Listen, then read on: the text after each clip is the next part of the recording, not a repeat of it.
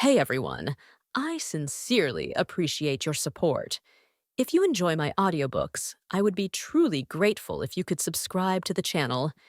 And if you'd like to support even further, you're welcome to become a Patreon member, where you can access audiobooks of novels as long as they are freely available on the internet. Your kindness and support mean so much. Thank you. Jiang Si was calculating when would be the appropriate time to enter the gym. They had already gone shopping, although it was just glancing at surrounding shops while looking for a fast food restaurant. But wasn't that essentially what shopping was all about? They had eaten what needed to be eaten. The couple's set meal at the fast food restaurant cost 26 yuan, and he didn't understand where exactly this couple's set meal was supposed to be cheaper. If it weren't for the Azure Cloud sect disciples chattering incessantly about how the man on a date shouldn't be too stingy and couldn't actually have two people share one boxed meal, he originally planned to just buy a 10 yuan boxed meal to make do. When it came down to it, sharing both joys and hardships better revealed the depth of a relationship. Two people sharing one boxed meal was more likely to be misinterpreted as a couple anyway. Specifically, buying a couple's set meal felt too deliberate. Although after pocketing half of Susan's salary, he wasn't particularly short on money now, Jiang Si, who was accustomed to frugality, wasn't too willing to spend too much money on such things. After eating the couple's set meal and buying drinks if he normally bought ingredients to cook himself, it could last him a week. Moreover, since Shin was a puppet, feeding her was purely wasteful. Whatever entered her stomach would be destroyed by magical energy. So basically, he couldn't feed Shin too much. He packed up the remaining dishes. Even if Keek didn't eat it when he brought it back, he could save himself from cooking one meal tomorrow. Dividing his attention wasn't difficult for him. The challenging part was manipulating the puppet Shin to display some softer expressions. According to Bingtang and the others, if her expression was too icy and the same as usual, they might not be perceived as a couple.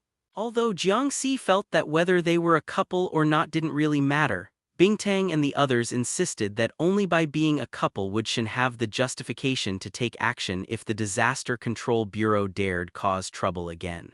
As for taking action, both organizations had been in a tacit semi-cooperative state. Jiang Si didn't think the Disaster Control Bureau would be foolish enough to go that far. After they had almost finished eating, the puppet softly said, "Next, let's go to the arcade first." The one speaking was probably Yumo. Jiang Si picked up the packed food and drinks, stood up, and headed straight for the door. "After eating, we should exercise. Let's go to the gym first." Jiang Si stretched his body and glanced sideways at the obedient puppet following behind him. Under his precise magical control, the puppet Shin's face maintained a gentle smile. Holding the small bag Bingtang had matched for her, her relatively plain casual clothes instead accentuated her exquisite features, making her even more beautiful. They certainly attracted quite a few turning heads along the way. Actually, he hadn't really looked at his own appearance after transformation, since Jiang Si didn't particularly care about the transformation itself. In the classic fantasy web novels he had read, protagonists often gained transformation-type abilities. For example, in Coiling Dragon, Lin Lei's extremely classic Dragonblood warrior transformation. Cool and powerful, what young person hadn't fantasized about possessing a similar Dragonblood transformation ability? When necessary, transforming into a dragon to crush all beings, freely indulging, roaming the world. Therefore, Jiang Si found it not at all bizarre that transforming into a magical girl made him stronger. Those who would be amazed by the world's numerous strange tales and rare phenomena ultimately just hadn't read enough web novels. Jiang Si only regretted that his transformed state was that of a young girl, rather than some cool dragon. Now, looking at the puppet's face, which held no authority or power whatsoever, he felt somewhat disdainful. Wouldn't it be better if it turned into a dragon? Going to the gym now, isn't it a bit too early? Wouldn't it be better if we went to the arcade first? Ignoring the Azure Cloud sect disciple's question, he brought the puppet to the gym. The gym on East Street wasn't newly opened. It had been there since his childhood, but Jiang Si had never entered it, because there was simply no need. If he wanted to exercise, there were plenty of methods. He could even make his own exercise equipment. Jiang Si once believed that gyms served no necessary purpose at all. But during this date, he suddenly thought, isn't this exactly the kind of situation gyms exist for? If you genuinely wanted to focus on exercising, you could do it at home. But if the goal was to chat and date with someone, then the gym was quite suitable. You could exercise while casually chatting and even show off your workout results to your partner. It was practically the perfect dating spot. This was probably the reason gyms endured so long. And when he entered the gym, Jiang Si found himself attracted to some of the exercise equipment inside. He had to admit, although he hadn't held any expectations initially, the barbell that allowed you to add weight yourself was truly captivating. He handed the packed food to the puppet Shin, who obediently carried it while following beside him. Many young men still working out couldn't help but glance over, inevitably casting envious looks. When Jiang Si walked over to the barbell and started adding weight, some young men who considered themselves quite fit approached Shin, naturally striking up conversation and even flexing their muscles. Shin wore a smile, but her gaze held no emotion whatsoever. Get lost. Although her attitude was sharp and cold for energetic young men who enjoyed working out, such looks combined with a prickly personality only made her more attractive. Many finished young men pretended to casually drift closer. Some impatient ones directly went up to chat her up, while the more patient ones planned a more natural chance encounter or quietly displayed their strength. Some girls who came to work out also tried to approach, since this area had unwittingly become the gym's center, something perceptive people could sense. However, the puppet Shin uniformly ignored them. Her gaze remained fixed only on Jiang Si, so some people unconsciously also turned their attention to the young man still adding weights to the barbell. What is he doing? Playing an assembly game. How many weight plates is that now? When both sides of the barbell were fully stacked and no more could be added, Jiang Si finally stopped. He then tried lifting it and indeed felt it was somewhat heavy. What the hell is this? He doesn't actually think he can lift it, does he? What a joke. The next second, without any standard weightlifting procedure, Jiang Si lifted the barbell, whose sides were even bending, as if casually picking up a wooden stick. The gym fell silent for a moment. Ignoring everyone else, Jiang Si pulled over another barbell and started adding weight plates again. The men who had been planning to hit on the puppet Shin immediately widened their eyes. Except for one or two persistent youths, the rest left Shin's side and were drawn to Jiang Si's. A group of muscular men surrounded Jiang Si, but unlike the subtlety used when approaching Shin, they fired questions at him chaotically. How did you train, brother? Can you teach me? Why aren't your muscles obvious, man? You're way too strong. Holy crap, you broke records, right, big bro? Ever considered going pro? Jiang Si remained silent, just focusing on lifting weights. Susan and Peony had followed them all the way. Watching Shin and Jiang Si order the couple's set meal at the fast food restaurant, Susan's face darkened, her entire body trembling slightly. After a long time, she finally uttered in a sinister, low voice, "They even ordered the couple's set meal." "It really looks like they're out on a date," Peony beside her said with concern. "We won't be disturbing Shin, will we? She finally gets to go on a date with her boyfriend, only to find us disaster control bureau people watching." "As long as we don't show ourselves, it's fine," Susan said offhandedly. She wasn't in the mood to make excuses now. Also, it's not confirmed that Jiang Si is her boyfriend. "Isn't it obvious just by looking? Ordinary friends can also hang out and eat meals together," Susan insisted stubbornly. "There's nothing strange about it. But the couple's meal. That cheapskate Jiang Si is just too stingy to spend money, so he got a cheap one. His family has financial difficulties anyway. It makes perfect sense. But the arm linking. With such a large crowd, they could easily get separated. Linking arms isn't strange either. Didn't we link arms when we went shopping before?" Peony was momentarily speechless. They were both girls. Was arm linking between female best friends the same as between a man and a woman? Even if she wanted to deal with Jiang Si, did she have to go this far? Peony knew Susan had a grudge against Jiang Si, always looking like she wanted to arrest him. If it was confirmed that Jiang Si was Shin's boyfriend, they probably wouldn't be able to trouble Jiang Si anymore in the future. That's why she was so desperately trying to deny their couple relationship now.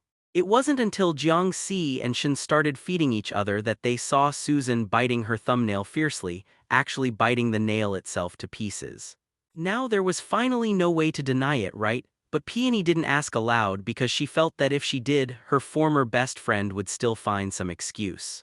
This Jiang Si, he ate his fill from the couple's meal but packed it up before Shin even had a few bites. Same with the drink, he put it away after Shin took just one sip.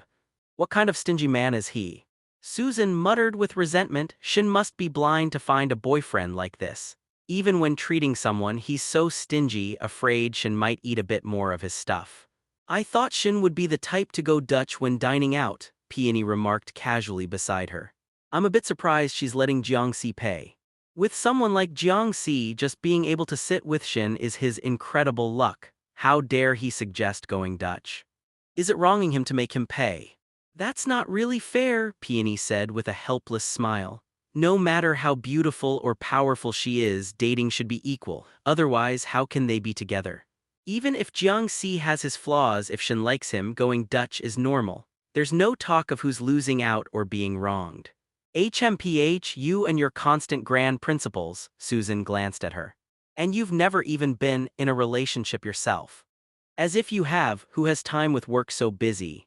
While they were quietly bickering, Susan saw the two leaving the fast food restaurant and immediately cut Peony off. They're leaving, let's follow. Seriously, maybe we really shouldn't. If Shin gets angry, we'll be in trouble. Fine, don't come then, I'll go myself. You can't even transform anymore, Peony sighed and chased after Susan. Wait for me. They maintained their distance, though with Shin around, it was hard to say how effective this distance really was. They followed them all the way to the gym, both staring in astonishment as Jiang Si brought Shin inside. Exchanging a glance, they saw the same confusion in each other's eyes. What's going on? A date at the gym. Peony thought for a moment, post-meal exercise. Going to the gym right after eating. Aren't they afraid of throwing up? Just as they were about to go up, 3 more people came running from a nearby cold drink shop to the gym's entrance. Susan glanced at them and her face immediately darkened further. Peony was also startled. The 3 people opposite naturally looked completely unexpected too, stopping at the entrance. The 5 of them stared at each other. Yinluo, don't you think you need to explain? Susan was the first to speak with a cold laugh. Why are you here with Silver Lotus and Keek? Yesterday's meeting clearly designated us as the executors for this mission. Peony's expression wasn't good either. This is a violation, Miss Yinluo. Before Yinluo could speak, Silver Lotus shielded her sister. It's a coincidence, we just happened to run into them. Chief Susan and Officer Peony, we don't mean to disturb your mission execution. We just came to the cold drink shop and coincidentally saw Jiang Si and Shenle. As soon as these words were spoken, the atmosphere among the 5 became inexplicably heavy. Yinluo also pulled her sister behind her and stepped forward herself. If you have any issues with me, you can submit a review document to the higher-ups when we return. Right now, we need to figure out the exact relationship between Shin and Jiang Si. Given our existing relationship with Jiang Si, I believe if we're exposed, it might help persuade Shin to go easier on us. Peony looked at Keek, who kept her head down without saying a word, then glanced back at Susan. What should we do? Since it's already like this, what else can we do? Susan stared at Yinluo for a long time before slowly saying, just this once, stay hidden. We'll file a report about their issues when we get back.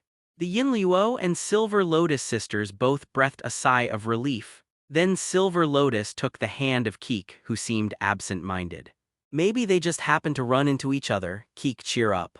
Keek forced a weak smile. She took a deep breath, trying to ease the lingering sour, aching feeling, then vigorously patted her own cheeks. I'm fine, Captain. Let's go. They followed the team up to the gym. The gym was quite spacious, almost as large as 2 small school playgrounds divided into male and female sections. The female section didn't have many people, but it had many concealed spots and was relatively remote, making it easy to hide. The 5 of them didn't separate too much, all finding seated positions. Only Keek got on a treadmill for a slow jog. While jogging slowly, she watched the group of fitness enthusiasts gathered around Shin. Her breathing became somewhat rapid along with her running. When you're feeling sad, exercising a bit can make you feel much better. She glanced again at Jiang Si, who was adding weights to the barbell in the distance. Her gaze was complex and she increased the treadmill's speed. So many people surrounding Shin. Well, she is very beautiful. Did she just tell them to get lost? Kind of cool. Since Yin Luo and Peony were from the same department, they naturally chatted as they sat down. Meanwhile, Susan watched Jiang Si leave Shin by herself and go add weights to the barbell. He kept adding until the barbell was at its maximum weight, then immersed himself in his workout. The corner of her mouth twitched. If in the future your partner brought you to the gym, left you by yourself and just focused on their own workout, could you accept it? The others instinctively shook their heads. Only Silver Lotus hesitated before saying uncertainly, "Actually, it might be okay. After all, dating means going to places both people like. If the other person likes the gym, accompanying them there isn't so bad, right? Dates can't always be at places the girl likes. Places the boy likes are important too." Peony nodded. The captain makes a fair point. Yinluo adjusted her glasses. "I would clarify beforehand that I don't want to go to the gym." Although Keek didn't speak, her disgust was evident. She was the one who could least accept going to the gym. Watching Jiang Si suddenly lift the super-heavy barbell, drawing away all the men from around Shin, Peony said softly beside them, "It seems these two have confirmed their relationship." Hearing this, the other four showed some hesitation. Peony looked around, puzzled by their reactions, until Yinluo spoke first. "In that case, it's not very good news for our Disaster Control Bureau. The Azure Cloud Sect Master Shin being so close to a relative of a magical girl combat team member. It could easily cause problems. If outsiders start thinking the Disaster Control Bureau and the Azure Cloud Sect are secretly cooperating, that wouldn't be good." "Why wouldn't it be good?" Keek asked.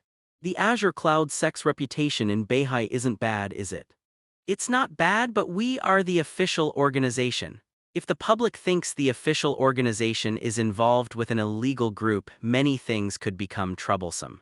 Things like legitimacy of law enforcement, evaluations from headquarters, funding, etc. Adult problems." Peony looked into the distance where Jiang Si was absorbed in his workout, with Shin standing motionless beside him like a delicate doll. "Even if you say that, they seem to have confirmed their relationship. What can we do?" Silver Lotus smiled slightly. "It's not like relationships can't change once confirmed. We can also sabotage their relationship." The three girls' eyes lit up.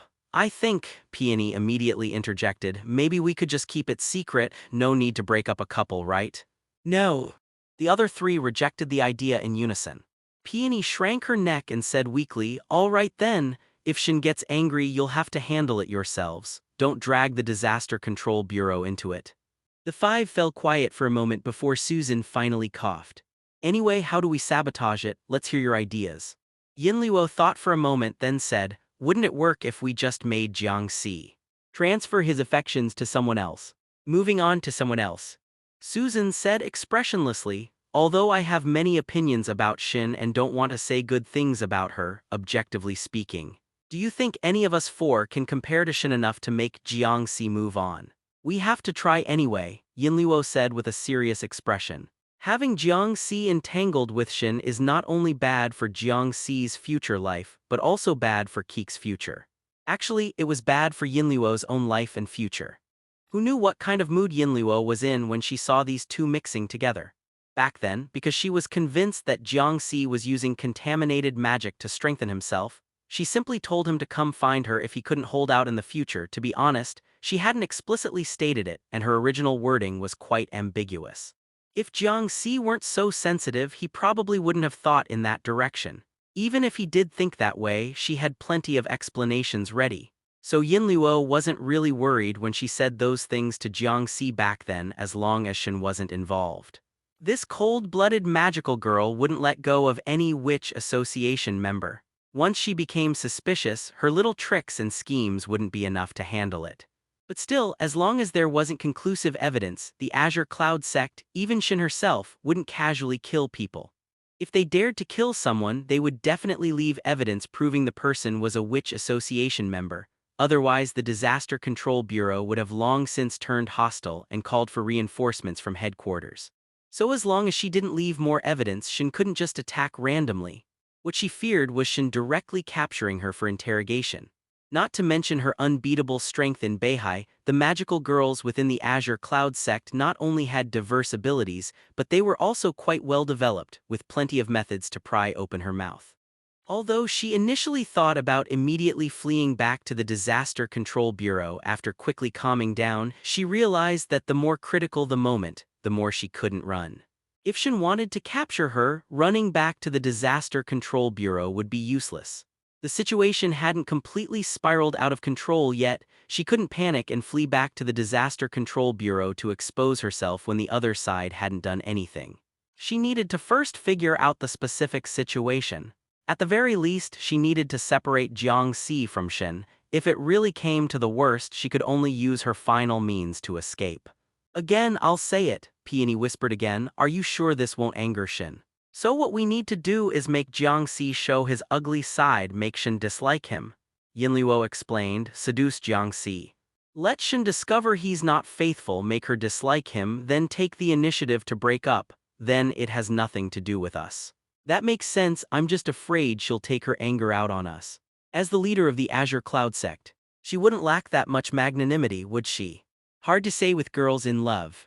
As for actually taking anger out on the Disaster Control Bureau, for the current Yinluo, she would naturally be happy to see that.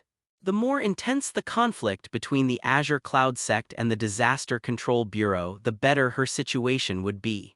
Moreover, Jiang Si is clearly an inexperienced young boy. Yinluo glanced toward Shin's direction. Even though Jiang Si displaying his strength had attracted a lot of attention, actually, there were still quite a few people secretly stealing glances at Shin. Even among magical girls, her appearance was quite outstanding. There was once a university laboratory that conducted research on the positive correlation between magical girls' looks and strength, but it was later ridiculed by the masses until cancelled.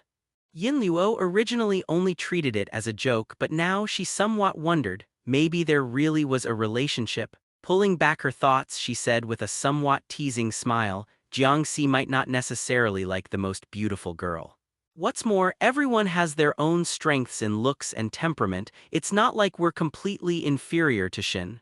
Maybe he likes other types. I've noticed along the way that his interest in Shin isn't that great either. Don't you think so, Silver Lotus? Silver Lotus, who was called by name, froze for a moment, then nodded, yeah. Her original intention was to have Silver Lotus try. How could she, as her older sister, not know that her younger sister had some favorable feelings toward Jiang Si? The two attended the same school. She also knew about the incident before when Jiang Si was being troubled by a teacher at school and Silver Lotus stepped in to protect him. Her silly younger sister never hid anything from her. Compared to the overly mature and steady Shin, Silver Lotus was more lively, and her relationship with Jiang Si wasn't bad either. Being at the same school meant more opportunities. Trying wouldn't hurt. It would also help her find out if Jiang Si had revealed what she said to Shin. But unexpectedly, Peony volunteered again, raising her hand, leave it to me. Keek, Susan, and Silver Lotus all looked at her with strange expressions, and Yinluo even had a headache looking at this usually eccentric member of the magical combat team. Peony, you're already a teacher, right? Teacher-student relationships aren't really appropriate. We're not at school right now. I mean in terms of age. Peony immediately snorted, what do you all know? This kind of little virgin boy is most susceptible to mature, charming older sisters. As long as I make a slight move, I'll easily win him over. You'd better be right. Susan curled her lips beside her, charming older sister who's never been confessed to. As if you've received any confessions. Susan. I received love letters in high school. I received some in elementary school too. Silver Lotus, who had been spacing out until now, furrowed her brows and knocked on the equipment beside her. Quiet. Although she was short, Silver Lotus's serious tone carried a certain authority. After all, she was the captain of the magical girl combat team and was accustomed to giving orders in daily life. Susan and Peony, who had been arguing, quieted down and looked at Silver Lotus, who had assumed her captain demeanor. This matter is important, we can't be careless. Peony, are you sure you want to try this? Peony nodded, I believe I can do it, Captain. You have to believe in me too. When have I ever lied to you? You've lied plenty of times. Hey. No way. Sighing, Silver Lotus hesitated for a moment, then asked again, do you really want to try? I really want to try. Silver Lotus asked again, you're not actually liking Jiang Si, are you?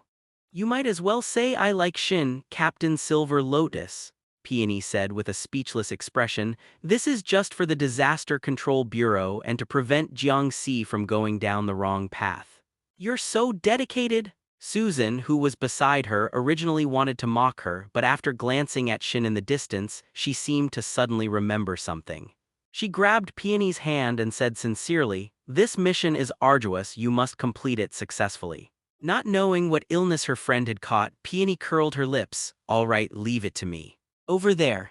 Silver Lotus finally stopped questioning, only whispering, don't push yourself too hard, it's fine if it doesn't work out. Don't worry, Captain, I'll definitely complete the mission. You don't have to definitely complete it. Watching Peony adjust her clothes and even intentionally reveal some skin, Silver Lotus couldn't help but say, is that necessary? Visual stimulation is necessary, Captain. When has a little virgin boy ever seen this? Peony proudly patted her chest. Among the 5 girls, she had the best figure and the largest bust. Patting her chest like this had a somewhat boastful meaning. Shin is beautiful, but she's built like a little girl, thin as a board, nothing worth looking at. Boys prefer my type. As long as I act a bit more bold, I'll definitely make him blush and show his ugly side, then immediately get dumped by Shin. How do you know so much about this? I'm at school every day dealing with those adolescent boys, of course I know. Those little brats always choose Chun-Li when playing Street Fighter, and my Shiranui when playing King of Fighters. Alright, I get it. As she watched Peony head over, Silver Lotus glanced back at Keek. Listlessly lying on the equipment, staring blankly at Shin in the distance, Keek didn't know what she was thinking about. Ever since seeing Jiang Si and Shin together, Keek had been somewhat spiritless. Actually, it was understandable. Keek admired Shin the most. Silver Lotus had known this since their first meeting. Keek joined the Disaster Control Bureau to be able to catch up to Shin's shadow, meet Shin more often, and become friends with her. And Jiang Si was the older brother she hated the most. Her most revered teacher and her most hated older brother became a couple. Silver Lotus didn't dare to speculate about Keek's current mood, it must be very complicated and painful. Earlier at the cold drink shop when Keek came out of the restroom, her eyes were somewhat red. Although Silver Lotus's own mood was also complicated. Nearby, Susan was arguing with her sister again. Hearing the tension was quite heavy, she didn't go over to intervene. Her sister and Susan had never gotten along, but both were veteran employees of the Disaster Control Bureau and knew their limits, so she didn't need to worry. Just as she was thinking about how to comfort Keek, Keek suddenly asked, "Yi, do you like Jiang Si?" Silver Lotus opened her mouth, her face slightly red, her gaze somewhat troubled. Like or something, I don't think so yet. We haven't known each other for long, although we've seen each other many times at school. She really hadn't thought about this question properly. Jiang Si had been quite a famous figure at school before, causing trouble everywhere, fighting with delinquents, making teacher Zhang furious but unable to do anything about him because even with so many skipped classes, the principal still insisted on keeping his school enrollment. Silver Lotus had of course known about him for a long time, but back then she viewed him as a negative example. Although occasionally seeing Jiang Si fight, she still thought he was quite impressive.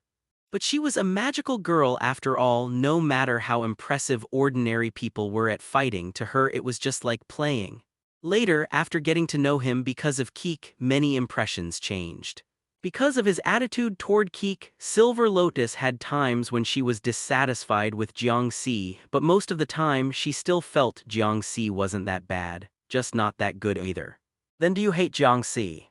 Silver Lotus immediately shook her head. No, although Senior Jiang Si has done some things that go too far, I still think Senior Jiang Si isn't a bad person. It's just that sometimes his personality is really terrible and makes people angry. If only he could change that. At the very least, if he could communicate properly with Keek, she believed the relationship between the siblings wouldn't have reached this point. Keek was dazed for a long moment, then whispered, "Then do you want to?" After saying half the sentence, Keek suddenly shook her head and closed her mouth. That wouldn't be good for Yi. If she didn't particularly like him, contacting someone like Jiang Si and trying to date him would be harming Yi. She raised her head and looked at teacher Shin with some distress. Just what part of Jiang Si did she fall for? She couldn't understand. Over there, the confident peony had already walked near Jiang Si. Since he was still weightlifting, many people were gathered around Jiang Si. Later, there weren't even any voices trying to strike up conversation. Everyone just watched in shock and silence as the other continuously lifted barbells heavier and taller than the young man himself. Everyone kept gasping, making the surrounding area somewhat oxygen-deprived.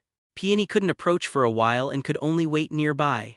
Only when Jiang Si finished his workout did the surrounding people gradually disperse. There were almost no people around Shin either. Although her appearance was outstanding, in a gym she lacked the appeal compared to a monster like Jiang Si. When walking together with Jiang Si, not many people stared at Shin. With Jiang Si nearby, the men in the gym would only focus their gazes on this not very muscular guy with terrifying strength. Peony also quickened her pace to approach, originally wanting to find an opportunity to strike up a conversation and display her charm, but Jiang Si and Shin walked all the way to a yoga practice area.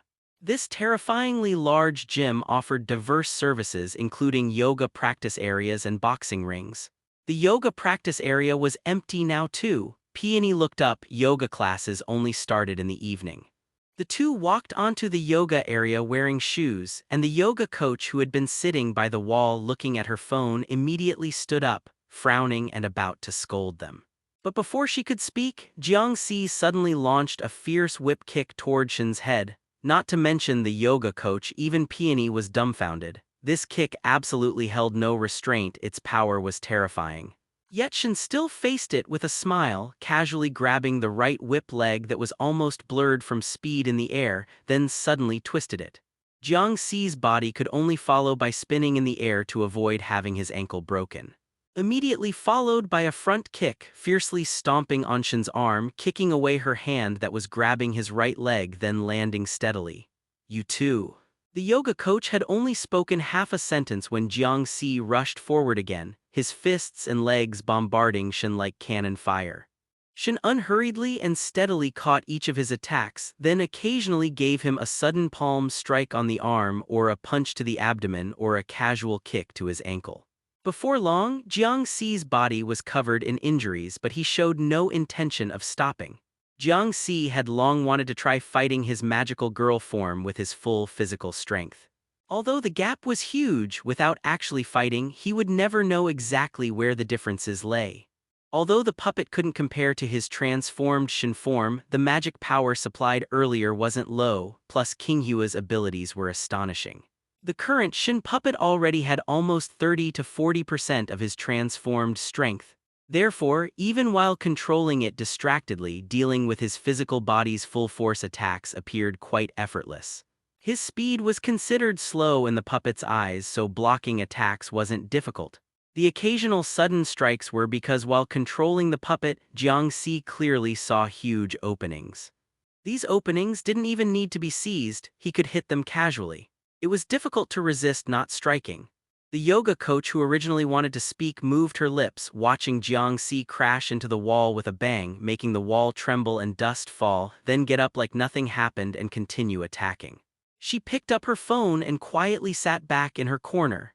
The other gymgoers naturally noticed this too, staring dumbfounded at the violent exchange between this young couple. Finally, when Shin kicked Jiang Si's right knee again, Jiang Si immediately half-knelt on the ground, stopping his attack. The left side of his face was bruised, his right wrist swollen, his left ankle trembling constantly. He had completely and utterly lost. "See, only this can be called a date, don't you think, Shin?" Although beaten black and blue, Jiang Si's tone sounded exceptionally cheerful. Being awkward and stifled all the way here, then fighting himself to his heart's content felt much more refreshing. This was also the best way to end this date that he had thought of along the way. Over there, Shin reached out to help him up, just saying softly, "As long as you're happy." In such a violent exchange, Shin didn't even have a single hair out of place, her movements calm and effortless. The gym-goers who had originally been attracted to Jiang Si now focused their gazes on Shin again. They originally thought Jiang Si was already unbelievable, but they never expected his girlfriend to be even more incredible. This date was satisfying. Let's come again next time. Whatever you say.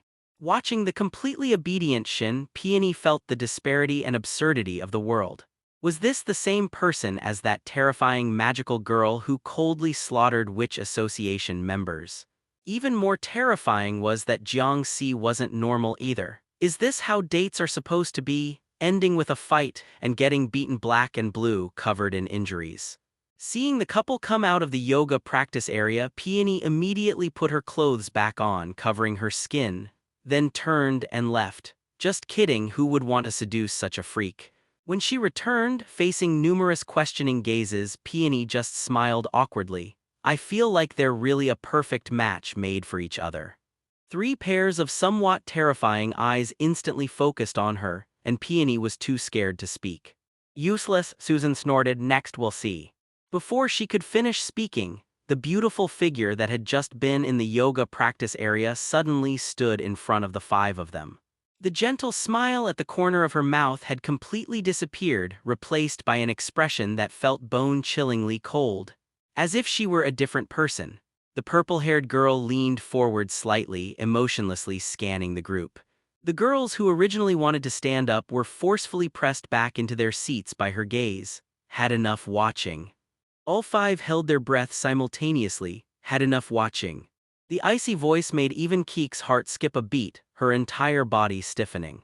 It felt like the panic of being caught cheating on an exam by the proctor. Although they thought they had maintained a good distance with Shin's abilities, it wasn't strange that she would detect someone monitoring them. Only Silver Lotus stepped forward, shielding everyone as she bravely met Shin's gaze head-on. We were just worried about Jiang Si's safety. Interrupting someone else's date. With just a slight tilt of her head, Shin's pressure forced Silver Lotus back a step, but as the captain of the magical combat team, the girl stubbornly kept her head raised, refusing to lower it. Don't you think you're being quite excessive? Facing Shin's questioning, several girls awkwardly turned their heads away. Being girls themselves, they could somewhat guess how angry they would be if their own dates were interrupted. Especially Peony, who didn't even dare to lift her head. But they hadn't interfered at all throughout. Although they had wanted to interfere earlier, they ultimately didn't dare. Surely, it wouldn't come to actual violence, right? So we only watched from a distance without approaching. Silver Lotus argued her case. Your Azure Cloud sect always claims to be the leader of the righteous path. Surely you won't refuse to listen to reason. Actually, the one currently controlling the Shin puppet wasn't Jiang Si, but Bingtang. After the date ended, Jiang Si had simply left. Although his injuries weren't serious, he planned to return early to rest. The Azure Cloud sect disciples who had watched the entire scene through the puppet's vision couldn't help but marvel at their sect master's ruthlessness, showing no mercy even to himself. And Bingtang, who had already won control of the puppet, naturally took over after Jiang Si left, preparing to complete the planned mission. She had practiced many times in front of the mirror yesterday, so mimicking Shin's expressions wasn't difficult. Especially since Shin maintained an icy poker face most of the time, making disguise quite simple. This date was somewhat enjoyable. The puppet maintained its usual indifferent tone. I won't pursue your disturbance. Peony immediately beamed with joy. As expected of the Azure Cloud sect leader, broad-minded and worthy of being called the righteous leader of Beihai. Although Silver Lotus beside her also breathed a sigh of relief, she immediately glared at Peony, making her teammate shut up. The others relaxed to varying degrees as well. Actually, although Susan knew she was an Azure Cloud sect disciple and Shin wouldn't likely attack her, the thought of interfering with the date had been genuine, so she naturally felt somewhat guilty. If you dare follow Jiang Si again in the future, don't blame me for being impolite. As soon as these words were spoken, Peony immediately nodded like pounding garlic. Absolutely, absolutely. Now that we know Jiang Si has the Azure Cloud sect behind him, we're relieved. We were just worried earlier that Jiang Si might be seduced by the Witch Association. Please rest assured, Miss Shin. He has no relationship with the Azure Cloud sect, the puppet said slowly. He only has a personal relationship with me. Understood, understood. Susan's originally guilty expression returned to her usual solemn seriousness as she asked, Did you come here specifically just to say this? Now wasn't a convenient time for her to contact the Azure Cloud sect, so this was a good opportunity. What was the next step of the plan? However, Shin didn't even look at her, instead gazing at Silver Lotus and Peony.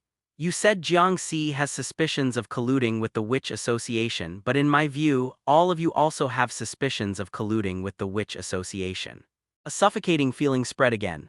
This time, even Silver Lotus felt somewhat panicked, because the tone and wording really sounded like Shin wanted revenge because they had provoked Jiang Si and angered her. The puppet tilted its head, purple hair flowing like water over its shoulders. Even for the future stability of BH City's situation, I hope you can promptly clean up the Witch Association members within your own bureau. As she spoke, her gaze swept over Yinluo among the five. Subconsciously adjusting her glasses, Yinluo asked, "Do you have any evidence the Disaster Control Bureau isn't the Azure Cloud sect? We can't act arbitrarily. Without solid evidence, we can't arrest people. You need to understand your position." The puppet's tone showed no fluctuation. "We have no obligation to provide you with evidence. The Witch Association infiltrating the Disaster Control Bureau is your problem. Find the evidence yourselves." Yinluo pressed her lips together and didn't continue speaking. Although Susan beside her wore an unpleasant expression, inwardly she understood. The Azure Cloud sect didn't have conclusive evidence yet, they probably needed her to find more evidence. If they couldn't obtain evidence against the Witch Association members, the Azure Cloud sect would lose justification for killing, and once the Beihai Disaster Control Bureau reported to headquarters, they would face many additional troubles. Their target was the Miracle Seed. Bingtang had already explained the complete plan to her. Let the Witch Association members deliver the Miracle Seed, then seize it from the Witch Association's hands. Make the loss of the Miracle Seed an unclear account. That was her mission. Now there was the additional task of finding identity evidence for Witch Association members. It seemed the sect was preparing to take lethal action. Since they had already identified the Witch Association members' identity, this matter shouldn't be difficult. Her gaze falling on Yinluo, Susan declared loudly, "Of course we will thoroughly investigate the Disaster Control Bureau. We'll dig 3 feet underground to find Witch Association members. The Disaster Control Bureau will never let any Witch Association member escape. On this point, our views align with your Azure Cloud sects." Yinluo naturally noticed the gazes from both sides. Unconsciously, her hand adjusting her glasses trembled slightly. The Shin puppet nodded lightly. "Then I'll await your good news. Don't disappoint me. If the Disaster Control Bureau can't handle it, don't blame our Azure Cloud sect for intervening to help." Susan also raised her head proudly. "The Disaster Control Bureau's internal affairs absolutely don't require your Azure Cloud sect's concern, much less your interference. You should worry more about whether your own sect might be infiltrated by the Witch Association." Peony beside her immediately admired her with a thumbs up. As expected of Susan, so bold, fearing nothing, standing tall and unafraid even when facing BH City's most terrifying purple magical girl. Regardless of whether she could win in a fight, she wouldn't lose in terms of spirit. Actually, Susan felt like crying inside. Finally meeting face to face after so long, finally able to speak, yet having to adopt such an attitude and use such aggressive language, even somewhat provocative. It was pure torture, especially when thinking that Shin might feel displeased, making her even more anxious. She could only pray endlessly in her heart, hoping Lady Shin wouldn't dislike her. Fortunately, after this, the puppet Shin showed no interest in saying more, nor did she display any annoyance or disgust, simply turning calmly to leave. The almost solidifying pressure in the air dissipated along with her departure. Susan felt a weight lift from her heart. Turning to say something to Silver Lotus, she suddenly saw Keek stand up. "Shin, teacher." Her voice was somewhat loud, as if shouting this had exhausted all her strength. She took a breath looking at Shin, who had turned back, and continued, "In the future, will there still be chances to meet?" The puppet adopted a thinking pose that looked somewhat cute. "Perhaps many chances if your brother is willing." Silver Lotus looked worriedly at Keek but found the girl didn't react too strongly to this, instead saying, "I know, even so, I want to become friends with you, Teacher Shin. It has nothing to do with Jiang Si, just teacher Shin and me becoming friends. Bingtang immediately didn't know how to respond. Although she didn't understand how Keek's thought process had suddenly jumped to this, becoming friends with her brother's lover. However you said it, it sounded strange, right? Weren't they already family? Why care about being friends? She didn't dare answer rashly. A misstep in such matters could easily create problems. After thinking, she simply went to ask Jiang Si, eventually returning control to him entirely. She was afraid that if she said something wrong and caused exposure, it would be bad. Such matters were better handled by the person themselves. After Jiang Si regained control of the puppet, his expression carried some laziness and weariness. Peony immediately exchanged glances with Susan, both simultaneously noticed the change in Shin's gaze. As if she had become a different person. Although the previous Shin had been intimidating, that somewhat inhuman coldness hadn't been particularly intense, but now just one glance made people feel chilled to the bone. That kind of look, as if gazing at a pile of garbage devoid of any extra emotion, this felt right. Turning sideways, her gaze falling on the anxious-looking Keek, her words made the air solidify again and caused Keek to lower her head. What you need most right now is to return to class. After separating from Shin, Yinluo personally drove Keek to school, although they ultimately didn't make it in time, missing one class. When Keek left, Yinluo looked at Susan and Peony in the rearview mirror. The two hadn't driven over, so they hitched a ride in her car. Peony was already somewhat tired by now, leaning against the window drowsily. Only Susan maintained that scrutinizing gaze, staring at her relentlessly. Starting the car, preparing to take Silver Lotus to school next. Silver Lotus's high school wasn't far from here. Only now did Yinluo speak. About Jiang Si's matter. Her sister beside her turned to look at her, seemingly surprised that she would bring this up again. I think we can't just let this go. Taking a breath, Yinluo continued, letting him interact with Shin like this is still too dangerous. Perhaps we should increase our surveillance more discreetly. You mean, when the entire Disaster Control Bureau is helpless against Shin, when Shin has personally warned us not to continue monitoring Jiang Si, we should still increase surveillance on Jiang Si, doing our utmost to anger Shin and the Azure Cloud sect behind her. Susan said mockingly, is that it, Miss Yinluo? Are you afraid the Disaster Control Bureau and Azure Cloud sect won't come to blows? Before Yinluo could speak, Silver Lotus said somewhat unhappily, Miss Susan, although my sister's words might be ill-considered, I believe she doesn't mean what you're suggesting. Please don't make malicious assumptions. Snorting disdainfully, Susan didn't bother to explain. Yinluo, driving while taking a deep breath, said, I know, so we can first apply for assistance from headquarters. The reason the Azure Cloud sect has been running rampant in Beihai until now is because they have a blooming level leader. As long as we request a blooming magical girl from headquarters, we can make them think twice. The atmosphere instantly grew tense. Susan wore an expression of being angered into laughter. Excellent, you're truly a genius, Yinluo, because you want to deeply monitor Shin's boyfriend Jiang Si, you're applying for blooming magical girl assistance from headquarters. Don't you laugh when you say that yourself. This is to deter the Azure Cloud sect, not for such shallow reasons. Not shallow reasons, then why didn't you apply before? Just because I didn't apply before means I can't apply now. So how long do you plan to wait? Half a year, a year. Even Silver Lotus, who usually sided with her sister, hesitated. Sister, every blooming magical girl needs to guard cities and regions where A-level disaster beasts appear. Headquarters just reported that South China suffered massive losses because the stationed blooming magical girl was transferred, and A-level disaster beasts rampaged through the area. Without threats like A-level disaster beasts, we generally shouldn't apply. Yinluo's expression turned ugly. Is the Azure Cloud sect's threat any smaller than an A-level disaster beast? Shin is a blooming level magical girl. If she loses control, she's more dangerous than an A-level disaster beast. The problem is she hasn't lost control, Susan refuted methodically, and she shows no signs of losing control. On the contrary, because of her activity, Beihai has no environment for A-level disaster beasts to emerge. Otherwise, it wouldn't be your turn to apply for blooming magical girl assistance from headquarters. I think you're just afraid of Shin and the Azure Cloud sect. Aren't you the one who's afraid? Susan said sharply.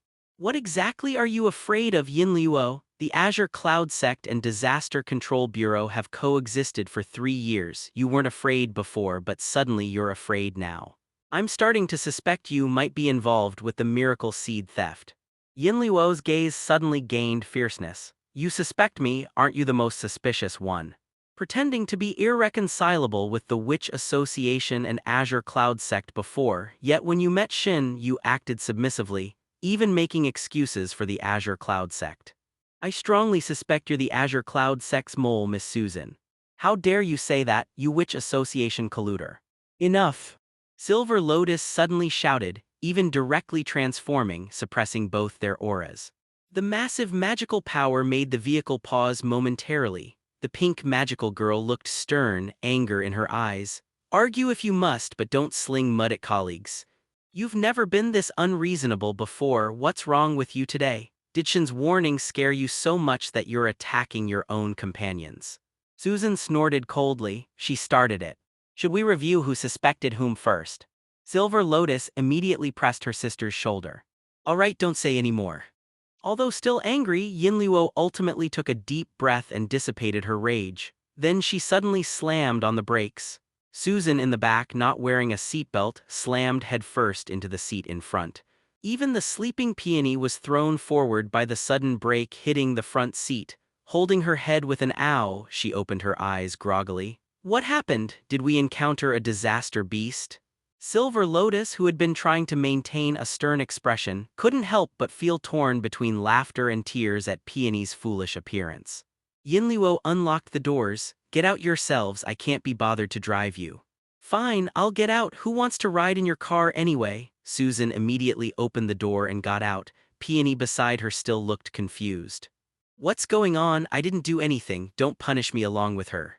After pulling her out, Susan rapped her head sharply. Stop whining, no backbone. Watching the car drive away, Peony looked helplessly at her friend. Why are you so angry? Don't you think she's been acting strange? Susan said gravely. She's been too suspicious recently, Yinluo. Peony rubbed her forehead and sighed. But she is Silver Lotus's sister after all. Even if she were the bureau chief's mother, it wouldn't matter. Susan flagged down a taxi. I'm going to investigate her. The car soon arrived at the high school entrance just as the first class's dismissal bell rang. Silver Lotus had already exited her transformed state. Carefully glancing at her sister's expression, she bumped her head against her arm. Still angry, sis? I'm not angry with that idiot. Hee, that's right, sis shouldn't bother with that old witch. She's just here to annoy people anyway. Looking at her smiling sister, Yinluo's expression gradually softened. About Jiang Si, I still think. It's fine, Silver Lotus suddenly patted her chest. Leave it to me, although I probably can't date him, I'll persuade him properly as a friend. Sis, don't worry about it. Hearing her sister's words, Yinluo finally couldn't help but laugh. Seeing her sister laugh, Silver Lotus secretly breathed a sigh of relief. Since childhood, Silver Lotus had always been most afraid of her sister getting angry. If you're too shy to confess, then I'll teach you a method, Yi. Write a love letter and slip it to him. Since you know his sister, have Keek deliver it for you. Boys really go for that stuff. Really? After asking, Silver Lotus immediately shook her head. I don't want to confess, why would I write a love letter? Then write a letter saying things you don't dare say aloud. It can still deepen understanding, right? Writing letters makes it easier to open hearts than talking, making relationships improve faster. Silver Lotus looked suspiciously at her sister. Really? When have I ever lied to you, my silly sister? Silver Lotus rubbed her forehead and pushed the car door open to get out. Then I'll try. Remember to use pink paper for love letters. It's not a love letter. Watching her sister jog into the school with a cheerful smile, Yinluo's smile gradually faded. Reaching into her chest, she pulled out that bottle of potion, watching the liquid slosh inside. It seemed she couldn't delay any longer. She had originally wanted to wait a bit longer.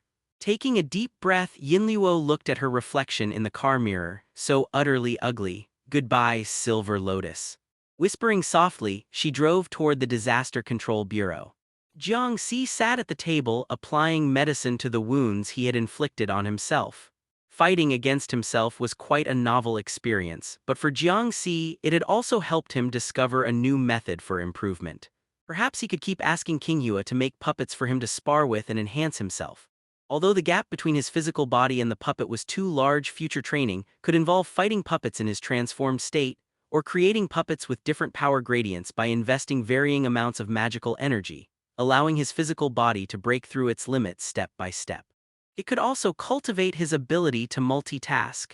If the results were good, it could be promoted throughout the entire sect. It could also further develop King Hua's abilities. King Hua had always been lazy and needed more motivation. Her abilities were an important development line for the sect's 100 cultivation arts, including techniques like Dao soldiers, puppets, and external incarnations. As for the outcome of the date, Jiang Si was quite satisfied. The Disaster Control Bureau had indeed withdrawn their surveillance of him. After all, as long as it wasn't the Witch Association, the Disaster Control Bureau wouldn't monitor him so strictly. Moreover, with such a big commotion, even if the Disaster Control Bureau perfectly matched his movement patterns with Shin's appearance locations in the future, they would never suspect that he was Shin.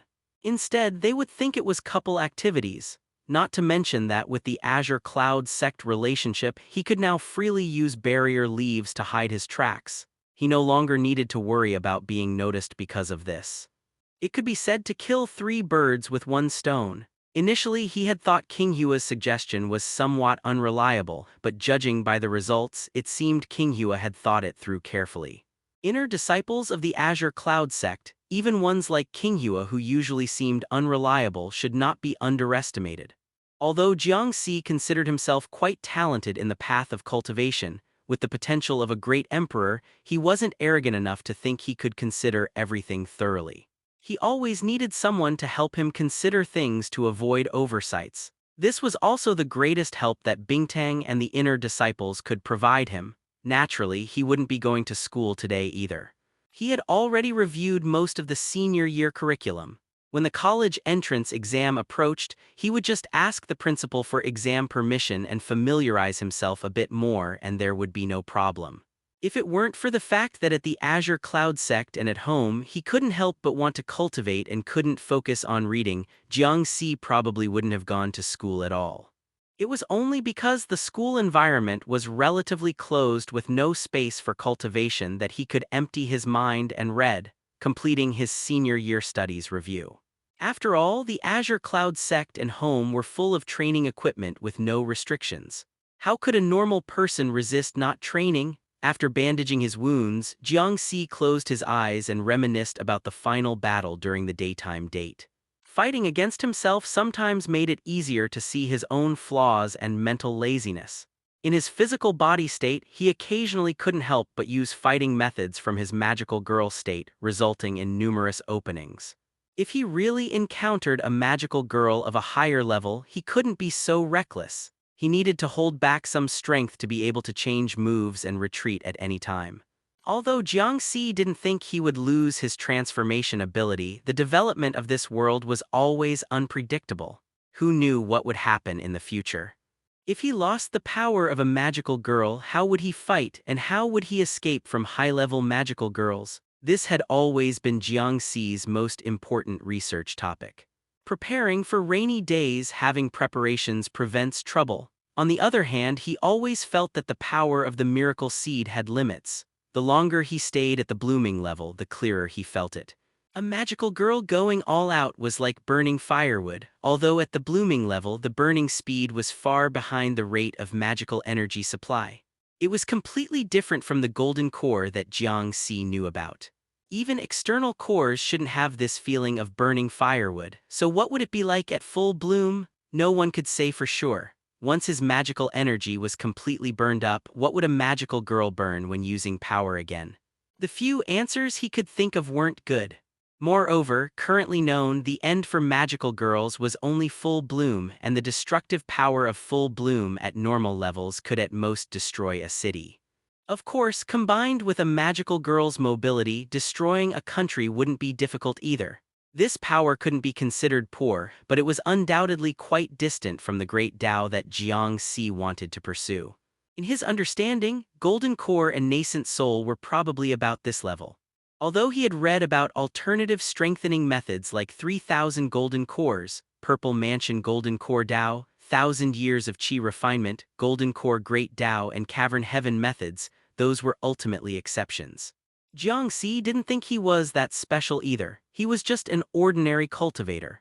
As for settings where some golden cores could casually manipulate cause and effect, achieve immortality, deduce past and future, and casually influence entire worlds, Jiang Si had always scoffed at such notions. A foundation-building minor cultivator is just a foundation-building minor cultivator. What's this about foundation-building great powers? If Golden Core is so amazing, then what about great integration, unity, and ascension stage experts? Not to mention immortals. This was simply making trouble, challenging authority, subverting classics, and still having to borrow the names of past cultivation levels, making people confused and not knowing what it's about. But regardless, these advancements would help cultivators master rules, elevate their status, and ultimately transcend the world. But wanting to use magical girl power to transcend in this world was probably somewhat difficult. That's why Jiang Si didn't plan to place all his hopes solely on magical girls. The disaster beast's grief seeds were also powerful supernatural forces that could not only increase the miracle seed's magical energy but also directly and long-term enhance the physical body. Although there were various negative effects, this was something that magical girl magical energy couldn't achieve. The pure magical energy of magical girls could only be borrowed in small ranges and for short periods without transformation.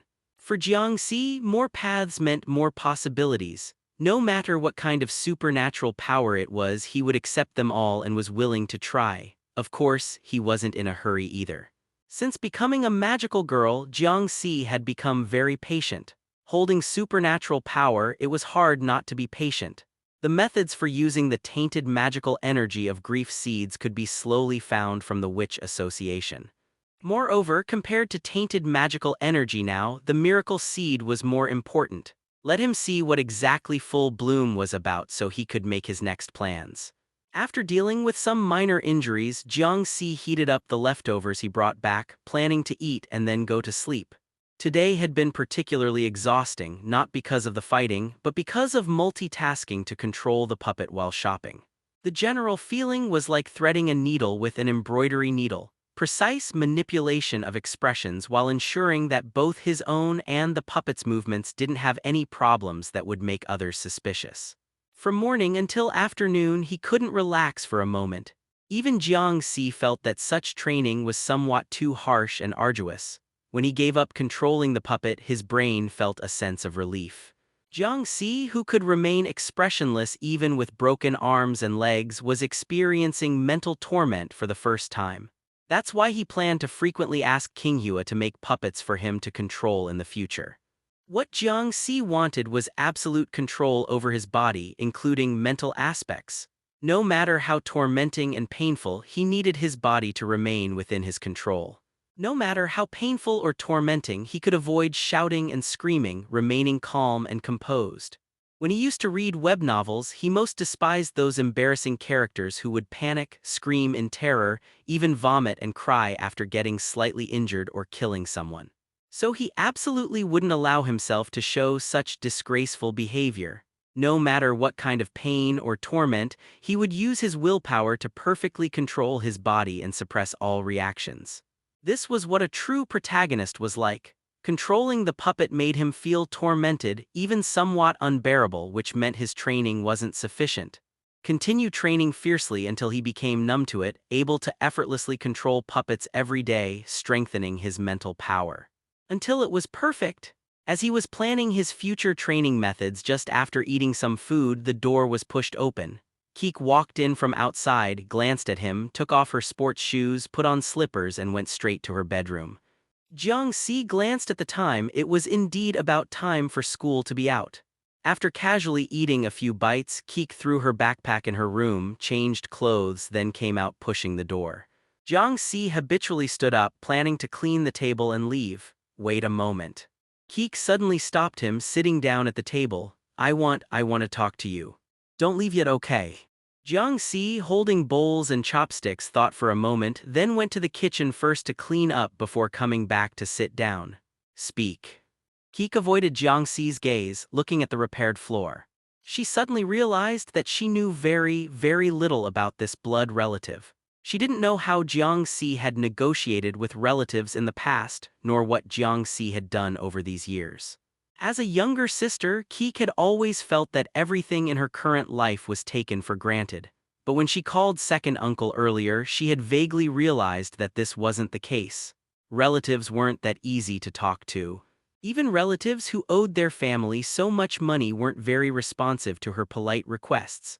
Ultimately, for two children who had lost their parents' protection to have such stable lives now, they couldn't rely on relatives and others' pity and soft hearts, much less their own pleas.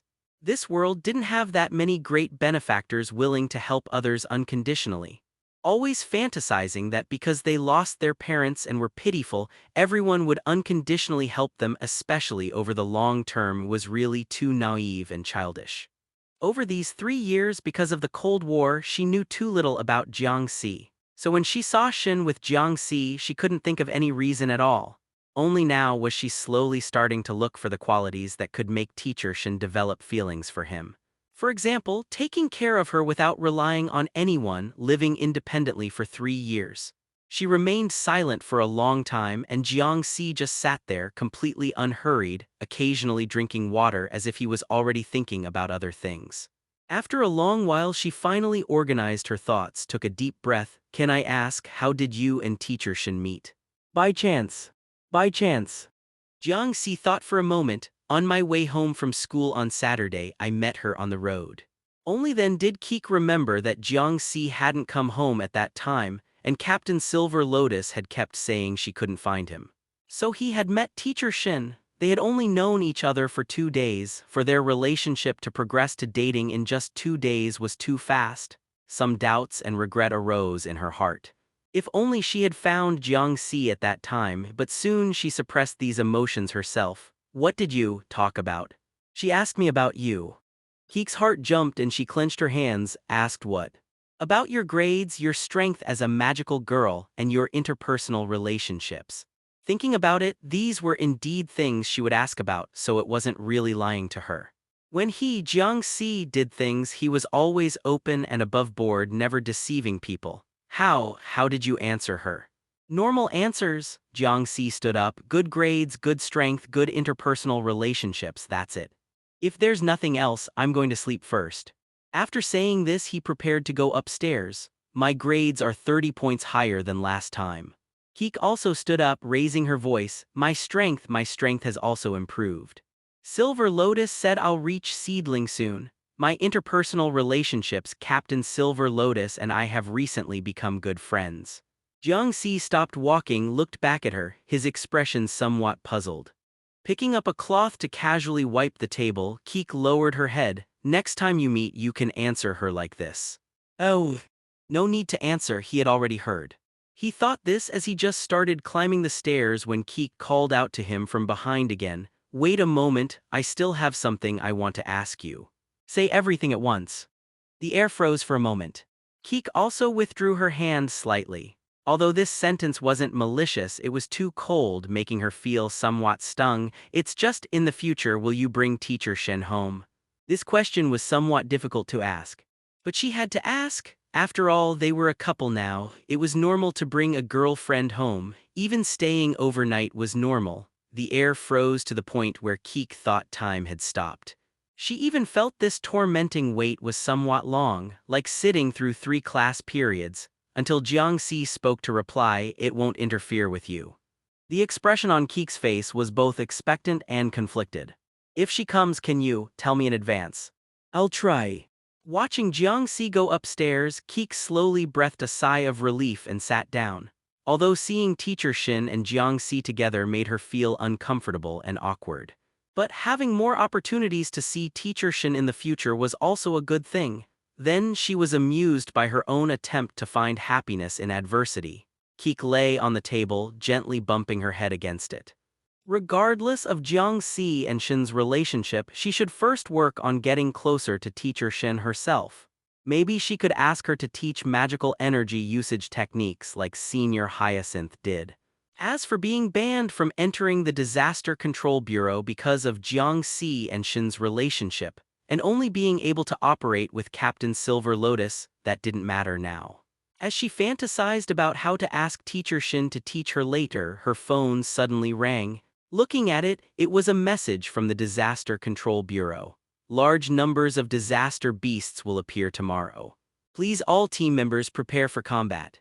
She originally wanted to contact Captain Silver Lotus to ask what was going on but found that the call wouldn't go through. She would have to wait until tomorrow to find out. Bingtang watched the gradually dissipating Shin puppet with a regretful expression.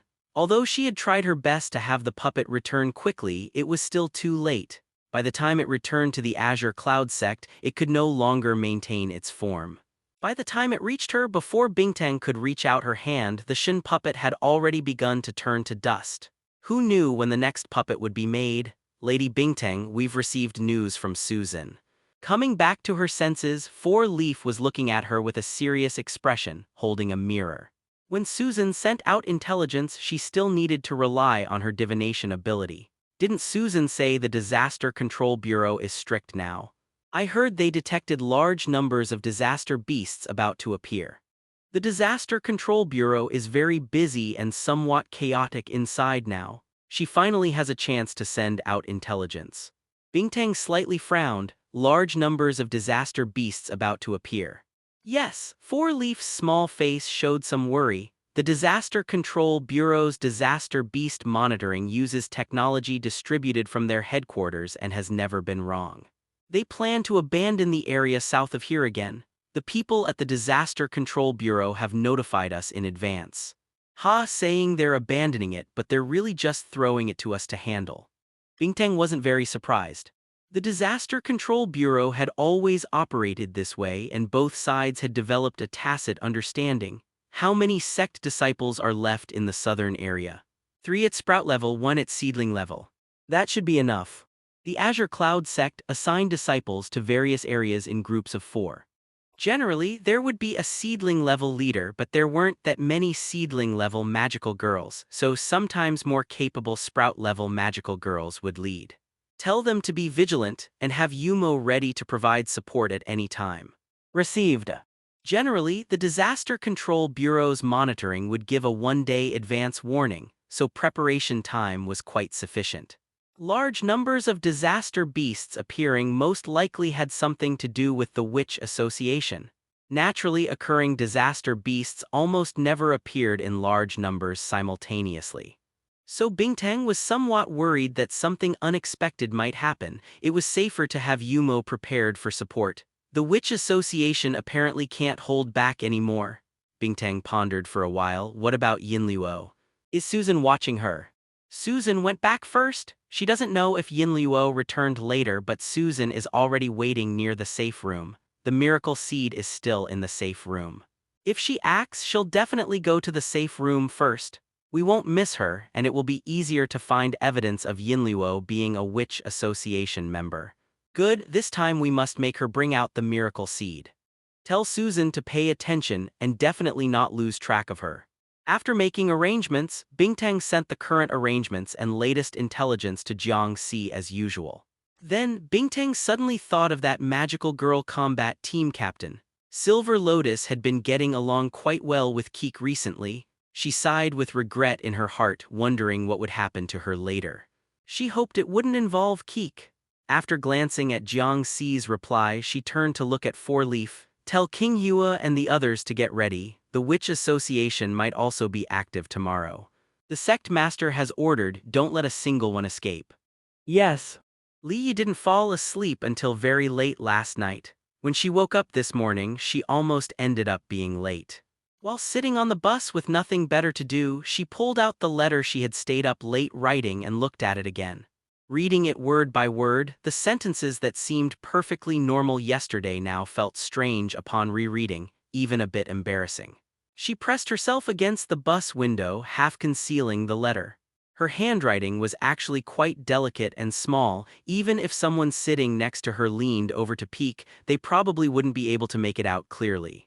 But Li Yi always felt like others could see it anyway. With a furtive, almost thief-like feeling, she read through the entire letter once more, then felt her cheeks grow warm as she tucked the pink stationery away.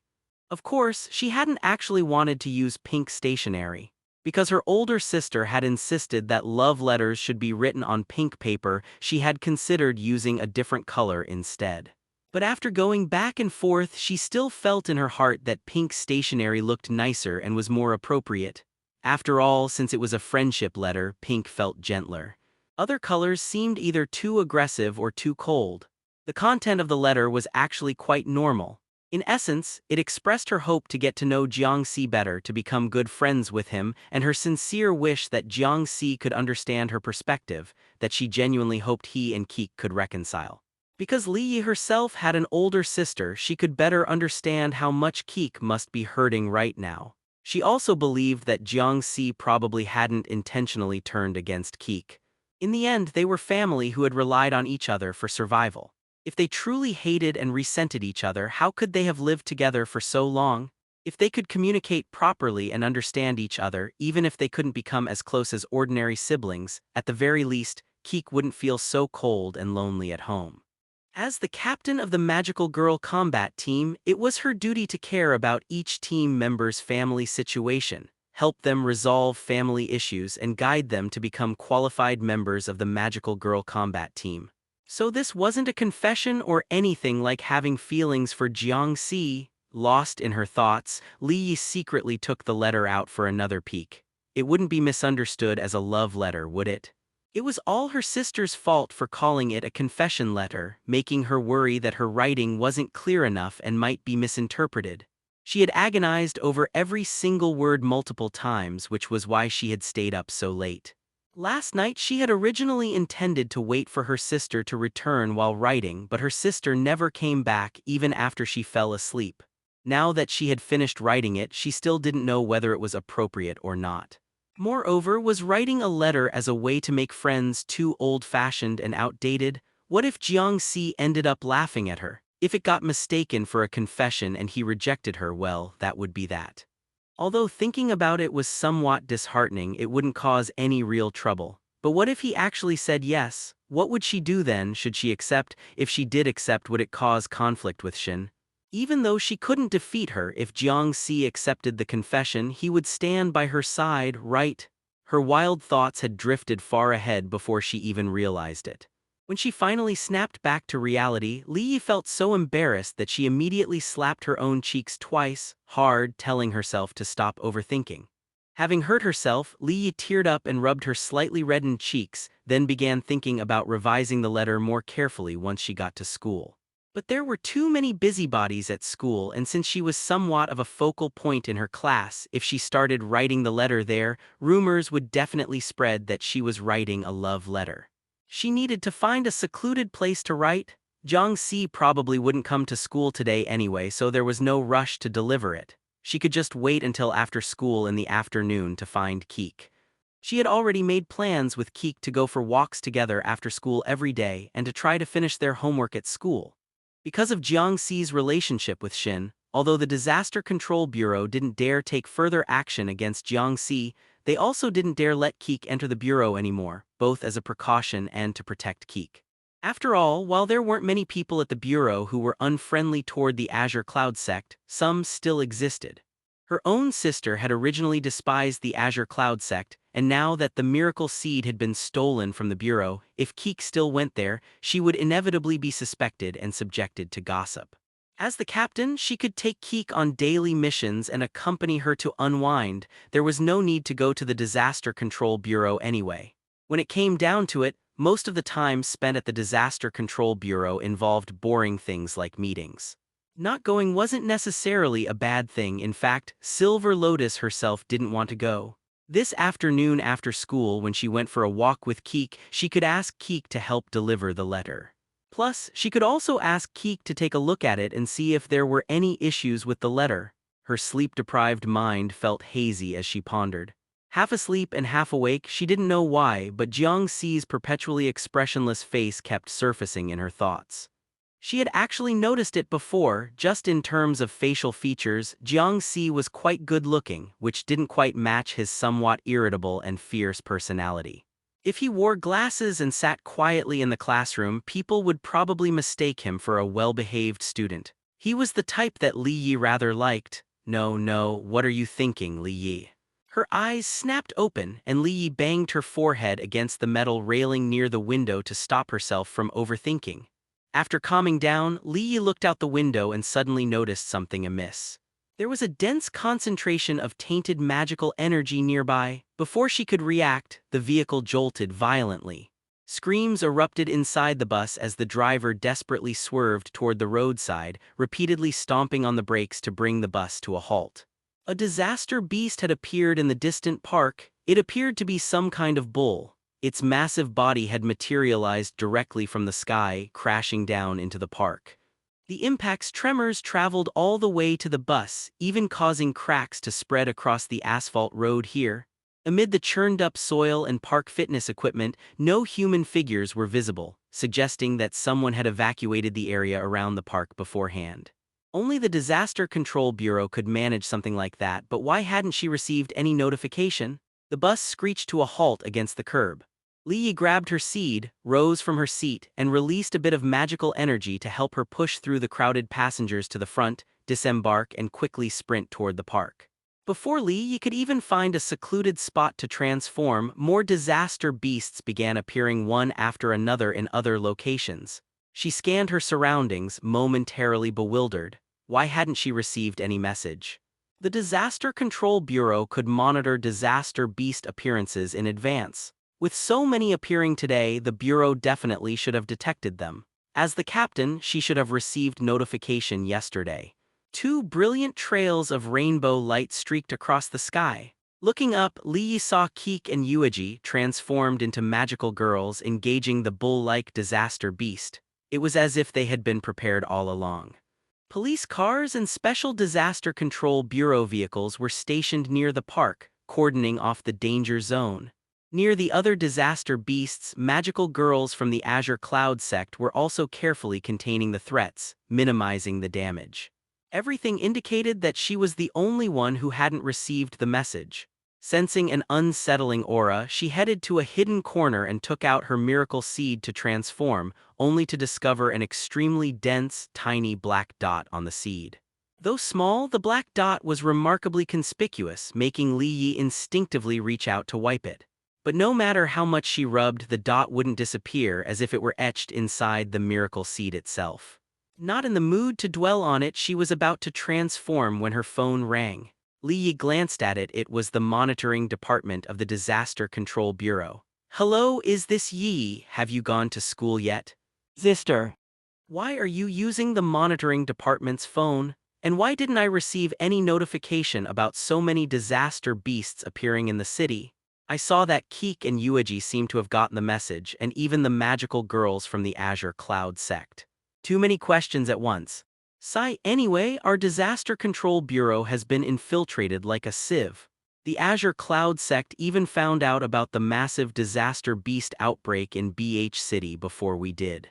We can talk about everything else later. I need to deal with the disaster beasts first." But the moment she began transforming, she sensed something wrong.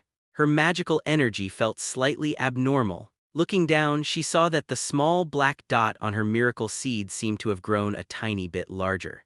"My silly sister, no need to be in such a hurry. With the Azure Cloud sect and your team members here, these disaster beasts won't cause too much harm. The death toll will likely be in the single digits at most." "Sister, what are you saying?" "What I mean is, you have more important matters to attend to.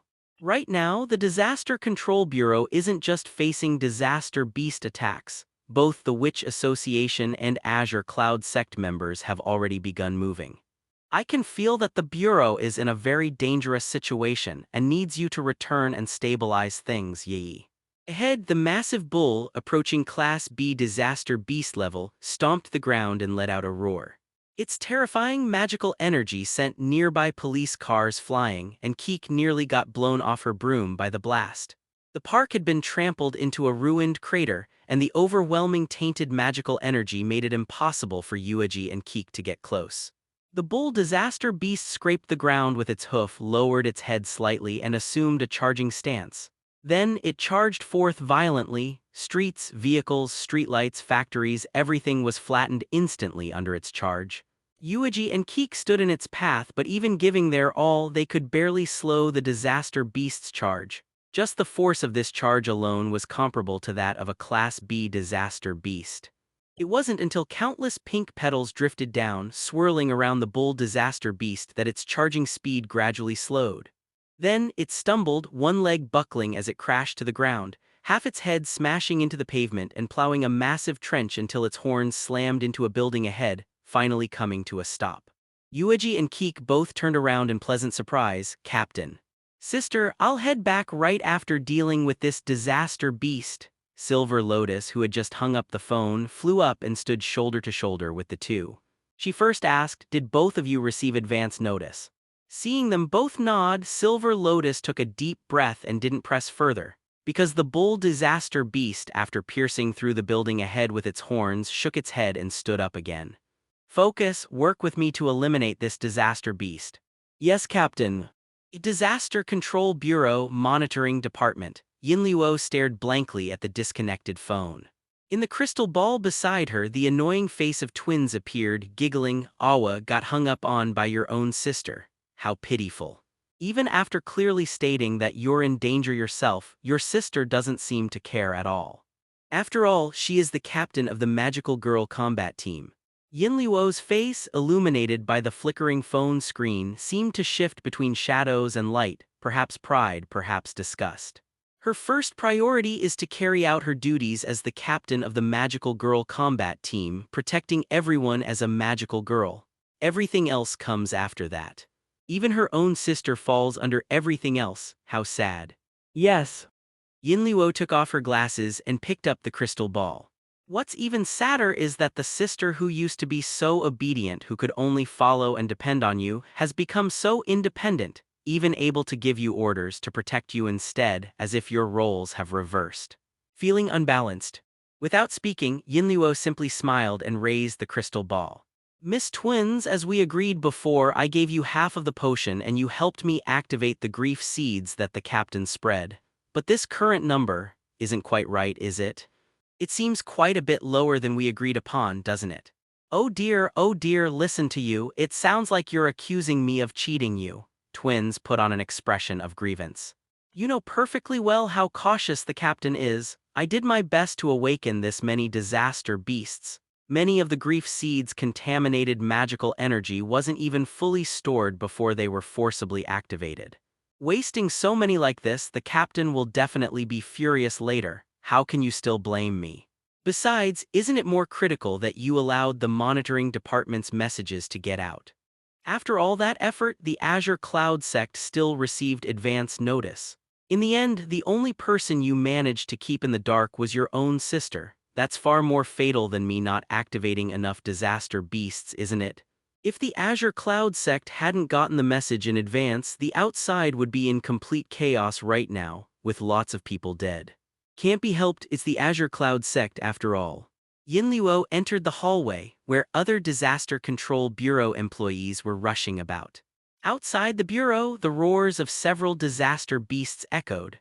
Bringing grief seeds into the bureau's isolated space to awaken them wasn't particularly difficult for Yinluo. Peony had already gone outside to provide support. Since Yuji and Keek weren't at the bureau to begin with, there were currently no magical girls left inside the Disaster Control Bureau. They were relying solely on magical barriers for defense. Heavy firepower unleashed volleys of ammunition that exploded against the disaster beasts, the intense tremors making it hard for anyone inside the bureau to keep their footing. But for the disaster beasts, this only barely managed to suppress them. Under the assault of numerous disaster beasts, the magical barriers had already begun to waver. She headed toward the safe room.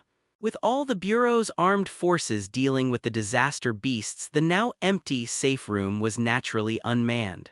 Unlocking the door, passing verification, decrypting, swiping cards, the multiple layers of security appeared quite professional.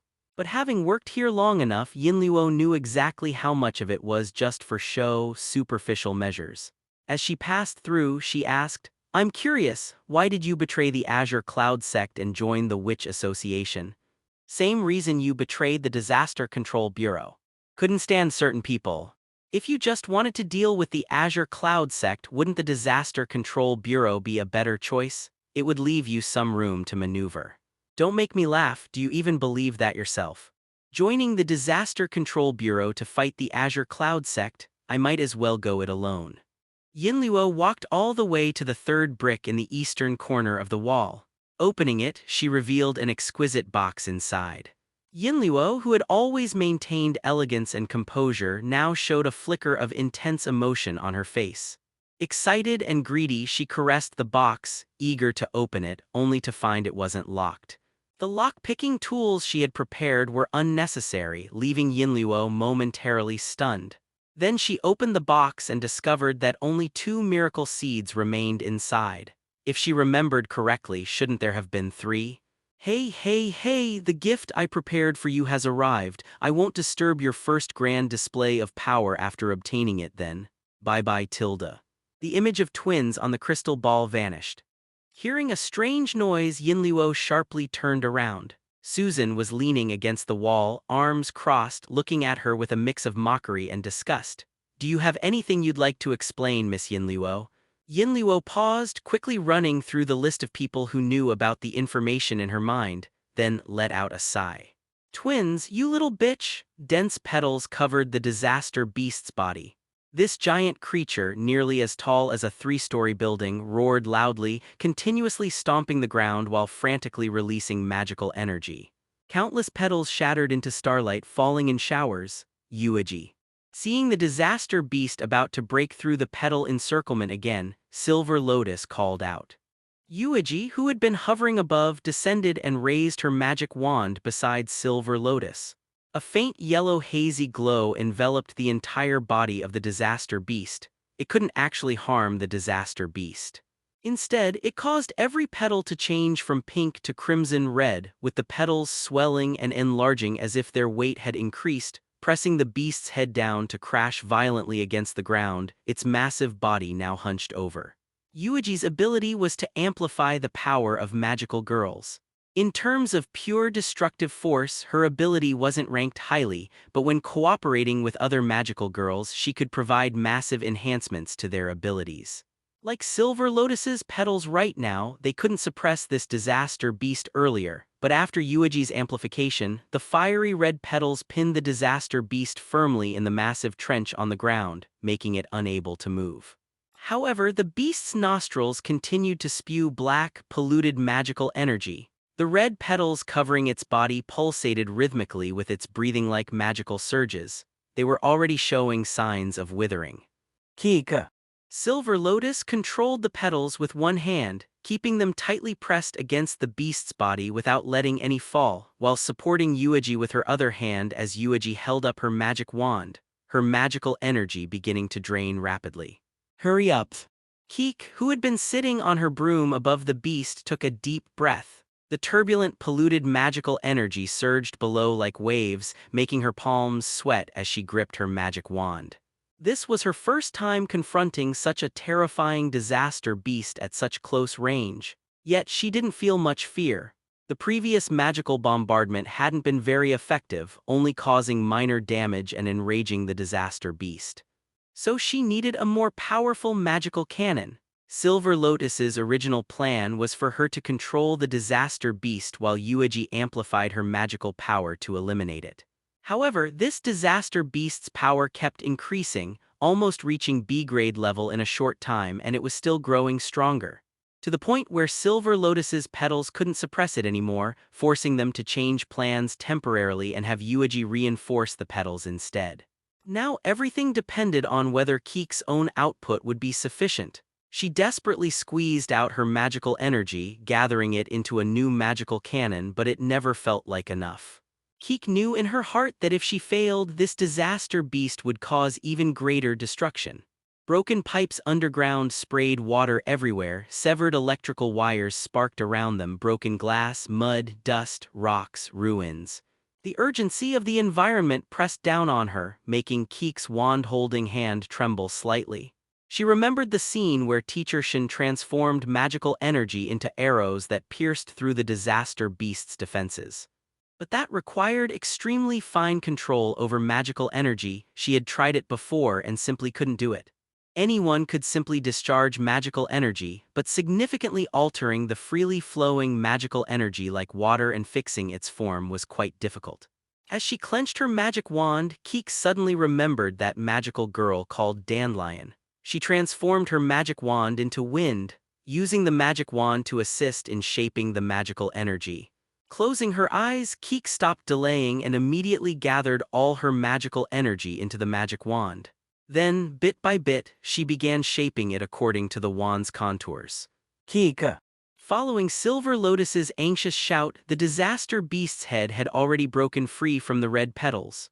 One of its horns had been blasted off by Keek's earlier magical bombardment, dripping with black blood. Now its eyes were blood-red and ferocious as it stared up at Keek sitting on her broom. Keek finally opened her eyes, her magic wand now molded into the shape of a spear. But the form was unstable, its outline constantly shifting as if it might collapse at any moment. Whatever. Gritting her teeth, Keek grabbed the magical spear formed from all her gathered energy. As the disaster beast continued struggling against the red petals covering it, she suddenly shot forward. The beast snarled as it raised its head, roaring once more. The surging magical energy blew Keek right off her broom. The magical spear shaped with the help of her wand also paused momentarily amidst the polluted magical energy surge. But it still descended. Compared to the disaster beast, the relatively small magical spear pierced through the beast's skin with a thud sound, completely embedding itself in the beast's head. One moment, the disaster beast was roaring at the sky, the next it fell silent, its body frozen like a sculpture, maintaining its roaring posture without movement. Then, its head began to swell and distort, with large amounts of flame starting to pour from its nostrils, mouth, and eyes. Finally, it exploded with a tremendous blast. Silver Lotus flew up and caught Keek, who had been blown away and was falling. Then she looked down in stunned silence at the disaster beast's massive body collapsing to the ground after losing its head. Gentle breezes swept through the air, dispersing the surrounding smoke and dust along with the stench from the disaster beast. The wind felt so tender, like it was caressing her cheeks. Feeling the tickling sensation, Keek touched her face and looked around. It somehow felt similar to the wind when Dandelion had stopped her and Silver Lotus earlier. Keek, how? How did you do that? Hearing Silver Lotus's somewhat shocked voice, Keek felt a little proud inside but still pretended to be embarrassed. I just suddenly remembered Teacher Shin's method of using magical energy and Dandelion using her magic wand to assist in shaping it. So I tried it and surprisingly succeeded on the first attempt. Yuji had already cancelled her transformation nearby, plopping down onto the ground and sitting in the dirt while staring at the disaster beast's corpse and gasping in shock. Captain, did we really recruit a genius? Regardless of whether she used magical shaping or not, having such terrifying magical energy during the sprout stage was truly rare. Silver Lotus also recalled that during the previous test at the Disaster Control Bureau, Keek's magical energy capacity hadn't been particularly outstanding. Her growth speed was too fast. Would she eventually surpass me? Feeling a small worry and sense of crisis, Silver Lotus still smiled for now, patting Keek's head. Keek, you're amazing. You might become the strongest magical girl in our Disaster Control Bureau someday. Captain, please don't make fun of me. After putting down the exhausted Keek, Silver Lotus scanned the surroundings again. The other disaster beasts that had appeared earlier had basically been dealt with by the Azure Cloud Sect. When it came to handling disaster beasts, the Azure Cloud Sect's magical girls were always reliably trustworthy. Stay here and keep watch, Silver Lotus said while flying up. It seems like disaster beasts have appeared at the Disaster Control Bureau too. I need to go back immediately to check. If there's any danger, don't try to handle it alone. Contact me right away. Don't worry, Captain, Yuji patted her chest. We have the Azure Cloud Sect's magical girls here too, no need to worry. Go quickly. She originally wanted to say they should rely less on the Azure Cloud Sect, but looking at the current situation, those words were hard to say. She could only wave her hand, transforming into a shooting star heading straight for the Disaster Control Bureau. You're still the same as before, Susan. In the darkness, Susan gasped for breath, leaning against the wall as she tore off her sleeve to bandage her ankle. Although she had known that Yinluo would definitely have some sinister methods from the Witch Association and had made many preparations, she still miscalculated, because she never could have imagined that someone would be crazy enough to raise a disaster beast inside their own body. Peeking slightly from behind cover, the small disaster beast perched on Yinluo's shoulder immediately spat a mouthful of venom in her direction. Pulling back behind cover, Susan glanced toward the distant Disaster Control Bureau location. The two of them had fought their way out from the Disaster Control Bureau's safe room using the disaster beasts as cover. They probably hadn't been discovered. The incubators in the Disaster Control Bureau were busy maintaining the magical barrier. As the purest magical crystals, they would be the disaster beast's primary targets once the barrier was broken. So they couldn't possibly pay attention to them right now, let alone anyone else. The security teams had almost all been dispatched to fight the disaster beasts, and administrative staff wouldn't dare to stop them either. Anyway, they successfully let the Witch Association member take out the miracle seed. The remaining problem was how to get the miracle seed back to the Azure Cloud sect. Bingtang said there would be someone to meet them, but she hadn't detected anyone nearby yet. When you were still in the magical combat team, I truly admired you. As a magical girl, your combat style was rough and reckless, never retreating as if you were afraid of nothing. You firmly believed in your own strength and inevitable victory, powerful, brave. Just a newborn calf unafraid of tigers. Removing the magazine, she quietly took out one bullet, silently borrowing some magical energy from the miracle seed. She imperceptibly infused magical energy into the bullet, then reloaded it into the magazine, pushing the magazine into the gun until she heard the click of engagement before continuing. That wasn't because I was brave, but because I was ignorant. Don't be so modest. Compared to Hyacinth, compared to Peony, compared to Yuaji, you were the magical girl I admired most. I wanted to become a magical girl like you, forging ahead courageously, confident and powerful. That's truly an honor. The small disaster beast's venom corroded the wall, and Susan quickly rolled away to avoid the next spit of venom. Immediately standing up, chambering around, aiming and pulling the trigger. Bang! Her firing angle was quite tricky, simultaneously targeting both the disaster beast and Yinluo's head. The bullet, enhanced with magical energy, accurately hit and finally exploded the rat-like disaster beast's head. But when it shot toward Yinluo, there was a clang sound as it was deflected. It was as if Yinluo was surrounded by some invisible, impenetrable wall. Speaking of which, you who lost your transformation ability should understand me best of all. Ignoring Susan's attack, Yinluo took a miracle seed from the box and raised it, bathing both herself and the seed in sunlight. The happiness and excitement overflowing on Yinluo's face even touched Susan despite her disgust for Yinluo. I wanted to become a magical girl but didn't even have the qualification. Since childhood, my dream was to become a magical girl. Although BH City had blocked news about magical girls back then, with no relevant information even available online, I still firmly believed in the existence of magical girls and was convinced that I would become one when I grew up. The disaster beast on her shoulder melted, sliding off her body like mud. Yinluo's gaze became somewhat distant, as if remembering something from long, long ago. Back then, when I said at school and at home that I wanted to become a magical girl, everyone laughed at me, thinking I was dreaming. Even Silver Lotus didn't really believe me. She just comforted me, saying she wanted to become a magical girl with me, but she never actually believed magical girls existed. So do you know how excited and thrilled I was 3 years ago when disaster beasts appeared in BH City and Senior Kingfisher appeared in the sky? Yinluo clenched the seed tightly. Even the firmest heart can be shaken by environment and doubt. I was almost ready to give up back then, but then magical girls truly appeared, allowing me to persist in my dream. I searched everywhere for ways to become a magical girl, for methods to enter the Disaster Control Bureau. Those 2 years, I gave everything I had. Exams, studying, interviews, constantly facing disaster beasts, seeking hope amidst despair. I did every possible way to become a magical girl. Yinluo grew more agitated as she spoke, her expression even becoming somewhat distorted. But I was never chosen.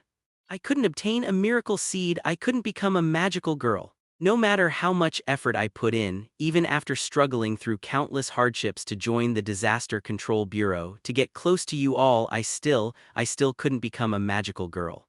But Silver Lotus achieved it so easily. Putting away her pistol, Susan sighed, her gaze carrying some pity. It's not too late yet, Yinluo turned back.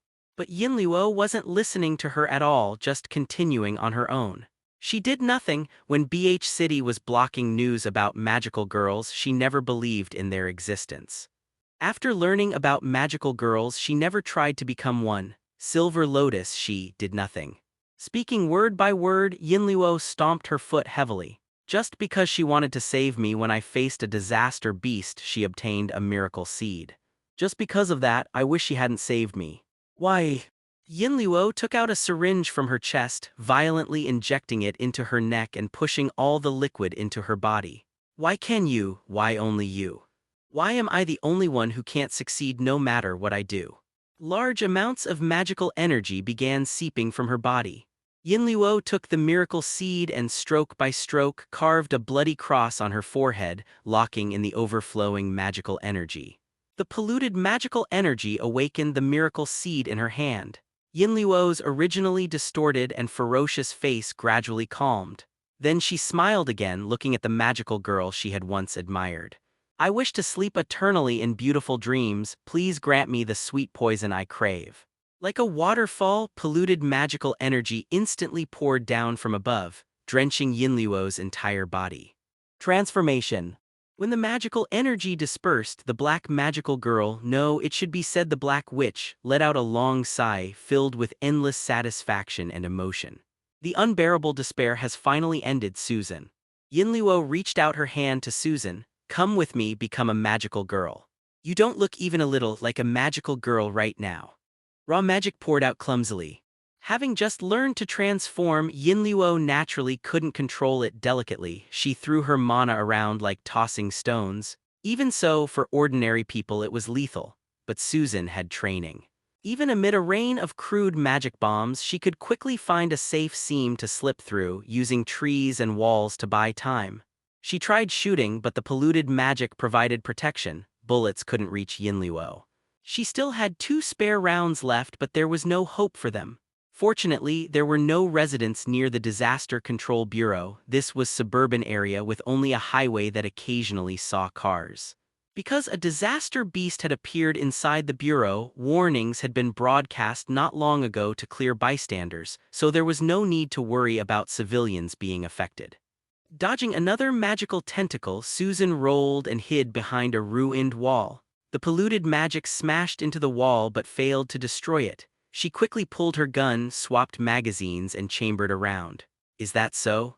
I feel closer to being a magical girl than ever. Yinluo tilted her head and suddenly waved her hand. Maybe your idea of a magical girl needs adjusting, Susan. Boom! Black magic instantly pulverized the ruined wall Susan had used for cover.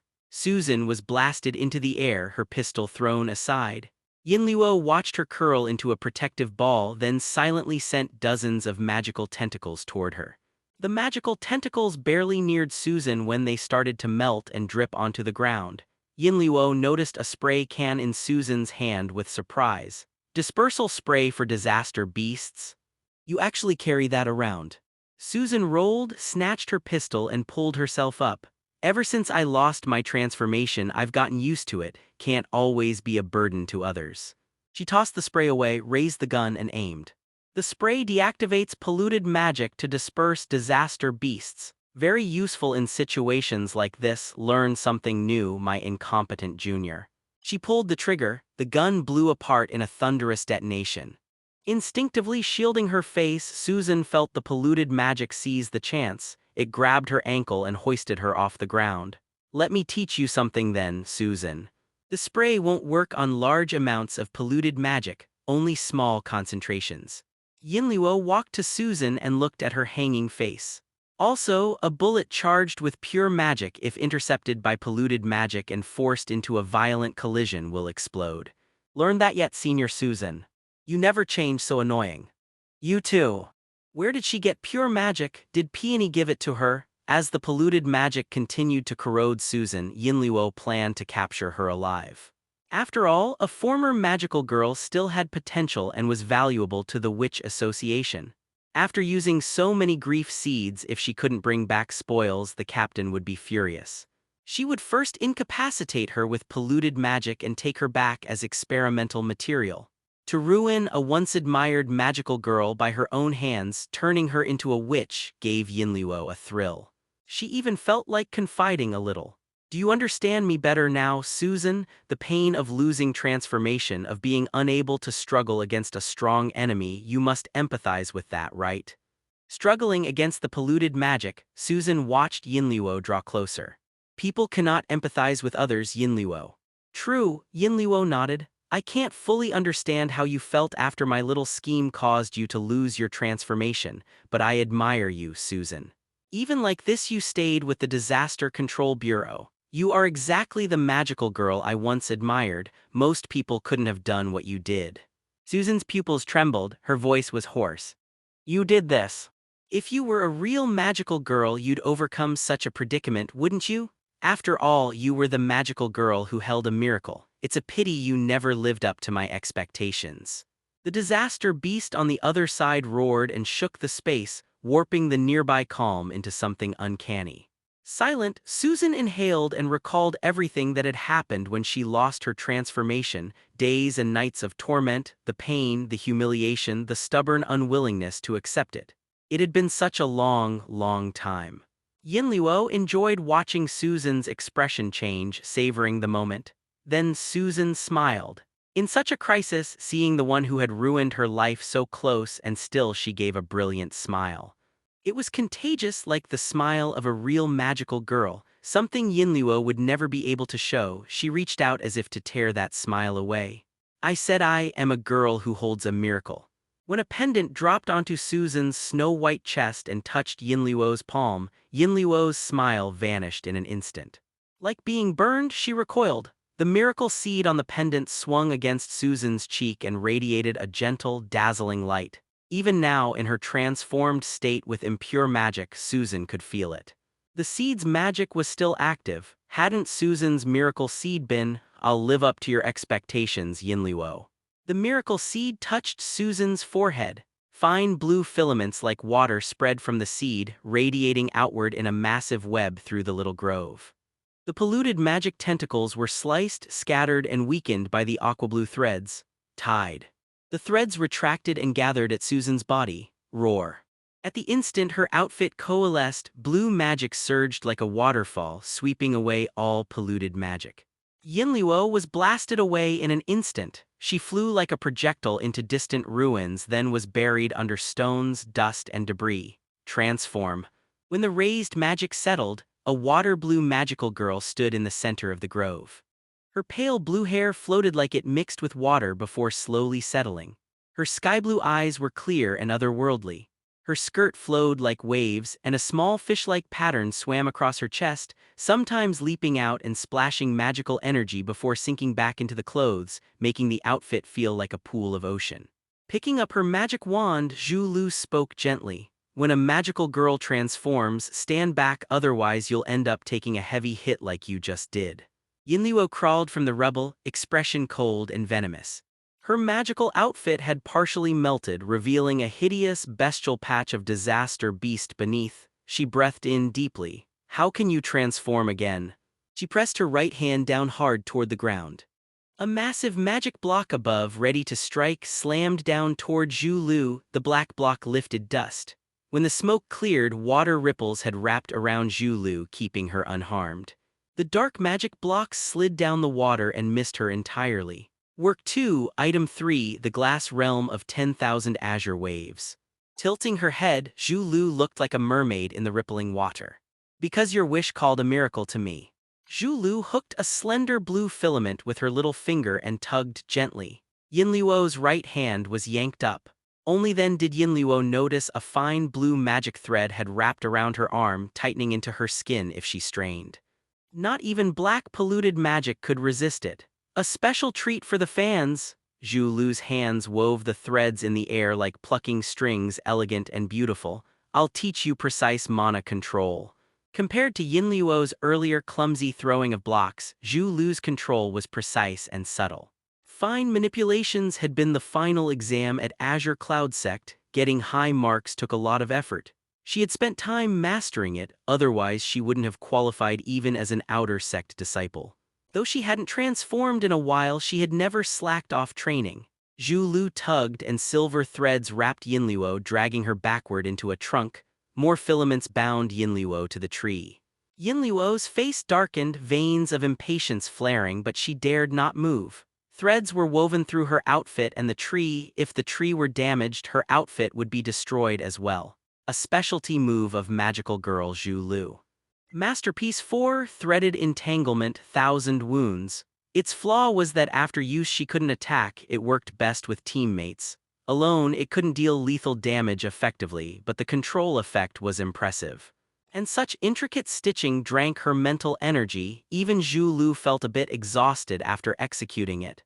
They were about 200 or 300 meters from the Disaster Control Bureau.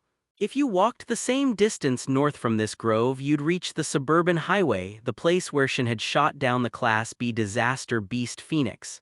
Azure Cloud Sect disciples should be able to find this place easily.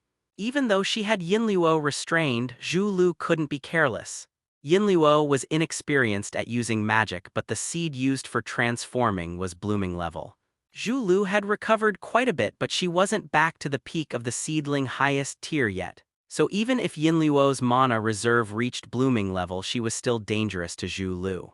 When would Bingtang's promised reinforcements arrive? She was still considering whether to add more threads when the black magic on the ground began to boil. You never cease to surprise me, Zhu Lu. Her azure eyes narrowed. She tugged the threads to protect herself. Too slow, the boiling polluted magic swelled, then detonated. The blue figure was blasted away, snapping several stout trunks. She tumbled across the ground for dozens of meters, gouging a deep furrow before coming to a stop. Her blue outfit stained with black magic. Blood seeped from the corner of her mouth. Dozens of threads kept her upright, but she could only lean against a broken log, coughing violently. All the blue threads that had bound Yinluo had snapped and disintegrated into mist. Yinluo climbed down from the tree, half smirking at the gravely wounded Zhu Lu. In the face of absolute power, technique is useless. Zhu Lu, my power isn't flashy, just simple control of magical explosions. Being defeated so rudely by a beginner, don't you feel resentful? The threads in Zhu Lu's hands trembled. The magic in her outfit was dispersing quickly. Keeping the transformation was becoming difficult. A blooming level mana barrage was not something she could withstand now. Still. All right. She forced the retort, wiped her mouth, and finally lost her transformation. Her magical outfit vanished, returning her to her normal clothes.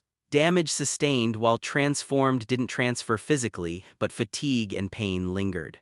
She had to stall until reinforcements arrived or the mission would fail. She couldn't let Bingtang and Shen be disappointed. She thought hard. Before Yinluo could move, she asked, "What will happen to Yinlian if you do this?" Even as a witch, Yinluo paused. Yinlian is a magical girl, the captain of the magical girl combat team. As her sister, joining the Witch Association, don't you know how difficult Yinlian's situation will be? She respects and depends on you so much. How can you, as a sister, treat your sibling like this? Yinlian. Yinluo murmured and sighed. Because she got magical girl power, she grew conceited, always pretending to be obedient, but at crucial moments, when did she ever listen to me? She acts high and mighty because she's the team's captain, bossing me around, enjoying the revenge of stepping on me and leaving me behind. Do you think I don't know? Even Susan was stunned. What are you talking about? Is that how you see Captain Yinlian? Am I wrong?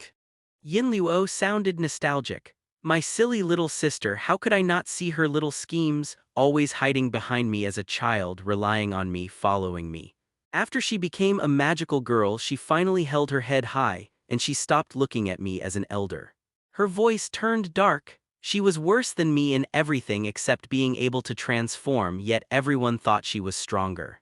She put on a mature, powerful front to show off to me, showing off, proving to me that now I should chase her and hide behind her. She must have been so proud. You're insane. The person who least wanted me to become a magical girl was Yinlian. Hearing Susan's reply, Yinluo only shook her head. That's why I need to teach her a lesson so she knows who the real sister is. She will always be behind me forever looking up at me, chasing me. Susan shuddered. What are you going to do to Captain Yinlian? Who knows, maybe another accident. The incompetent disaster control bureau will cost another magical girl her power. Black magical tentacles twisted around Yinluo and lunged again. Having lost her transformation, Susan could not escape. She closed her eyes and raised her hands to block. Then she heard a slicing sound. A figure vaulted into the air and kicked the polluted magic. The heavy magic block flew like a rubber ball and smashed onto the roadside of the distant highway. Tires screeched and metal collided. A chorus of honks and curses rose faintly.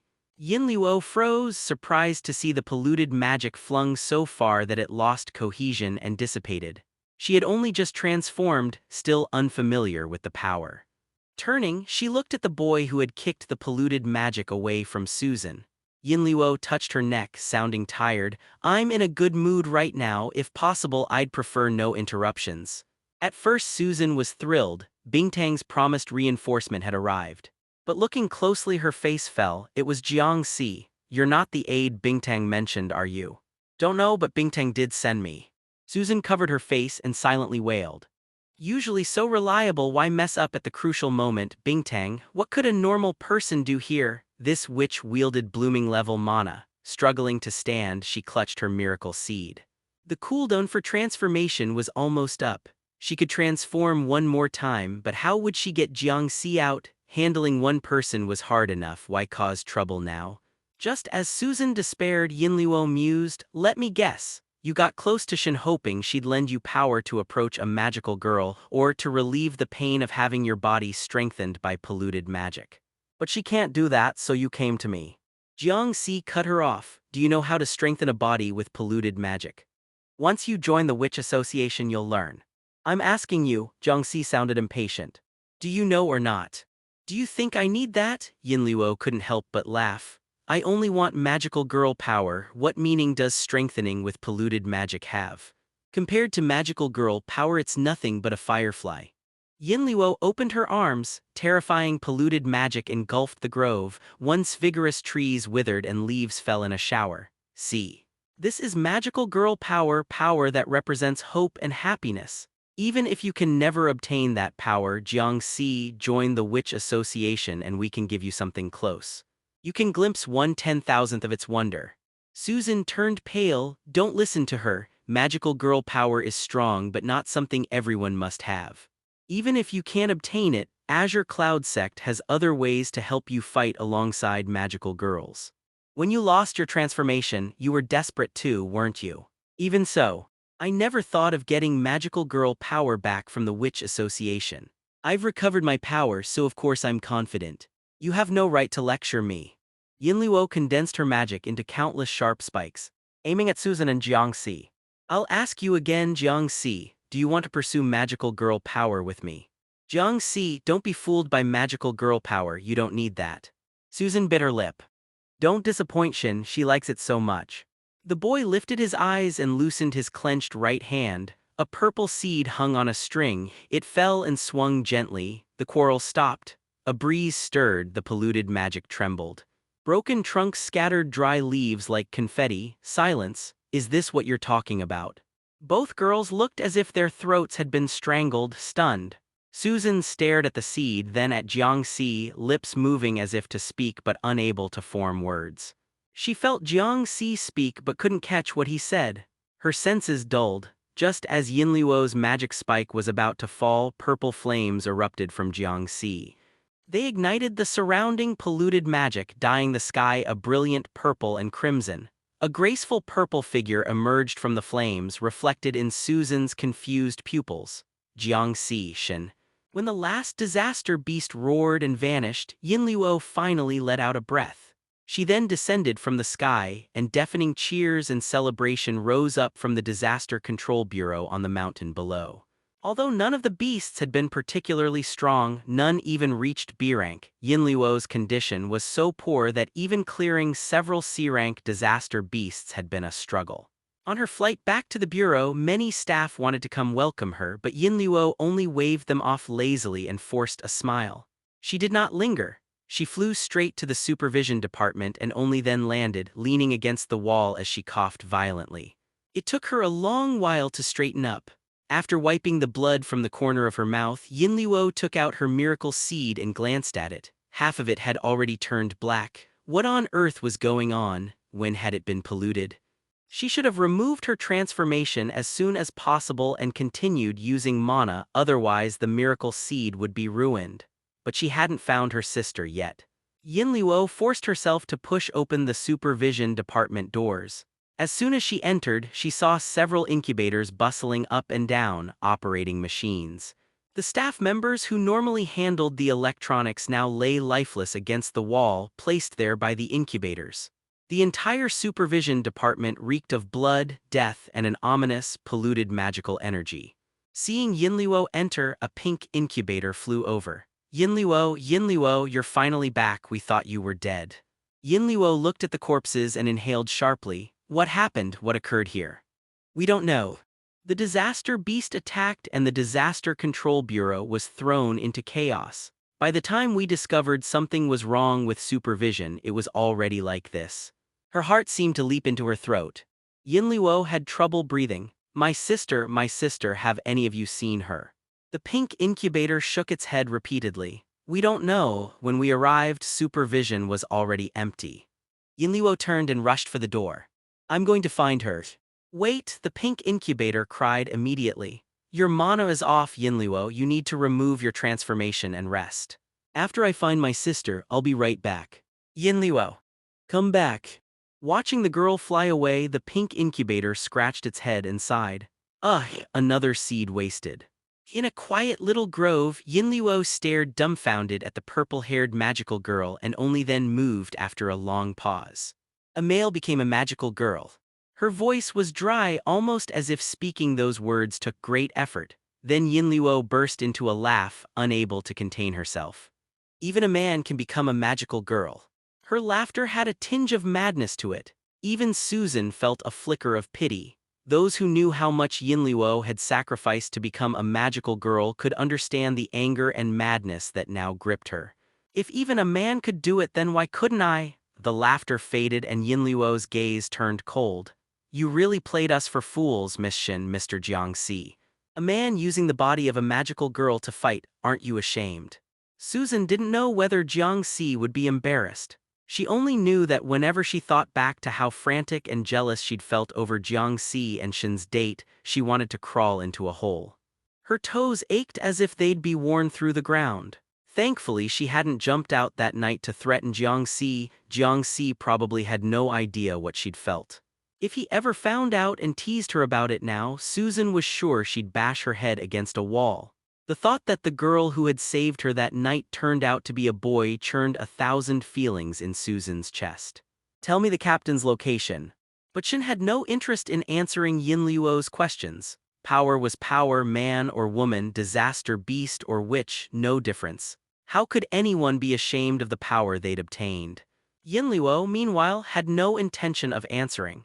When you were at the bureau, you acted innocent to make me defend you. When you fought Duan in the suburbs, you pretended ignorance and came to inspect the scene, tricking me into believing you had used polluted mana to strengthen yourself.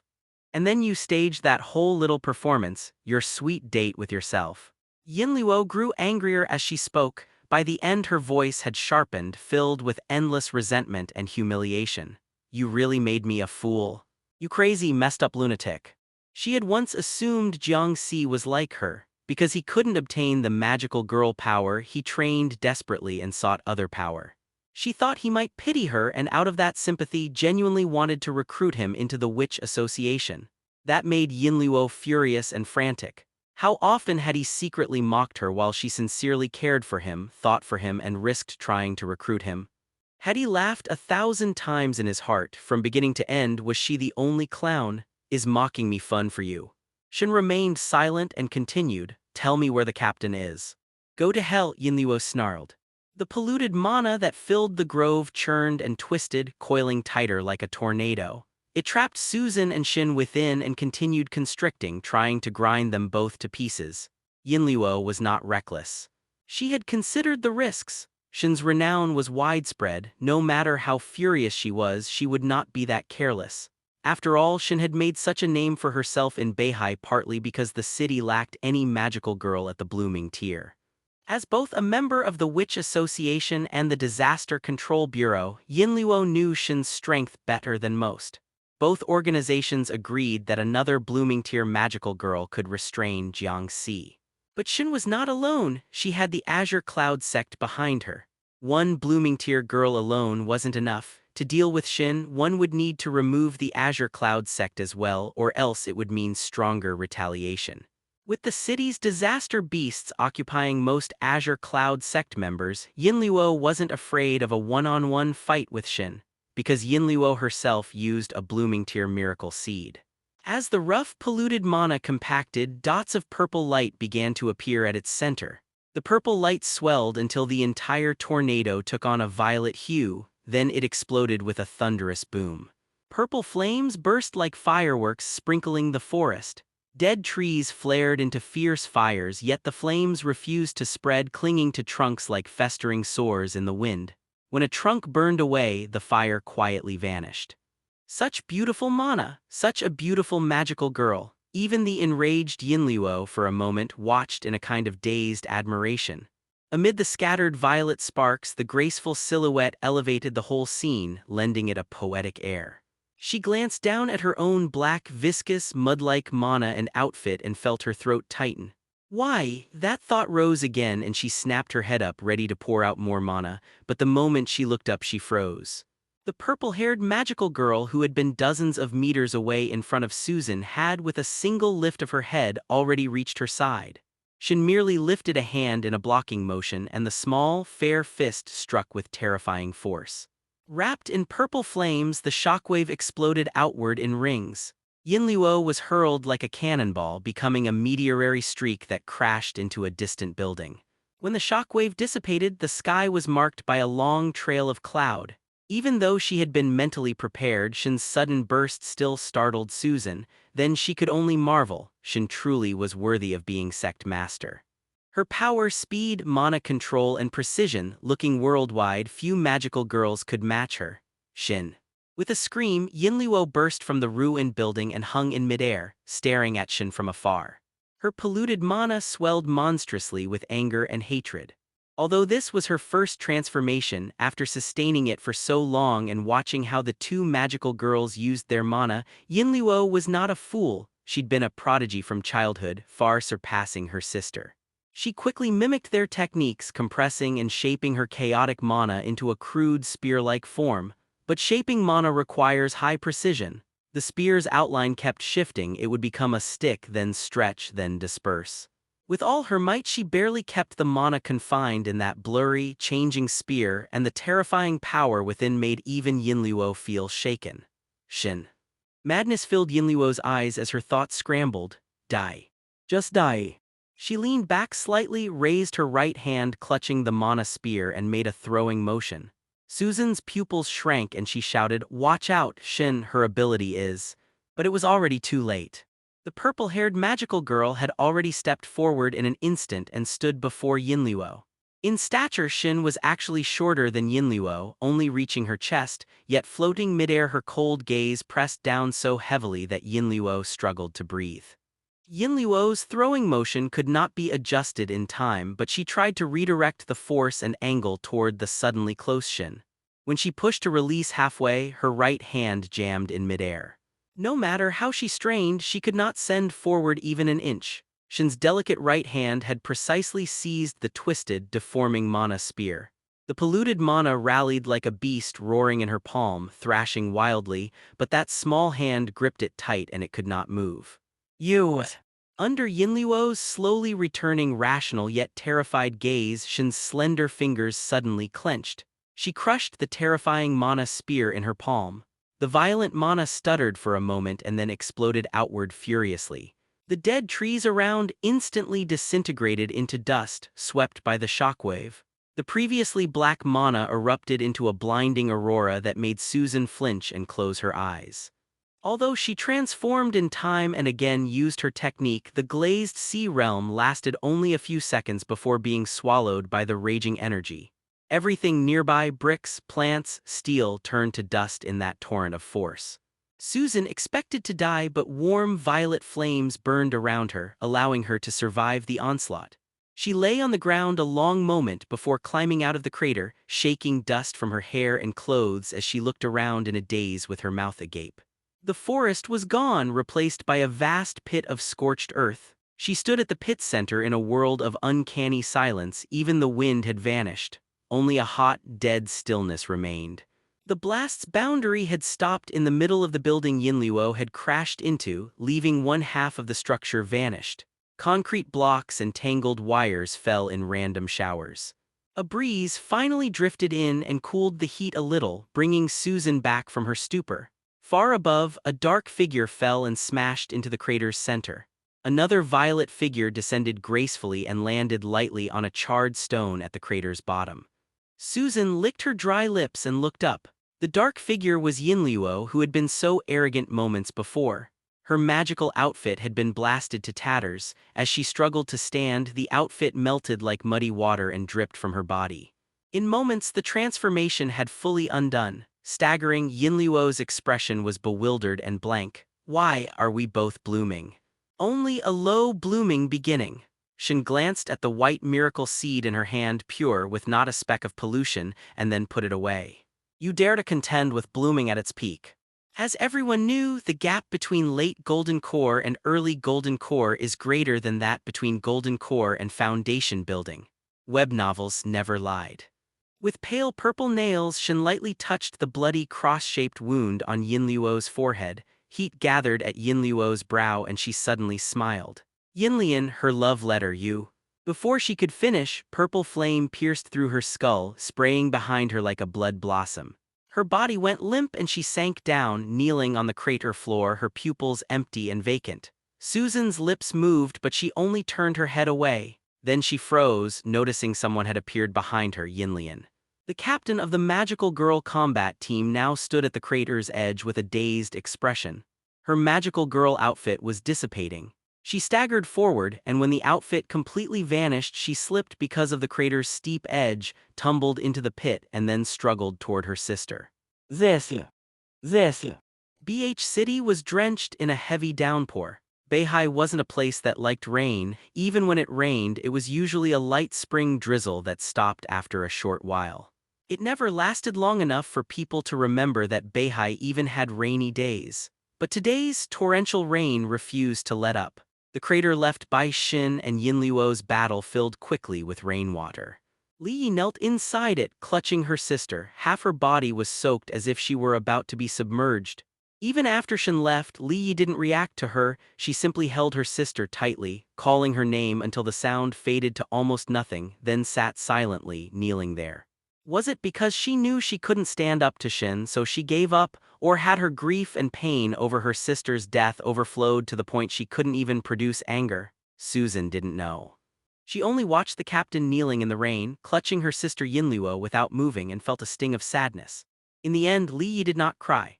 Susan tried to take Silver Lotus and Yinluo away, but putting aside the secrecy she still had to keep about regaining her transformation ability in front of Silver Lotus, she no longer had the power to transform herself. Only when the crater was nearly full of water did Li Yi lift her sister and slowly climb out. Susan helped from the side, hauling Li Yi and Yinluo's body up. Then the Disaster Control Bureau's reinforcements finally arrived. With an incident this big, even the usually slow bureau couldn't delay too long. After all, this place was too close to their branch. Helicopters, armored vehicles, and soldiers poured in. At Susan's insistence, an ambulance was sent. In truth, it wasn't strictly necessary. She saw Li Yi placed in the ambulance. At first, the medical team wanted Li Yi to ride separately from Yinluo's remains, but after Susan pleaded, they allowed Li Yi to be in the ambulance carrying Yinluo's body. Susan didn't dare get in. She squatted in the rain for a while longer, her mind full of Jiang Si and Shen. She still hadn't processed that shocking news, and Yinluo's fate struck her hard as well. Medical staff gave some quick bandaging for her wounds. Although the police came to question the situation at the scene, they ultimately didn't press it further. She was head of the Bureau's security department. Ordinary officers had no authority to detain her, not to mention Yuji was at the police station, squatting by the roadside, watching the passing vehicles and crowds while rain soaked her through. No one paid her any mind. Susan had no energy to talk, she just stared blankly in the rain. So many things happened today, her thoughts were messy. A rain umbrella came down over her head. Susan tilted her head and saw Peony crouch beside her, a lollipop in her mouth. Peony held the umbrella and handed Susan one of the lollipops. Want one? No. By the rules of movies and TV, we should be smoking right now, but what can we do? We're magical girls, sweets instead of cigarettes. Susan, who had been gloomy, was amused by her friend's remark and almost laughed, but she sighed instead. You've got the nerve to joke right now. What else can we do? Things are what they are. Peony said helplessly, the Bureau is about to form a special task force to investigate Yinluo. Your intuition was right. Meh. Susan wasn't surprised. Yinluo's actions were too conspicuous to hide. Even if the Bureau didn't want to investigate, Susan would expose the evidence she had collected. Yes. Peony's expression was pained. A first year in high school and she's gone through this.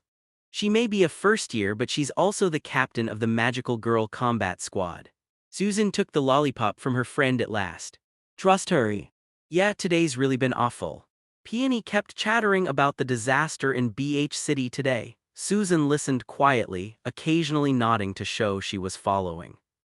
By noon, the bulk of the disaster beasts in BH City had been neutralized. Although there were many because Azure Cloud Sect had prepared beforehand, they were cleared efficiently and in order. Only 2 Inner Disciple members had to be deployed. Although the Bureau had been attacked, the squad captain returned in time and killed the beasts before the magic barrier was destroyed, so in reality there was little damage. However, the monitoring division had been breached by unknown assailants and 4 of its staff were killed unnaturally. By midday, the rain finally eased. Keek didn't learn of Li Yi's incident until the afternoon. She had tried calling several times to ask what had happened but couldn't get through. Since yesterday, Li Yi's phone had been unreachable, so Keek wasn't surprised at first. After school, she received word from Yuji. Yinluo had died. Death has a way of feeling hollow and absurd. Like when her parents died, she could never understand why someone who'd been laughing and playing with her one day would turn into an object the next, never to respond again, soon to be gone from sight. More than sadness or pain, it brought despair and helplessness. No matter what you did, nothing could change it. You could only keep crying and nothing else made sense. That gentle, bespectacled older sister was suddenly a dead person. Keek found it hard to accept until Yuji explained the situation in detail. She remembered Li Yi taking her to the Bureau and Yinluo helping clear Jiang Si's name. She recalled yesterday when they had gone out together, Yinluo had bought her a cold drink and some sweets. Her mature, gentle face and soft voice felt like they were still right there. It was hard to accept that Yinluo was gone. And Li Yi. Keek paid for a taxi and rushed to the hospital where Li Yi was. When she arrived, Yinluo's body had already been taken into the morgue. She couldn't see the older sister one last time.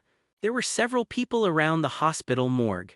Even though the Bureau and Azure Cloud Sect had dealt with the beasts quickly, 0 casualties were impossible. Some unlucky souls died in the chaos, sometimes not directly by the beasts but due to the confusion they caused. Here, those who needed to vent had already vented. There were no loud wails, only low, restrained sobbing. Thankfully, the rain in Beihai had lessened. If the morning's downpour had continued, those small sobs would have been drowned out. Keek suddenly remembered the day her parents were buried. It had rained then too. She had been the only one crying. The adults were busy discussing other important matters. During the banquet, guests laughed and chatted. Although it was called a memorial ceremony, no one seemed truly saddened except her. By the time her parents were buried and Jiang Si wasn't there either, Keek felt a loneliness she had never known, as if abandoned by the world and out of place with everyone. If a ceremony is only a formality, what meaning does remembrance really hold? When she finally found Li Yi, the captain stood quietly by the morgue door, her expression blank and her gaze utterly empty. In front of her were an older couple. The man wore glasses, the woman wore a hearing aid, likely hearing impaired. Their faces carried traces of Li Yi and Yin Luo. They were shouting at Li Yi. I said you shouldn't have let her go to the bureau. You said you would protect your sister. When have you ever actually helped her? Your sister always cleaned up after you. Why wasn't it you who died? The harsh words were suffocating and painful even to Keek. But Li Yi only stood there dazed, head bowed, silently enduring all the abuse. Even when slapped, she didn't react. Keek had meant to wait until they finished. After all, she was an outsider and didn't want to interfere. But when she saw Li Yi hit, she couldn't hold back. She ran over and put herself between Li Yi and the two furious adults, angrily staring at them. You're going too far. Li Yi is hurting too, stop bullying her. Li Yi is my daughter, I'll discipline her. Who are you, little girl, to come here and meddle? The middle-aged man's face darkened. Get out. She's grieving, she'd be thrilled if her sister were gone. We warned you the bureau was dangerous and insisted she go. The couple yelled. Keek couldn't argue. She was scolded until her eyes reddened, but she clenched her teeth and took out a miracle seed. I'm a magical girl, I'm on Silver Lotus's team. If you bully her again, I'll transform and fight you. Her words were a little immature, but a miracle seed doesn't lie. Seeing Keek so riled, the couple realized a teenager pushed to desperation might really do something rash. Young people are the easiest to lose control. Without a full grasp of social rules, they can act recklessly. And wielding magical girl power made the couple aware of how dangerous she could be. Their faces flushed in anger, but they dared not say much more. Only when Li Yi grabbed Keek's hand from behind and tugged lightly did Keek calm. I'm okay, Keek, don't worry about me. I'm not going to let you say that. Keek grabbed Li Yi's hand in return. It was icy cold, so cold it stung. Li Yi is my friend. I won't abandon my friend. That's the kind of team you manage, the man sneered. You're a great captain, can't protect your sister, your team's unruly, where's the discipline? The bureau must be blind. Keek finally snapped. She mimicked Jiang Si's expression because in her mind when Jiang Si got serious he was the scariest person in the world. She copied his look, his posture, his habitual movements, and her tone matched his too. Want me to act? Get out. Even that fierce line was lifted from Jiang Si. To make it convincing, she transformed at once. No amount of imitation could match Jiang Si perfectly. With the transformation and the pressure of power behind her, she came closer to the terrifying presence he would give. Her plan worked. The couple quieted down. They muttered a bit longer but didn't dare shout and eventually left the hospital. Keek finally relaxed. She was never good at these things. After reverting, she turned to Li Yi, who still seemed to be zoning out as if she hadn't processed anything. Keek pulled her to a nearby bench and they sat. Li Yi's small body trembled faintly. When Keek helped her sit, she felt the chill. Li Yi's clothes were soaked, her hands cold and without warmth. Whether the shivering came from cold or something else, Keek couldn't tell. The captain who always kept a soldier's composure now looked like an abandoned little girl, lost, helpless, and terrified. Yet she did not cry, not a single tear fell. Looking in her eyes, Keek could tell she hadn't cried before either. Her clothes were drenched. Every so often, droplets of rain like tears fell from the corners of her eyes. Keek tugged at the captain and the hollow-seeming girl collapsed onto her, head flopping onto Keek's lap. Her wet hair chilled Keek's leg, but Keek didn't move. She gently stroked Li Yi's hair. Get some rest, Captain. Meh. Li Yi pressed her cheek to Keek's thigh. Gradually, she warmed a little. Keek pulled out tissues, wiping water from Li Yi's hair and straightening her tangled locks. No comforting words came out. Even a simple "my condolences" felt like it would stab at Li Yi, so Keek stayed silent. Given time, she'd recover. Keek suddenly remembered something Jiang Si often said, then shook her head and refused to accept it. She had to do something, Keek. A weak voice brought Keek back. She answered reflexively, I'm here, Captain. Then Li Yi's words stopped her in her tracks and froze her expression. I don't want to be a magical girl anymore. Azure Cloud Sect, Illusory Moon Cavern Dwelling. A few girls were lying in front of the sect master's training room, curiously peering inside. King Hua. Is the sect master finally going to break through? Could there be some kind of heavenly tribulation? Can our Azure Cloud Sect handle it? Six Leaf, no wonder it's been raining all day. Ah, we're doomed. Sis, maybe we should go home first. Four Leaf, I don't know how long the sect master will be in seclusion this time. Six Leaf, is the sect master going to fast this time too? King Hua, that probably won't be necessary, right? Last time he fasted for 7 days and passed out. 4 Leaf, with the sect master's training methods, not eating could really kill someone. 6 Leaf, once the sect master reaches full bloom, won't the Azure Cloud sect rule the world? Make everyone pay tribute, do whatever we want. 6 Leaf can eat whatever she wants. 6 Leaf wants to build a food city full of delicious things every day. 4 Leaf, what novel were you sneaking a look at again yesterday? King Hua, I also want the Disaster Control Bureau to give me unlimited draws for the Magical Girl Idol project. U3. Bingtang, who had been hunched over correcting paperwork, took off her glasses and rubbed her eyes. Don't disturb the sect master's training. If you've really got this much free time, practice the best mana ratio fusion, 35-17. That might help you break through at your current stage. 4 Leaf immediately raised her hand. I still need to contact Susan. 6 Leaf also immediately took out her backpack and started searching for her homework. 6 Leaf's homework isn't finished yet. King Hua, I haven't cleared my daily tasks. Bingtang glared at her. King Hua shrank her neck. I mean, I'm going to be confined. She wasn't forced into the mana fusion either. After all, it wasn't exactly the holiday training period and Bingtang wasn't that strict yet. Besides, mana fusion couldn't be rushed. The others had already experimented before. 35-17 was indeed the optimal mana ratio, but there were still many difficulties in the fusion itself. Even disciples of the Azure Cloud sect who had trained mana control precision since the beginning found it hard to catch up to Jiang Si in this area, and mana fusion happened to demand extremely strict control precision. Even the tiniest excess of mana could cause fusion failure or even injury. In fact, right now only Yumo could perform mana fusion without unstable explosions. She could perfectly control mana while the others had been injured to varying degrees. Although getting hurt in magical girl form wasn't a big deal, pain is still pain and the little girls were reluctant to practice without Yumo. Rubbing her somewhat stiff neck once the 3 girls dispersed, Bingtang turned her head to look at Yumo. Yumo was curled up on a blanket in the corner of the cavern dwelling, hands in front of her face, sleeping like a little kitten. The jacket covering her had slipped to one side. Bingtang, having just finished her tasks, stood and covered Yumo back up. There had been disaster beasts everywhere today. Yumo had it hardest. She had been on standby since morning. Whenever a disaster beast threat started to go out of control somewhere, Yumo would rush in to assist. Her ability was best suited for rapid support. From morning until afternoon, she maintained her transformation state and exerted high-intensity mana control. Even though Yumo's mana reserves were not low, she couldn't sustain that level of exertion forever. When she returned in the afternoon, Bingtang had prepared a spot specifically for her to sleep. In this large-scale disaster beast incursion, King Hua had actually contributed a fair amount too, but because her puppet-making efficiency was so low, by the time she finished the 3rd puppet it was almost over. 2 inner disciples, 9 outer disciples plus other off-staff personnel, about a dozen people in total. The operation scale wasn't large but the follow-up trouble was significant.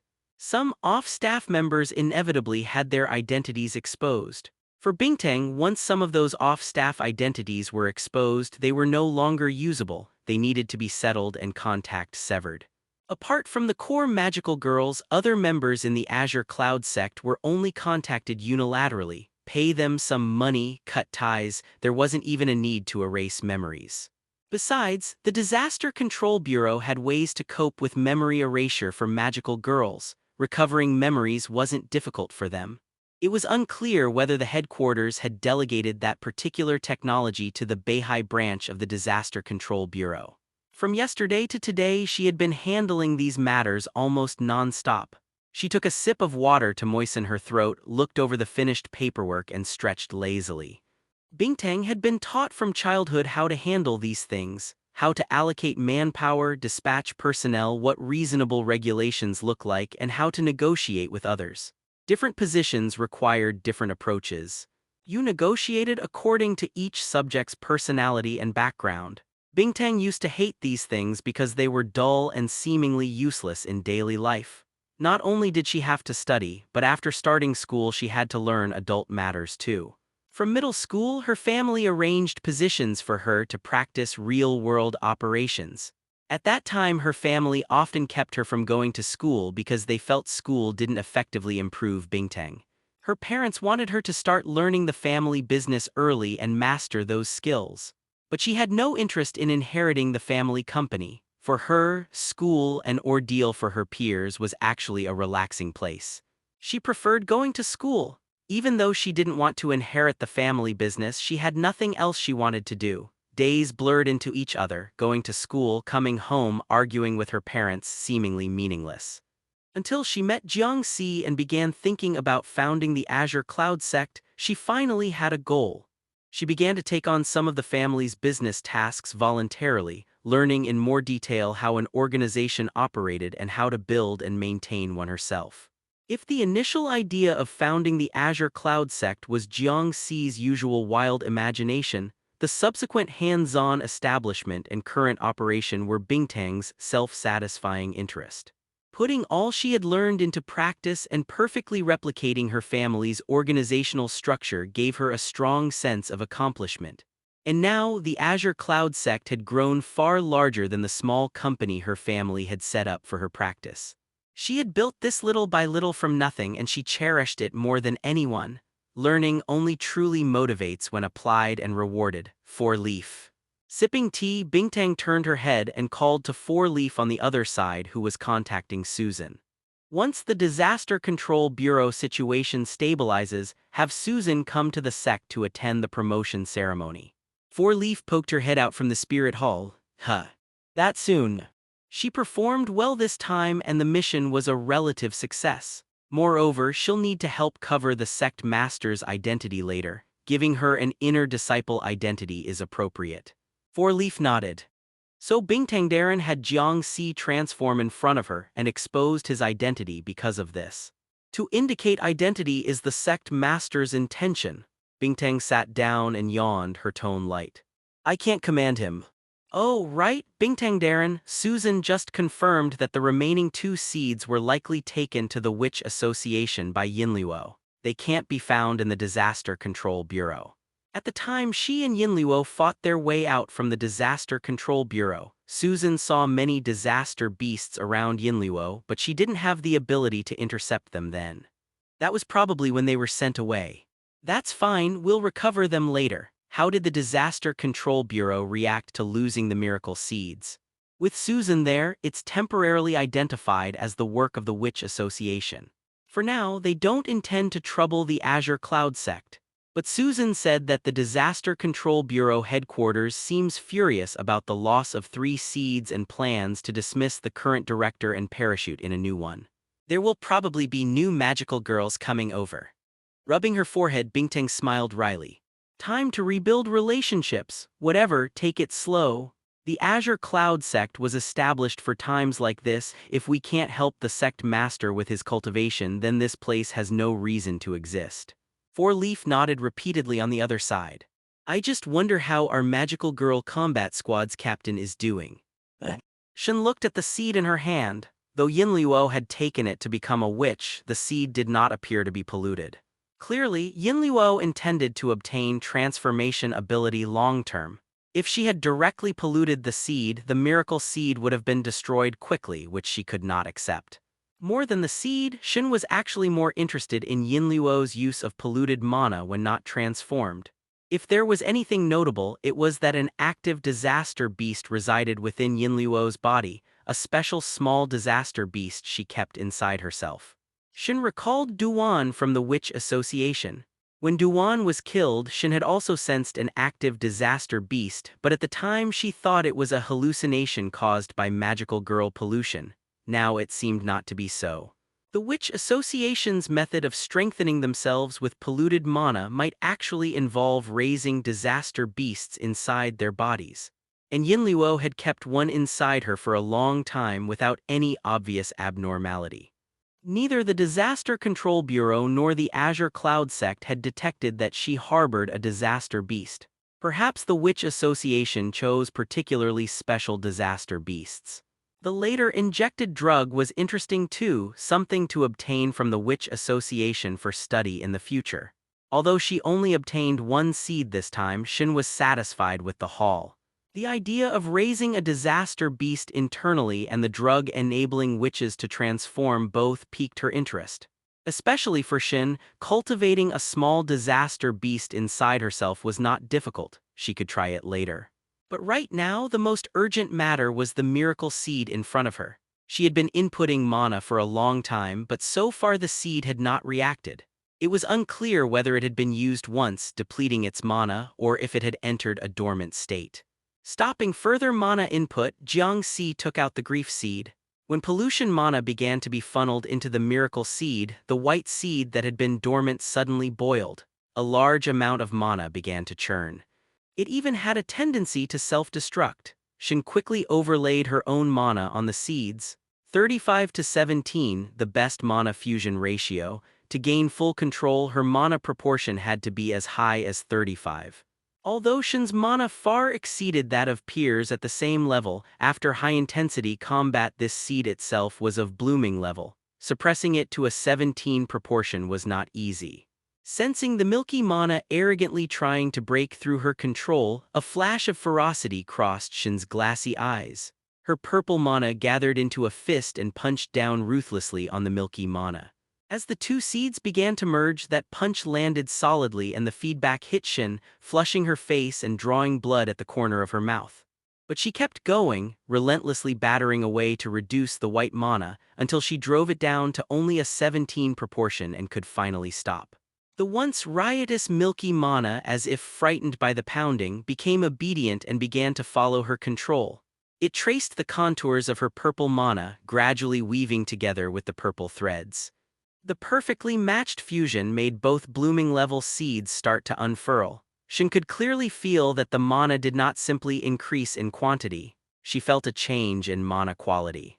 Her purple mana had fused with a softness from the milky mana, and from a ferocious flame it began gradually shifting toward a gentler fluid. It even took on both flame and water-like properties simultaneously. Then Shin noticed the seed's form beginning to change. The purple seed slowly grew. Inside the seed, a tender sprout seemed to be gradually developing, ready to break the shell. The whole seed grew more ethereal and Shin felt it stretching. Growing and growing as if about to bloom. Suddenly, a terrifying suction force came from inside the seed, instantly sweeping away all surrounding mana. As if a black hole had appeared, greedily devouring all energy nearby. The two miracle seeds even briefly appeared withered. Shin rushed to dispel her transformation and the two mana types immediately separated. The miracle seed's internal terrifying attraction vanished. Jiang Si panted slightly, then picked up the two seeds to inspect them. The withered marks remained and their mana had weakened significantly. It would take about 2 or 3 days to recover. He glanced at the mirror opposite the training room. His face looked awful, as if he hadn't eaten in a long time, showing signs of weakness. Indeed, the thing burning last wasn't just mana. His path was not wrong, the road could be traveled. The problem was the destination he sought. The milky miracle seed suddenly began to tremble. Then Jiang Si faintly heard urgent shouting from it. "Do not reach full bloom, do not reach full bloom. Full bloom is a trap." When Jiang Si emerged from the cultivation chamber, Bingtang didn't ask about his cultivation progress. If he had succeeded, he would have mentioned it himself, and there was no need to inquire if he hadn't. Currently, Four Leaf is assisting Susan in investigating the whereabouts of the other two miracle seeds, but information from the Witch Association is quite difficult to obtain. While Jiang Si began his physical training, Bingtang sat at the table, reviewing various documents as she gave him a work report for the past few days. Most of the Witch Association members previously active in Beihai have been captured, but they're all peripheral personnel. Some were bribed with money, some simply wanted to vent their frustrations or seek revenge. The remaining core members probably aren't in Beihai at all. Jiang Si, who was stretching his muscles extensively using equipment, remained silent as he had little interest in these matters. It wasn't until Bingtang produced a transparent, fingernail-sized pebble that she explained, "This is the core that the Witch Association used to summon so many disaster beasts this time. They call it the Calamity Egg. Before being contaminated by emotions, it's a harmless egg, but once continuously polluted by negative emotions." As she spoke, Bingtang called over Qinghua, who was still in self-imposed confinement. King Hua, come here for a moment. King Hua jogged over with a somewhat ingratiating smile. What is it, Lady Bingtang? I haven't done anything wrong. Bingtang handed the calamity egg to her. Vent your recent negative emotions. Though confused, King Hua immediately began her murmuring. Don't want to work, don't want to go to school, don't want to wake up early, don't want to do homework, don't want to get bad pulls in gacha games. Wisps of black energy began to appear within the calamity egg, and the originally transparent egg started turning murky. Wow, that's amazing, King Hua widened her eyes. Do I really have that much resentment? Newly formed calamity eggs are more easily affected, though your resentment isn't insignificant either. Bingtang handed the calamity egg to Jiang Si. In short, with continuous feeding of negative emotions, the calamity egg gradually evolves toward becoming a grief seed. Once it reaches a critical point, which association members use certain methods to stimulate it, and disaster beasts are born. That's how so many disaster beasts suddenly appeared in the city. Taking the calamity egg, Jiang Si felt its coolness. The trace of resentment from King Hua was gradually transforming into small black dots gathering in one corner of the eggshell. Could this be the core of the Witch Association's technology? Very likely. Unfortunately, we haven't captured their core members. Among the Witch Association in Beihai, only the captain knows their detailed methods and he's hiding the deepest. I suspect he's not even in Beihai right now. Wherever he is, find him. Understood. Jiang Si stopped his exercises and stretched his arms. Also, I need more information about the full bloom realm. Currently, the Disaster Control Bureau headquarters is very strict about controlling full bloom-related information. Bingtang sounded somewhat helpless. We've been trying hard to collect information, but unfortunately we can't find anything about full bloom. This didn't surprise Jiang Si much. The Disaster Control Bureau headquarters' control over information was quite astonishing. Back when Beihai had no disaster beasts, almost everyone in Beihai, whether online or watching TV news, could barely see any news about magical girls.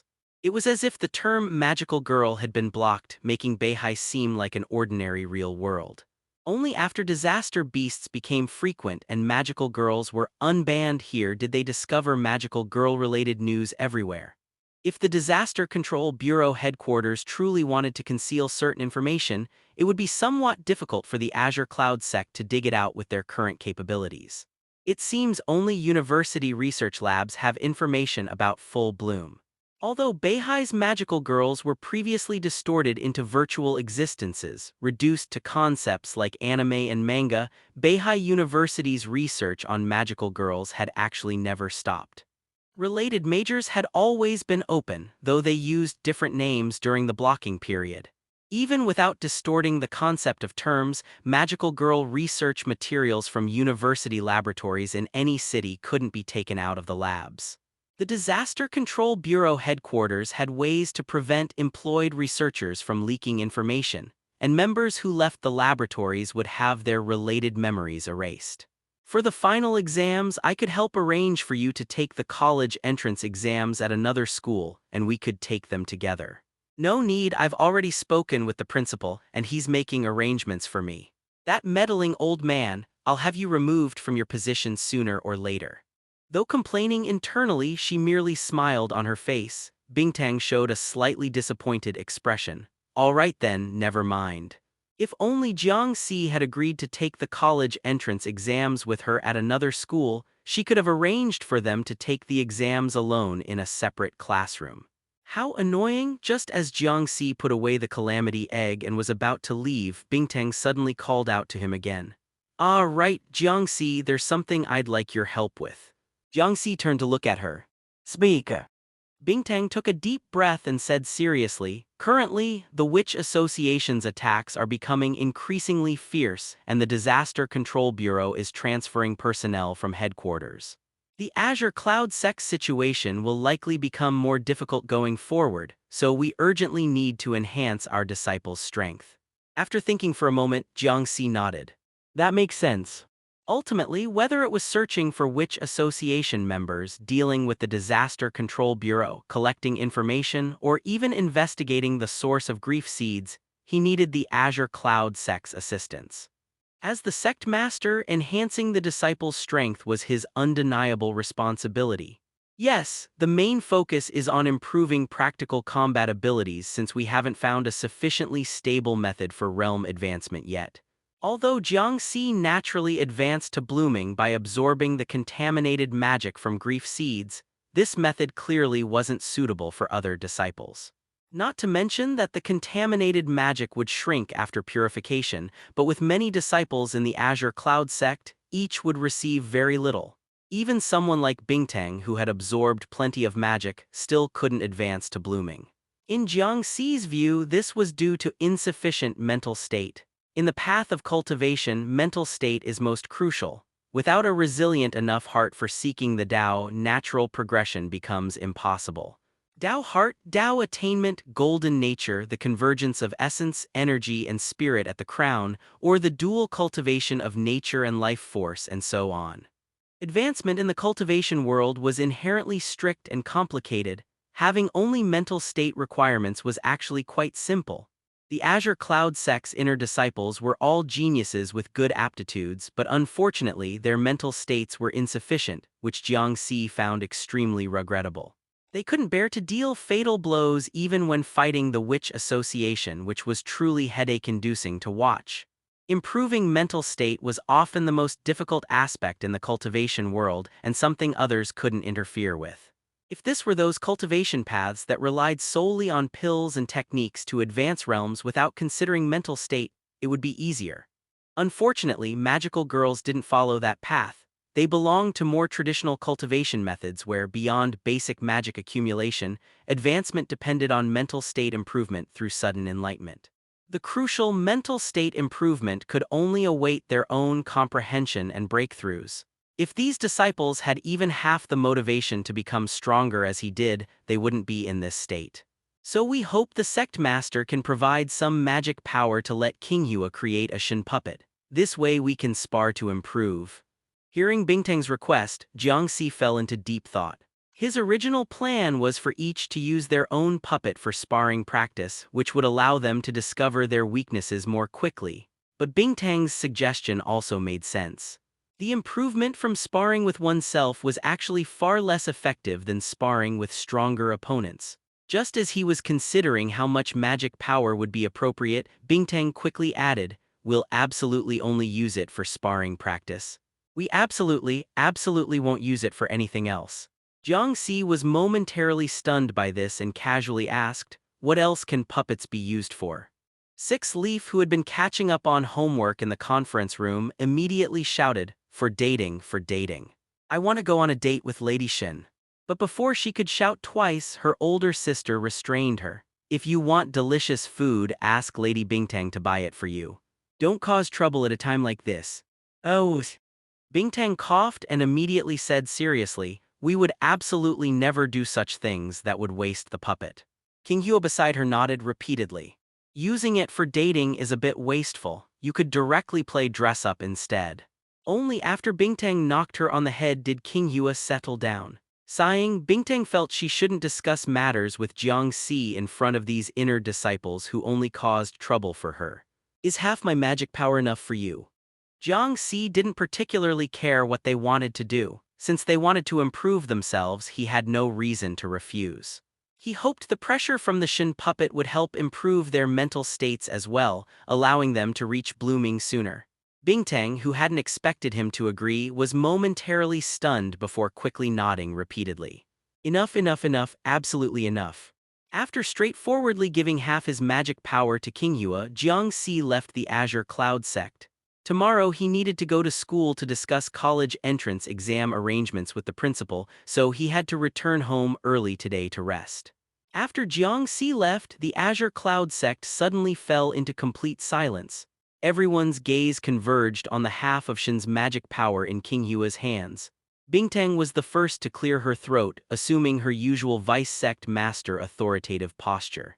"As you all heard, this Shin puppet is for sparring to improve our strength and to continue our research on magic fusion. Therefore, I will take full control." "Lady Bingtang, that's a bit too much," Qinghua immediately protested. "How can you monopolize it alone?" "Who said I'm monopolizing it?" I'll be controlling the Shin puppet to spar with all of you. With this much magic power, we could make 2 puppets. Yumo, wearing a light green windbreaker, suddenly emerged between Qinghua and Bingtang. Gone was her usual timidity and shyness, replaced by extreme seriousness and determination. Making just one is wasteful, make 2, I also want to control the sect master's puppet. Bingtang was startled by Yumo, then glared at her. Weren't you sleeping just now? I woke up when the sect master was dividing his magic power. Yumo said firmly, Lady Bingtang, no monopolizing, I want it too. Four Leaf peeked out from the conference room door, watching curiously, while Six Leaf also peeked from below her sister. This time she didn't shout about wanting to control the puppet to play, since Four Leaf had just scolded her not to cause trouble. With the tension so high now, Six Leaf was also afraid and didn't dare speak. Looking at Yumo, who showed no signs of backing down, Bingtang couldn't help feeling somewhat relieved. Although Yumo usually appeared weak when it came time to fight for what she wanted, she never retreated. Just like when facing Witch Association members, Yumo never showed mercy. According to the sect master's description, inner excellence, she has great potential in the future. However, competing against her was something that couldn't be allowed. Narrowing her eyes, Bingtang laughed coldly. After being taught a lesson by me last time, you still haven't given up. Last time Yumo was just one move short of victory. This time I will definitely win. Qinghua timidly raised her hand. But the fish in the fortune pond have all been fished out by you two. We said we'd replenish them last time but haven't yet. No need for the fortune pond. Bingtang also became serious, taking out 2 boxes from under the table.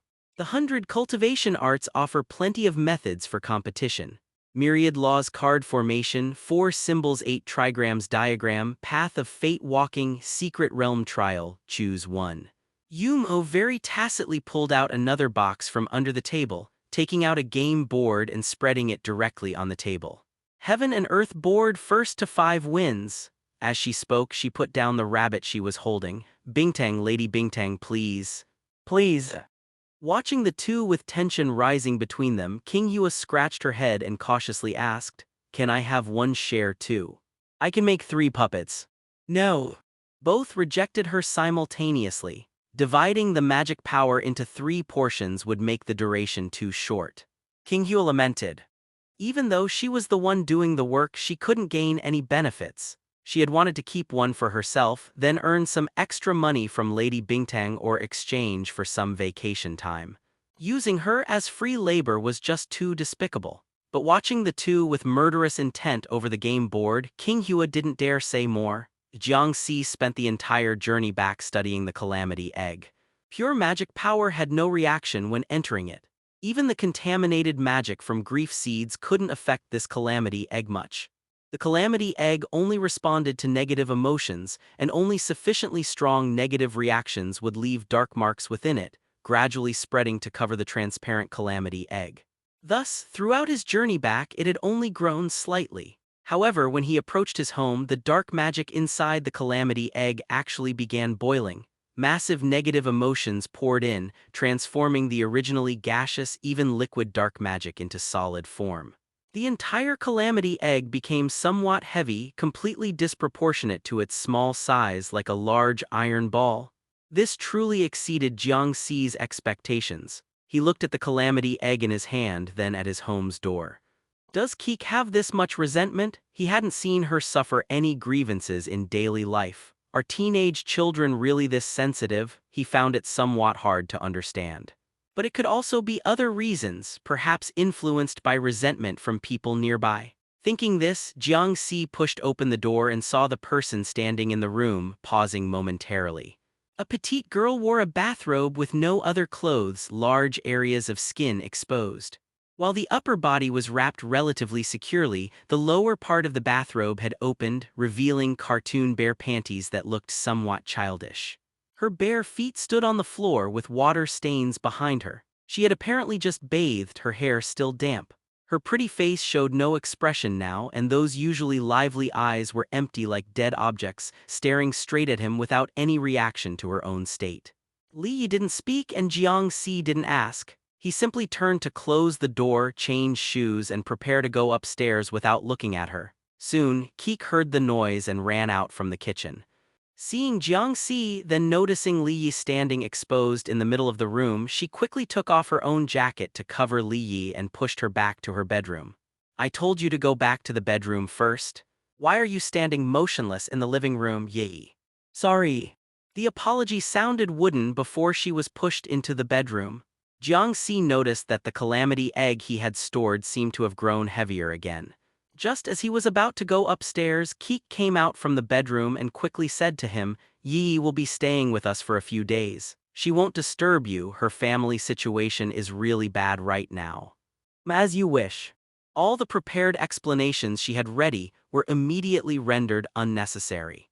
Sighing, Keek didn't know whether to be happy about his easygoing attitude or upset about his indifference. Couldn't he at least show some concern for Yi? But remembering that Yi had said Shin was the one who killed her sister Yinluo, Keek momentarily felt this attitude might be better. Looking at her friend who still lacked spirit like a walking corpse, Keek hugged her and helped her lie down on the bed. Rest for now, Yi, we'll eat something later. After swallowing the calamity egg, it proved completely useless. Not only could he not feel any power, he even had the sensation that the calamity egg was melting away inside him.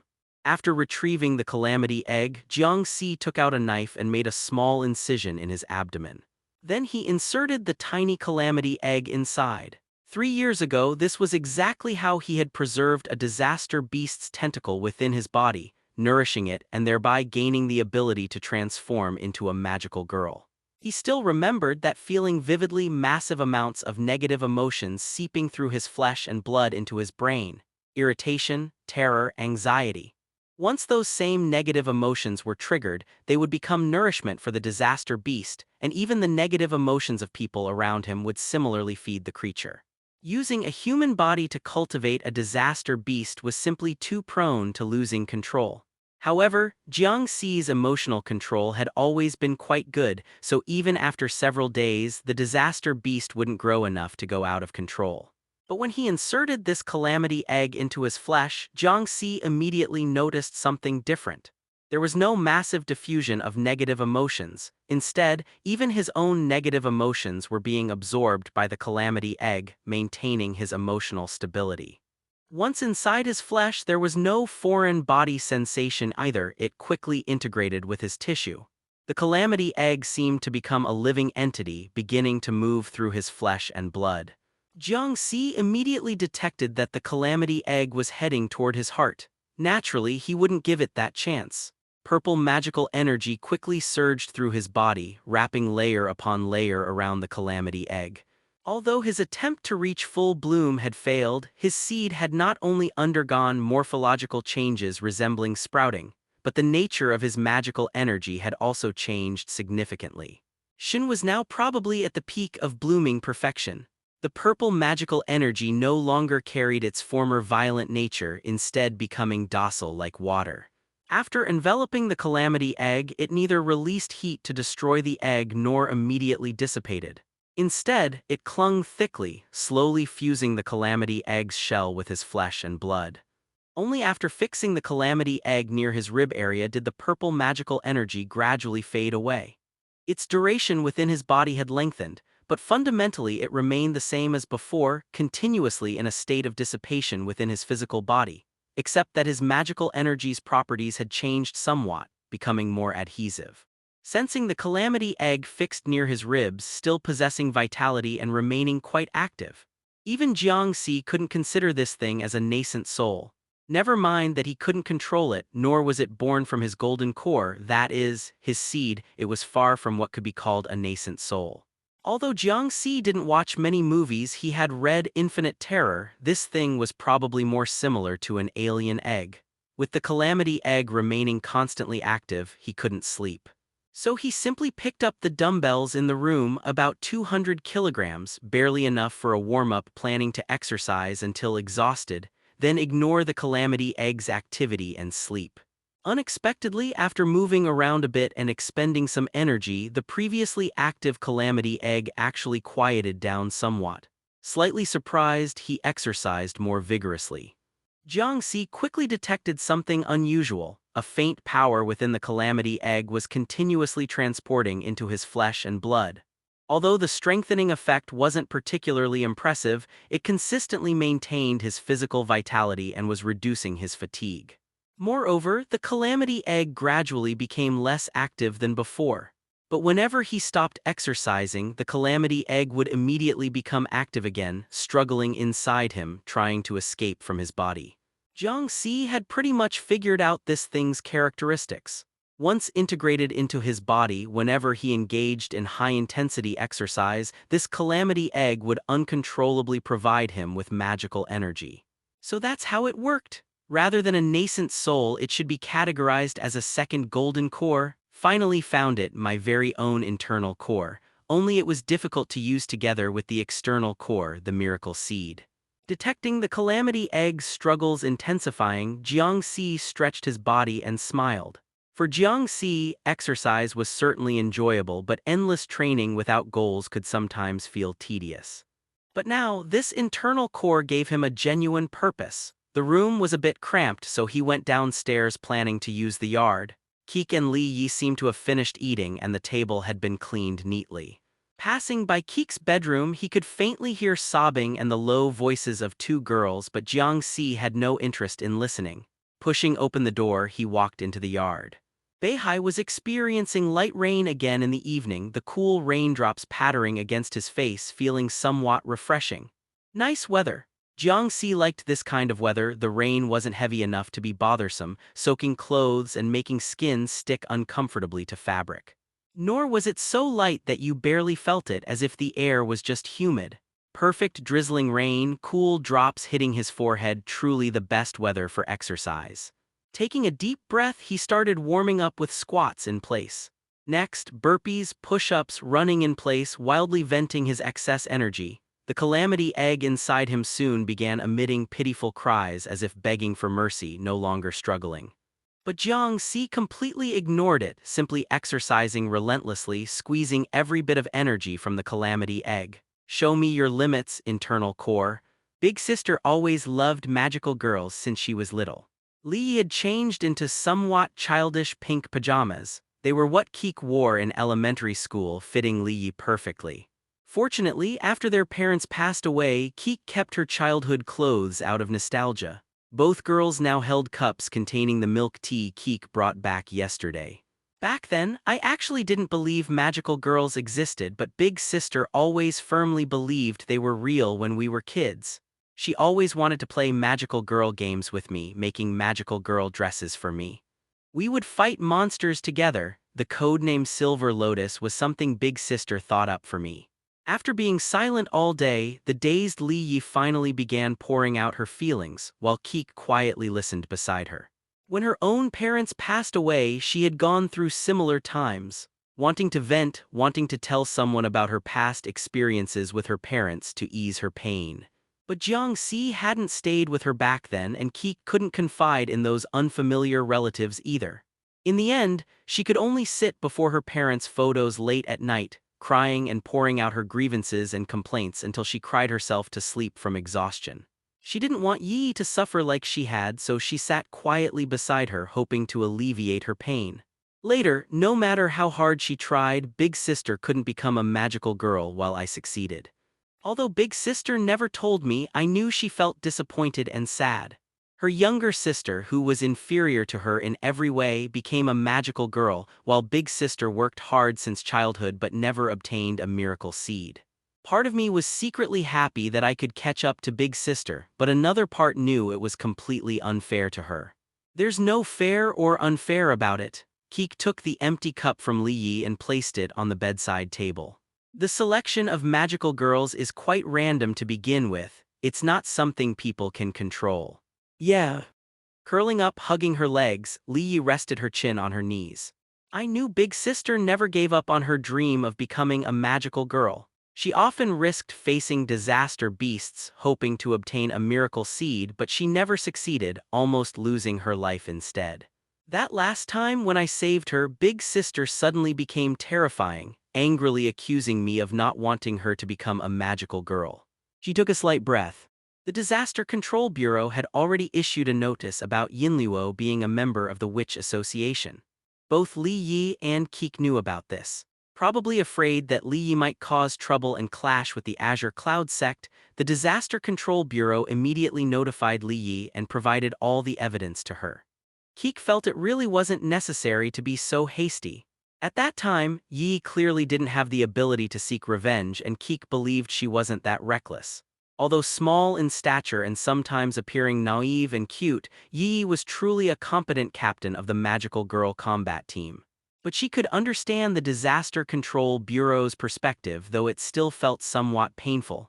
Actually, I knew Big Sister was very resentful. Clearly, she put in the most effort but ended up with nothing. Every time she watched me transform into a magical girl, she felt both proud of me and resentful, always appearing so lonely. I knew all of this. Speaking slowly, Yi somehow produced a seed. Keek stared at the seed, stunned. She had seen Yi's seed before. It was pink, and Yi was only at the seedling level. She understood the magical energy capacity and properties of the seedling level because she was about to reach that stage herself. But this seed before her wasn't just white, it clearly wasn't Yi's own miracle seed. Moreover, the internal magical energy capacity and properties were obviously far superior to seedling level. It should be blooming level. There are 3 ownerless miracle seeds within the Disaster Control Bureau. Yi also gazed distractedly at the miracle seed in her hand. I applied to the Disaster Control Bureau for a miracle seed. Although they refused in the end, I still obtained one. I wanted to fight alongside Big Sister to let her become a magical girl too, just like when we were little together, fighting monsters together. When she reached this point, Li Yi finally couldn't hold back her quiet sobs, burying her head in her knees. It was so close. Why did it have to turn out like this, Keek? Hugging Yi, Keek also had reddened eyes, not knowing what to say. After all these years with Jiang Si, she had never learned how to comfort people, so she could only cry along with Yi. After sobbing for a while, Li Yi held the miracle seed, sniffling as she spoke. Back then, the Disaster Control Bureau absolutely refused to give me a seed, and now I'm the only one left with one. Just as Keek was about to say something, they heard Jiang Si coming downstairs. Yi cried softly while Jiang Si quietly changed his shoes at the door, then pushed open the door and walked out without pause. Familiar sounds, familiar circumstances, with light rain still falling outside. As if nothing had changed at all. Big Sister used to hate the Witch Association the most because they always hurt the magical girls she loved, and they ruined Senior Susan, whom she once admired, making her unable to transform. Every time she talked about the Witch Association and Azure Cloud sect with me, Big Sister would look utterly hateful.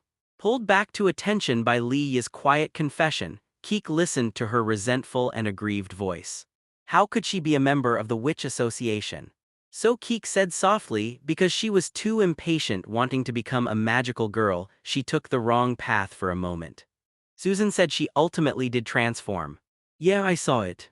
Yi said dazedly, but that couldn't be called a magical girl at all, that was just a witch. How could she be satisfied with that, because of that? That thing facing Shen getting killed. Her tone grew increasingly strained and choked until finally she couldn't speak anymore.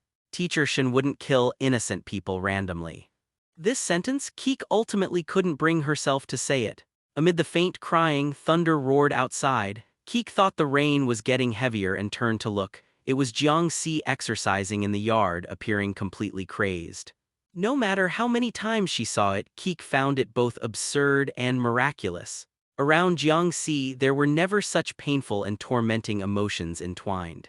It was as if his world existed completely independently, incompatible with this one. Every time she looked at him like this, it felt like watching someone from another world.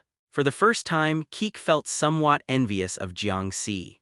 Maybe I should have challenged Shen back then. Boom!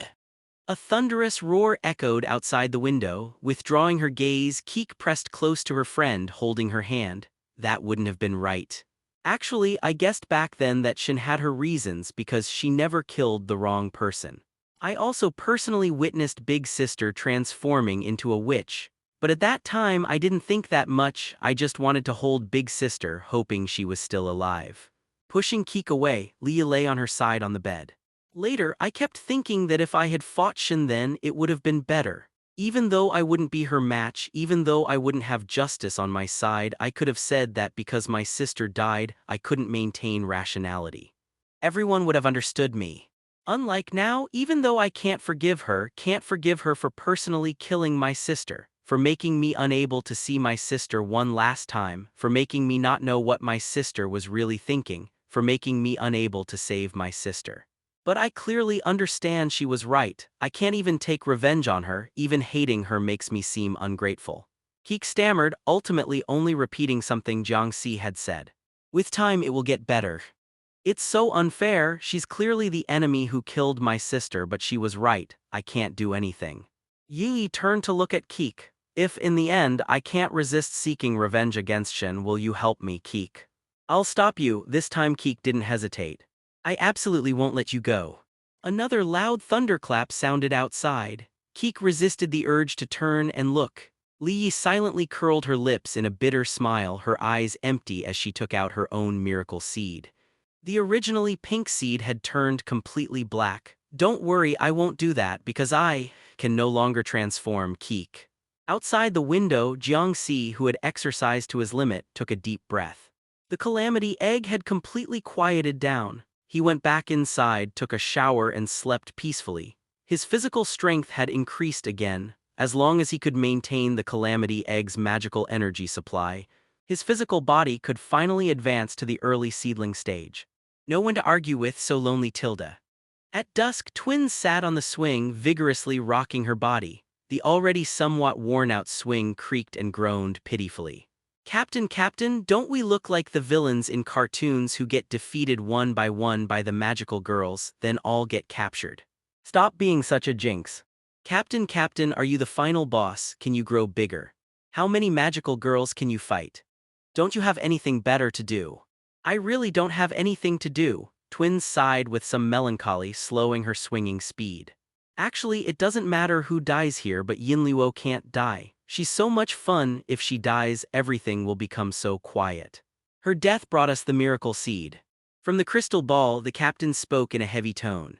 Worthy of half a day of mourning, unfortunately, because we're so busy, we can only mourn for her in our hearts. And they only sent out one blooming seed. Can it really deal with our invincible Miss Shen? The important thing isn't to eliminate her, just to keep her occupied is enough. Okay, keep Shen occupied, then we'll crush the Disaster Control Bureau and Azure Cloud Sect. Unify Beihai. But the captain didn't respond, so Twins kicked her feet boredly. She had gone out wearing slippers today, but she hooked the edges tightly with her toes, so no matter how she kicked, they wouldn't come off. The setting sun and wind licked the tops of her feet. Feeling a slight ticklish pain, Twins relaxed her grip and sent her slippers flying off.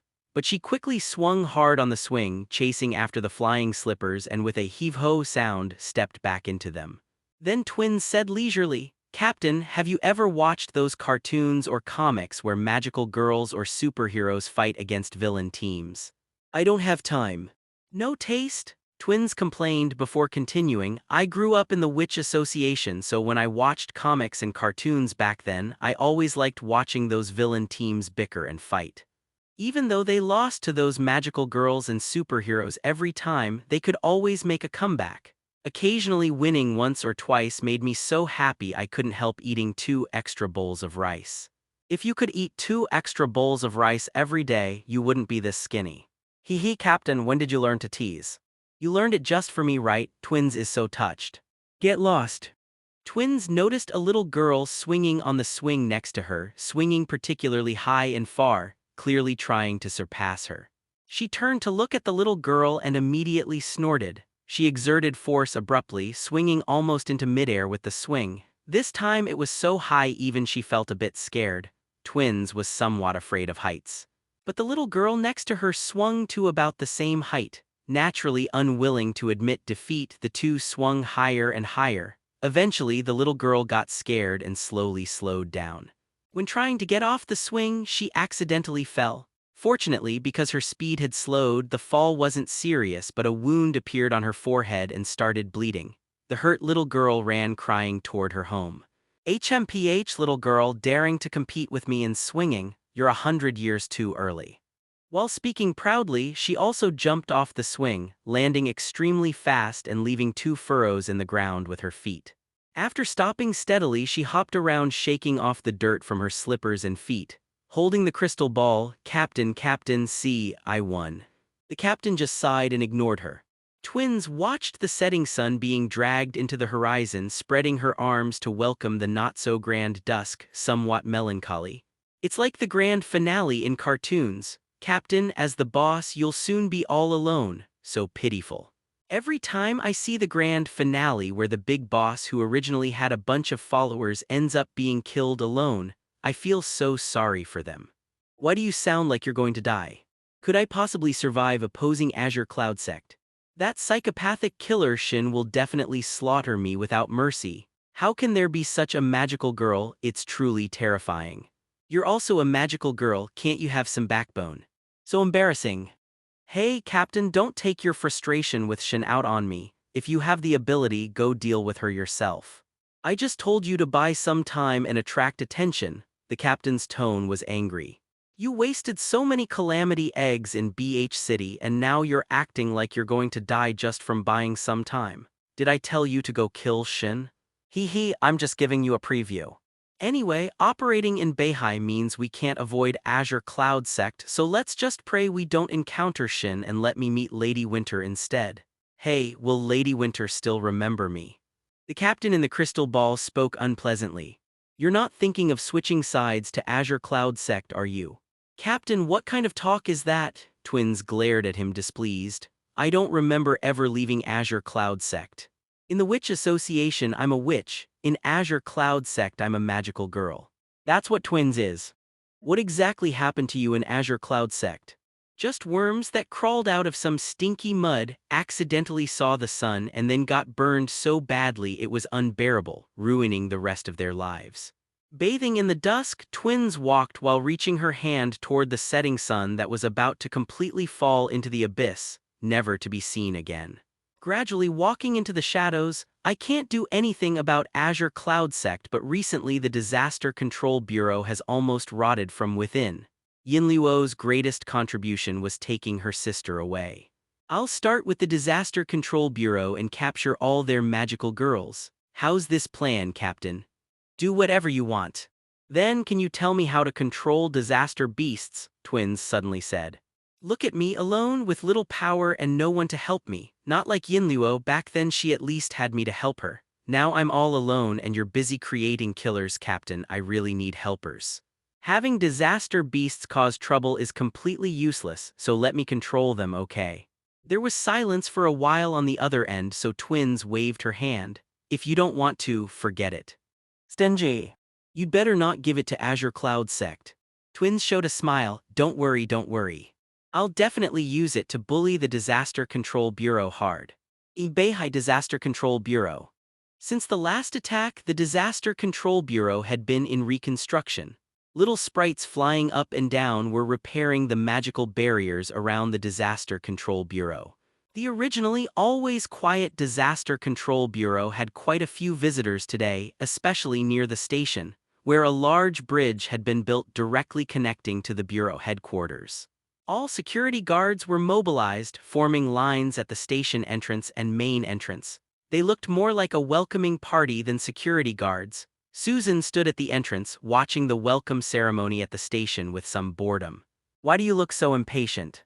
Hearing Peony's question from beside her, Susan snorted coldly. It's just personnel transferred from headquarters, yet they're making such a big show. And they specifically requested we prepare a welcome ceremony. This new director is putting on a big display as soon as she arrives, trying to intimidate us. Our performance this time was too poor. Not only did we lose the miracle seed, but we had a Witch Association member as an insider, and the captain candidate of the magical girl combat team got corrupted. Peony counted on her fingers one by one. I think headquarters was very lenient just demoting our director. Our bureau is a complete mess. Of course, before we had Azure Cloud Sect covering for us, we could just slack off and collect paychecks, but this time we can't cover it up. An ancient train sounded its whistle at the station. The new director was someone nostalgic, so the bureau personnel discussed and overnight rebuilt an old train track, even bringing out long-retired trains specifically to welcome the new director. Extremely sycophantic, one could say. Peony watched the several incubators dragging brooms in front of the train, flying desperately, and couldn't help but laugh. The trains here ultimately couldn't fly, even with tracks. They needed incubators and brooms to specifically pull them. Speaking of which, about Yinluo being the one who made you unable to transform, should we tell Captain Li Yi? She's already dead. Susan said expressionlessly, no need to make things difficult for Li Yi. Just as I thought. Susan, still as gentle as ever. Peony seemed to have expected this. Now Captain Li Yi should be like you, her miracle seed corrupted, unable to transform anymore. It was probably Yinluo's doing, right? So heartless to do this to her own sister. Although she never intended to kill Li Yi.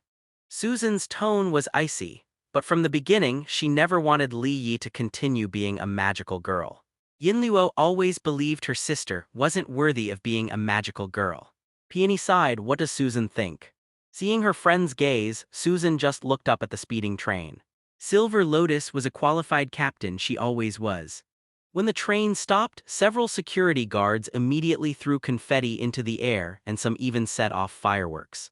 Peony watched dumbfounded, then said somewhat awkwardly, "Our new director is a bit extravagant." Susan rubbed her forehead in frustration.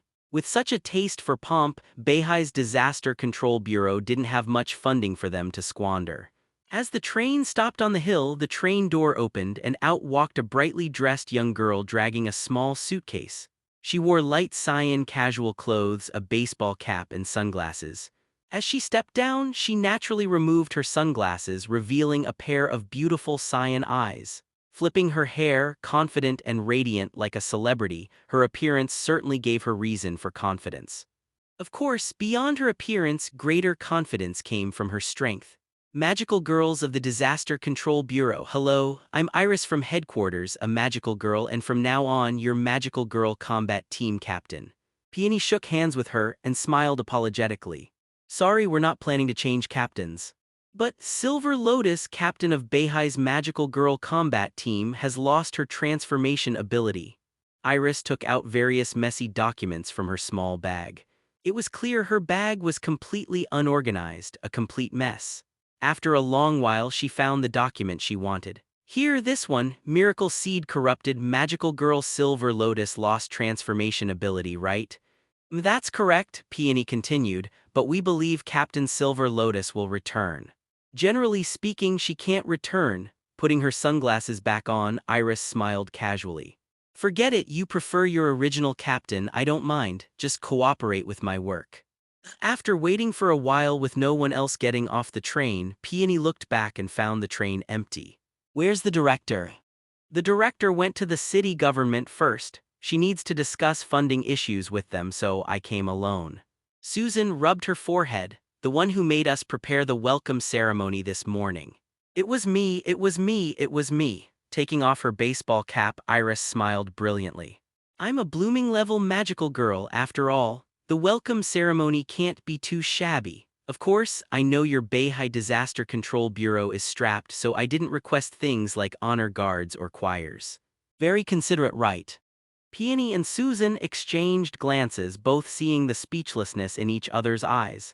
Dragging her suitcase, Iris strode toward the Disaster Control Bureau. I heard before coming that Beihai's Disaster Control Bureau has weak capabilities. Of course, it's understandable, only been established in Beihai for 3 years and then that green. Whatever sect organization got ahead of you, resulting in not being able to recruit magical girls. But being this incompetent was completely unexpected by headquarters.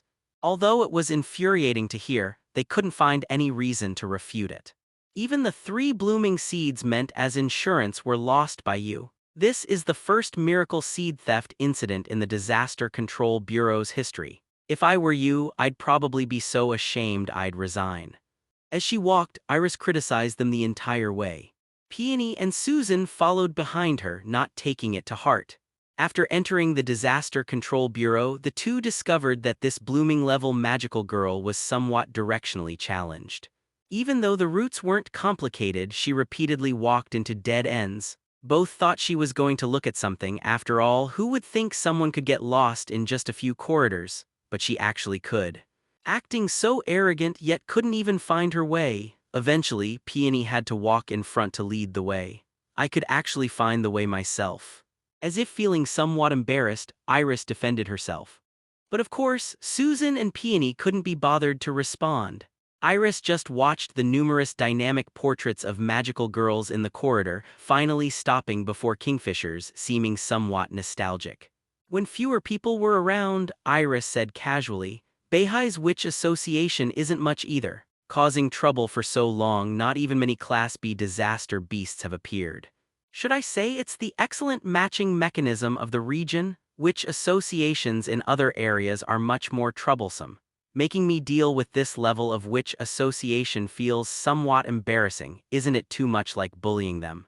Noticing the strange silence from the two girls, Iris turned her head to look at them. "What's wrong?" "Nothing," Susan maintained her expressionless face. "We've wronged you by having you come here." "It's nothing, just consider it a vacation. In North China there are both witch associations and Class A disaster beasts. It's exhausting every day." Iris stretched. Finally came to a safe place. Beihai is perfect for vacation. After quickly dealing with the Witch Association and Azure Cloud Sect, recovering the miracle seeds, you should take me to fun places in Beihai. "Are you going to deal with Azure Cloud Sect?" Peony asked carefully. "I'm afraid it's not that simple. I don't have that much time either. Just capture their leader, the purple-haired magical girl. What's her name?" "Shen. We'll just capture Shen." "With all due respect," Susan spoke indifferently from the side. "The number and strength of Azure Cloud Sect's magical girls will probably far exceed your imagination. Trying to capture Shen alone will be very difficult." "Are you worried about me?" "Thank you, cool miss." Susan's eyelid twitched. "My name is Susan."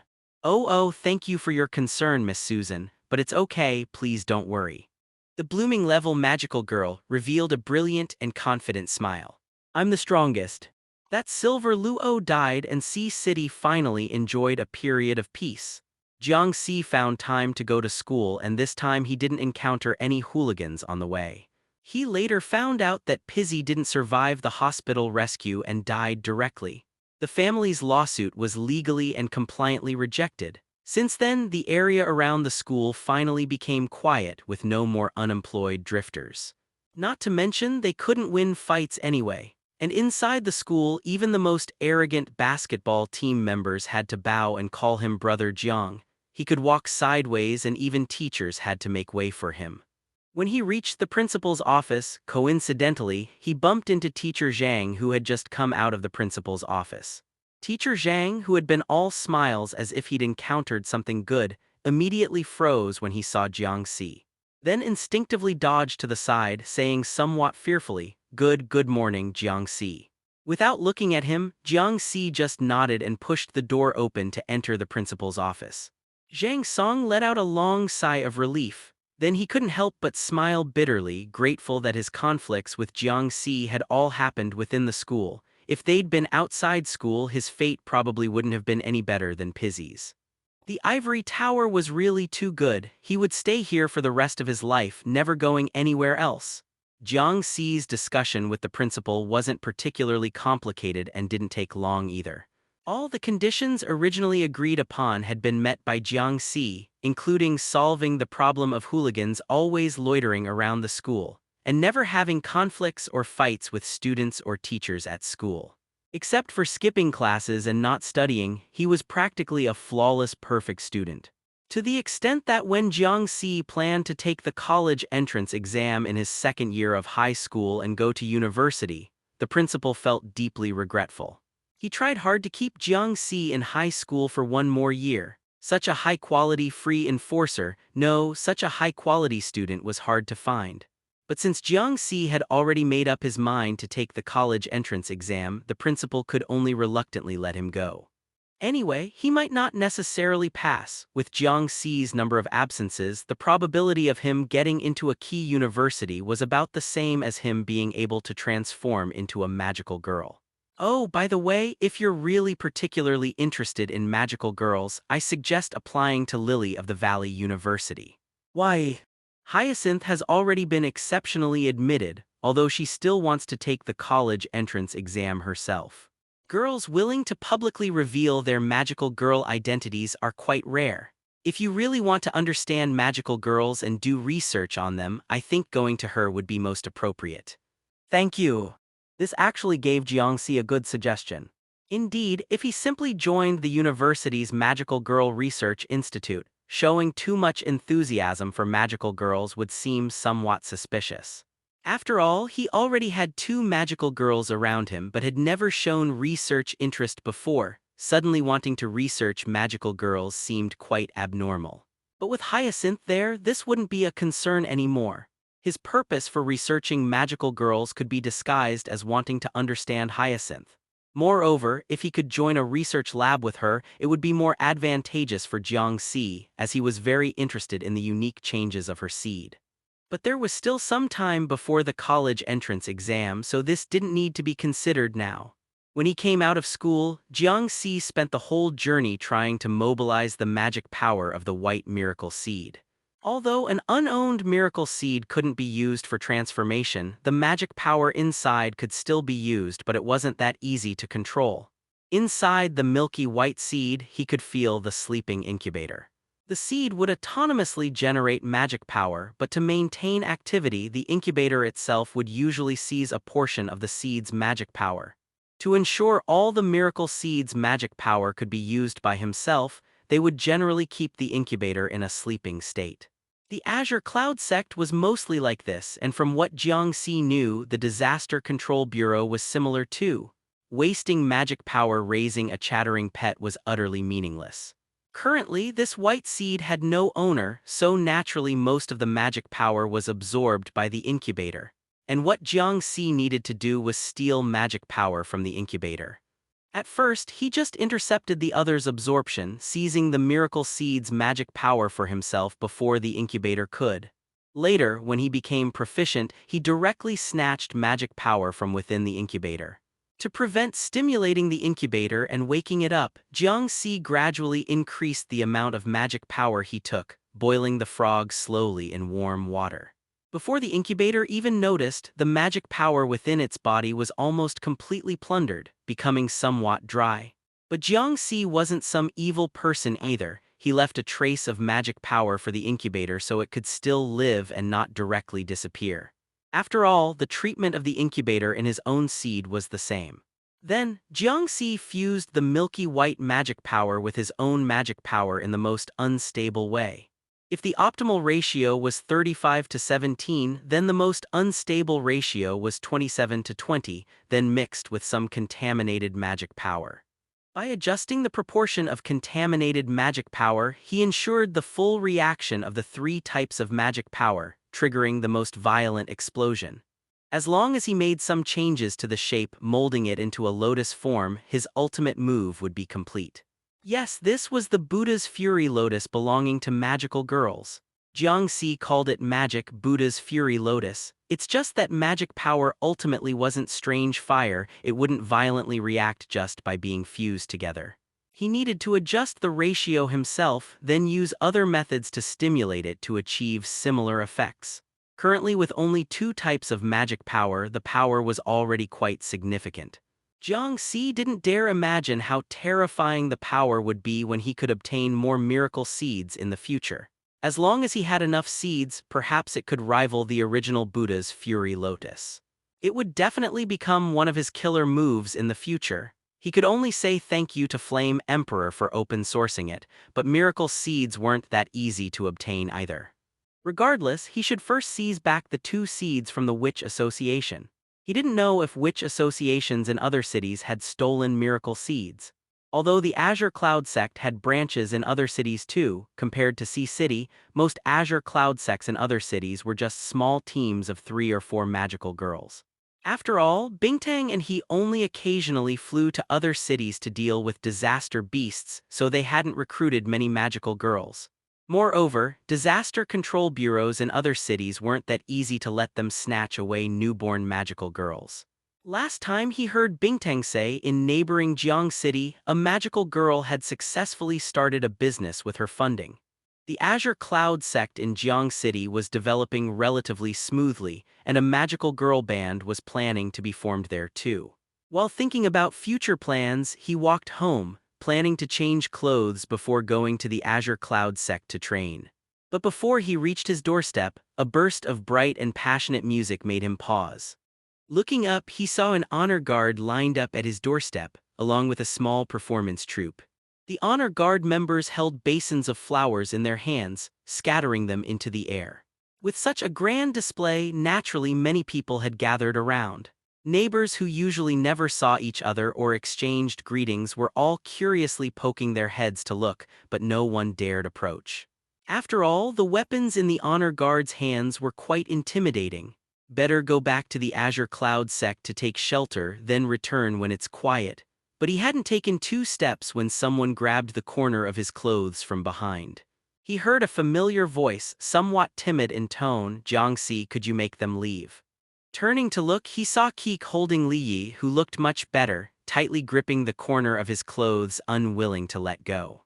Her expression showed rare pleading. "You just got back too?" Jiang Si stopped and asked. "No, I climbed out from the back." Taking another look at the commotion at the doorstep, Keek shrank her neck. These people suddenly blocked the door. "Just transform into a magical girl and beat them up. What are you afraid of?" Sighing at his somewhat timid younger sister, Jiang Si strode to the center of the honor guard and performance troupe. "This is our doorstep."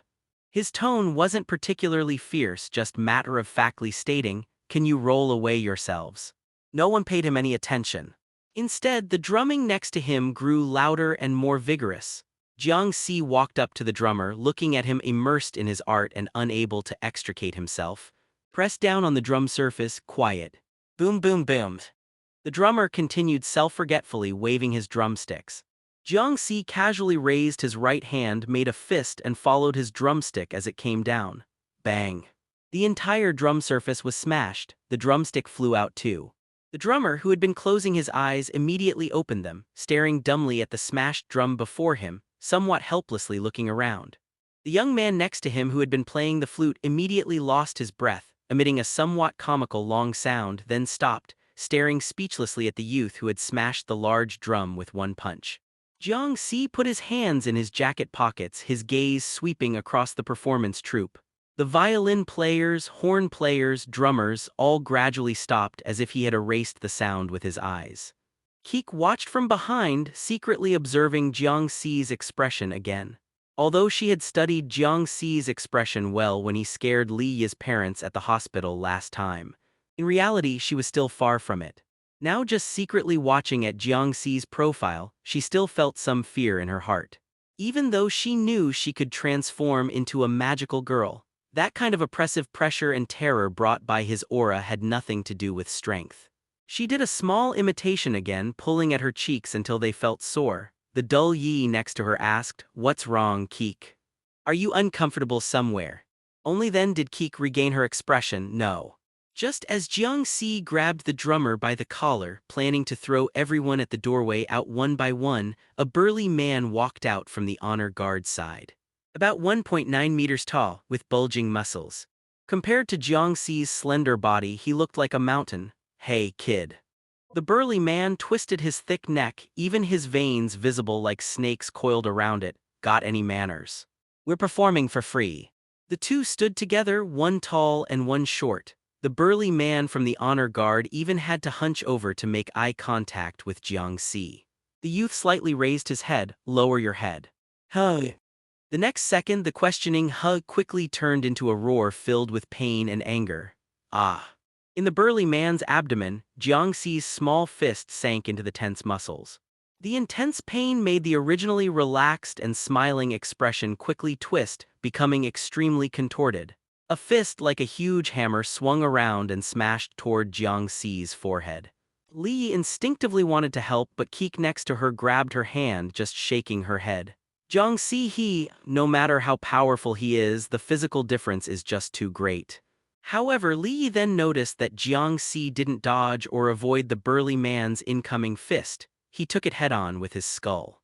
And remained completely motionless, not even his skin was broken. "Haven't learned how to fight?" Li heard Jiang Si's cold voice from afar carrying some contempt. Let me teach you. His right leg kicked out at an invisible speed. The burly member of the honor guard had actually already sensed something was wrong and wanted to retreat, but just as his body leaned back, the kick landed on his shin. The crisp bone-breaking sound made the burly man's body twitch. Only at this moment did Susan and Peony finally appear at the home's courtyard entrance. After all, the performance troupe and honor guard were making too much commotion, and Jiang Si's voice had been drowned out earlier. When they came out, they found Jiang Si pulling the burly man's hair, pressing down, while his right knee suddenly lifted, fiercely hitting his chin. They didn't even have a chance to stop it. They saw several of the burly man's teeth break out, blood splattering. The originally angry face immediately relaxed, eyes rolling back, body going limp, only held up by Jiang Si pulling his hair, not collapsing to the ground. Jiang Si's slender body pulling a behemoth like a small mountain.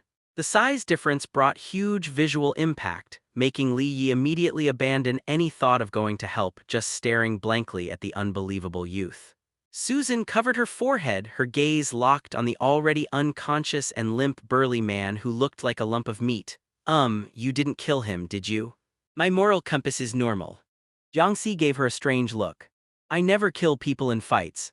Casually threw the burly man to the side, then paused before finally adding. At most break both legs. Susan tightly pursed her lips, stiffening her expression.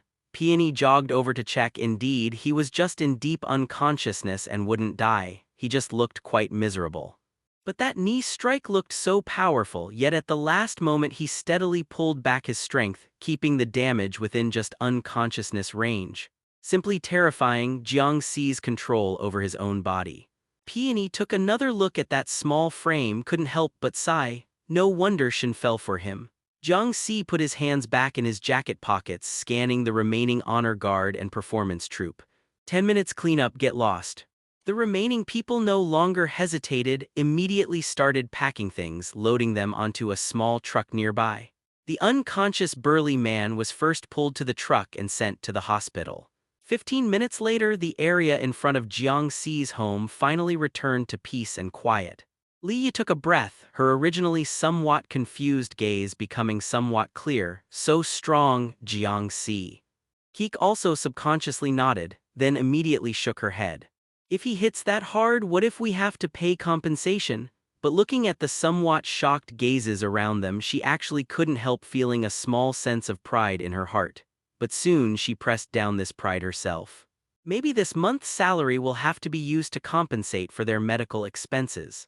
Only after the surrounding onlookers had all dispersed did Susan tilt her head, her gaze avoiding Jiang Si's as she said, a magical girl from headquarters said she's Kingfisher's teammate, wants to meet with you.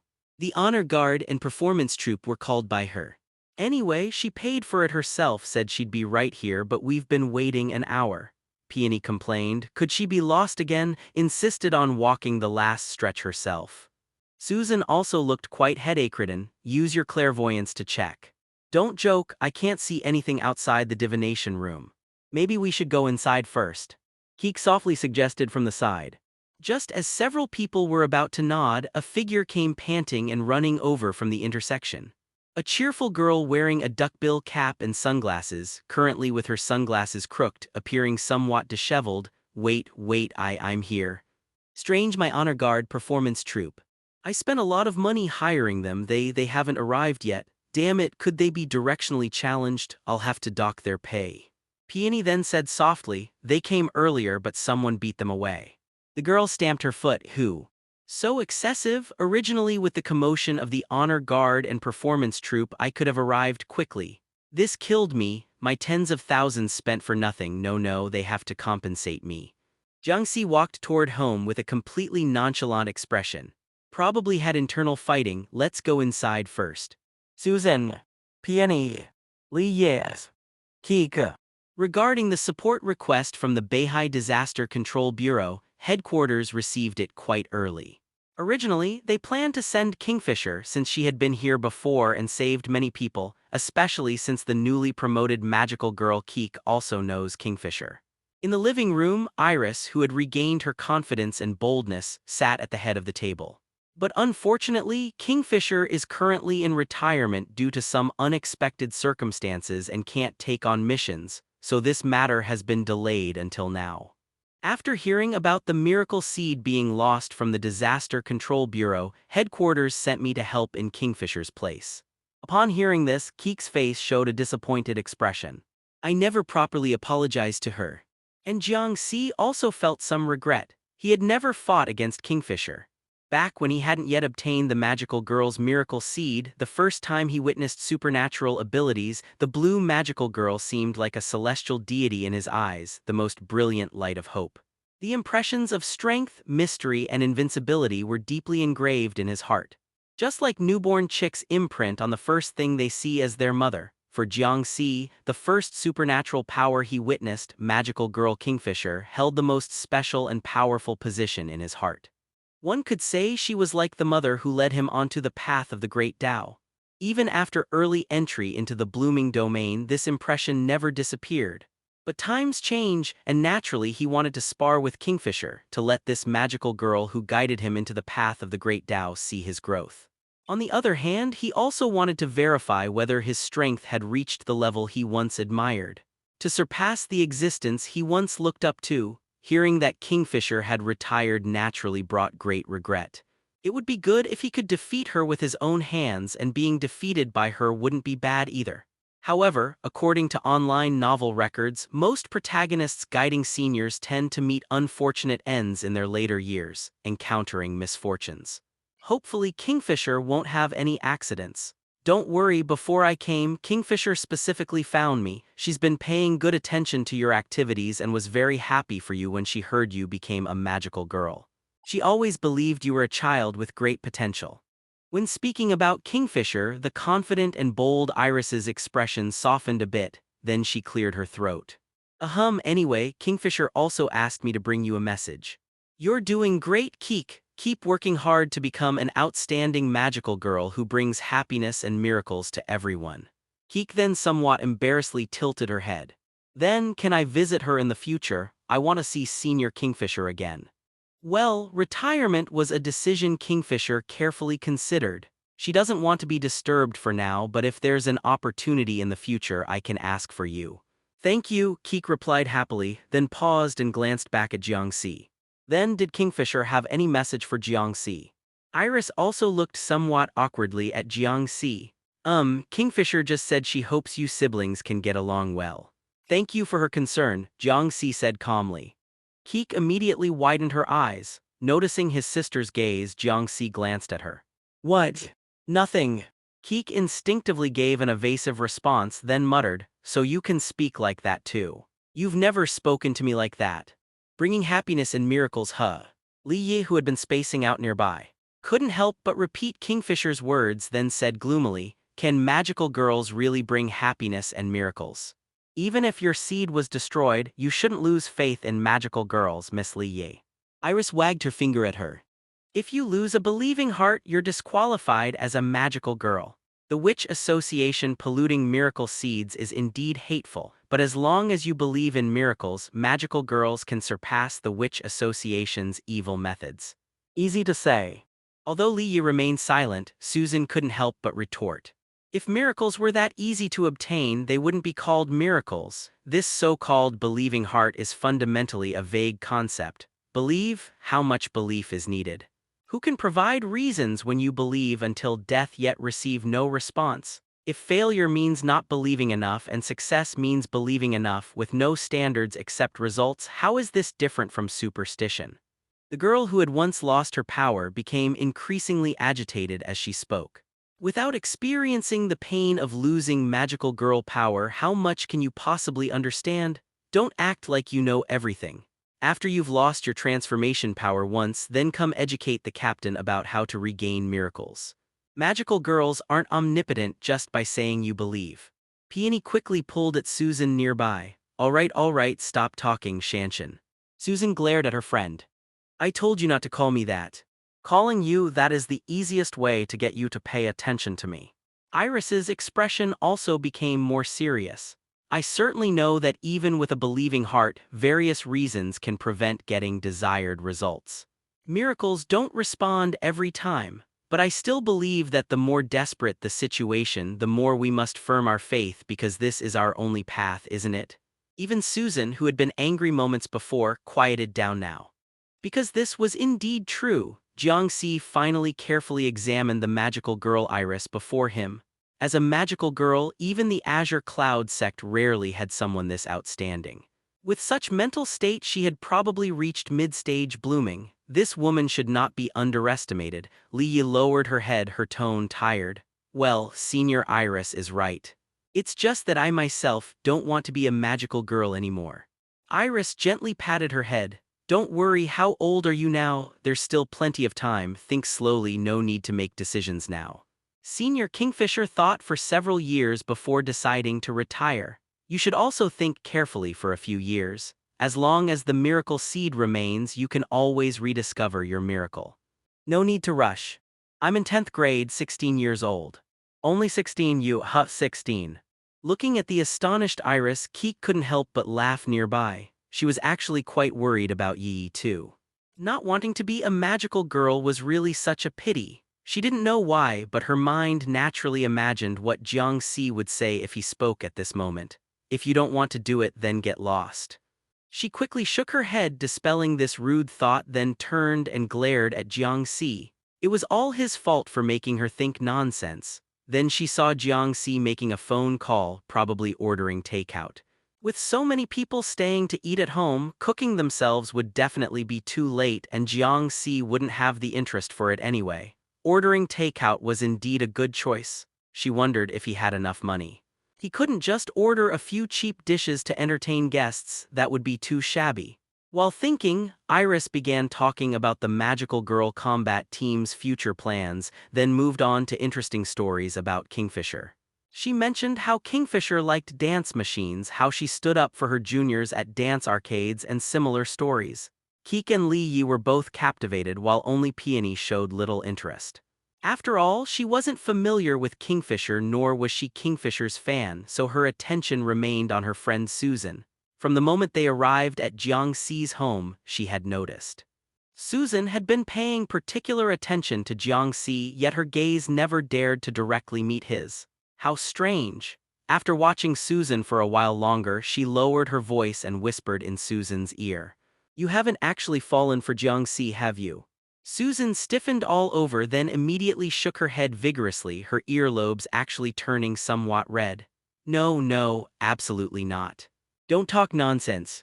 Oh no, oh no, oh no. Peony instantly felt darkness before her eyes. With this reaction, it was 80% true. Having been together for so many years, how could she not understand Susan's thoughts?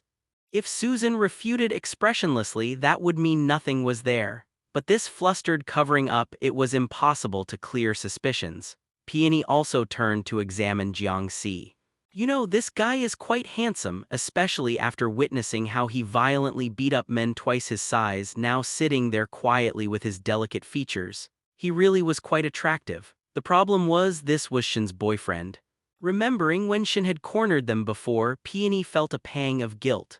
Susan, it's not that I don't support you as a sister, but if you're trying to steal a man from Shin, forget about charm, looks, and such things, let's just talk about strength alone.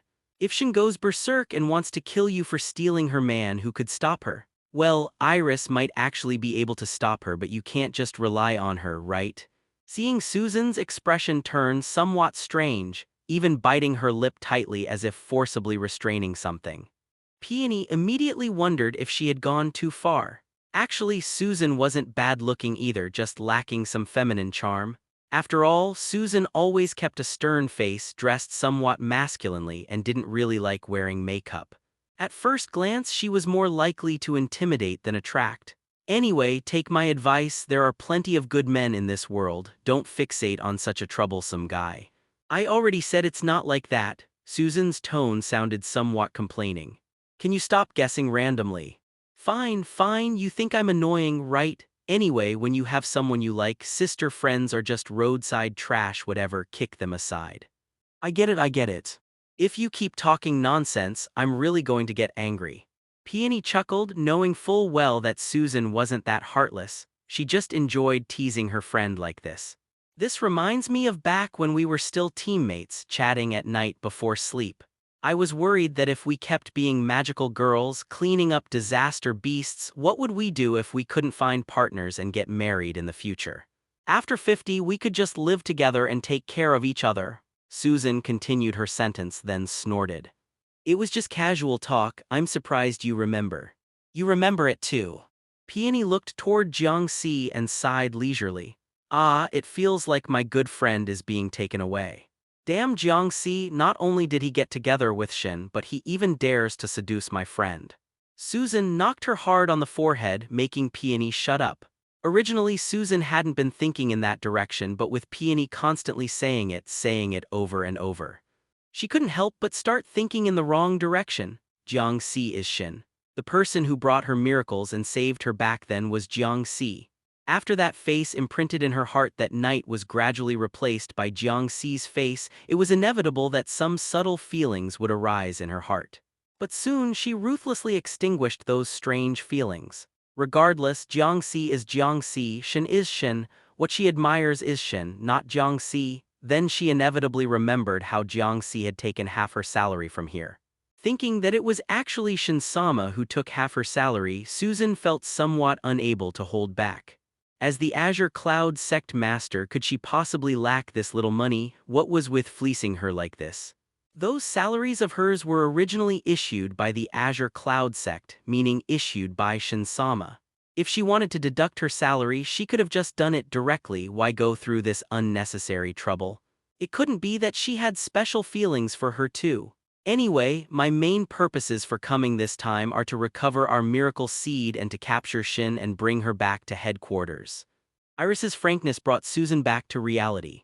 This statement made Keek, Li Yi, and Jiang Si all sit up straight immediately. Keek first glanced at Li Yi. One miracle seed was over here. Originally, the Disaster Control Bureau didn't agree to give Li Yi a seed, but the director made an exception to issue Li Yi a seed, thinking that if Yinluo could transform in the future, it wouldn't count as a violation since miracle seeds are meant to be used anyway. Making the most of resources, headquarters wouldn't investigate. But now that Yinluo had passed away and the former director had been removed, Li Yi was keeping the miracle seed, temporarily unwilling to return it. As a memento originally intended for her sister, she wanted to keep it with her a while longer. Iris probably only thought the Witch Association took the seed. Then she glanced at Jiang Si. Although he was Shin Teacher's lover, hearing that Iris wanted to capture Shin, Jiang Si showed no expression whatsoever. Keek didn't know whether she felt Shin Teacher wasn't being valued enough or felt relieved. Iris observed the expressions of the several girls and understood. Don't worry, I know Shin and her Azure Cloud sect have good reputation in Beihai these past years. As a free magical girl organization, they haven't done anything bad but have been helping clean up disaster beasts instead. The citizens of BH City all support them. I won't rashly start conflicts that would cause public dissatisfaction. I'll first try to negotiate with Miss Shin and have her voluntarily come with me to headquarters. If she's unwilling, then I'll forcibly take her away. Of course, I'll be careful not to harm her, so rest assured. Everyone exchanged glances without speaking. Finally, Keek couldn't help but say seriously, Shin Teacher is the strongest. I'm also the strongest, Iris said nonchalantly. And free magical girls like her, without undergoing headquarters training and education, cannot fully master blooming level power. So although we're both blooming, our strength isn't on the same level. A professional dealing with an amateur is actually somewhat bullying. Keek momentarily didn't know how to refute. She certainly believed Shin Teacher was the strongest. But Iris also seemed really strong. Plus the other party was so overwhelmingly confident that even Keek felt somewhat unsure whether Shin Teacher could win. Seeing their doubts, Iris smiled slightly. Better to directly demonstrate her strength. Her blue seed flashed and a magic wand independently appeared in her hand. This is called magic equipment extraction. It allows summoning part of the magic equipment without transforming, an ability used when needing to conceal identity. Peony and Susan exchanged glances. They themselves had explored many such things through combat. It wasn't exactly high-level technique. And this, precise magic control technique allows continuously transforming magic into desired forms. Li glanced over. The cluster of magic at Iris's fingertip freely transformed from a seed to sprouting, flowering until withering, each transformation extremely intricate. But Li Yi also noticed that the transformed shape's outlines weren't that distinct. Clearly, the finer edges were somewhat rough, quite inferior to dandelion, but immediately after, Iris pointed at Keek. "Lend me your seed." When Keek took it out, she sensed the magic in her seed being mobilized, without her permission at all. Iris manipulated Keek's red magic with one hand and her own blue magic with the other, showing a composed smile. Simultaneously controlling two types of magic is also a required course at headquarters, but it's extremely difficult. Even among blooming-level magical girls, few can freely manipulate two types of magic. This time, the four finally showed impressed expressions. Simultaneously controlling two types of magic truly exceeded their understanding. However, generally speaking, different magics cause intense conflicts, not only easily harming oneself but also producing serious consequences, even leading to inability to transform.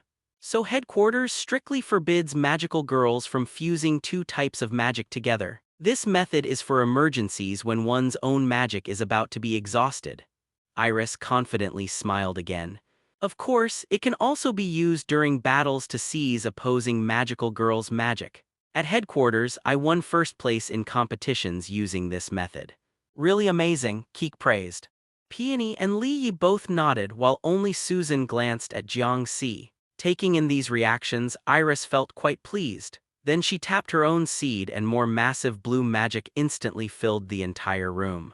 The tremendous pressure made Peony and Keek involuntarily transform simultaneously, but Iris didn't look at them, her gaze firmly fixed on Jiang Si. Since Susan and Li Yi couldn't transform, her pressure only targeted Peony, Keek, and Jiang Si.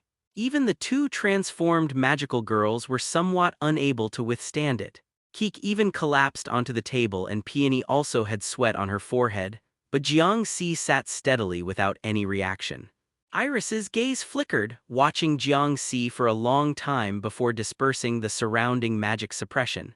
Peony and Keek both breathed long sighs of relief, even discovering their own magic was almost depleted.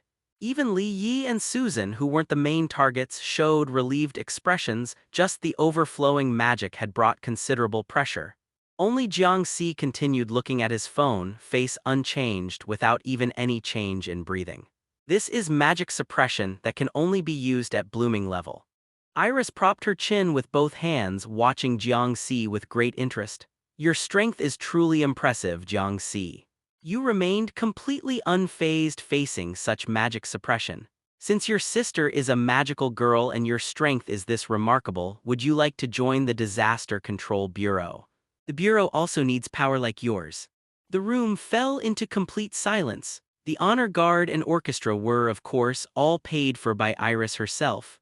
Iris knew that the Disaster Control Bureau in BH City didn't have much funding.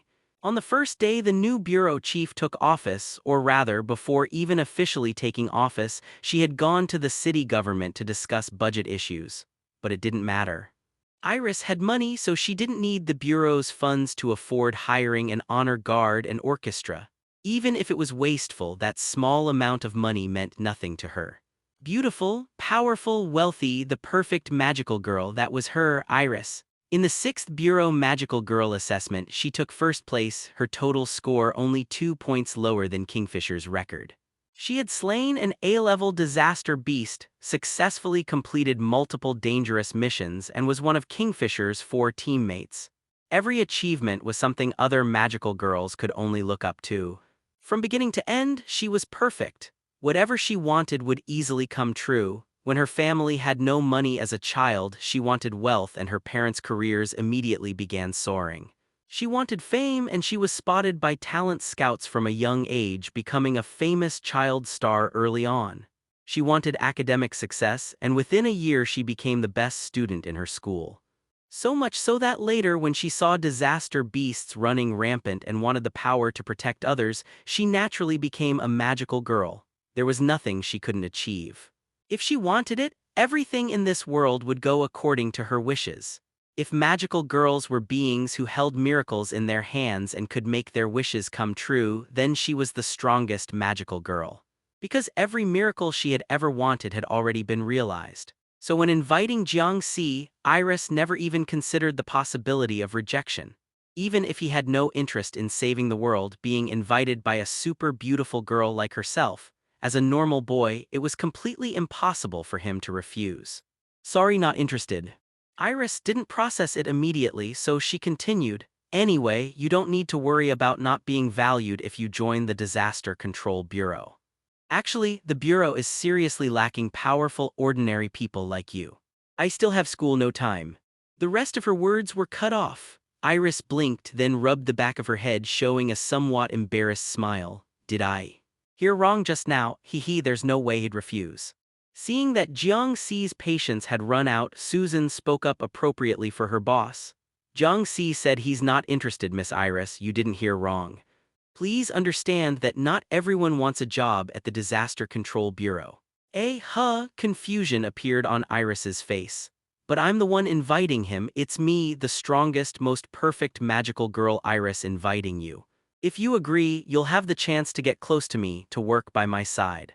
Without even looking, Susan knew Jiang Si probably had an expression of looking at an idiot right now. What is this girl even saying? Susan propped her cheek on one hand, somewhat speechless. Jiang Si already has a girlfriend. When these words came out, Iris showed no reaction, but the two girls opposite, Keek and Li Yi, reacted quite strongly. Of course, Iris didn't care about Susan's statement. Just a girlfriend? What kind of relationship is that these days? It's not like they're actually married. Although she had never been in a relationship herself, weren't boyfriend-girlfriend relationships in school something people changed casually? Iris wasn't narcissistic enough to think all boys had to like her, but since childhood, even when dealing with unfamiliar males, when she took the initiative to show friendliness, even if they refused, they would be very polite and gentlemanly. After all, she was an absolutely stunning beauty, a powerful, perfect, and wealthy beautiful girl. She had seen plenty of boys who pretended not to care or acted like they disliked her to get her attention. But Jiang Si clearly didn't fall into any of these categories. He was genuinely impatient with her right now, genuinely thought she was an idiot. How could this be? She bit her lip, somewhat unconvinced, took a sip of tea, then patted her chest. Be confident, Iris. No one can ignore your charm, he's just better at pretending. Then she revealed a brilliant smile, confidence practically overflowing. If you're willing to come work at the Disaster Control Bureau, I can give you a chance to pursue me. Coincidentally, I'm quite interested in romance these days. Li Yi, who had been in a bad mood recently, couldn't help but lower her head and press her lips together upon hearing Iris's words. Sorry, sister, it hasn't even been 7 days since you passed and I'm already wanting to laugh because of something like this. Thinking this, she glanced sideways at the friendship letter in her school bag. Her sister had always called it a love letter, making her overthink all the time. But now, after her sister left, looking at this letter no longer made her heart flutter. She just felt genuine loss and sadness from the bottom of her heart. After looking at the friendship letter for a while and adjusting her emotions, Li Yi glanced sideways at Keek again. Keek's expression was complicated.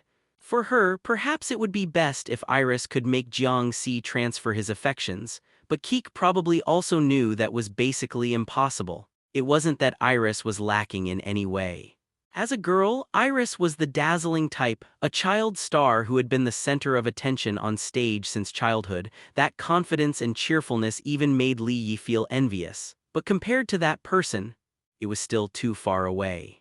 Remembering that purple figure, Li Yi couldn't help but clutch the friendship letter in her school bag, almost tearing it to shreds.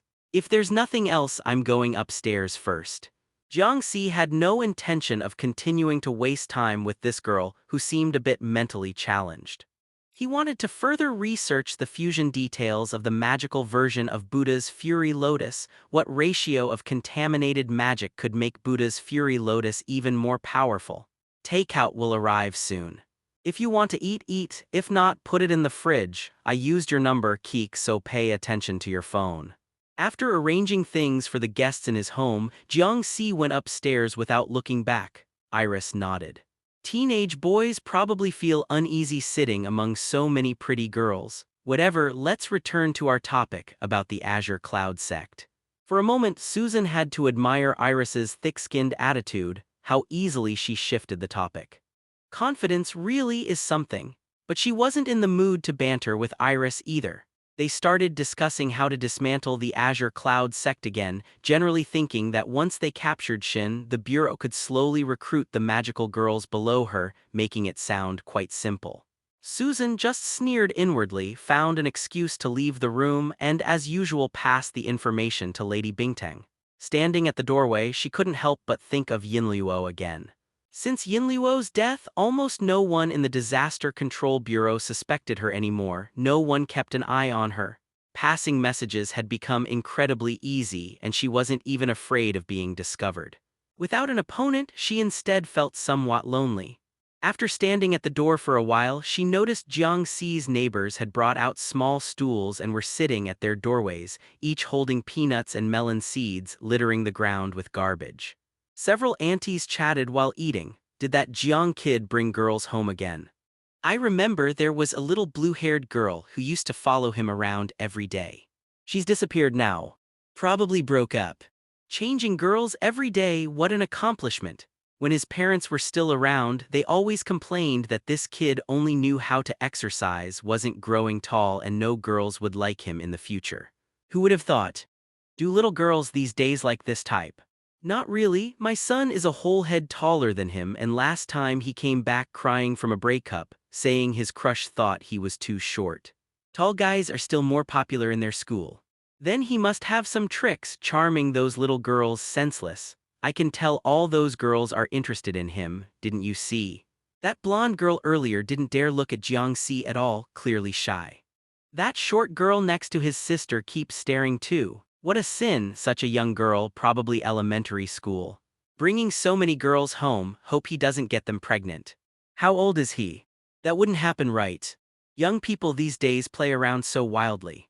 Susan coughed twice, touched her blonde hair, and wished she could go dye it right now. These neighborhood aunties are too gossipy. I hope I don't become like that when I'm old. It's not like everyone likes Jiang Si. They're only gathered at his house because of his sister. She looked up. Jiang Si's bedroom happened to be on the second floor and the curtains weren't drawn. She could vaguely see Jiang Si seemingly exercising. On the positive side, she didn't need to worry about Lady Shen actually being seduced by some wild boy. On the negative side, the Shen she admired was Jiang Si, making her unsure how to face Jiang Si or how to face Shen. It's not like she could actually pursue Jiang Si, right? But if she managed to catch Jiang Si, wouldn't that mean she caught Shen? Wait, it's not that she wanted to catch Shen, she just wanted more contact with Lady Shen to chat and become friends. But if she interacted with Jiang Si too much, wouldn't he find it strange? What if he misunderstood? Come to think of it, doesn't Jiang Si not have a girlfriend right now? Overthinking, soon even she didn't know what she was thinking anymore. She could only pat her cheeks to calm herself down. Although she didn't plan to pursue Jiang Si, chatting more and getting to know him better should be fine. No matter what, she could never give up her admiration and loyalty to Lady Shen. She should view Jiang Si and Shen separately, then get to know Lady Shen by familiarizing herself with Jiang Si, and finally build a good relationship with Lady Shen when she appears. Just thinking about it for a while made Susan feel like she was developing split personality disorder. Normal humans simply can't separate things that clearly. She decided to stop thinking and focus on work first. When people are working, they don't have so many worries. Damn it, I'd rather Jiang Si and Lady Shen were two separate people dating each other. Just as she was thinking this and about to return inside, a tremendous roar came from the city's suburbs. Looking up sharply, she spotted a towering giant disaster beast. The disaster beast, resembling a giant elephant, continuously stomped the ground, creating incredibly strong tremors throughout Beihai. Even Susan felt somewhat dizzy and had to support herself against the wall. The aunties next door who had been chatting immediately grabbed their small stools and ran back inside. Running indoors during such strong tremors might actually be more dangerous. Thinking this, Susan took a deep breath and looked at the disaster beast, appearing so suddenly at a time like this.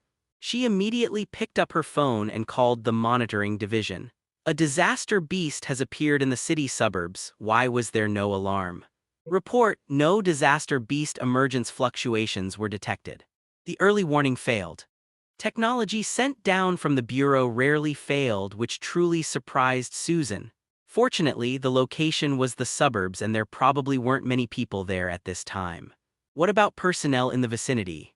All nearby personnel were evacuated in advance.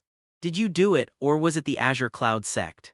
Neither. The nearby personnel voluntarily evacuated before the disaster beast appeared. Susan frowned. They evacuated voluntarily before the disaster beast appeared. Did someone give an early warning? If it wasn't the Azure Cloud sect or the Disaster Control Bureau, then who could it be? When she turned to call people from inside, she found the other 4 girls had already come out.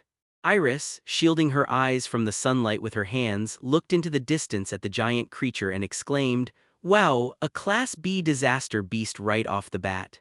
Just as Keek and Peony were about to transform, Iris immediately stopped them. "Don't rush, don't rush. A Class B disaster beast." Miss Peony's abilities aren't really for combat, so she'd probably have difficulty handling it. "Keek, you're only at the sprout stage. A Class B disaster beast isn't something you should deal with." At the Bureau, Sprout Stage magical girls handling Class B disaster beasts without authorization is a violation and will be punished. The girl put on her hat, stylishly raised her sunglasses and hooked them on her hat brim, then took out her miracle seed. The science seed had already undergone some morphological changes, looking like it had sprouted. All things.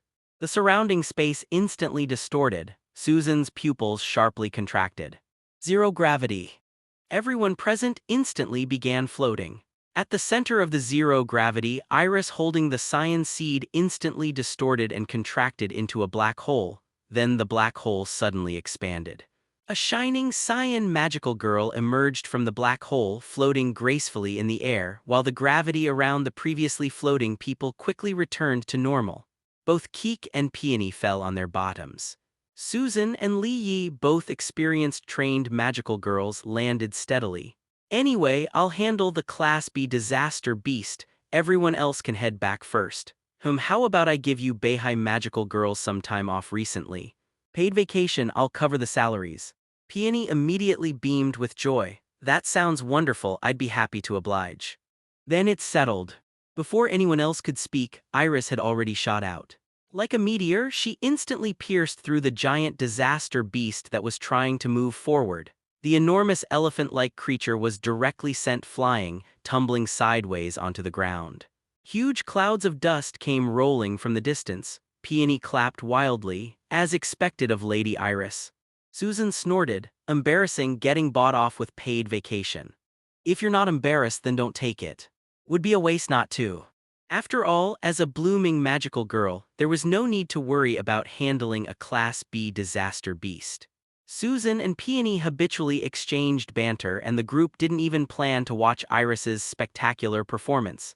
However, Susan was the first to notice something, sharply looking up. Keek and Peony also turned to look toward the disaster beast. The pierced disaster beast struggled to stand up, then froze in place, actually beginning to develop ice on its body. Flakes of snow began falling from the sky. Snow in this season? Iris looked around and discovered that only this suburban area of Beihai was experiencing snowfall. Then she heard a pleasant voice. Primordial dragon descent. A clear, distant dragon's roar came from the snowing clouds. Transformation. All the snowflakes abruptly stopped. A massive ice dragon charged down from the clouds, swallowing an entire nearby high-rise building in one bite. Then it exploded into fine ice fragments, stirring up a blizzard-like gust of wind. The entire high-rise wasn't destroyed but transformed into a beautiful ice sculpture. On top of the building, a blue magical girl stood, her ribbons fluttering like ice flowers holding an umbrella. Her 6-petaled ice flower-shaped pupils looked smilingly at Iris. "This is Azure Cloud Sect territory, newcomer." Bingtang was in a terrible mood. Having lost to Yumo by just one move in the Heaven and Earth board game, it was hard to feel good about it. She remembered there was a guaranteed winning strategy for Gamoku, but today's match was rushed, and she had forgotten to review it beforehand, leading to a careless loss against Yumo. That girl seemed to have secretly memorized the unbeatable tactics, which was why she had been so confident earlier when requesting the Heaven and Earth board match. She had fallen for the trap. Yumo was becoming increasingly cunning. How could this be allowed to continue? As the vice sect master, she was actually struggling to keep up. This was practically rebellion. Of course, half of Shin's magical power was immense. Even if divided between two puppets, as long as no intense battles accelerated the mana consumption, it could easily last 2 or 3 days. But Bingtang certainly didn't want it to run out in just 2 or 3 days. Asking Jiang Si for mana once or twice was manageable, but doing it repeatedly probably wouldn't work. However, seeing how happy Yumo looked, she eventually let it go. Well, it wasn't like she had none. 2 or 3 days would have to do. Today was naturally the day to inspect Qinghua's results. Initially, Bingtang had worried that Qinghua might unevenly distribute the mana between the two puppets. But it turned out the mana allocation between the two puppets was exquisitely precise. You could say there wasn't even a hair's breadth of difference. Oof, Yumo kept bothering me all night. I need to catch up on sleep.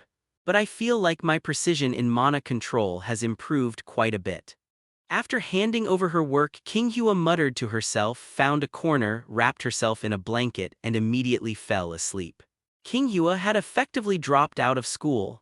Among the true disciples, her academic performance was a complete mess. Even the teachers paid her no mind. Bingtang had initially considered pushing her to study properly, but realizing she truly wasn't cut out for it, forcing her would only torture both of them, so she abandoned the idea.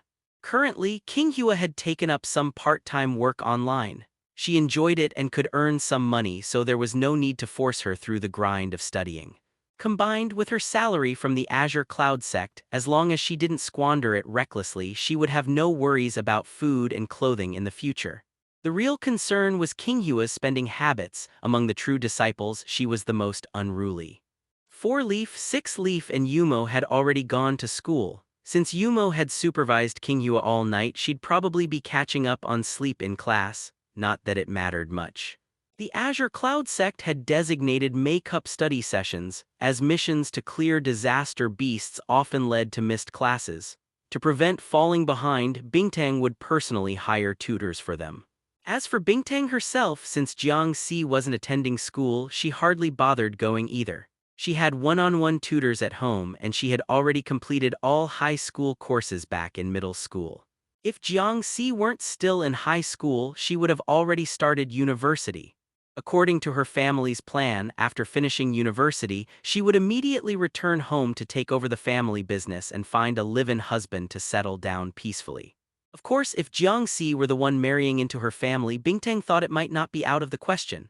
To be honest, her family probably wouldn't mind.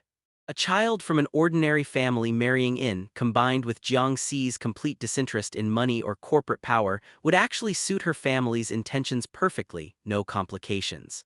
But Jiang Si would definitely never agree. Plus, there was now the Azure Cloud sect enterprise. Although Bingtang had built it from the ground up, she never considered it hers. This was Jiang Si's venture. Was she just a partner? With such a large company and such formidable strength, how could he ever become a live-in son-in-law? She manipulated Shin's puppet to sit down in front of her, then clasped its hand. The feel of the puppet was quite different from a real person after all. Mana had no temperature. The scorching sensation when Shin used mana came from her own manipulation of it. Essentially, once mana lost its master's control, it had no temperature. Although, because of its appearance, Bingtang always felt the texture was rather pleasant. Qinghua's skills were still trustworthy. She touched the fingers of the Shin puppet, pinched its nails. Even the spaces between the fingers were almost indistinguishable from a real person. But when she pressed her palm against it, it felt more like touching a wall. Of course, the most impossible thing to ignore was that perfect face. She wasn't sure if it was her imagination, but she felt she could still see traces of Jiang Si's features in the facial structure.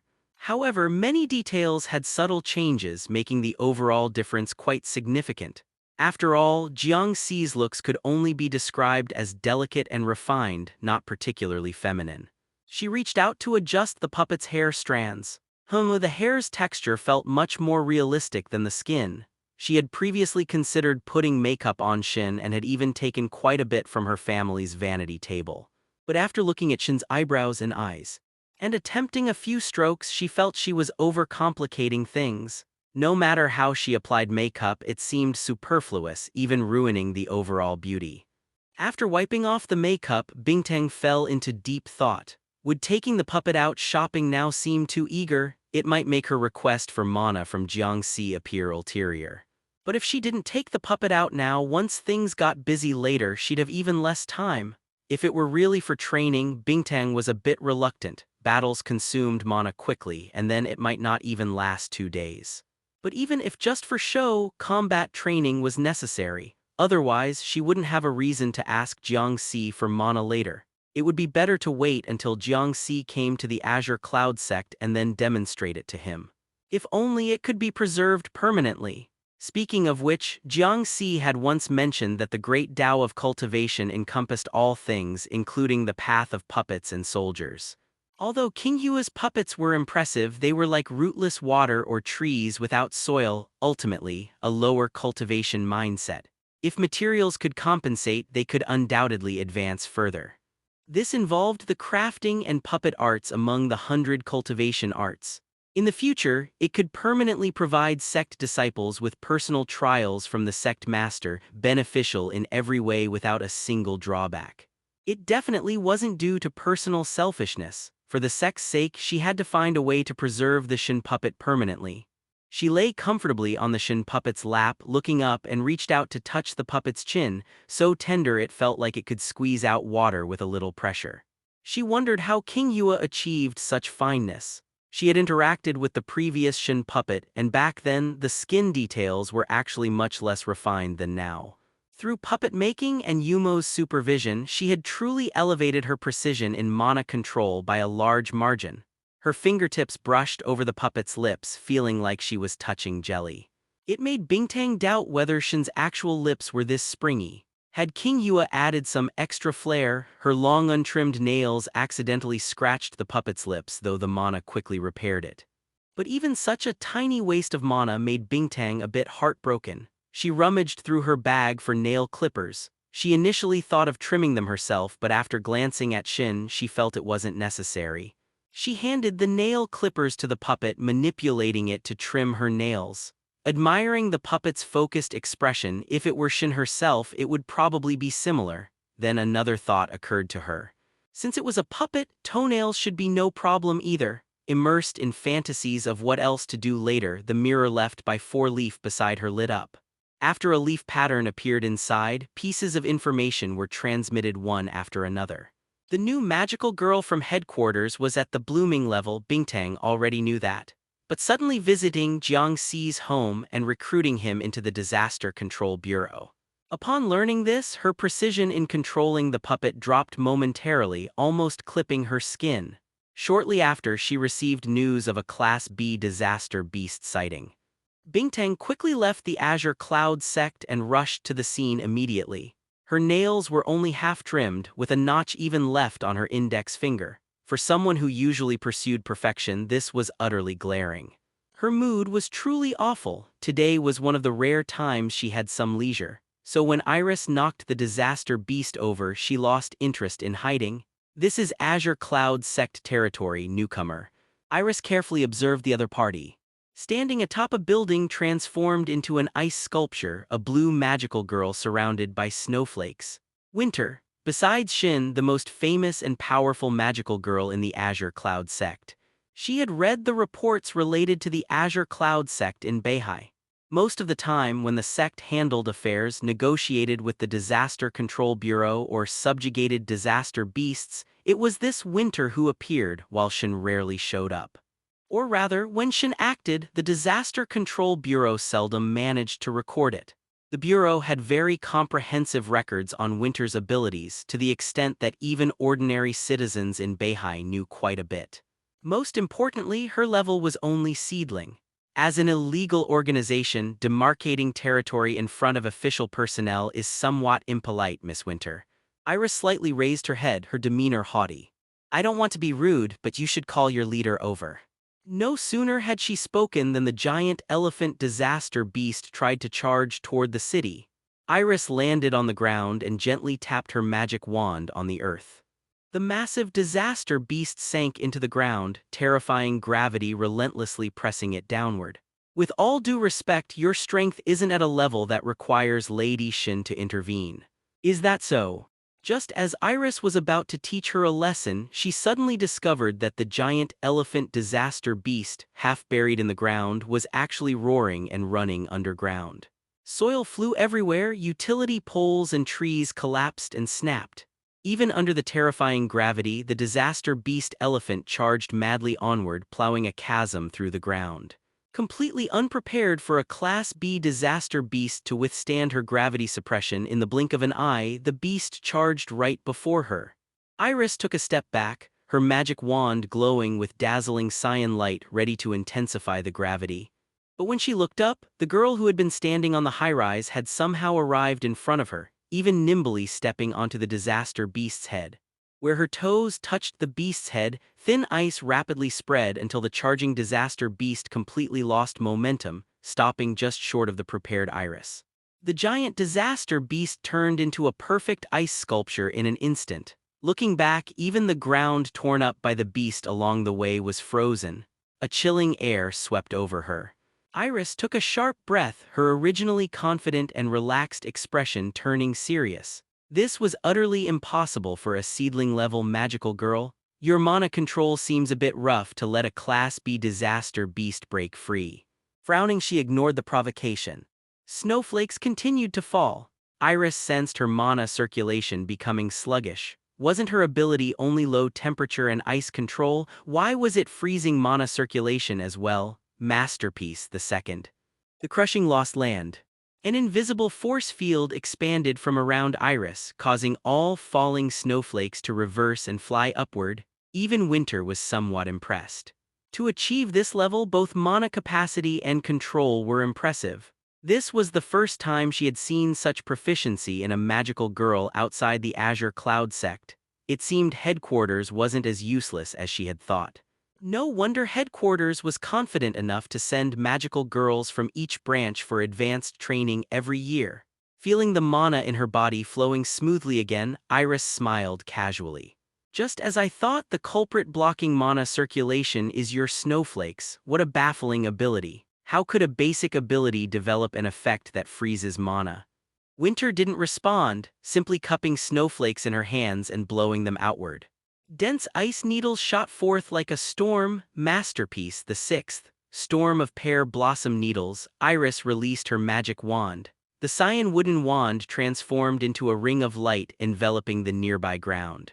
You say my mana control is rough. Instead of covering every corner with gravity manipulation, Iris targeted each ice needle individually, precisely and meticulously applying gravity fields. This maneuver was like using a wheat-on to pick off each needle, no other meaning, just to show off her absolute control over mana to Winter. Among her peers at Headquarters, no magical girl had better mana control than her. However, the next second, every ice needle precisely grazed the edges of the gravity fields. Each needle adjusted differently, perfectly and narrowly evading the gravity restraints. This meant that in that instant, the opponent not only manipulated all the ice needles with mana but also simultaneously altered their directions differently. There were easily over 1,000 ice needles. Not only was the mana control astonishingly precise, but it was as if she could oversee the entire situation, multitasking with focused attention. Iris stopped holding back. The cyan ring formed by her magic wand suddenly expanded, and the gravity field instantly covered the entire surrounding area. All the ice needles simultaneously disintegrated within the gravity field. Even if her mana control precision couldn't match the others, it didn't matter.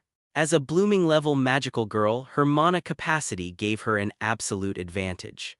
No matter how refined the control, she could simply overwhelm it with sheer mana volume. Iris's expression grew more serious.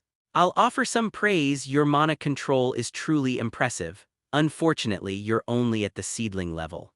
If you were blooming, I might indeed find it troublesome. But against a seedling, I have no reason to lose. There's an insurmountable chasm between seedling and blooming. The gravity field expanded again, the gravity within suddenly becoming chaotic.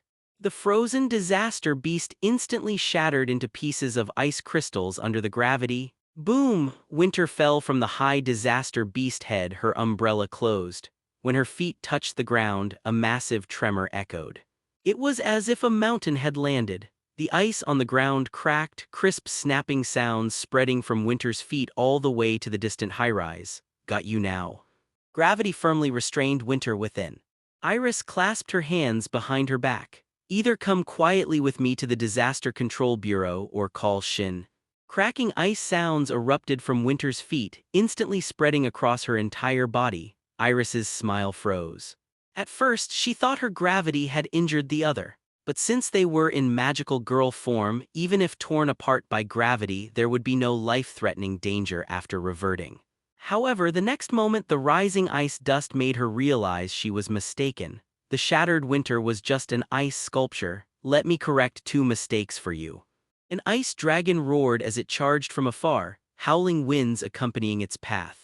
Iris casually waved her hand, instantly tearing the massive ice dragon apart. But the shattered ice fragments reformed into ice spikes, densely trapping Iris within. Gravity coverage forced all the ice spikes to plummet to the ground, yet the chilling air spread relentlessly across the surface, quickly climbing to her feet and ascending her body. Ice spikes rose from the ground one after another, forming a cage that imprisoned her. First, I am not a seedling but a half-step blooming. I remain at half-step blooming not because I cannot break through but because I choose not to for now. The gravity around Iris twisted, forming a whirlwind that swept away all the ice debris. She looked up at Winter, who had somehow retrieved a disaster beast grief seed from afar, then scanned her surroundings. It was obvious. The Winter she saw was still not the real body. The opponent had already left. Second, your strength is only at the early peak of blooming. There is no insurmountable chasm between that and half-step blooming.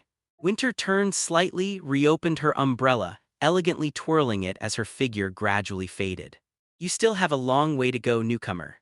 The snowflakes and ice in the world abruptly solidified, plunging the entire suburb into icy silence. Gravity fields couldn't alter the profound icy chill.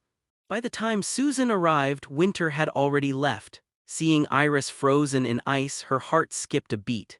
She had initially thought only Shin in the Azure Cloud sect could handle Iris and had worried whether Lady Winter might be at a disadvantage. Now it seemed she had seriously underestimated Lady Winter. Just as she was wondering how Lady Winter had won, the ice encasing Iris suddenly shattered and flew apart. Iris landed without a word, merely staring into the distance in a daze. Losing as a blooming to a seedling, even if she appeared completely unharmed, Iris must be deeply affected, right? Thinking this, she was about to approach and offer some comfort as a teammate. Unexpectedly, Iris suddenly turned around, looking at her with a serious expression. Team member Susan, what do half-step blooming and early peak blooming mean? Until the Disaster Control Bureau's civil engineering team arrived, Iris finally managed to collect her thoughts. Watching a strangely shaped large truck spray high-temperature mist that quickly dissolved the surrounding ice blocks, immediately followed by various supersized construction vehicles transporting different soil materials. Large numbers of engineering teams closely followed, filling and repairing the ground, buildings, then utility poles and stringing electrical wires. The speed was so fast it made Iris dizzy and dumbfounded. Although the local Disaster Control Bureau lacks strength, their civil engineering level is truly astonishing. Iris sincerely praised, other city branches rarely have your level of efficiency. Nonsense, the Disaster Control Bureau doesn't raise many magical girls here. To ensure efficiency, the former bureau had repeatedly cut funding from other departments, with some non-critical areas directly having incubators do the work. The two most expensive areas for the Disaster Control Bureau are the Magical Girl combat teams and the civil engineering teams. And since most disaster beasts are actually handled by the Azure Cloud sect, the Disaster Control Bureau's main task is really just repairing the city. Although no one says it openly, everyone tacitly acknowledges that the Disaster Control Bureau is the Azure Cloud sect's post-incident cleanup organization. The spray that dissolved Winter's massive amounts of ice was prepared specifically for the fastest possible reconstruction, along with various materials and preparations to deal with impacts caused by other Azure Cloud sect magical girls' abilities, avoiding reconstruction delays. Thanks to the Disaster Control Bureau's strong support, Beihai's civil engineering industry has flourished over these 3 years, becoming a holy land for civil engineering. Even making civil engineering majors at Beihai University extremely popular for a time. Of course, Susan didn't plan to tell her this now, lest the Beihai Disaster Control Bureau's evaluation drop again. Serving the citizens? Susan used bureaucratic language. The Disaster Control Bureau's mission isn't just solving disaster beasts, but also ensuring citizens' daily life stability and the city's economic development, requiring speed, efficiency, quality, and economy. Alright, stop reciting. Hearing this makes me want to sleep. Iris, who had canceled her transformation, walked to the small car Susan had called, glanced at it. What a shabby car. Susan snorted. Well, I'm so sorry to inconvenience you. No, inconvenience or not, shabby cars aren't necessarily slow. Then why mention it? Iris immediately covered Susan's mouth seriously. Hey, magical girls shouldn't talk like that. It'll shatter the fans' dreams. None of my business. Susan opened the car door and got in. I'm not a magical girl anymore now. Well, you were once. When the car started moving, Susan suddenly thought. By the way, you're not going to have some honor guard and band waiting when you return to the Disaster Control Bureau, are you? Do I look that stupid? Susan remained silent for a moment, then changed the subject. Speaking of the previous honor guard and band, what do you plan to do with them? They ended up not being used anyway. Already paid in advance, medical fees and compensation I'll handle myself. Anyway, it's not much money, don't worry. Having money sure is nice, Susan sighed inwardly. Visiting the Jiang siblings today was originally an extra task. Peony, who got paid leave in advance, had already left early and hadn't returned to the Disaster Control Bureau yet. Both Keek and Lee Yi currently couldn't return to the Disaster Control Bureau.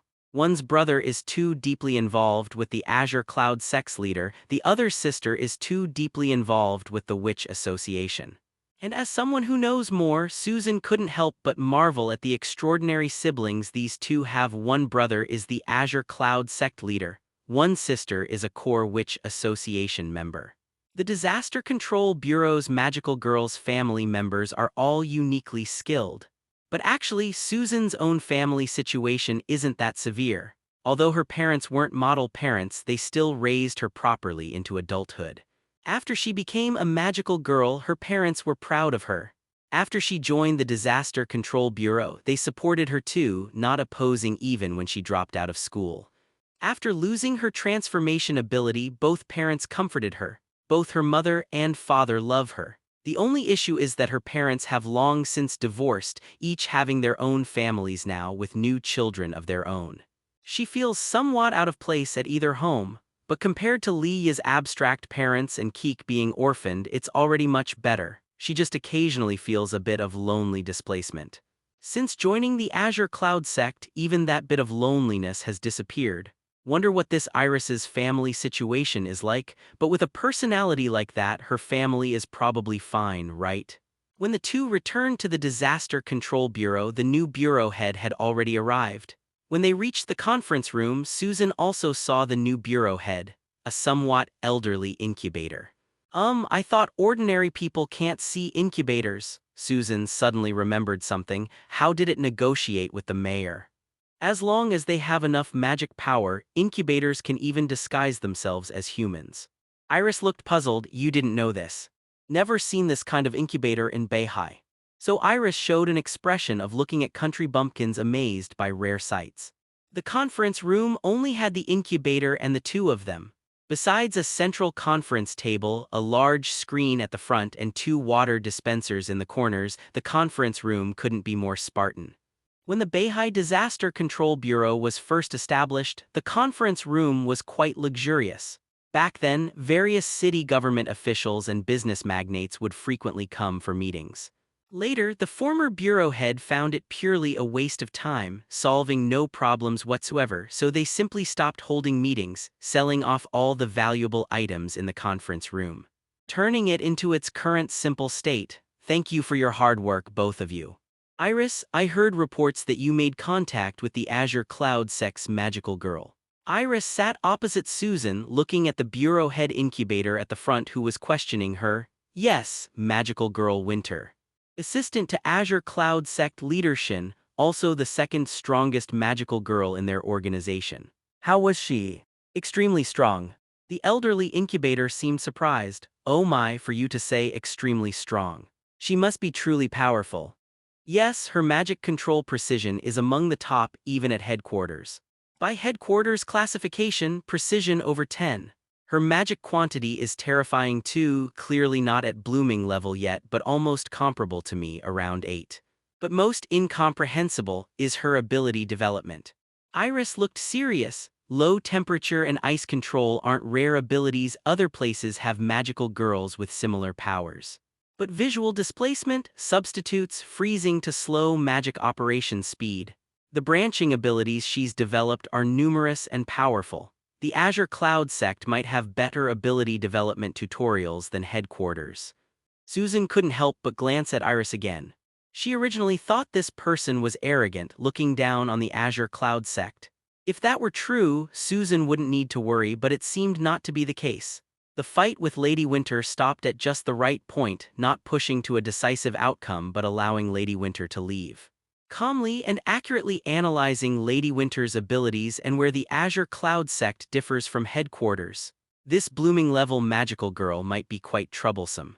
I saw in the report that she's only a seedling level magical girl. The incubator seemed confused. You didn't capture her. That's the second matter I need to report. Iris immediately looked at Susan. At headquarters, sprout level means low magic quantity, can't fly. Seedling means can fly, magic increases. Blooming means huge magic increase, ability develops 2 to 3 branches, that's it. Let the local explain to the bureau head, the Beihai Disaster Control Bureau's more detailed classification of magical girl's strength. Not exactly the Beihai Disaster Control Bureau's classification. Susan corrected the ownership. This is the Azure Cloud Sect's realm classification, not any secret either. They've repeatedly emphasized publicly that strength differences between magical girls of the same realm can be huge, can't generalize. Iris nodded, then continued asking, so what do half-step blooming and blooming initial peak mean? Half-step blooming means magic quantity, magic control precision, and ability development match blooming level, but for various reasons haven't advanced to blooming.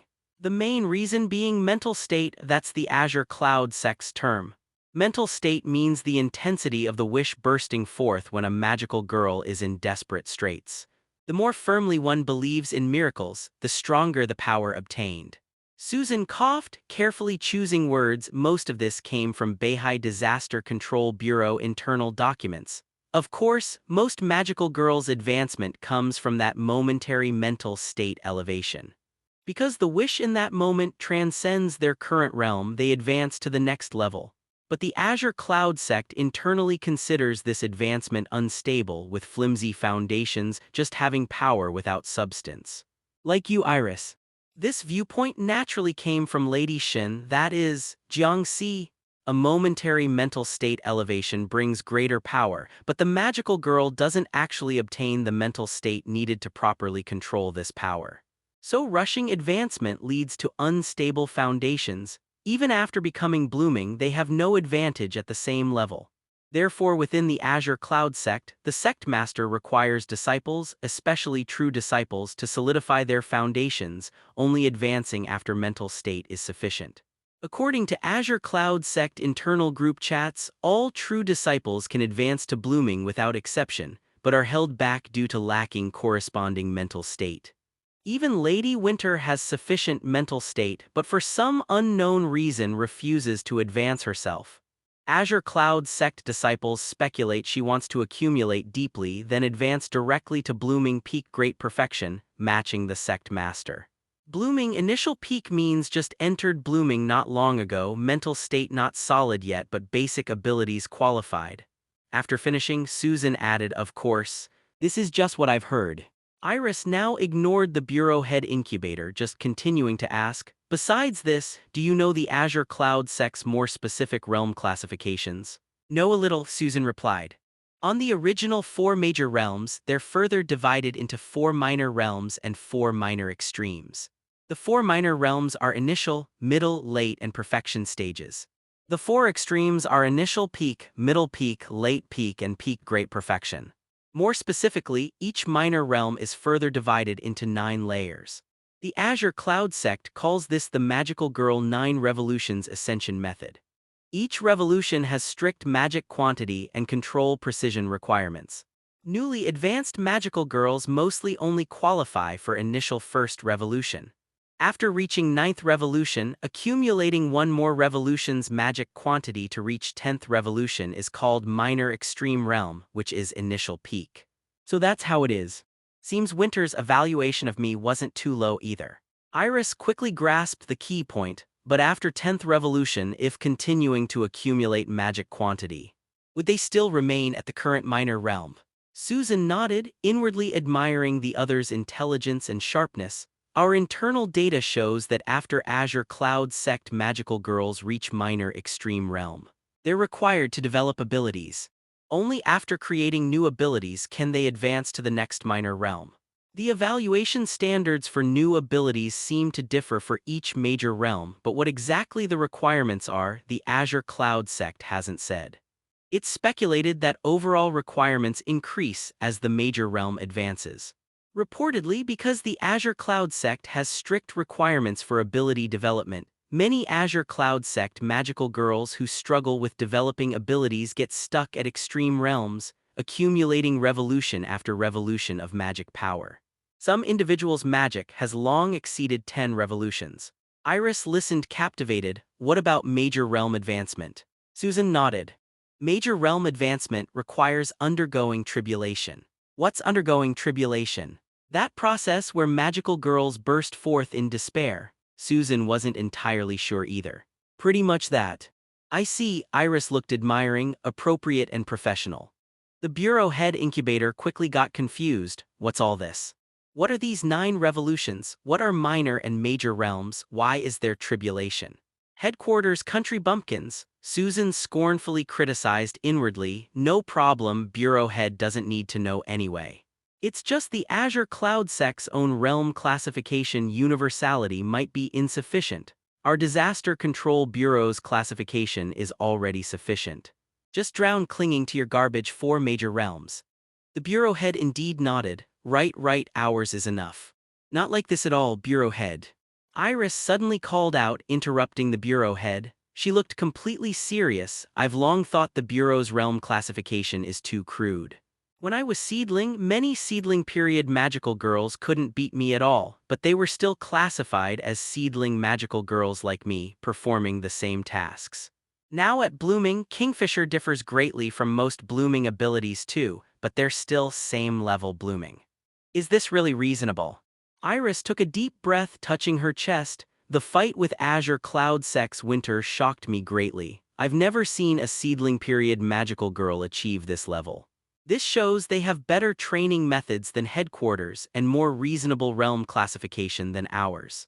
The bureau head stared dumbfounded at this magical girl. You weren't like this before, Iris. This kind of backwater regional village rule level classification, you'd actually value it so much. Because judging by results, their realm classification indeed produced a seedling-level magical girl who can compete with blooming. Iris shook her head. Absolutely can't underestimate. The Azure Cloud sect is probably much more formidable than we imagined. The bureau head sighed. Really doesn't sound like something you'd say. But since even Iris says so, the Azure Cloud sect indeed seems much stronger than we estimated.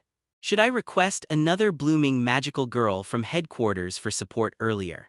Susan immediately interjected. Deploying one blooming level magical girl is dangerous enough, right?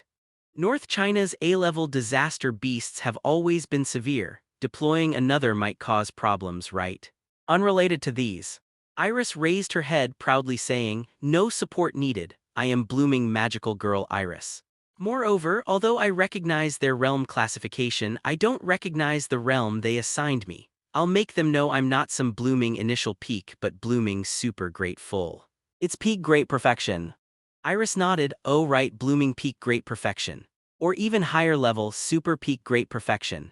But according to ability differences, some are classified as half-step blooming peak great perfection too. How is that divided? Anyway, half-step blooming peak great perfection means almost there, but not quite. Susan didn't really understand either. Even Lady Winter doesn't fully understand, only Lady Shen herself knows this classification. But no need to explain clearly to these headquarters country bumpkins anyway, spouting some nonsense and they can't tell the difference. Although Susan feels the measly Disaster Control Bureau isn't worthy of using their Azure Cloud Sex Realm classification, this Iris's seeking heart is acceptable, so explaining a bit is fine. The Azure Cloud sect always opens the path of seeking to everyone, strictly prohibiting disciples from obstructing or ignoring others' seeking. From this perspective, the sect master, that is, Jiang Si, has quite broad-mindedness. Meanwhile, Iris listened earnestly, finally nodding deeply in agreement. Excellent theory, enough to become the new cornerstone for Magical Girl's future. After I capture Shin, I'll make her provide more detailed specific classifications and reasoning. Susan glanced at her. Even Winter was so difficult to deal with, will Shin really be no problem? Even if both come together, I still won't lose. Iris lifted her chin, proudly saying, "You can rest 10,000 hearts." Then looked toward the bureau head. Bureau head, after we clarify the detailed principles of this realm classification system, I want to apply to headquarters, requiring all disaster control bureaus to jointly use this realm classification system. The incubator covered its forehead. Are you sure? This classification system has been used for many years. Ancestral methods shouldn't be changed. We'll probably encounter much resistance. Internal changes at headquarters are very difficult. Time for change. If others can't do it, then I will. Iris smiled slightly. I'm tired of being classified in the same realm as magical girls inferior to me. It's also unfair to other stronger magical girls. Detailed classification can also help with more precise task distribution, preventing magical girls from receiving tasks beyond their capabilities. Most importantly, I want to obtain the Blooming Peak Great Perfection title. Jiang Si was slightly surprised that Bingtang could hold her own against Iris. Although Jiang Si had never underestimated Bingtang within the entire Azure Cloud sect, Yumo had the best magic control precision and someone else had the largest magic reserves. Bingtang wasn't outstanding in either of these areas. Her ability development, however, was among the top in the entire Azure Cloud sect, partly because Jiang Si had helped brainstorm quite a few ideas. In Jiang Si's own classification system, magical girl ability development was divided into 3 types: spirit arts, magic techniques, and spells. Spirit arts were used during the sprout stage, magic techniques were developed or evolved from spirit arts during the seedling stage, and finally spells during the blooming stage. Each ability was further divided into 3 grades: heaven, earth, and human. Jiang Si was quite fond of this skill classification system, though its only problem was being too complex to promote effectively within the Azure Cloud sect. Currently, only a few disciples could understand it. Bintang had numerous spirit arts and magic techniques and their grades were quite good, but she was ultimately still a seedling stage magical girl. Jiang Si had sparred with Bingtang many times before. She was quite outstanding for the seedling stage, almost catching up to his own strength back when he was at that level. However, the gap compared to blooming stage was significant. If she really faced a blooming stage opponent, Jiang Si wasn't very optimistic about her chances. Not only had Bingtang never beaten him once, but in his view, her progress was quite slow, too far from reaching blooming stage. He never expected he would misjudge her. Of course, it was also possible that this Iris blooming stage magical girl had inflated strength. Large sects had countless disciples who relied on large quantities of pills to boost their realms, and there were many so-called saint sons and saint daughters who used their elders' methods for forced realm promotion just for the sake of face, resulting in unstable foundations and uncertain futures. Most of them would eventually be defeated by true talents who challenged across realms, becoming stepping stones. This wasn't uncommon in web novels, but Bingtang still had some distance from being the kind of genius who could defeat blooming stage opponents in his eyes, so he hadn't considered this possibility. After Bingtang left, Susan went to handle the scene cleanup and Peony also caught a ride home to sleep. The takeout he had ordered for himself was all saved. Not bad. Jiang Si collected his thoughts and refocused on his inner core. Since testing the inner core's limits that day, Jiang Si had discovered it had begun entering a dormant state. It could occasionally activate a bit of power, but most of the time the inner core would forcibly enter a state of suspended animation, completely unresponsive. After Jiang Si injected large amounts of contaminated magic from grief seeds, he could actually feel this inner core beginning to take form. Of course, it was taking the form of a disaster beast. Although the inner core hadn't broken yet, the disaster beast form inside had completely taken shape. Jiang Si guessed that before the disaster beast was born, the inner core actually couldn't prevent itself from providing magic to the host body. It probably needed to ensure the host's quality so the disaster beast would be more powerful when born. Judging from the maximum magic the inner core had previously provided, even if a normal person trained themselves to the point of passing out, they probably couldn't use up all the contaminated magic the inner core continuously extracted from surrounding negative emotions. Therefore, when this inner core was created, the issue of insufficient magic supply wasn't considered at all. Then it encountered him and the drained inner core almost collapsed. To protect itself, the inner core prematurely hatched the disaster beast. Once the disaster beast hatched, the inner core would no longer provide magic externally, locking in magic loss to ensure its own existence wouldn't be digested. The drawback was that this prematurely hatched disaster beast form would likely have little intelligence and complete birth would be impossible. A malnourished nascent soul, no, it should be called a false infant. After several failed attempts to control the inner core, Jiang Si understood he lacked the proper cultivation method. After all, this inner core wasn't a native one and needed corresponding techniques to control it properly. Finding techniques to manipulate inner cores might be difficult, but Jiang Si remembered the Witch Association had methods for controlling disaster beasts. He could adapt them as cultivation methods for the inner core. Considering this, the Witch Association really had many things he needed. Previously, Jiang Si only thought about extracting some useful information from the Witch Association's core members, but now that the magical girl advancement path was temporarily blocked, and only the path of seizing contaminated magic from disaster beasts remained available, the Witch Association became very important to him. Merely capturing some Witch Association core members to inquire about related cultivation methods could no longer satisfy Jiang Si's needs.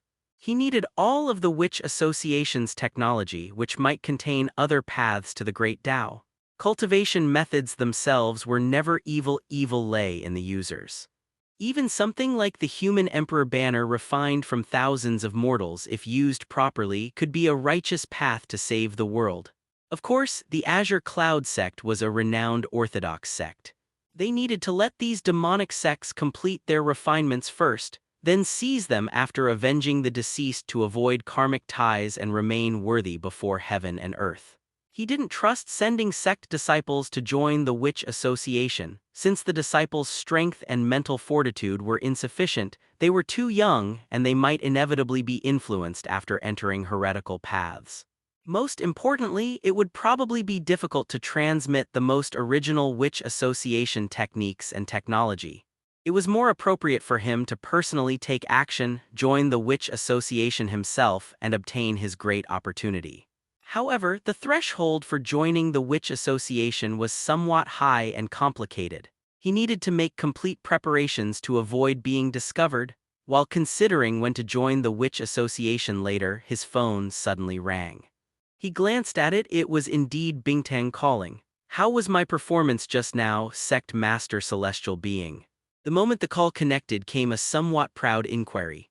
During their previous practical training sessions, Jiang Si had frequently criticized Bingtang for being too far from blooming stage, saying she probably wouldn't be able to fight back if she encountered a blooming stage opponent. Now that Bingtang had finally proven her sect master wrong, she naturally wanted to settle accounts. But instead she heard the sect master say, "Not very satisfactory." Bingtang was stunned. Really? What aspect wasn't satisfactory, sect master?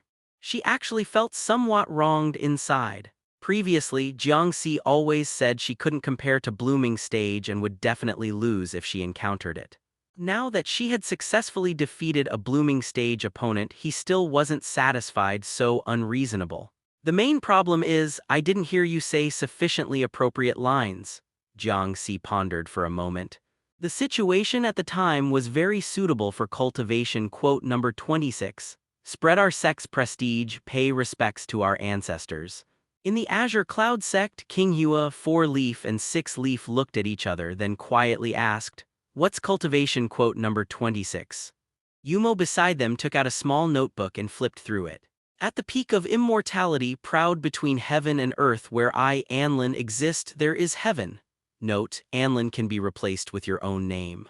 Oh, so that would be at the peak of immortality, proud between heaven and earth, where our winter exists, there is heaven. King Huan nodded in understanding. As expected of sect master celestial being, it's indeed very suitable. Lady Bingtang's mistake was quite serious, forgetting to say such crucial lines. 6-leaf, Lady Bingtang's face is red. 4-leaf. I think she's probably angry. Over there, Bingtang said expressionlessly, just that. Jiang Si nodded, just that. Other than that, I underestimated you, Bingtang. I never thought you could already spar with blooming stage magical girls without being at a disadvantage. It seems my vision and experience are still far from sufficient. I take back my previous words and apologize to you. Bingtang, who had been planning to keep a stern face, had her expression melted by Jiang Si's words. Pursing her lips, Bingtang said quietly, "It's not that exaggerated. It's just that the Bureau's magical girls have somewhat inflated strength. That makes some sense too. I was just being polite, you're not allowed to take it seriously." Oh, Jiang Si was already accustomed to her quick mood changes. Indeed, not inflated strength, just unable to match the foundation you've accumulated through hard work. Bingtang glanced at Yumo beside her, who looked full of suspicion, bit her lip, and maintained her expression to avoid appearing embarrassed. In front of sect disciples, Bingtang always paid attention to her demeanor. Anyway, at Iris's level I can handle it, I just don't know if she has more, trump cards hidden. No need to take risks. Leave it to me. Bingtang felt she had regained the initiative and said teasingly with a smile, "Oh, are you worried about me?" "Yes." After all, without Bingtang, he, Jiang Si, couldn't maintain the Azure Cloud Sect's operations at all. After his reply, there was no response for a while from the other end. "Hello, why aren't you speaking? Did you call just to say this?" Sister Lady Bingtang is steaming from her head. "Is it cold air?" "Probably hot air." Sect Master is so bold. Yumo wants an answer like that too. I told you Lady Bingtang hasn't dated enough. Why be shy at a time like this? Don't space out. The correct option now is definitely to press the advantage and make the sect master enter Lady Bingtang's route. Various chattering voices came through chaotically from the other end, and Jiang Si couldn't distinguish who was who. While considering whether to hang up first, he felt a chill from the phone rapidly climbing from his ear to his forehead, making him instinctively move the phone away from his ear. Then he realized it was just an illusion, and the Azure Cloud sect on the other end of the phone had instantly fallen silent. He faintly seemed to hear someone transforming, but it was hard to confirm through the phone. He could only ask, "What's wrong? Is there a problem over there?" Nothing, I just spaced out for a moment. Sorry, I'll make them quiet down first." Winter looked at several frozen disciples, cold air spreading throughout the Azure Cloud sect, turning the water curtain into an ice curtain. The dropping temperature returned somewhat reddened cheeks and earlobes to normal, and emotions also calmed down. She didn't know how many times she was grateful her ability involved low temperature. "So what did you call about?" "It's about the mana crystal extracted from that bison disaster beast, which is the grief seed." After Winter regained her composure, her speech became fluent again. "Through retrospective analysis, we discovered it's the completed form of the Calamity Egg. Released by the Witch Association. Probably done by Witch Association members, but we haven't discovered any Witch Association member movements yet," Winter said gravely. "If the minimum completed form of all Calamity Eggs is Class B disaster beasts, then there's trouble. We don't know how many Calamity Eggs are still in BH City. If they all complete, large numbers of Class B disaster beasts suddenly appearing would be difficult to handle. Fortunately, they forced the Calamity Eggs to mature early a few days ago. Many semi-finished products were not only easier to handle but also served as warnings for us. The Azure Cloud sect needs to make more preparations, assuming BH City will see large numbers of Class B disaster beasts. How is your training going? Jiang Si suddenly asked. The puppet combat training needs to accelerate progress, quickly build foundations to advance to blooming stage. Working on it, working on it. Winter glanced back at the changed Shin puppet, then looked down at the Shin puppet lying on her lap, her tones somewhat guilty. We'll definitely advance to blooming stage as soon as possible. I've always trusted your work. Later, help me find the specific rituals for joining the Witch Association. Oh. A sense of guilt immediately rose in her heart, feeling like she was betraying Jiang Si's trust. After hanging up, she canceled her transformation and the other girls recovered from being frozen. King Yua sneezed and rubbed her hands, appearing frozen, while 4-Leaf, 6-Leaf and Yumo all acted as if nothing had happened. Bingtang would naturally pay attention to moderation and wouldn't actually hurt anyone. King Yua was mostly just pretending. Her magic reserves were currently the largest among the several people. The sect master said he hopes we can advance to blooming stage as soon as possible. Bingtang looked at the girls glancing at each other, sighed and touched her puppet with both reluctance and regret. Anyway, let's start quickly. The Shin puppet combat practice. Ayo, the disaster beast control method is only this much. Sitting in a fast food restaurant, watching the resolved disaster beast from afar, twins looked disappointed. This basically has no value to exchange for the Azure Cloud sect sparing my life. The fast food restaurant was basically empty. It was too close to where the disaster beast had appeared, and people had been evacuated immediately, leaving the fast food restaurant without not just customers, but also the boss, chef, and waitstaff. She pulled 2 skewers from the pickup window, 1 sausage and 1 fish tofu, and hopped out the door.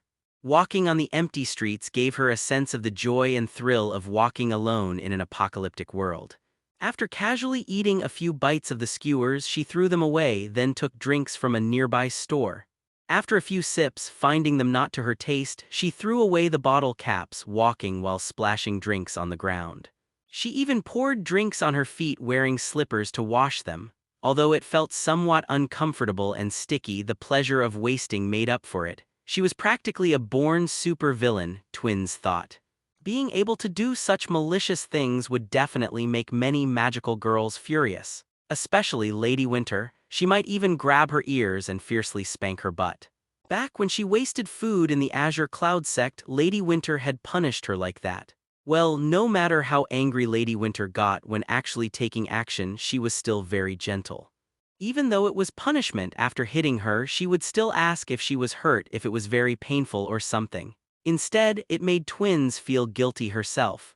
Reaching the river, she soaked her sticky feet in the river water, constantly kicking the water, somewhat troubled. Dealing with the Azure Cloud sect wasn't really possible. The Azure Cloud section was terrifying, fierce, and elusive. If she dared to attack Azure Cloud sect disciples, she might turn around and bump into Shin. She would have nightmares. During her time living in the Azure Cloud sect, twins had actually rarely seen Shin, but her first time seeing Shin, how the other had smashed Witch Association members into various strange shapes, was deeply engraved in her heart.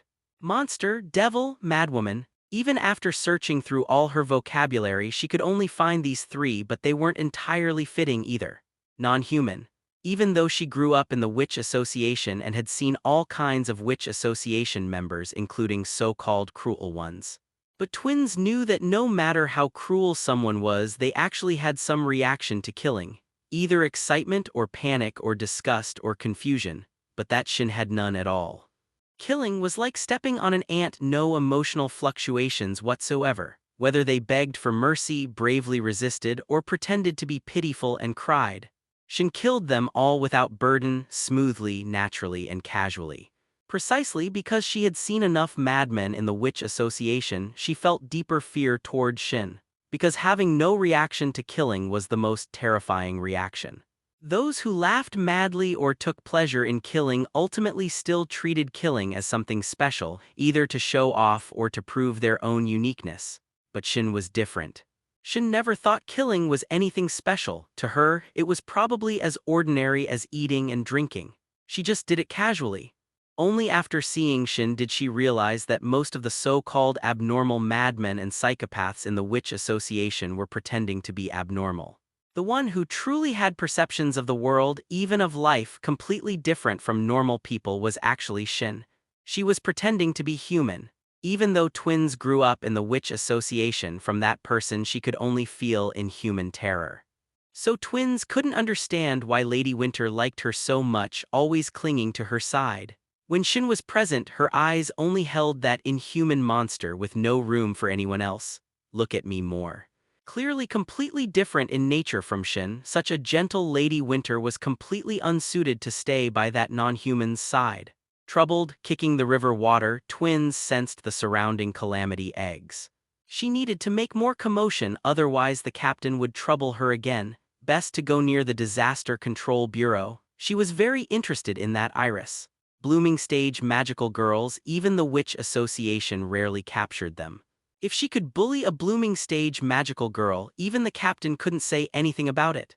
Under the warm afternoon sun, sitting by the river, twins turned her head, watching another pitiful little girl sitting under a distant tree, holding pink letter paper in her hand. The other was currently gazing distractedly at the river's surface. Twins stood up and hopped over closer. "Hello, cute little sister, are you interested in our great creator?" Li Yi, staring blankly at the sparkling river surface in the distance, replied with an absent-minded expression. "Do you give out eggs?" Li Yi was unable to attend her sister's funeral. Her parents wouldn't allow her to attend her sister's funeral, and in the end she only caught a distant glimpse. Then she went to school.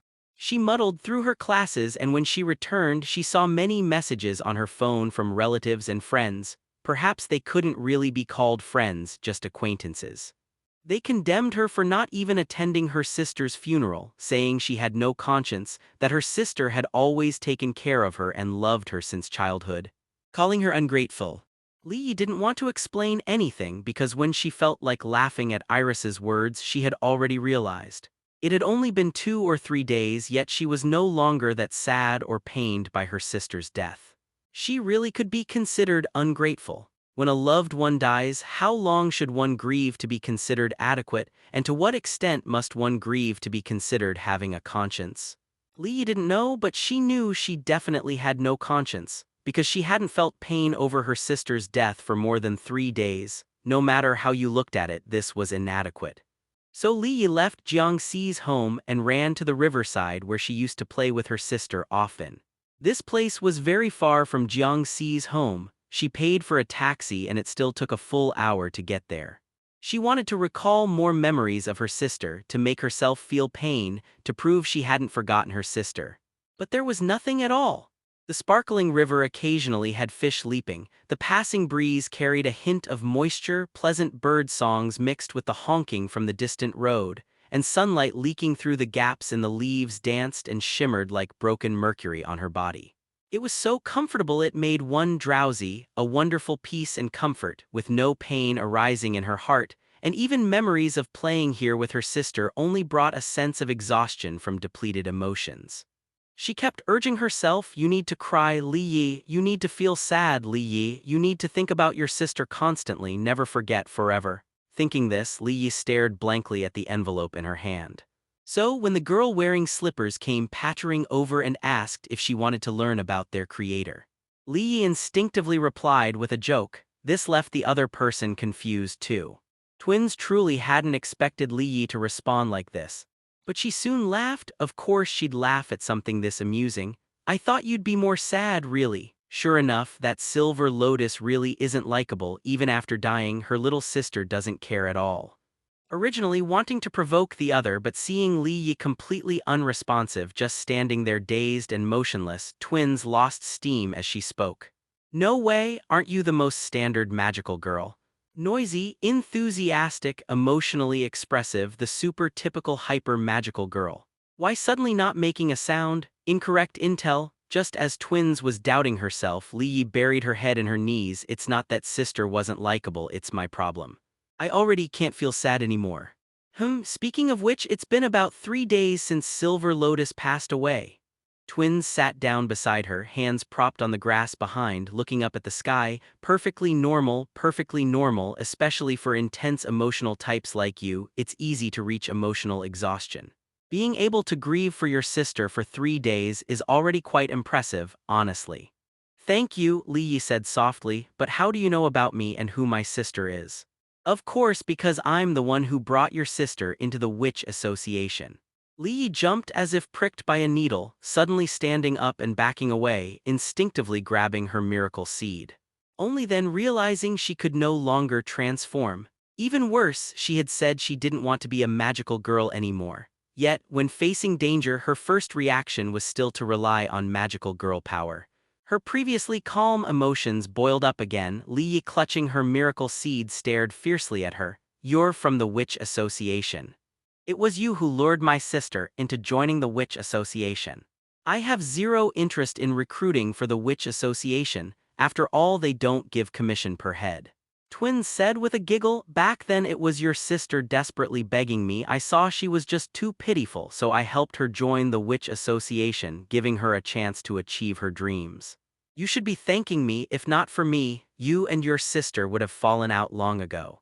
Although Li Yi was tense, she knew at this close distance she couldn't escape, and definitely wasn't a match for her opponent.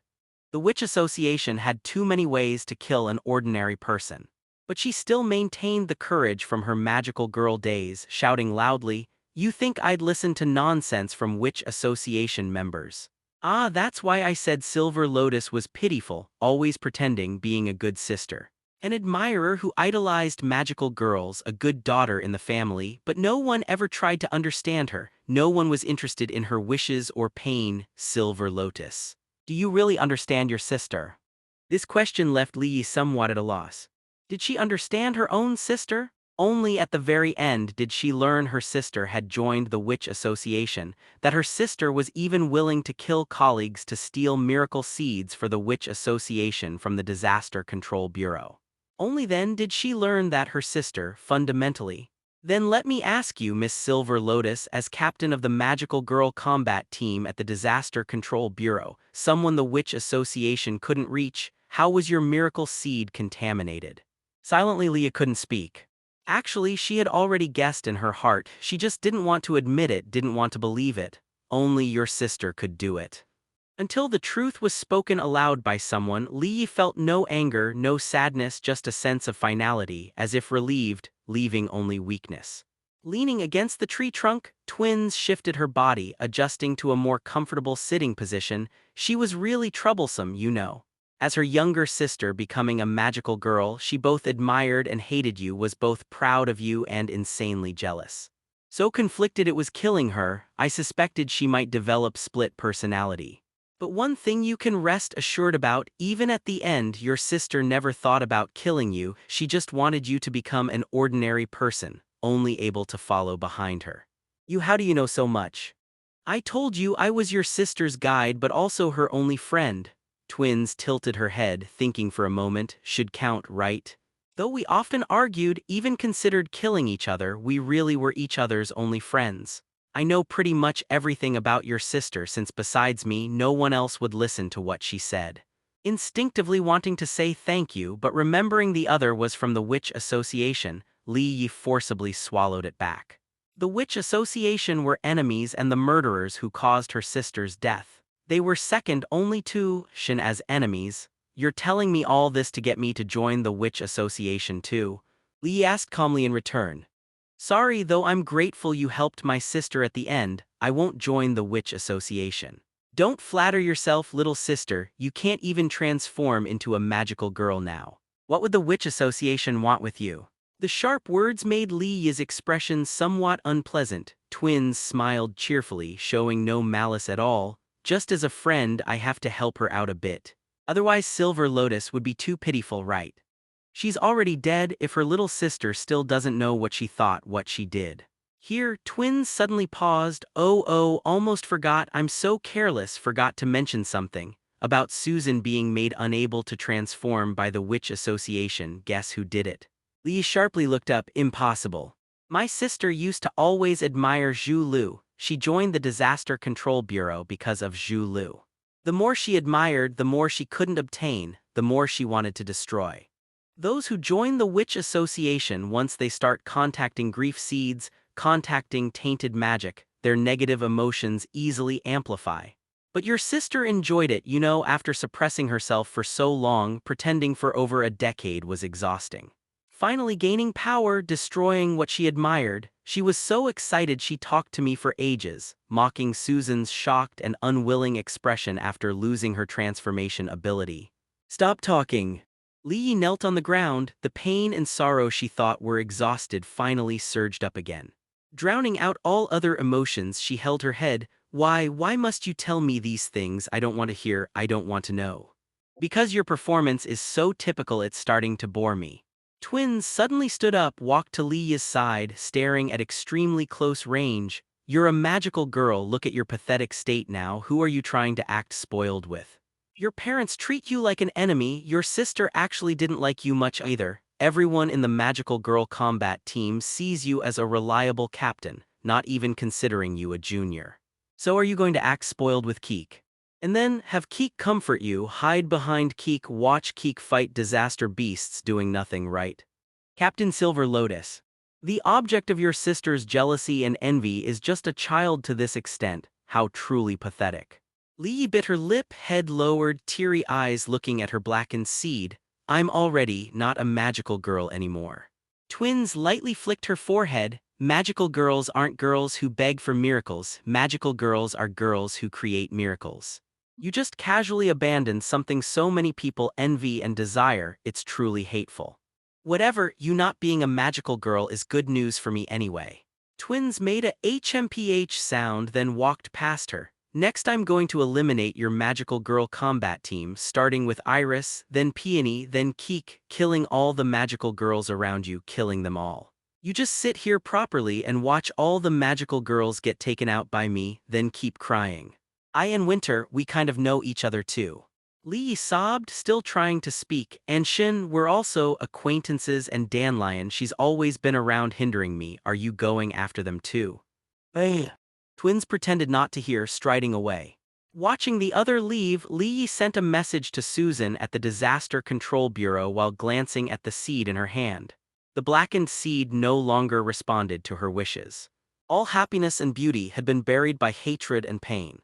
She could barely even remember why she had become a magical girl in the first place. Can I really continue being a magical girl? Do I really still deserve to keep being a magical girl if I become a magical girl again? Who would actually be happy? She thought of her sister and her heart ached with sharp pains. Roar!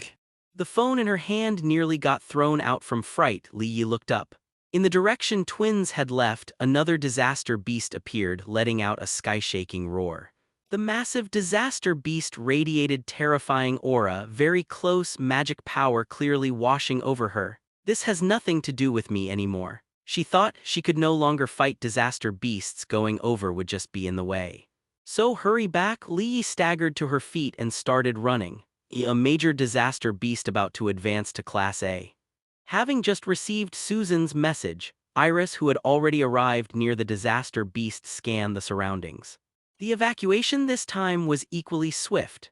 Aside from too few magical girls and relatively weak combat capabilities, the other abilities of Beihai Disaster Control Bureau could be considered quite outstanding. Even Iris couldn't find many faults. But really strange, why the suburbs again? Though the location was quite far from last time in the eastern suburbs, this time in the southern suburbs near the Disaster Control Bureau. Though the birth locations differed, the places they appeared were just too odd. Generally, naturally occurring disaster beasts appear where resentment is heaviest. Places overflowing with negative emotions are most likely to produce disaster beasts, so they're usually in crowded areas. And which association created disaster beasts are meant for destruction, definitely appearing in populated areas at minimum within the city. But since coming to Beihai, two disaster beasts appearing consecutively must have which association involvement behind them. So why both in suburbs? Never mind casualties, even property damage was minimal. Class B disaster beasts each time they appear are significant disasters for cities, but Beihai's two consecutive appearances had almost no losses. Could it be Azure Cloud Sect mastered some ability unknown to the Disaster Control Bureau, allowing disaster beasts to be fixedly born in the suburbs outside the city? But thinking about it, that seemed unlikely. If they really had such technology, the Witch Association's response would definitely be much faster than the Disaster Control Bureau's. Could it be Azure Cloud Sect had some deterrent power, making Witch Association members afraid to summon disaster beasts within the city? But if they were afraid, why summon at all? Then, too lazy to continue thinking, she looked up at the motionless disaster beast. Though feeling somewhat strange, she took out her seed. Can't delay. If this disaster beast continues growing and advances to Class A, that would be troublesome. All things. Only half through her transformation phrase, a blue whip suddenly lashed from behind. Even with Iris's quick reaction, she still couldn't dodge completely. After getting hit on the back of her hand, her seed still flew out. The remaining water blue whip tried to bind her, but Iris's right hand had already grasped her magic wand. With just a light wave, all the whips fell heavily to the ground with a smack, turning into puddles of black water. Looking up, she saw a girl with a ponytail, wearing sandals, her blue dress fluttering, casually catching her seed. When did she completely didn't detect any magic aura? Oh dear, magical girl in big crisis. The girl narrowed her eyes, smiling to reveal canine teeth, very cute, but also made Iris sense dangerous vibes. Seed got stolen, what to do?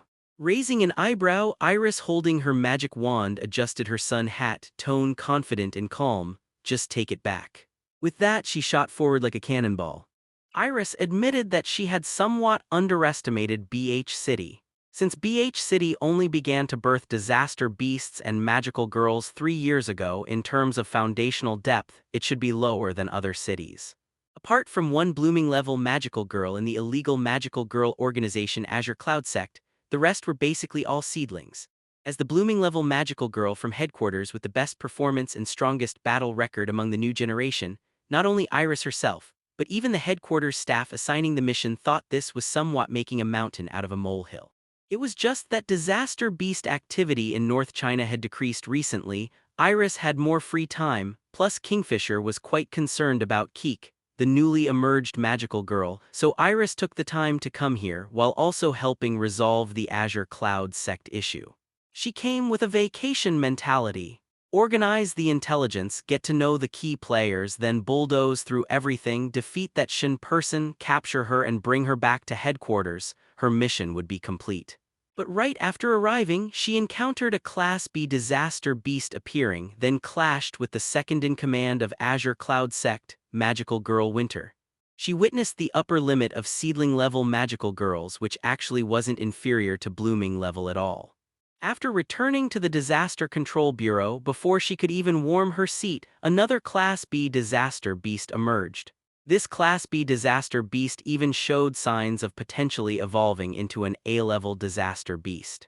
Now, with 2 Class B disaster beasts appearing in such a short time, would there be 4 on the second day, 8 on the third day, and A-level beasts emerging on the 4th day, directly rivaling the most dangerous cities in North China? If this continued, as a magical girl, she'd really have to revisit the disaster beast handling records of Beihai over these 3 years. Not to mention this suddenly appearing Witch Association member with that dangerous aura about her. She hadn't felt something like this in a long time. She thought it would be a vacation, but why did it feel more like undergoing tribulation? Boom. The blue water whip passed through the gravity field.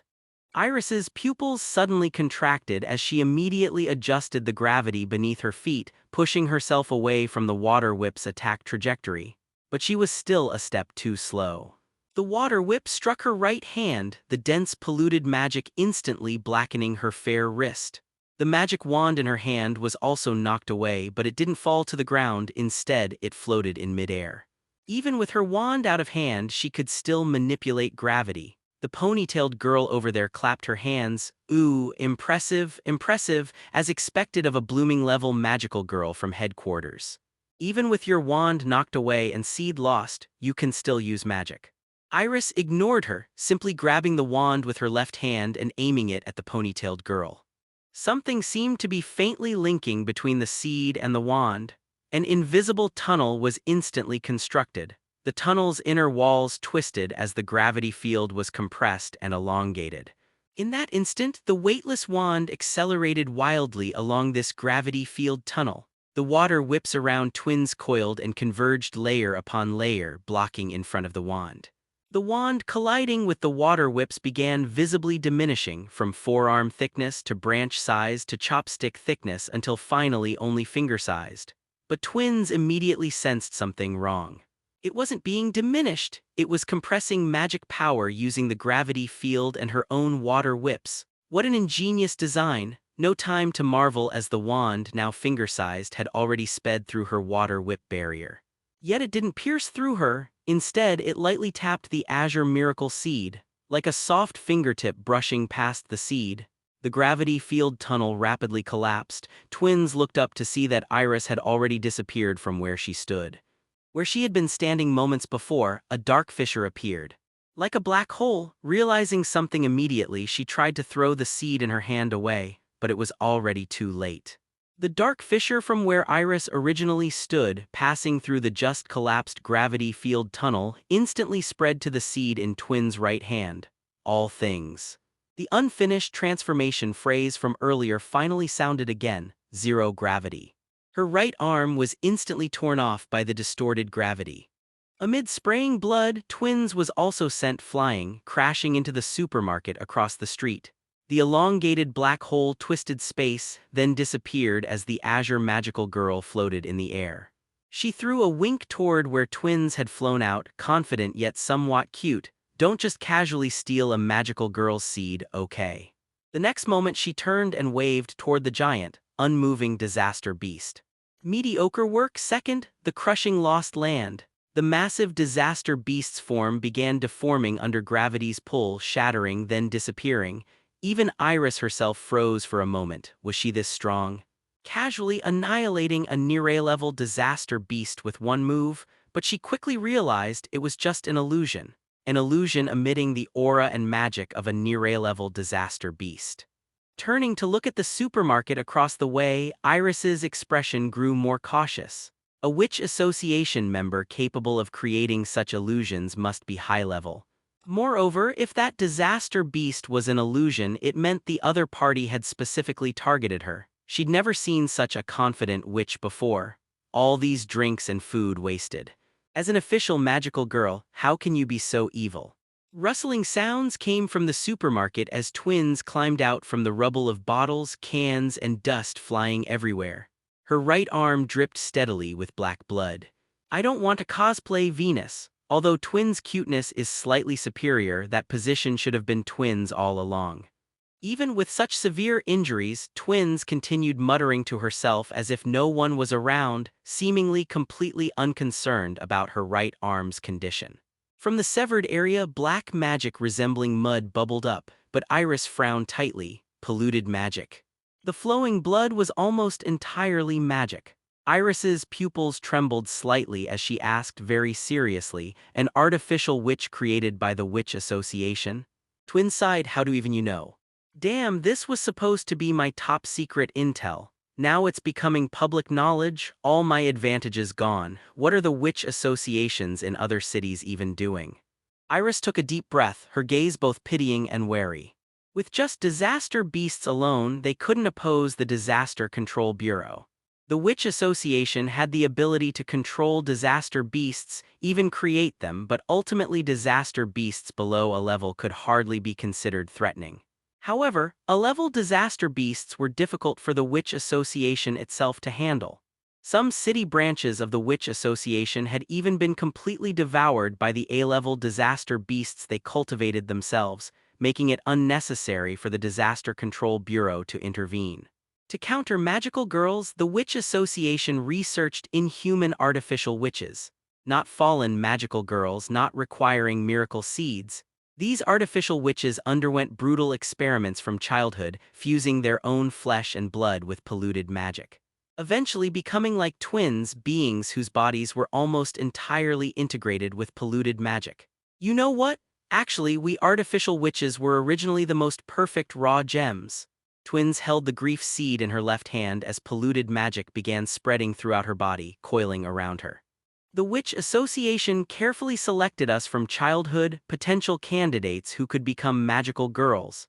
That's why we could successfully replace our flesh and blood with polluted magic until we became the most perfect witches. A blood-red cross cracked open on her forehead.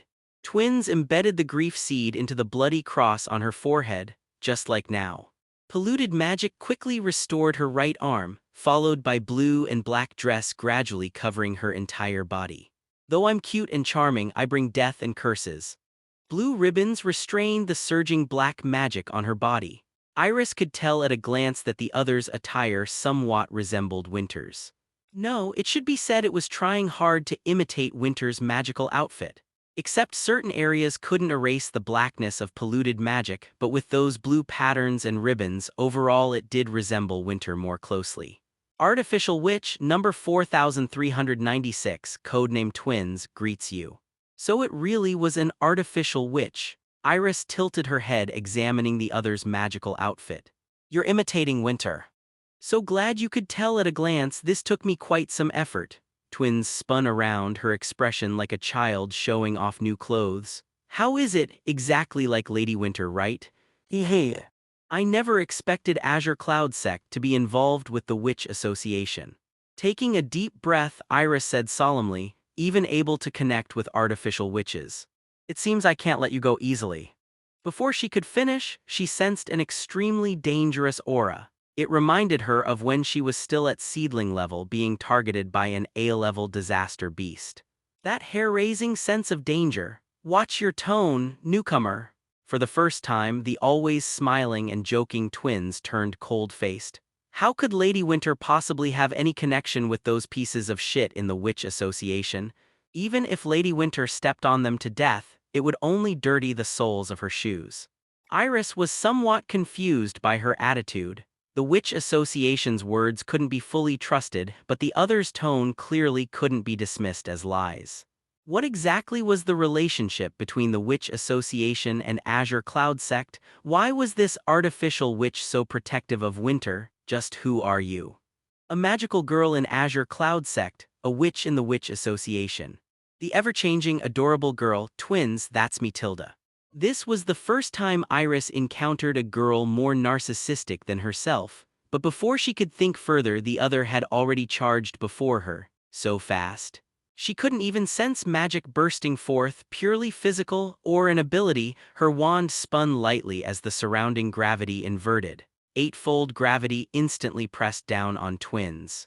But Twins' movement only paused for a moment before she continued completely unimpeded, charging right before her. A sharp right roundhouse kick came chopping straight at her head like an axe, a witch fighting close combat. Holding her wand to block while simultaneously altering partial gravity, trying to pull down the other's sharp kicking attack. Yet it still failed. Her right arm solidly took this roundhouse kick. Iris quickly lightened the gravity around herself, flying backward rapidly, eliminating the impact, creating distance, then adjusting her own gravity to stabilize her stance. Had her ability been nullified? No, that feeling just now, her ability had worked, it wasn't nullified. To test her theory, this time she condensed the gravity field size, only twisting the other's arm. This time she clearly detected that the other had also altered gravity, instantly canceling her ability. You can manipulate gravity too.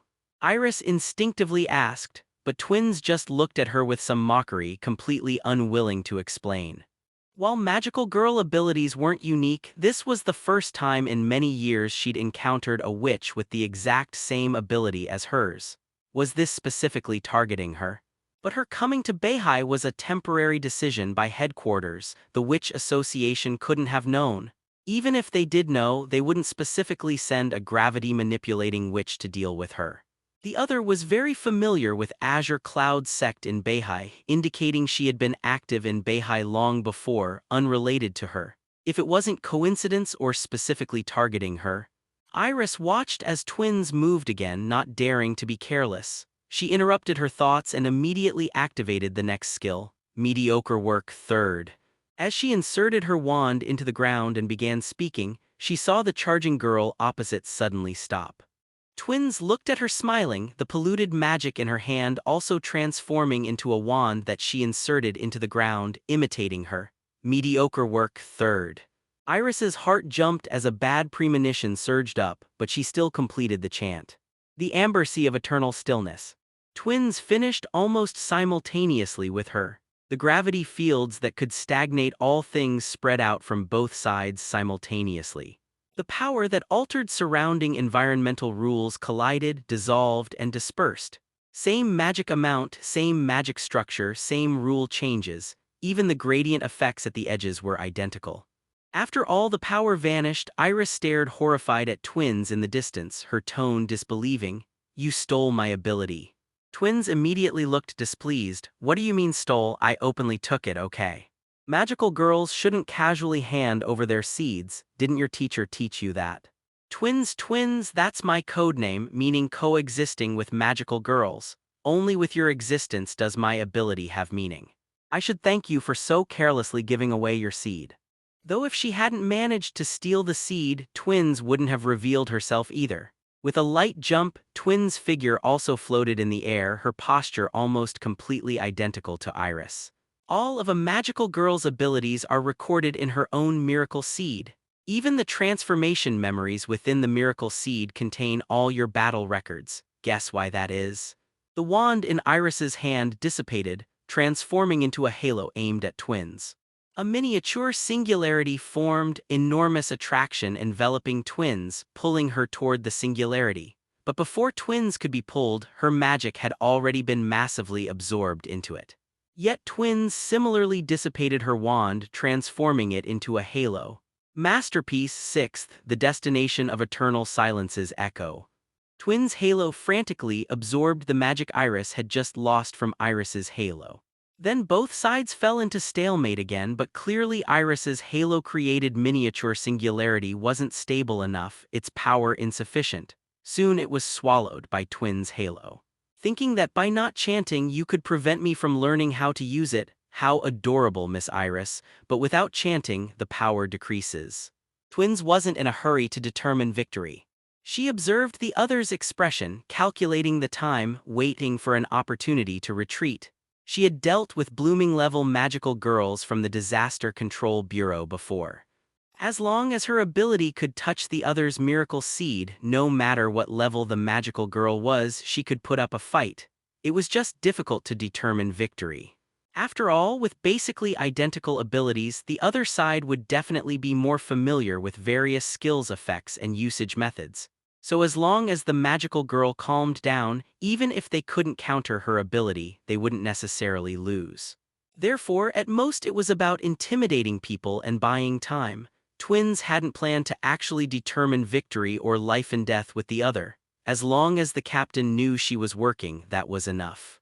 For this disaster beast illusion, she'd specifically chosen a time when Azure Cloud Sect wouldn't notice, and narrowed the range to only this area monitorable by the Disaster Control Bureau. Minimizing impact, playing with Miss Iris for a while, then she could happily return to report completion. Just as she was thinking this, Twins casually glanced behind Iris, planning to find a retreat route. Her ability's effect duration was almost up. However, when her gaze inadvertently spotted a certain figure, she froze, then looked back to confirm. Then her entire body stiffened in place, instinctively wanting to step back. But she found her legs had already started trembling, unable to move. Iris was still considering how to counter her own ability, how to lure the other into using the flawed mediocre work first to secure victory, when she noticed Twins' expression had suddenly turned somewhat unpleasant. That always flippant and smiling face now showed traces of fear, as if she'd seen a ghost. Iris was puzzled. Not even afraid of a blooming-level magical girl, what had she seen to scare her like this, so she turned to look. A girl wearing purple gold robes was reflected in the mirrored surface of a nearby tall building, gazing indifferently at them. Like a ghost, if she hadn't turned around, she wouldn't have even sensed her presence at all. A fearful, timid voice came from beside her ear, "Sect Master." The Azure Cloud Sect and the Witch Association were as incompatible as fire and water, to the point of a fight to the death. The relationship had deteriorated to this extent, but it actually had little to do with the Witch Association. The Witch Association had never provoked the Azure Cloud sect from the beginning. In fact, they had repeatedly attempted to show goodwill towards the Azure Cloud sect initially, maintaining friendly relations with local free magical girl organizations, slowly infiltrating them, and eventually corrupting all the magical girls within was a common tactic used by the Witch Association. There were always magical girls who wanted to save and change the Witch Association, because most members of the Witch Association were ordinary people. But the Azure Cloud sect didn't have that kind of magical girl.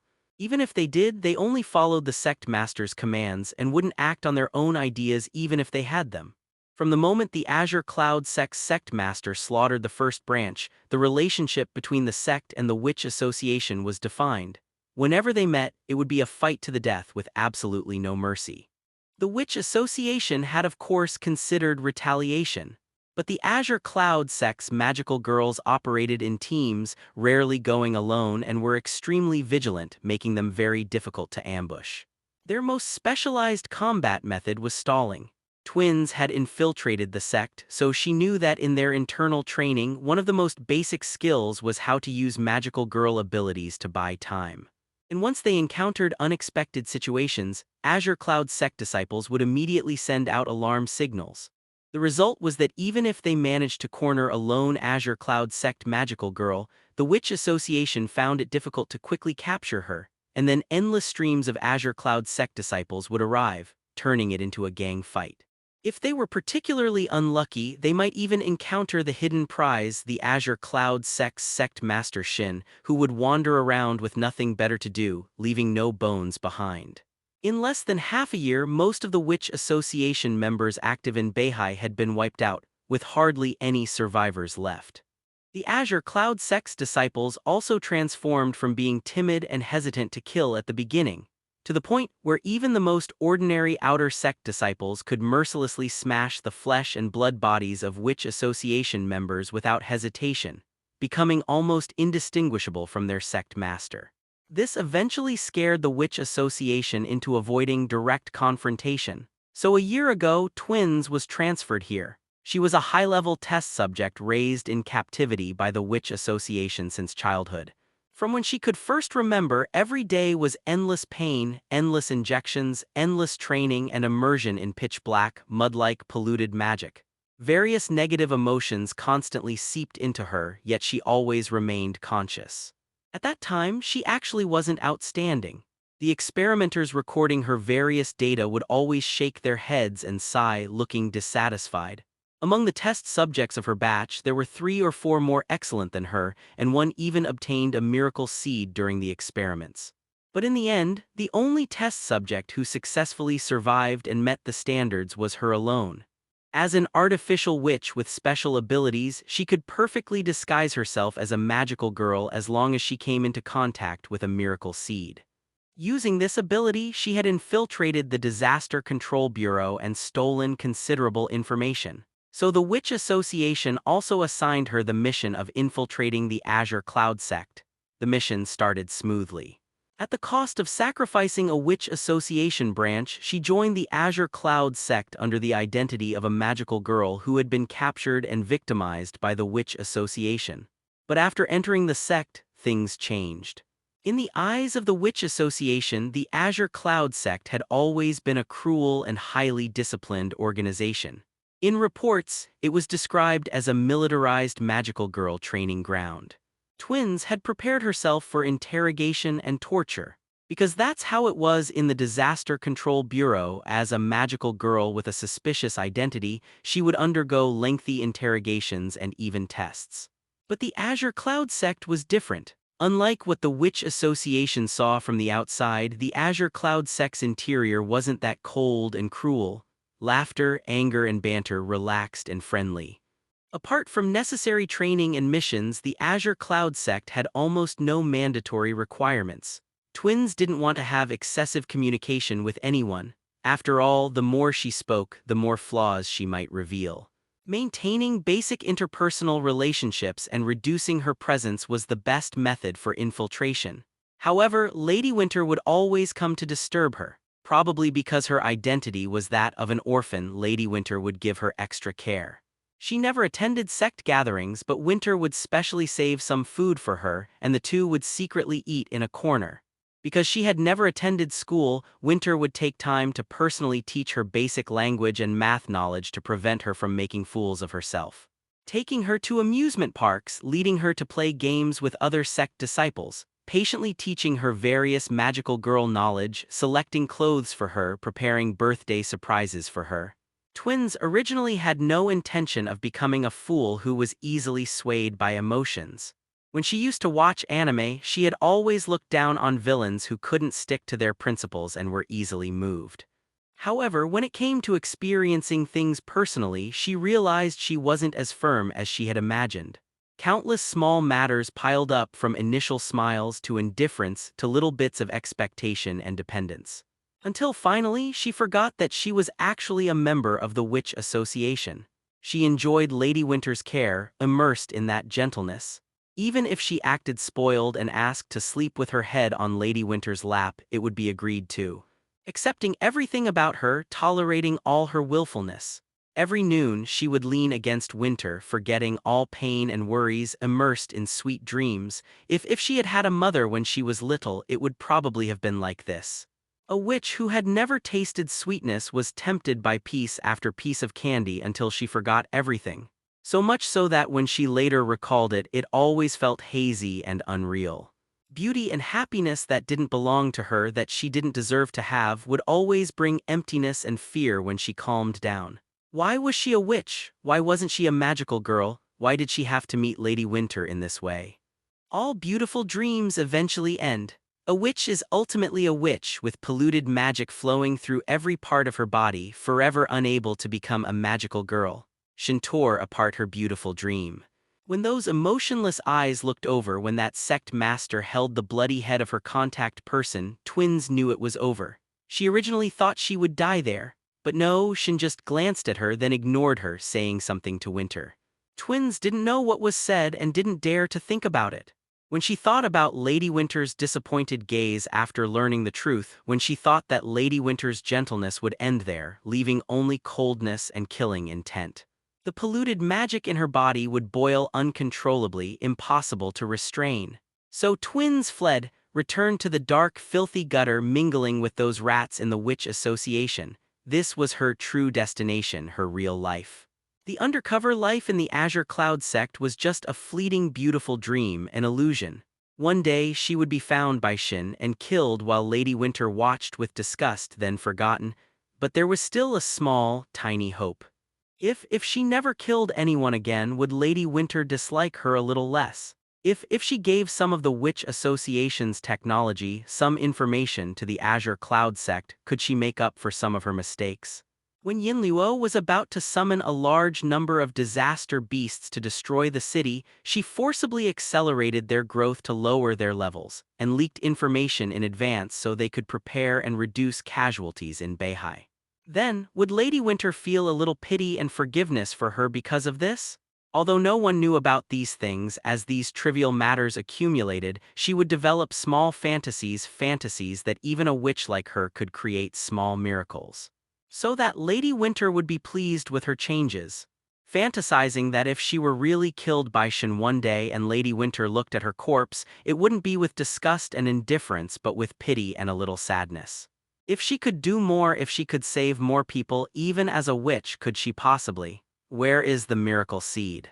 Shin's voice tore apart all her fantasies. Miracles were ultimately not something a witch could touch. No matter how hard she tried, she couldn't maintain her usual disguise, leaving only fear. During her time in the Azure Cloud sect, if Winter was the gentlest mother who always accepted everything about her, then Sect Master Shin was the strictest, cruelest father. Always scrutinizing everything about her, and if she showed even the slightest flaw, she would face death. From their first meeting, when she witnessed firsthand how Shin hunted Witch Association members, and almost, if Winter hadn't appeared in time, she would have suffered the same fate. Shin had engraved deep fear in her heart. Those gem-like beautiful eyes, even when looking over without much emotion, would make Twins' entire body tremble uncontrollably, as if all the polluted magic in her body was wailing in fear. Sect Master.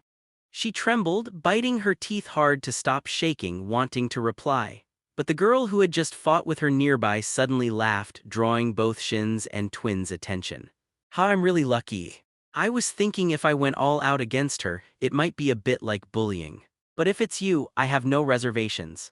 Iris held the seed in her hand, raising her head with some pride as she looked at Shin. "Sect Master of the Azure Cloud Sect, Magical Girl Shin, I need you to come back to headquarters with me to discuss the future relationship between the Azure Cloud Sect and the Disaster Control Bureau." "No time. Sorry, but I'm not giving you the power to refuse."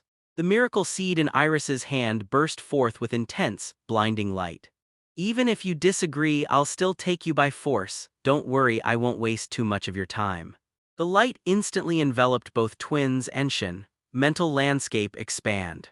When the intense, blinding light from the miracle seed gradually faded and Twins and Shin opened their eyes, they found themselves in an unfamiliar wasteland.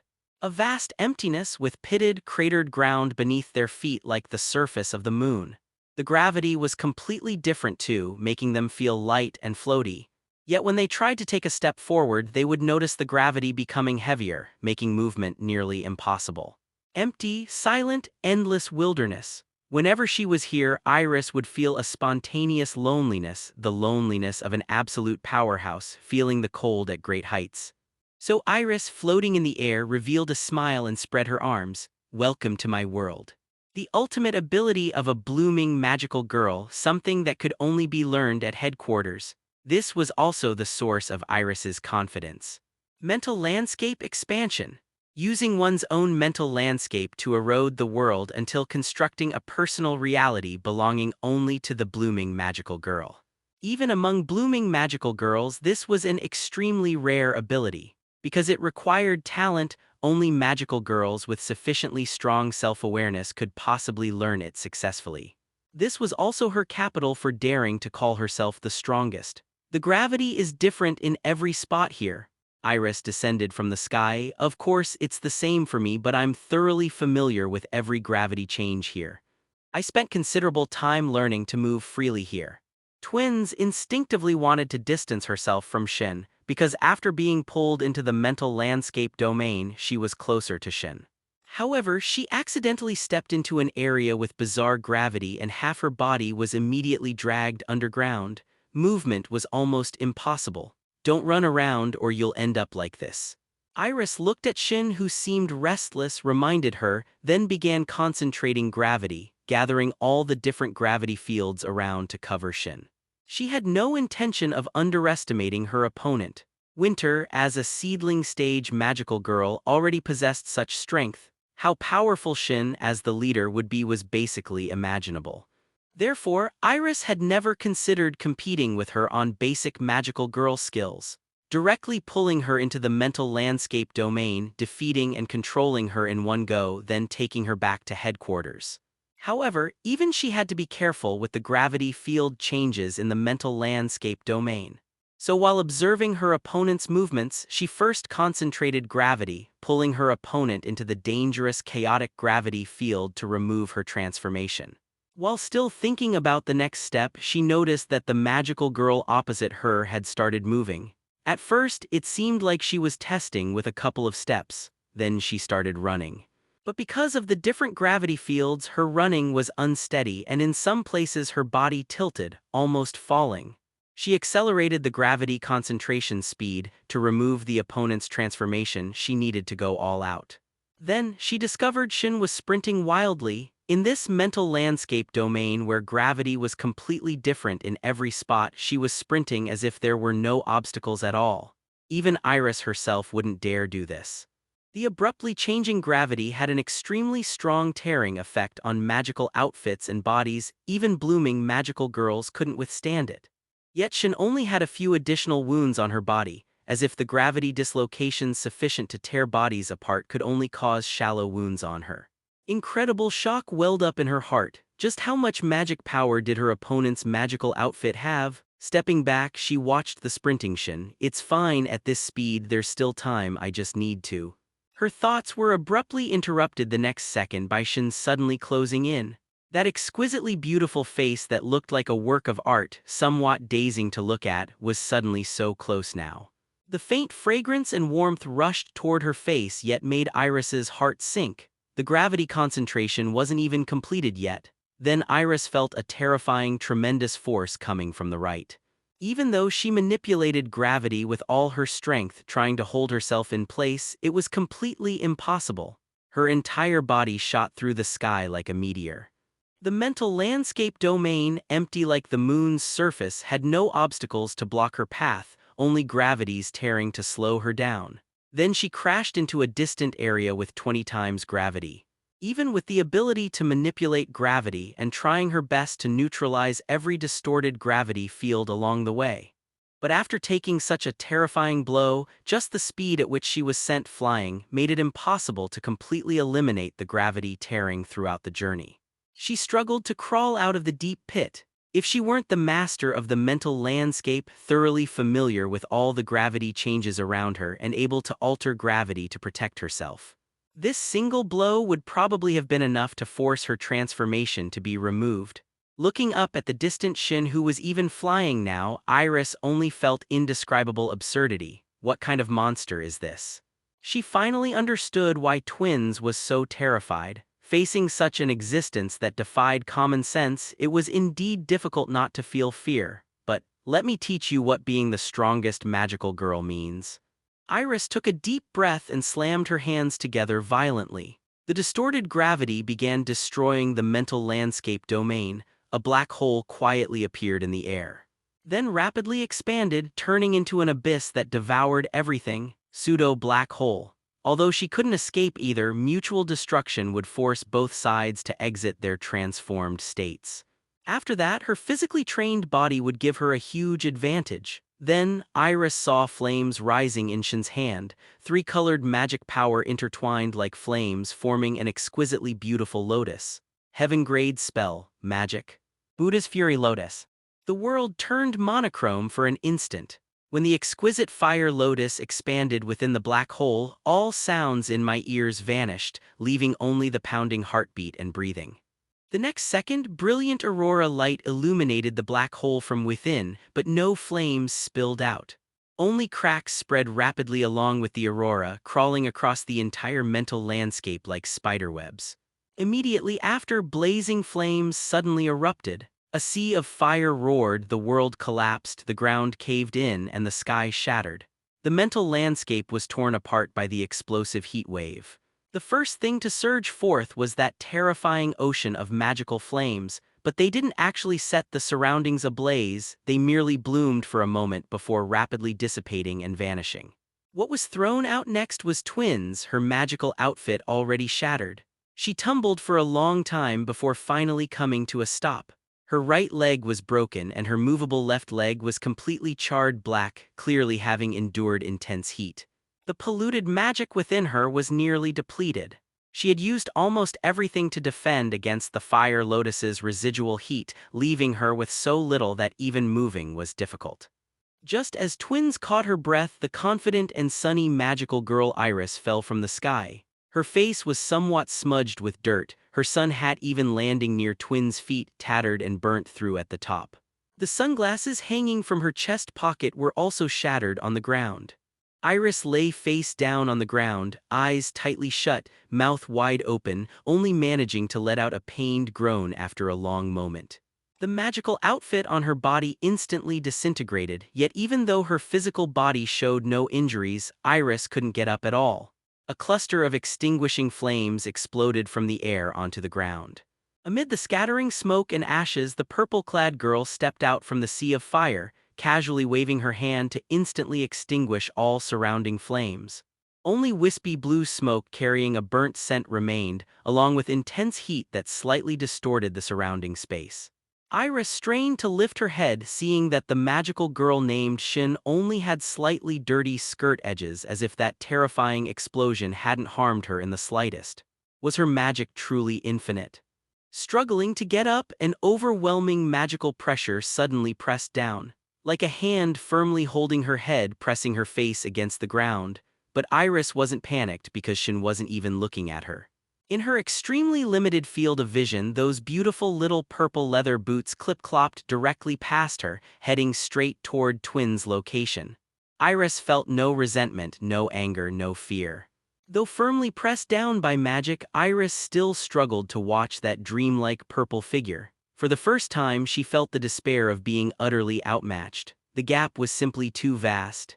Then, a small sense of relief rose in her heart, because Iris quickly realized that the reason her opponent wasn't targeting her was because Beihai Disaster Control Bureau had always maintained a covert cooperative relationship with Azure Cloud Sect while publicly condemning them. If not for this, she would already be a corpse by now. Remembering how she had previously mocked the Disaster Control Bureau's incompetence, she couldn't help but feel ashamed. She really owed them a huge debt that money couldn't repay. Maybe she should hold a thank you banquet, hiring the most luxurious orchestra and honor guard.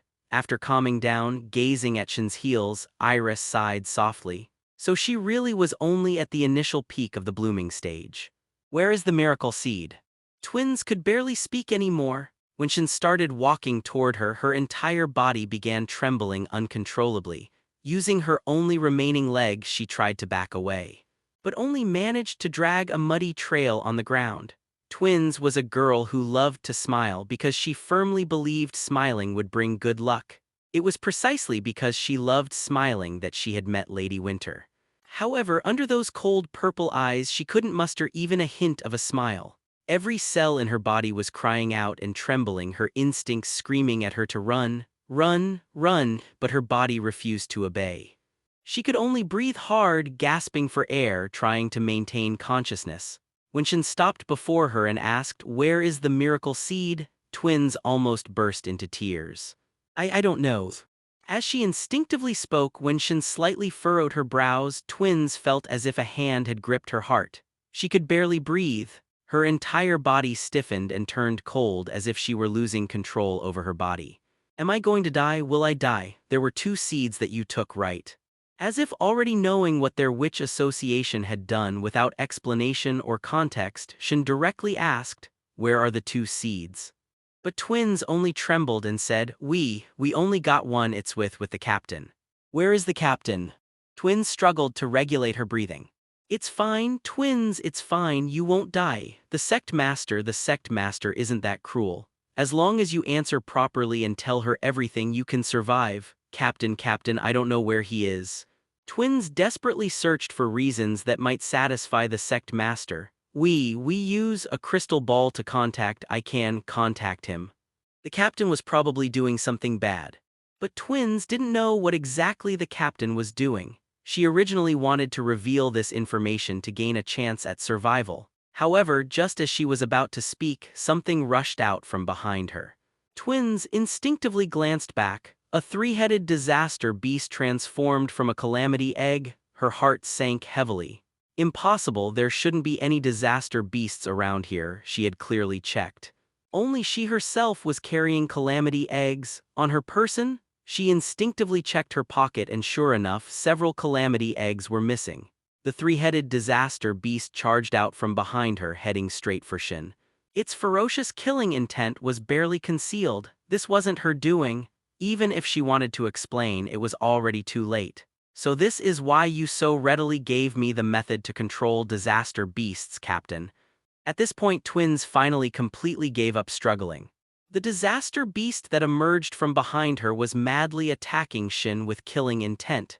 There was no need for explanations anymore. "You really are a supervillain, Captain. Twins has really lost to you." Boom! Purple magic exploded ahead. The 3-headed disaster beast was torn to shreds in an instant, the shockwave blowing Twins away as well. She only felt the world spinning, completely unaware of where she had flown to. Then she crashed into some kind of pillar, maybe a telephone pole, or possibly a tree trunk, she didn't know. Her tied-up hair came loose, filthy black magic substituting for blood, making a mess everywhere. So disgusting. Why was she so filthy? Every time she got injured, it constantly reminded her of what kind of existence she was. Coughing, what came out of her mouth was also black, polluted magic. So revolting, her vision was blurry. But when she touched her neck, she realized something important was missing. The birthday gift Lady Winter had given her, a very beautiful teardrop pendant. She had chosen the color herself, a water blue pendant, extremely beautiful. Because it was just like Lady Winter, both gentle and beautiful. She frantically groped around on the ground. The wet ground combined with the liquid black magic had made her hands completely filthy. Just as she was about to cry, she finally found the fallen blue crystal pendant among some small stones nearby. Carefully wiping it clean, she noticed a crack on it, making Twins' heartache. Shin had already approached. Sitting slumped on the ground, Twins finally managed to smile under the sect master's gaze. As long as she thought of Lady Winter, as long as she cherished the birthday gift Lady Winter had given her, she had endless courage to face death. There was nothing to resent or regret. From the moment she entered Azure Cloud Sect, she had known this day would come eventually. With her identity as a witch of the Witch Association and having killed people, how could she hope for redemption and forgiveness? In this world there were no miracles born for witches. Only, dragging her broken leg, she leaned against the pillar. The magic in Shin's hand condensed into a long spear aimed at Twins. The disheveled girl bent over, carefully holding the exquisite gem as if protecting her treasure. Closing her eyes, she softly murmured, like in a dream, "I really want to see you one more time, Lady Winter." A cold wind blew past as the blazing purple spear descended toward her. Such convincing acting, Shin couldn't help but feel some admiration inwardly, truly worthy of being a disciple of our Azure Cloud sect. She had thought Susan was impressive enough, but unexpectedly there was an even more skilled performer. This Twins could take it to another level. She knew that Twins was the mole Azure Cloud sect had planted in the Witch Association. Although she didn't pay much attention to the details of Azure Cloud Sect affairs, anything related to the Witch Association was something Bingtang would explain clearly. For example, that Twins was Azure Cloud Sect's only mole in the Witch Association. After all, if this wasn't made clear, accidentally killing her would be troublesome. Killing fellow disciples was a serious crime. Renowned Orthodox sects absolutely did not permit internal strife. Even she, as sect master, was no exception. Twins' background was quite simple, a girl rescued from a Witch Association branch back then. Shin had met her before. She later stuck to Bingtang all the time, especially loved acting spoiled with Bingtang, though she wasn't particularly close with Shin herself. After being trained within the sect for a period, she voluntarily went to the Witch Association as a spy. Bingtang had been extremely worried back then, thinking it might be dangerous for her to return to the Witch Association. But it later proved that Twins was indeed a remarkably capable disciple. According to Bingtang, most of the intelligence about the Witch Association and even some information about the Disaster Control Bureau came from Twins. As the only spy who could infiltrate the Witch Association, Twins' importance was self-evident. Bingtang treated her like a treasure. After all, that damned place would turn most people into neither human nor ghost. Neither she nor Bingtang would allow their disciples to undergo such torment. But Twins voluntarily chose to infiltrate the Witch Association, not only enduring it but also continuously and timely sending out intelligence, perfectly exceeding expectations in her mission. For Bingtang and for Azure Cloud Sect, she was an enormous contributor. Therefore, this mole's identity was extremely important. Every Azure Cloud Sect disciple, regardless of location, had to cooperate with Twins to ensure her cover wasn't blown, preventing her years of suffering from being in vain. So when Shin arrived on scene, she was actually observing whether Twins could handle this blooming-level magical girl. The result pleased her. Even while infiltrating the Witch Association, Twins hadn't neglected her training over the years.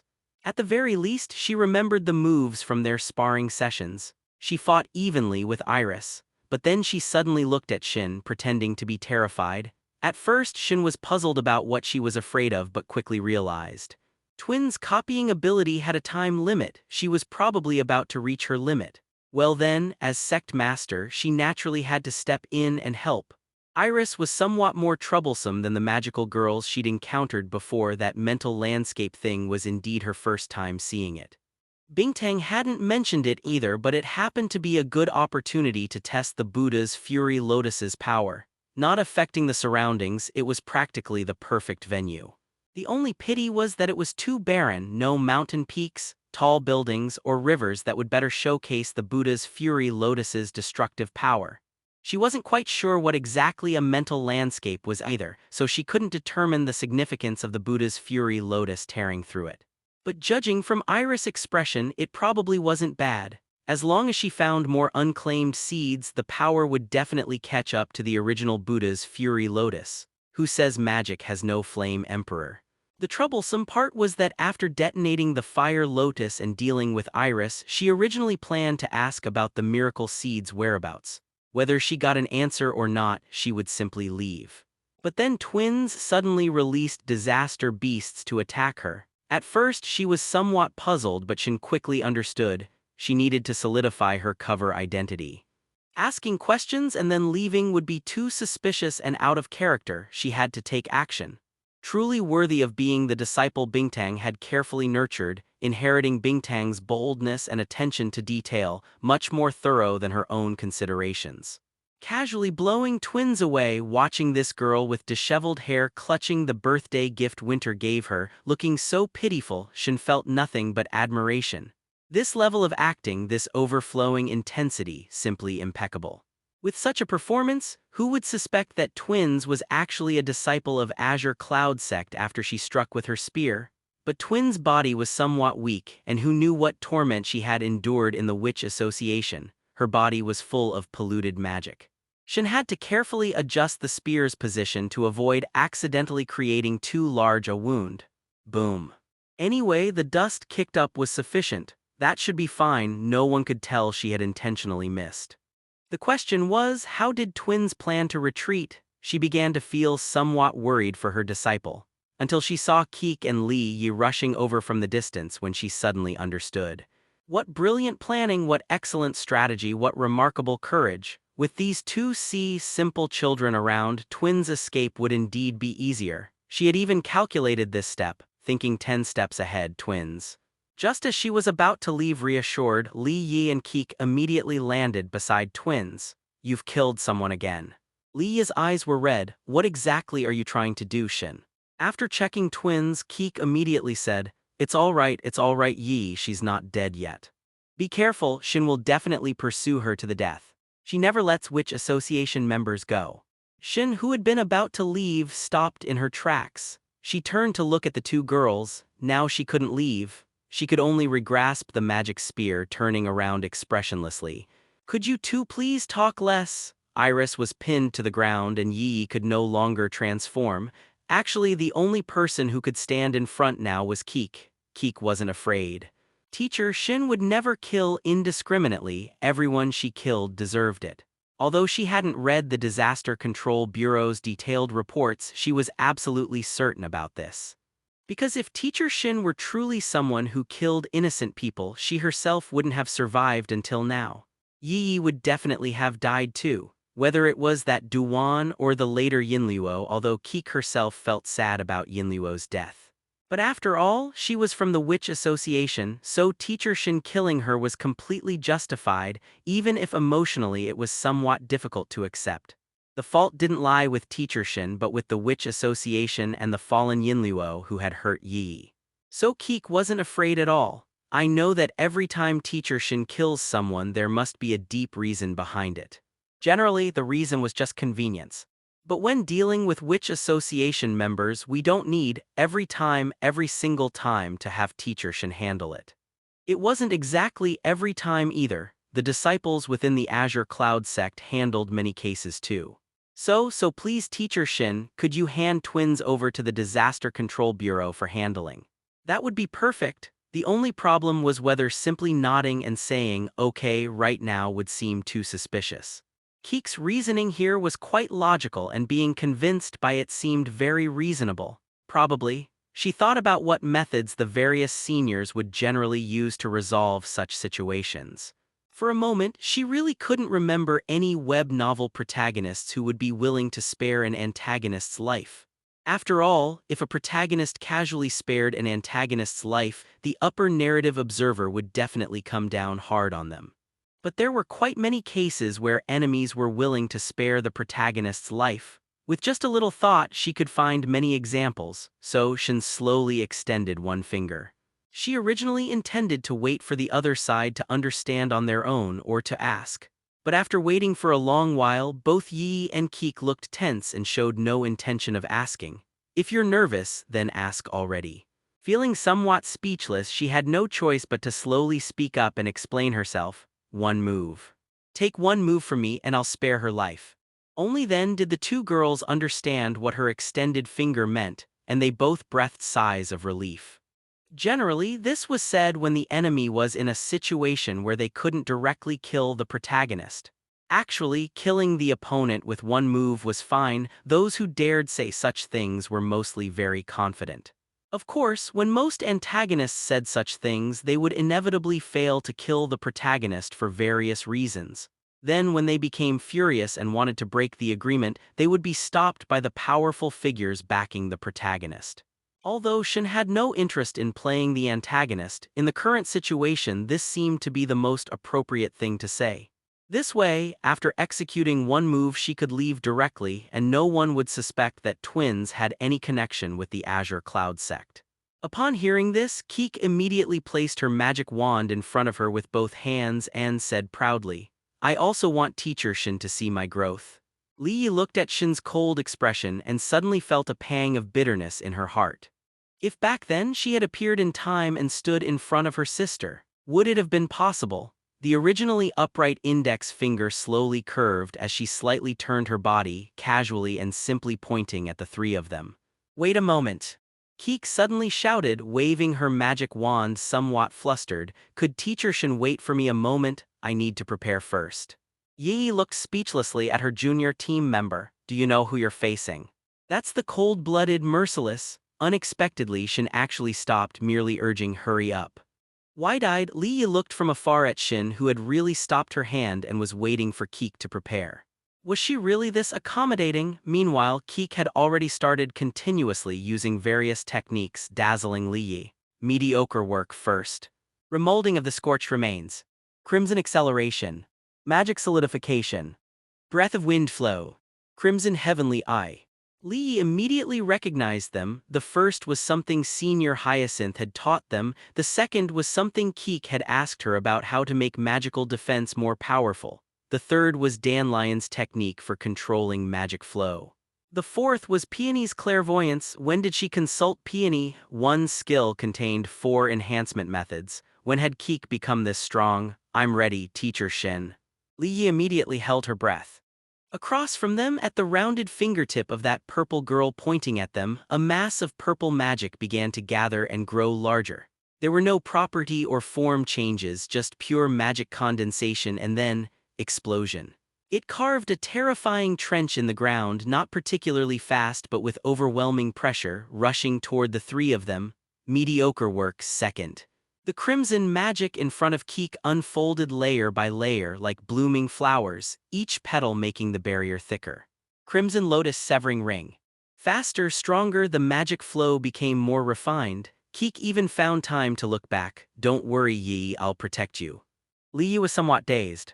Panting heavily, even though she was almost unable to hold on, she still turned her head with a smile to comfort the people behind her. "Don't worry, sister, I'll protect you." The figure from the past overlapped with Keek. When she turned her head, what she could see wasn't just her sister's gaze. Those frightened, expectant, admiring, anxious gazes, all those many strangers she protected were behind her. Boom. The pure, unadorned, terrifying purple magic crashed against the unfolded fiery red petals. In just an instant, one petal shattered immediately. Keek bit her lip, pouring all her magic into it. Thus, the next petal finally lasted 2 seconds. The huge impact force pushed her backward. Keek desperately pushed forward, but still half her foot sank into the ground. This is the teacher's power. It's really so distant. Looking up, Teacher Shin's expression looked like she wasn't even exerting effort. The index finger pointing this way wasn't even fully extended, the movement more like casually pointing at something.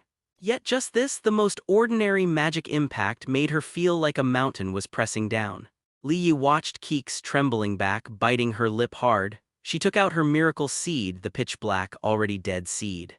Countless calls, but only silence and despair responded. Crack, crack, crack, the petals shattered one after another, but it started to slow down, partly because Keek's subsequent petals had thicker magic and partly.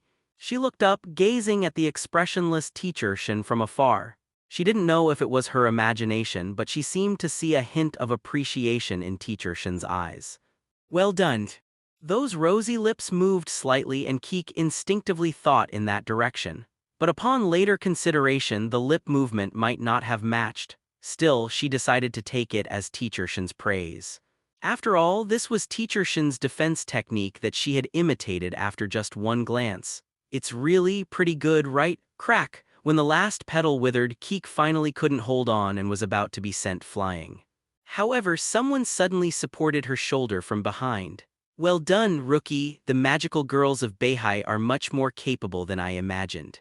Magical girl Iris created a black gravity barrier in front with a backhand motion. Never thought you could buy me enough time to transform, leave the rest to me.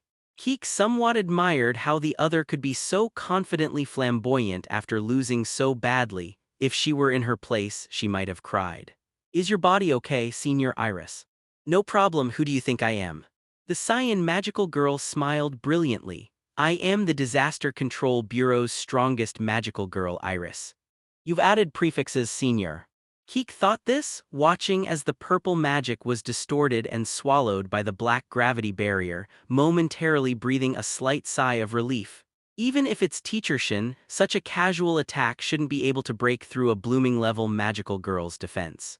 Right, the next second the gravity barrier shattered without warning. Transcending levels, crushing rules, pure magic destroyed everything.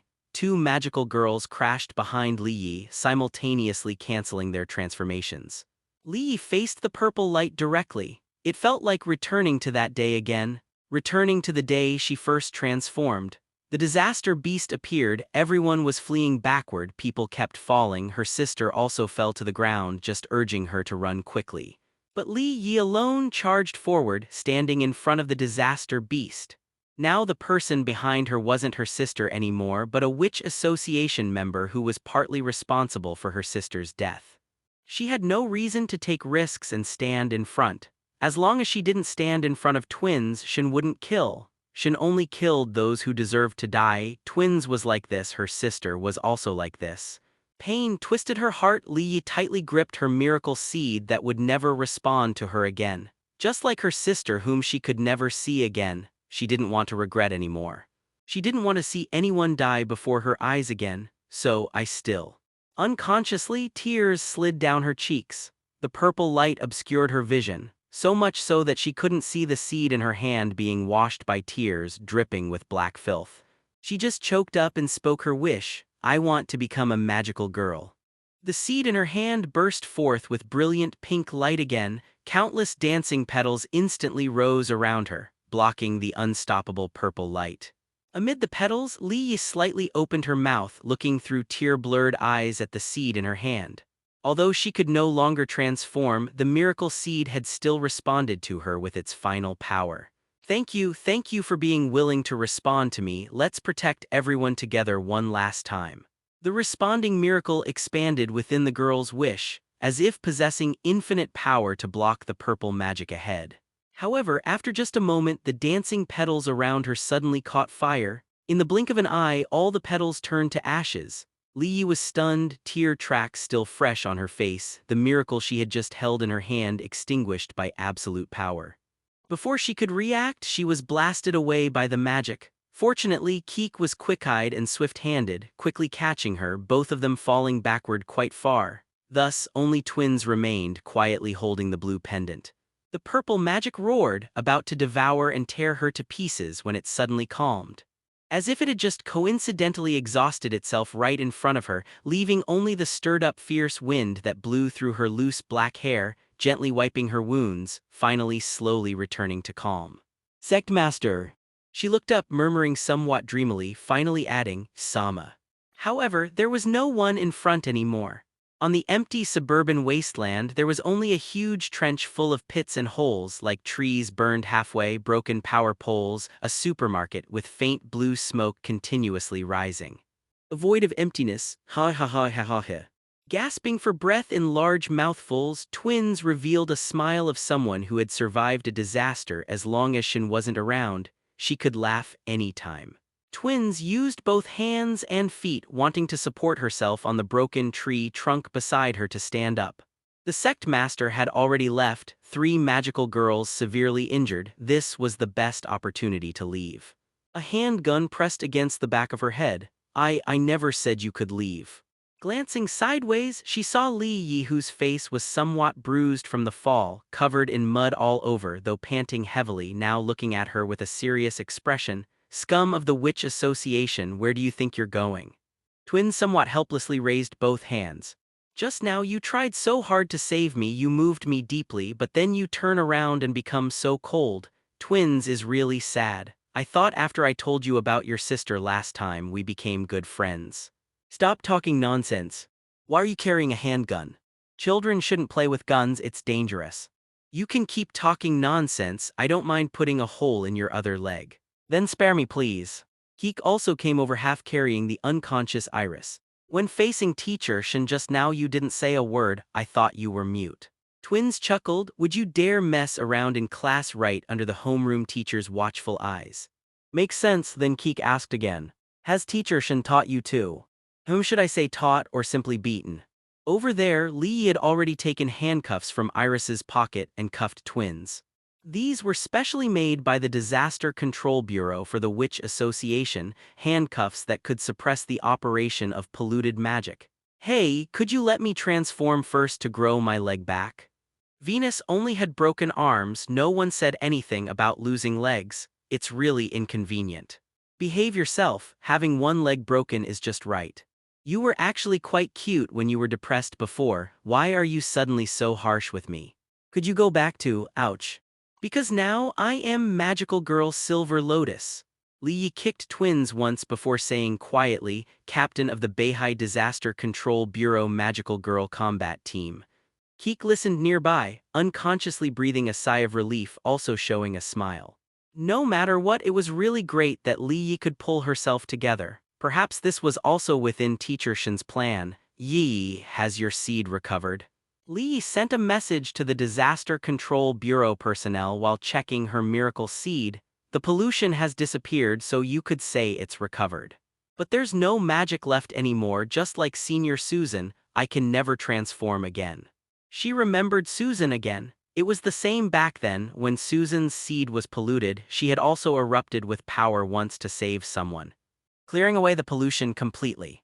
At that time, Susan thought she could transform again. She researched excitedly for a long time, but in the end, she still failed. Even without pollution, the miracle seed was already empty. Polluted magic not only contaminates a magical girl's power and emotions, but also severs the connection between the miracle seed and the incubator. In principle, having lost the magic source, transformation is fundamentally impossible.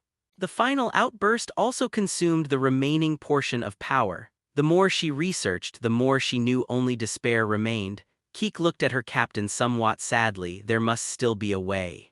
It's all right, Li Yi smiled comfortingly at Keek. Even if I can't transform, I can still help everyone help Keek, just like Susan. So, as long as Keek works hard, including my share, I'll still be a magical girl. Keek, who wasn't good at comforting people, just nodded heavily and said. Beside them, Twins chuckled. The Azure Cloud Sect might have a way, Captain Li Yi. Would you like to join the Azure Cloud Sect? Becoming a member of the Azure Cloud Sect, they might be able to help you regain your transformation power. No need, I'll use my own power to become a magical girl. Li Yi said indifferently, just like you said, magical girls are girls who create miracles, not girls who beg for miracles. I'll create my own miracle. Twins fell silent for a while before finally restraining her smile. Your sister was far inferior to you. No need for your flattery, and don't speak ill of my sister. Twins doesn't flatter others nor speak ill of people. Under Lady Winter's teaching, I only speak the truth. When the Disaster Control Bureau personnel arrived one after another, along with the civil engineering team that had been reactivated, Li Yi organized her emotions and escorted Twins to the Disaster Control Bureau. Even if she were to be executed, it would have to be after a trial. Then she suddenly remembered something, turning back to look at the girl lying on Keek. Ah, that's right, the Disaster Control Bureau's strongest magical girl, Miss Iris. How long are you going to sleep? Beihai, outside the factory building in the Western District. Bingtang sat in a Mercedes-Benz that slowly drove up beside Jiang Si, who was running home, rolled down the window and adjusted her plain glasses. How is Twins? Sect Master. Nothing major. I don't know why she wants to enter the Disaster Control Bureau. Probably some secret operation from the Witch Association side. Anyway, with Susan cooperating, no need to worry. Meh. By the way, wasn't your final move a bit too harsh, Sect Master? Your sister was injured quite badly. I underestimated, Jiang Si said in a flat tone, didn't expect her to be so weak. I think you should be more considerate of ordinary magical girls' abilities. Bingtang laughed. Fortunately, Miss Li Yi ultimately created a miracle. Although she wanted to have Jiang Si get in the car, she knew the other disliked riding and preferred running. If there's nothing else, should I head back first? Wait, Jiang Si suddenly stopped her. I discovered an unowned blooming level miracle seed on Li Yi. During Li Yi's final outburst, that unowned blooming seed also emitted magic, its aura completely unable to be concealed. Ah, Bingtang was stunned. Weren't both taken by the Witch Association. First ask twins whether the Witch Association really has two seeds. Jiang Si glanced toward the Disaster Control Bureau. No matter what, get that seed from Li Yi first. When the bright sound of a Suona horn blared, Susan almost thought she was about to be sent off to her funeral. Outside the Disaster Control Bureau building were two huge red banners, wholeheartedly protecting the safety of BH city citizens. Enduring humiliation to resist external evil organizations. A bunch of bureau employees were gathering there making noise, cheering loudly. This Iris had even spent money to rent a train, carrying the Suona team around the Disaster Control Bureau building while holding a megaphone and playing her pre-recorded thank you speech. All Beihai Disaster Control Bureau employees, you've truly worked hard. Facing two major terrorist forces, the Witch Association and the Azure Cloud Sect, you still maintained your integrity, protected Beihai, and didn't let Beihai fall. As the strongest magical girl in the Disaster Control Bureau, I, Iris, am truly filled with admiration. So please accept this small gift as a token of my respect. To commemorate your hard work and sacrifices during these 3 years of protecting Beihai. Is this not disturbing the public? I'd like to ask. Susan had an immense headache and even her communication with Lady Bingtang wasn't going smoothly. Originally, she was supposed to go to the Azure Cloud Sect for an assessment to join the inner sect these past few days. But one thing after another kept happening, leaving no time to go, constantly postponing it. The inner sect's salary is really high, and she could also see Xin and Lady Bingtang. She heard there's specialized guidance on how to advance, but given her status as a new inner sect member, she'd probably only be taught by true disciples. Having Xin and Bingtang teach her would be too much to ask for. All Beihai employees, you've truly worked hard, facing the Witch Association and the Azure Cloud Sect. Susan finally couldn't take it anymore, directly opened the window and looked at Iris outside holding the megaphone on infinite loop. Haven't you had enough yet? Smack. A red envelope was precisely thrown through the window. Susan froze for a moment, picked up the red envelope and opened it. Holy crap, 5,000 yuan. Your voice is so quiet, is your battery dead? Susan muttered. You can make it louder, everyone loves hearing it. The cyan magical girl standing on the train carriage, already transformed, gave her a brilliant smile and waved. Thank you for your efforts and contributions over these 3 years. This Iris person, although showy and arrogant, you have to admit generous is truly generous. Her personality is cheerful, and when she spends money lavishly. She also looks really beautiful. By the way, because she gave Peony paid leave, Peony hasn't come to work until today. Iris even paid Peony's salary in advance. Of course, it's also because Peony's job at the bureau is dealing with disaster beasts, and now that Iris wants to give her paid leave to handle disaster beasts herself, naturally she doesn't need to come. As for Susan, even if Iris gave her a promise, she couldn't really take paid leave. After all, she's from the security department and she handles most of the bureau's defense work. Now that they've captured a witch, there are even more troublesome matters. Lady Bingtang also has new tasks. But after receiving 5,000 yuan, Susan didn't feel so burdened anymore, feeling refreshed as she put on headphones and turned up the volume. After blocking out all the noise, she finished reviewing yesterday's piled-up documents, then tidied her desk and headed to the second floor. The place where Twins was detained was also quite simple. It was the same room where she had previously interrogated Jiang Si. They said they were going to conduct a witch trial, but actually the Beihai Disaster Control Bureau doesn't even have a witch trial court. When Li Yi returned and found out about this, she was dumbfounded. She had always thought the Beihai Bureau had a trial court, so her mind was full of capturing witch association members to put them on trial. Actually, the witch trial court only existed for half a year. Because of the Azure Cloud sex activity, they didn't capture a single live witch during that half year. The former bureau chief waved his hand and had the trial court dismantled. After all, maintenance costs money. It turned out the bureau chief was indeed correct. In 3 years, they never once used the trial court. Twins was the first live witch they captured, but actually she's a disciple of our Azure Cloud sect. Just thinking about it made Susan feel somewhat unable to hold back her emotions. After entering the interrogation room and closing the door, sealing everything as usual, Susan remembered she had previously interrogated the sect master here too, and felt some emotions about the passage of time. In 3 years, the interrogation room had only interrogated 2 people. One was the Azure Cloud sect master, and the other was an Azure Cloud sect spy in the Witch Association. I'm Susan, head of security at the Beihai Disaster Control Bureau. I know, Yinluo talks about you with me every day.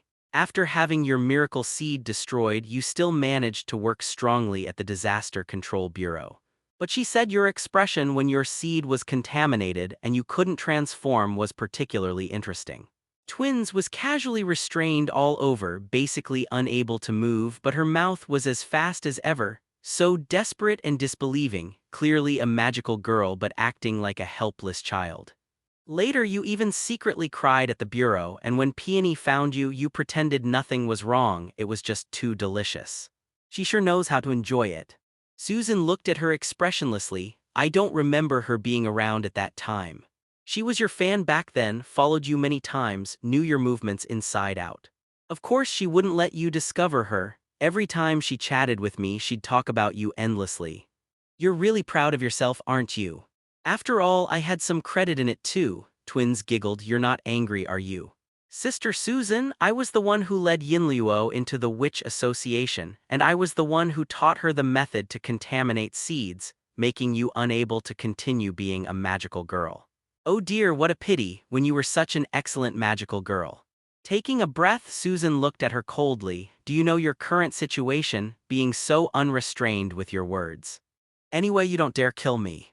As a Witch Association member, being able to destroy a Disaster Control Bureau magical girl is a huge victory for me, so naturally I feel accomplished. Hee, although you can't kill me, you can hit me to vent your anger. Let me see an official magical girl throwing a tantrum. Although she did like Lady Bingtang and really wanted to become an Azure Cloud sect disciple, Twins had never held any goodwill toward the Disaster Control Bureau. Anyway, there was no possibility of her escaping, so when she had the chance to annoy the other party, she would naturally annoy them fiercely. At least she wouldn't lose out. If she didn't act arrogant and provocative now, Twins might never get another chance in her lifetime. Heaven and earth are not humane. However, Susan just said flatly. Twins' smile froze on her face. Her tone also became somewhat strained, treating all things as straw dogs.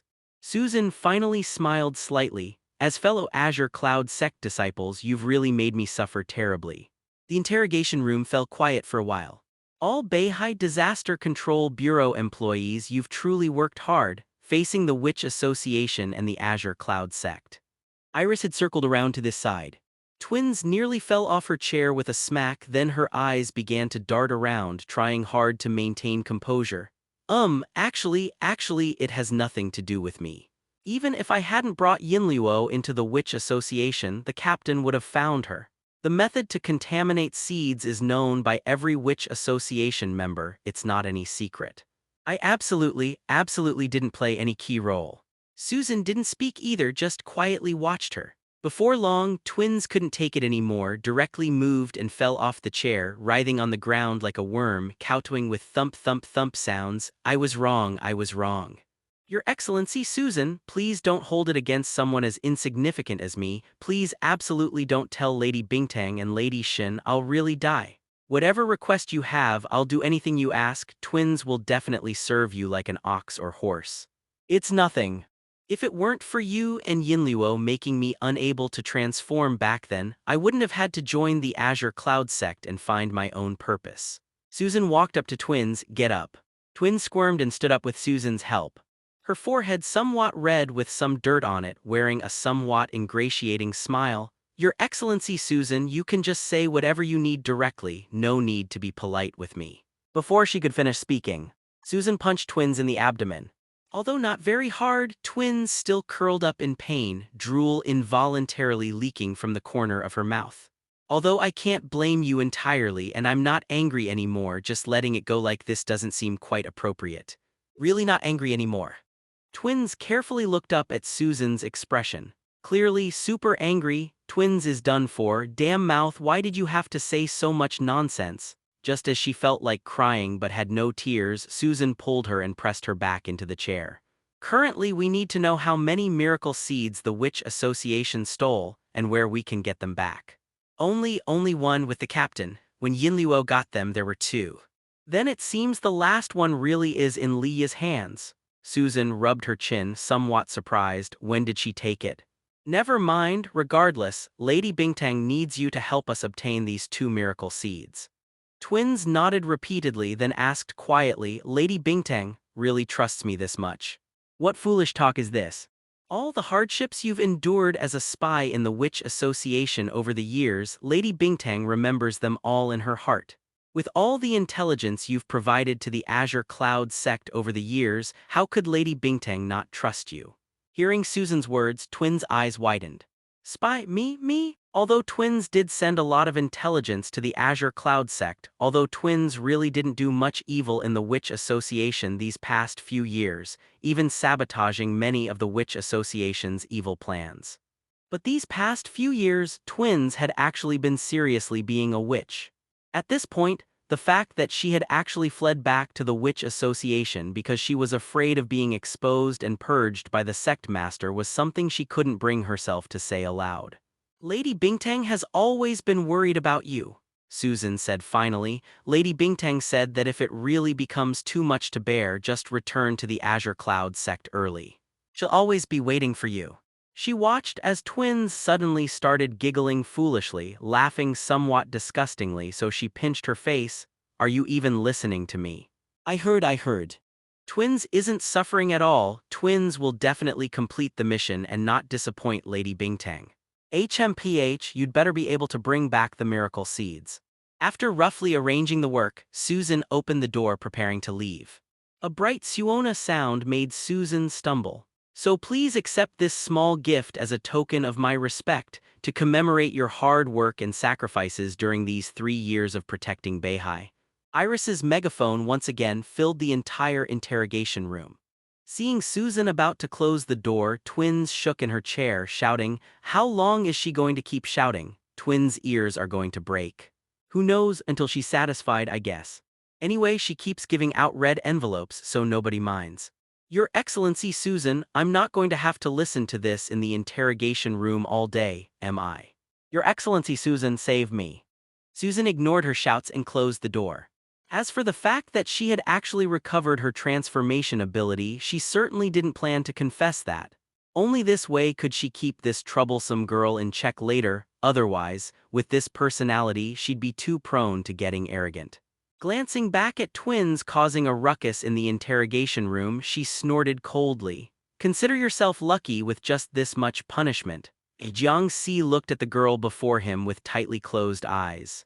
He always felt somewhat familiar, but he couldn't remember. Snow-white hair, sickly pale skin with even some translucency to it. Although still young, her facial features were quite exquisite. Of course, the Azure Cloud sect never lacked pretty girls. Not to mention Bingtang, who was stunning at first sight. If Yumo weren't so introverted and easily shy, she'd be the type with many pursuers at school too.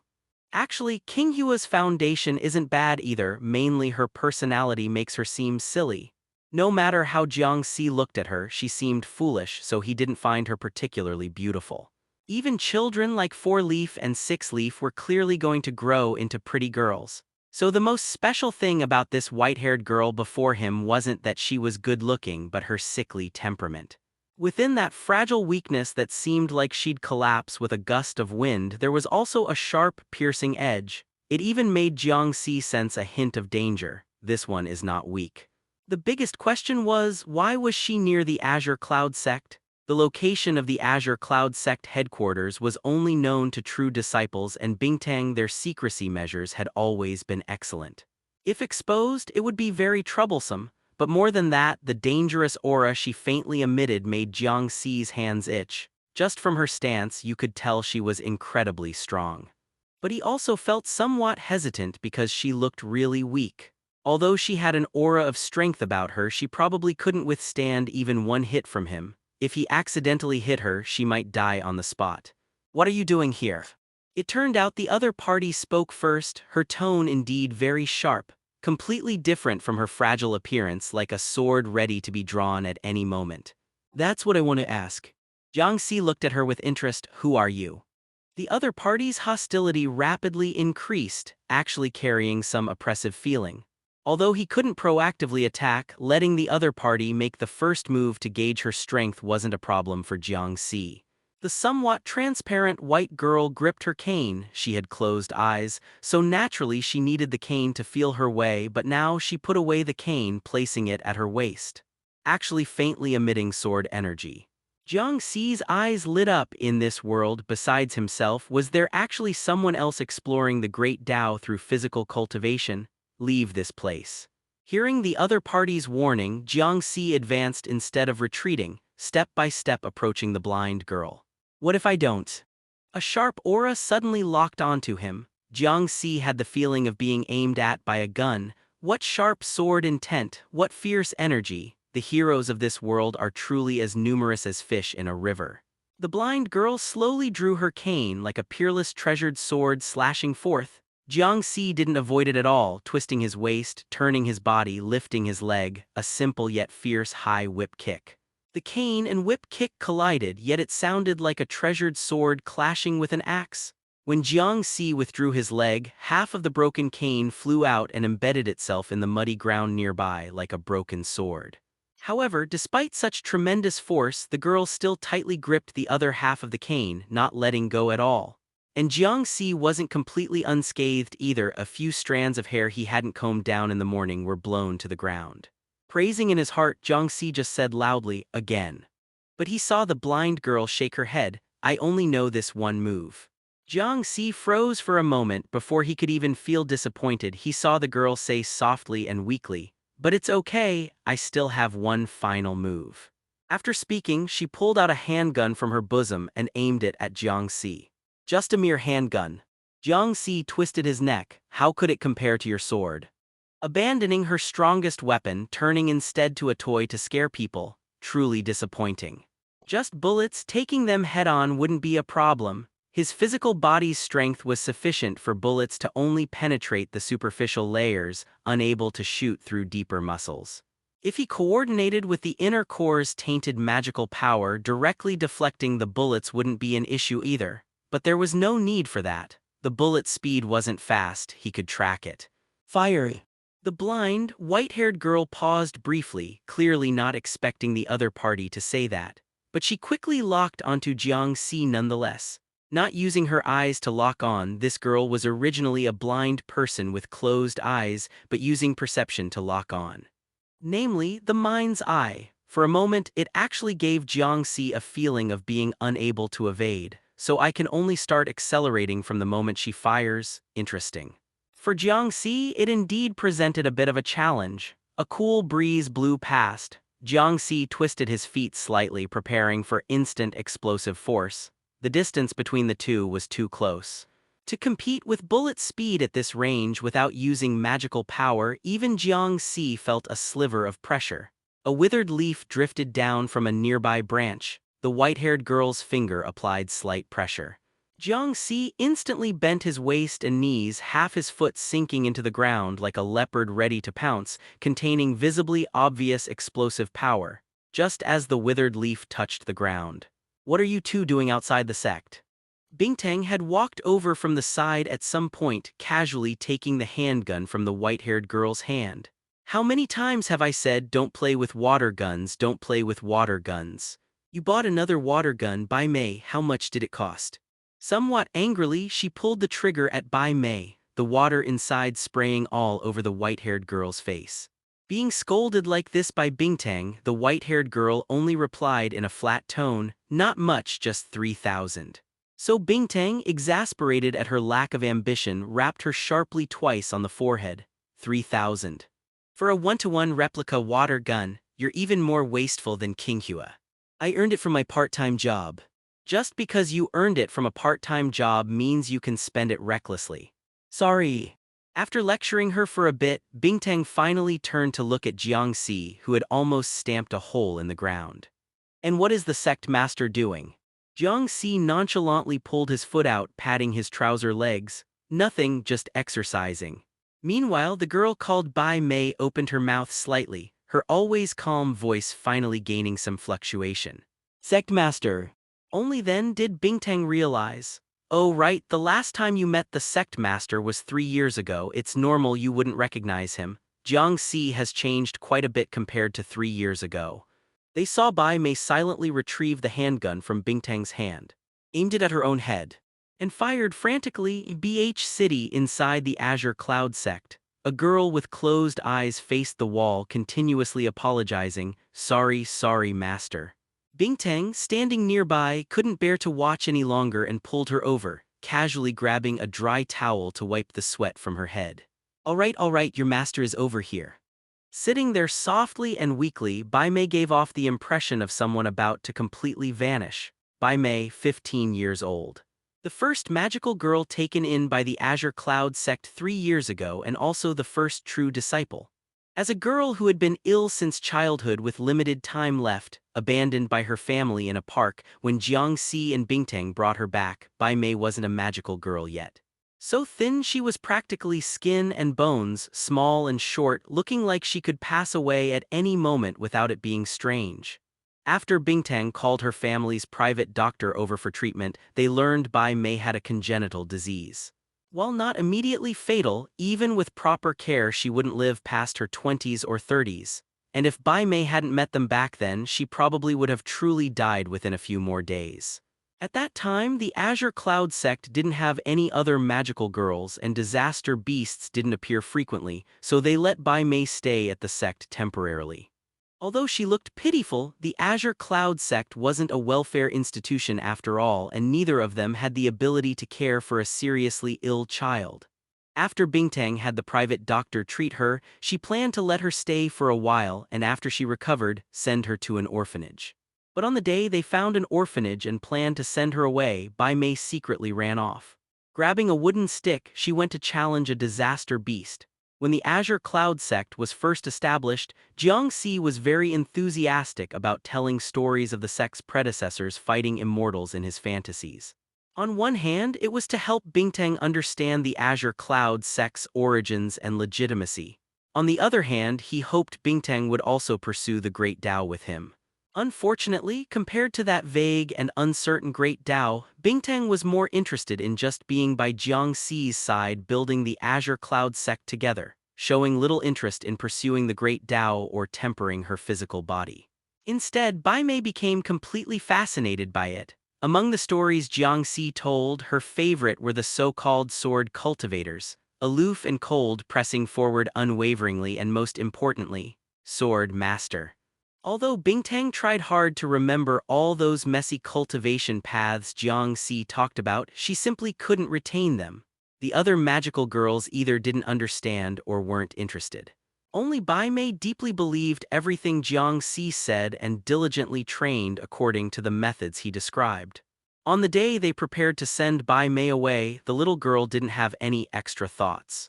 Because she simply didn't feel qualified to stay here and knew she was a burden, even her own parents didn't want her. How could she expect two strangers to be willing to accept her?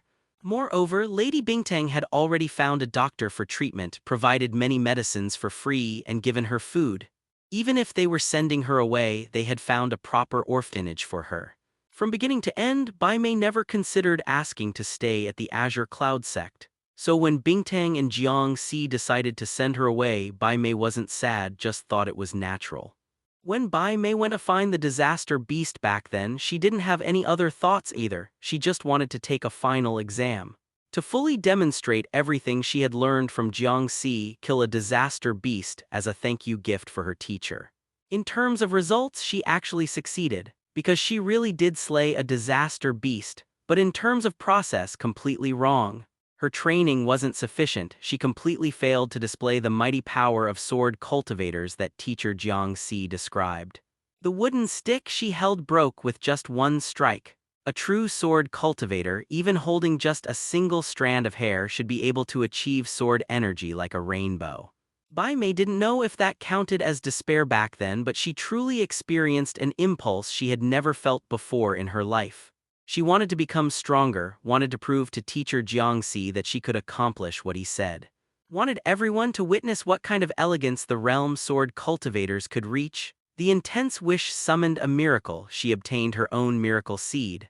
Although somewhat different from what she imagined, she ultimately achieved her goal. A magical sword cultivator barely counts as a sword cultivator, right? Even after becoming a magical girl, Bai Mei actually hadn't planned to stay. But because she became a magical girl, Bingtang proactively invited her instead, making her the Azure Cloud sect's first true disciple. Of course, the title of true disciple was something she begged and pleaded for, because Bingtang didn't really like it back then and Jiang Si didn't think she qualified as a true disciple. It was Bai Mei wanting to become a true disciple and inherit Jiang Si's sword cultivation legacy, who pestered them for 5 or 6 days before Bingtang agreed to the title. Not long after, due to her illness, Bingtang used her family connections to send her to a major hospital in neighboring Jiangming City. Because the medical level there was higher and more specialized in treating the genetic disease Bai Mei had. Only today did she return to the sect for the first time. Therefore, when she saw the grand sect seal outside, the sect had changed again. Bai Mei lingered outside for a long time until she encountered Jiang Si. Not only did she fail to recognize her own teacher and start a fight, but she ended up using a water gun to scare the sect master. Simply utterly disrespectful. After quite a while, when Bingtang saw she wasn't so despondent anymore, she moved closer, handed her a cup of tea, her tone slightly heavy. "Your eyes can't see anymore. Last time you messaged, didn't you say your condition had improved a lot?" Bai Mei, with tightly closed eyes, seemed somewhat confused. "No, my eyes can see."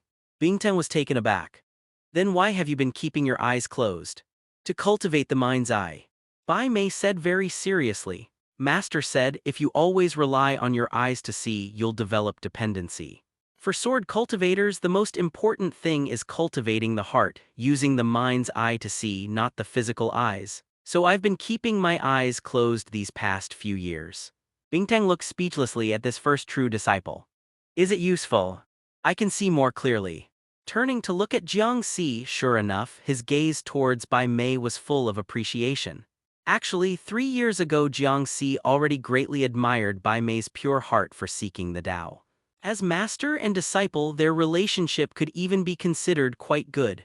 When Bai Mei left back then, he specifically instructed her not to slack off in the future, that the great Tao was arduous, and without progress there would be regression. After Bai Mei left, he even said to Bingtang with great regret that it was truly a pity such fine talent couldn't be personally witnessed growing up. And then he forgot all about her completely in 3 years. Bai Mei's appearance could be said to have changed very little over 3 years, especially her white hair and that sickly pale, almost translucent skin. Quite distinctive features, and yet he still couldn't recognize her. He truly hadn't cared at all. Of course, Bai Mei wasn't much better. Returning to the Azure Cloud sect after 3 years, her first thought upon encountering a stranger was to drive them away, even pulling out a 3,000 yuan ultra-realistic handgun to scare them, unwilling to open her eyes for even a look. What a fine pair of master and disciple. But Bingtang was used to it. The two were already like this 3 years ago. Just as master said, in the first year I couldn't help wanting to open my eyes, very unaccustomed to life with closed eyes. In the second year, I started being able to successfully live in darkness with the help of a cane. In the second half of the second year, even with closed eyes, I could faintly see some light through my mind's eye. By the third year, my mind's eye was already complete. Bai Mei said with some pride, "Even without opening my eyes, I can already clearly see everything around me." "Although your talent isn't great," Jiang Si finally commented. "But diligence can compensate for clumsiness, not bad. Thank you for the praise, master." Even so, Bai Mei's demeanor remained neither humble nor arrogant, maintaining the pride and aloofness befitting a sword cultivator, though she immediately coughed twice, appearing extremely weak again.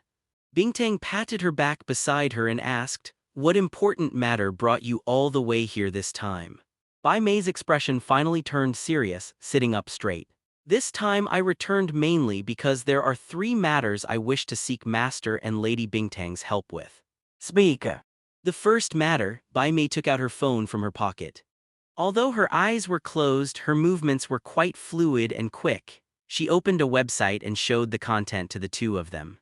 "Regarding those stories about the sex predecessors that Master told me back then, during my convalescence and cultivation, having nothing better to do and to promote the great achievements of the Azure Cloud sex predecessors, I compiled them into volumes, wrote them as books, and published them online. Unexpectedly, there were many readers. But since I left in a hurry back then, Master hadn't finished telling me the stories. I could only write half before being unable to continue. Now many readers are urging and cursing, hoping Master can tell me how the second half of the stories go so I can give everyone a proper conclusion." Jiang Si looked expressionlessly at the sickly Bai Mei, then glanced at the book titles above. "Fight Demon Continent, Fight Demon Sky, Coiling Dragon, Slay Demons, Mortal Demonic Cultivation Chronicles, Mysterious Mirror Demonic Sex." I haven't even had time to plagiarize them myself. This was originally one of his fallback money-making methods. Transmigrating and becoming a literary plagiarist is practically the most classic, well-known method to make money and get ahead. This world doesn't even have the original fantasy cultivation web novels. It's practically a natural paradise for literary plagiarists. But carelessness. Jiang Si originally thought since no one would compete with him anyway, he could plagiarize later when he had time. Busy with cultivation and sect affairs every day, he didn't have much time, though mainly because he didn't like writing novels. He only liked reading, making him write was somewhat torturous. He previously planned to plagiarize one book to earn some money first, but ended up writing only 8 words in 10 days. Never expected someone would beat him to it, and it was his own true disciple. "If you've copied them all, what will I copy? Can you give me all the manuscript fees?" Thinking this in his heart, but naturally maintaining the sect master's dignity on the surface, he just nodded. "Fine, I'll tell you when I have time." After a long pause, he added, "Give me half the manuscript fees to commemorate the ancestors." Bai Mei understands. Then Bai Mei took out a thick book, her expression slightly embarrassed. Also, Bai Mei has been utterly captivated by the stories of the various predecessors. Originally wanted to write an original story myself, but repeatedly encountered setbacks. No one appreciated it. There are even some ungrateful people chasing after it with malicious reviews, too dreadful to look at. "What kind of failed author is this?" Jiang Si glanced at it. "Do you want me to revise it for you?" "Seeking death truly." The number of authors Jiang Si has made cry is countless. "Not exactly." Unexpectedly, Bai Mei gave a reserved smile. "Mundane people are foolish, unable to understand my art. But I thought the sect master would certainly be able to appreciate and understand my work. So I brought all my works from these years for the sect master to appreciate." Typical failed author mentality. Also, Jiang Si, never read web novels with less than 1 million words and no popularity. But since the book was already handed over, he reluctantly accepted it. Bingtang nearby already looked headache-ridden, rubbing her forehead. "You came all this way just for these things." "Oh, there's one more thing I almost forgot," Bai Mei said casually. "The number of witch association members in Jiangming City has recently increased for some reason. The 4 Azure Cloud sect disciples I developed in Jiangming City have been scattered due to the witch association's encirclement and suppression. So I hope headquarters can provide us with some support." "Haven't you reversed the importance of matters?" Bingtang complained internally, then thought seriously for a moment. "Let King Yua go, she doesn't have classes anyway, she can make a few more puppets these days before going." Glancing at Jiang Si, her eyes held a bit more hope. "If the sect master could provide some magical power." Jiang Si shook his head, personally extinguishing Bingtang's fantasy. "I'll go personally." In web novels, when subordinates encounter enemies, sending only a supervisor 1 level higher, leading to layered outsourcing that turns them into stepping stones for the opponent's leveling up, is practically commonplace. Since we're planning to handle it, let's do it thoroughly in one step. Let me, Soul Emperor, personally block the Xiao family's door. Ah, right, Sect Master, could you look at my work now? Just a few chapters is fine. Jiang Si randomly flipped through a couple of pages, then closed the book. A pile of crap, it's so quiet. Sitting in the pitch-black basement, the captain stared at the empty crystal ball. He suddenly remembered the last words twins had spoken. Captain, being the last one all alone is so pitiful. Although he didn't feel lonely, the Witch Association in Beihai was indeed completely alone now. The question arose, could an organization with only one member still be considered an organization? Thinking back to the beginning, the Beihai Witch Association was once thriving and full of vitality. Forget it, that was too long ago. Ever since the Azure Cloud sect began their activities 3 years ago, the Witch Association basically lost any connection to vitality. Being filled with panic and anxiety was more like it. However, after the Witch Association shrank down to just 4 members, Duan, himself, twins, and Jiao, things had actually become quite stable with promising prospects. One was a decades-old veteran magical ant, experienced and extremely cautious, maintaining perfect attendance in Beihai for 3 years without being caught by the Azure Cloud sect, even managing to ambush and injure Azure Cloud sect disciples. Truly remarkable battle achievements. Yet when capturing Jiang Si, she got caught by Xin and died without leaving any survivors. Jiao, the Witch Association's only mole within BH City's Disaster Control Bureau, required massive effort and time to develop, consuming who knows how many resources. She successfully obtained 3 seeds and was preparing to send them out when Xin blocked the exit. Getting headshot on the spot was bad enough, but only one of the 3 seeds made it out. The other 2 were completely snatched away by those Azure Cloud sect bastards. And the Disaster Control Bureau put all the blame on the Witch Association. Other cities' witch associations even faced increased pressure. Because their headquarters specifically warned disaster control bureaus in major cities to protect miracle seeds and vigorously purge witch associations to prevent miracle seed theft, causing complete chaos. Other city witch association leaders even began pressuring him, thinking he had obtained 3 miracle seeds but couldn't achieve anything with them, making things harder for other witch associations, suggesting he should hand over the miracle seeds to share the burden. What could the captain say? Even if he claimed he only had 1 seed, no one would believe him. Later he sent twins to buy time, just asking her to cause trouble everywhere to attract attention from the Azure Cloud sect and Disaster Control Bureau. Twins had done this kind of work many times before, so it shouldn't have been a big deal. Then she got blocked by Shin too. Oh, that didn't matter anyway since her identity was unclear to begin with. Getting blocked was whatever. The only person who wanted her dead unfortunately didn't die and got captured by the Disaster Control Bureau. And who was that other one? The captain remembered there was a member who released a Class B disaster beast at the Disaster Control Bureau but forgot who it was. This one was even more outrageous, went to find Shin to discuss cooperation. The captain didn't know whether to laugh angrily or show respect, but thinking about it carefully, it might have been because she couldn't escape and pretended to want cooperation, to die with some dignity. After all, he'd never seen anyone escape once Shin set her sights on them. The only real pity was twins. Why the hell did you have to be the one who didn't die? If everyone had died, it wouldn't have mattered anyway since the miracle seed was obtained. If twins had died too, it would have been perfect. But she actually managed to survive in Shin's hands. Indeed, there must be something wrong with twins' identity, he thought with some resentment. Were all those failed plans over the years her doing? Damn twins, now hiding in the Disaster Control Bureau where he can't do anything to her. If twins weren't a high-level witch sent as support from the Witch Association Research Institute, with a rank not lower than his own, the captain would have turned against her long ago. Hateful twins, hateful Shin, but everything was about to end. Just as he took out his only received miracle seed, the crystal ball beside him lit up, revealing a crimson-haired woman. Her pale purple lipstick and light red eye makeup around blue pupils looked rather glamorous, wearing a light-colored right lapel top with exquisite embroidered floral and bird patterns along the shoulder seams, cuffs, and right lapel edges. Possessing a strong exotic style. Yo, not dead yet, Captain. Several worms crawled across the red-haired woman's face as she smiled creepily. I heard your Beihai branch is about to be completely wiped out by the Azure Cloud sect. As long as I'm not dead. The Beihai Witch Association isn't completely wiped out. The captain spoke calmly. The others are just disposable materials anyway. You don't actually think I care about them, do you? Really now? From your deployment in Beihai 5 years ago until now, all your initial arrangements have been completely shattered, right? Everything is within the plan.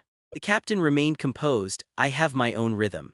No need for you to worry. Ho ho ho, the Witch Association built over 5 years, an organization of hundreds. All slaughtered clean, and this was all within your plan. Playing the big game means not caring about temporary gains and losses. You're playing this game too well, only one general piece left. How do you play next? I have my own plans. The red-haired woman on the other side laughed quite happily. Not to criticize you, Captain, but back when you were in North China, you were the most outstanding among us. Yet now you're the most down and out. Developing from scratch in a city that almost had no magical girls to begin with, only to be overtaken and beaten down by a free magical girl organization. If you're so amazing, come to Beihai yourself and show me how you develop it, the captain said coldly. Stop making sarcastic remarks. Have you ever seen Azure Cloud sect disciples? You don't think my Jiangming city has no Azure Cloud sect magical girls, do you? The red-haired woman laughed, her pendant accessories jingling. I admit they're quite vigilant, but their strength is just so-so.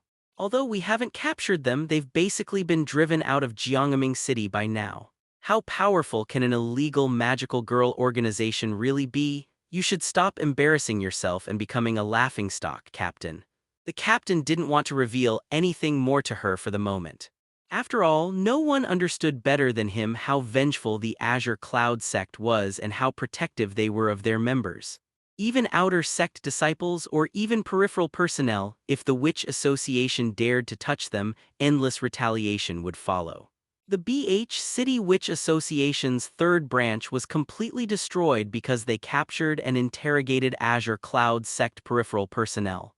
The person was captured in the morning, Shin arrived in the afternoon. In less than an hour, all 18 members of the third branch were completely dead. Precisely because the Azure Cloud sect was so protective and retaliatory, Duan's achievement of ambushing Azure Cloud sect disciples and escaping unscathed was considered quite impressive. Although the outcome made no difference in the end, she still died quite decisively, but it was enough to prove Duan's true worth. Chilean, did you really injure Azure Cloud sect disciples? To be safe, the captain specifically asked, you're not just putting on a show and boasting to me, are you? The red-haired woman smiled disdainfully. Why would I boast to you? Is there money in it? They're just a few rookie magical girls anyway. If the Disaster Control Bureau weren't in the way, we would have captured them long ago. Pity, it would be even better if you could capture one. The captain's words made Chilean pause in confusion. What do you mean? Nothing much, hee. Just hurry up and capture one back so I can see their strength. We'll capture one naturally in the future, no need for you to rush me. The captain was already looking forward to Shin going to Jiangming City. The suffering I've endured, others must experience it too. Stop changing the subject, Captain. Now that the Beihai Witch Association has been completely ruined by you, as a lone individual holding 3 blooming tier miracle seeds, it's such a waste. Give me one. I said I only have one, so I only have one. Stop lying, who would believe that? Believe it or not. If that's how you're going to be, then we have nothing more to discuss. You can struggle to death alone in Beihai. I want to see what you can possibly accomplish alone with 3 miracle seeds without anyone else's help. After cutting the connection, the captain rubbed his face. Although he had no teammates left in BH City, facing the Azure Cloud Sect and Disaster Control Bureau alone as a solitary figure. Although other cities' witch associations had basically turned against him over the miracle seed issue, unwilling to offer assistance. But it didn't matter. All preparations were complete, all sacrifices had value. The captain picked up his only miracle seed as extremely fine threads connected from all directions winding around the miracle seed. At the other end of each thread was a complete disaster beast egg. Come on, come on. The captain stuffed the miracle seed into the bloody cross on his forehead. Revive, my beloved. My proudest A-level disaster beast. Oh yeah. After discussing the specific departure time and action plan, learning about Jiangming City's specific situation, and then sparring with Bai Mei, Jiang Si finally left the Azure Cloud sect as the sky grew dim. When he came out, he noticed fog had settled over the city. Given Beihai's location and weather, fog forming at night was quite rare. But as he headed home through the familiar southern district streets, he found the road severely congested. Although the fog was quite widespread throughout the city, it was mostly thin fog that didn't significantly affect visibility. It shouldn't have affected driving. Seeing the traffic jam with many people and various drawn-out honking sounds piercing his ears, he could only shake his head. The longer time passed, the more he felt cars were completely unnecessary for him. Not only were they prone to traffic jams, but they were also particularly inconvenient, needing to find parking spots, some places even charging parking fees. Once stuck in traffic, normal walking was faster than driving. Moreover, even without traffic jams, they weren't faster than his running. For Jiang Si, buying a car would be pure money waste, not that he had money to buy a car anyway. Jogging home, the fog carried a strangely sweet, cloying smell that felt uncomfortable to inhale. When he returned home, he closed the windows and doors, turning on the air conditioner to adjust the air. As usual, he heated food, and while eating, Keek emerged from her bedroom. Jiang Si glanced at her and casually asked, "Has Li Yi gone back?" "Yeah, she said she needs to stay at the Disaster Control Bureau these days to get more familiar with security department work." Security department. Keek sat at the table and continued, "Since she can't transform anymore, she needs to stay in the security department and learn work knowledge from Senior Susan. This way she doesn't need to go home either, which is good for Yi." "Oh." After understanding, Jiang Si didn't say anything more. Although in his view that Li Yi clearly still had transformation ability, he didn't know why she claimed she couldn't transform anymore. Probably already tired of the magical girl life, using this as an excuse to retire. It was just somewhat wasteful of the miracle seed. If she really didn't want to be a magical girl anymore, then Li Yi should have let twins retrieve her own seed to make full use of it. Thinking this, he didn't dwell on it. He wasn't really that desperate for a seedling tier miracle seed anyway. While eating, Keek surprisingly didn't go back but instead sat at the table wearing her little bear slippers. I have something I want to ask you, Jiang Si." "What?" Did you see Teacher Shen today?" Thinking for a moment, Jiang Si nodded. "I saw her." He had transformed and sparred with Bai Mei at the sect before returning, so it counted as seeing her. "Then did she mention me?" Looking at Keek's somewhat expectant gaze, Jiang Si drank some water. "She did." The little girl then became both happy and somewhat nervous, clenching her fists and lightly tapping the table. "Did she say I've gotten stronger as a magical girl?" "No." Jiang Si said without hesitation. "She said you're learning too many different things, not mastering any of them thoroughly.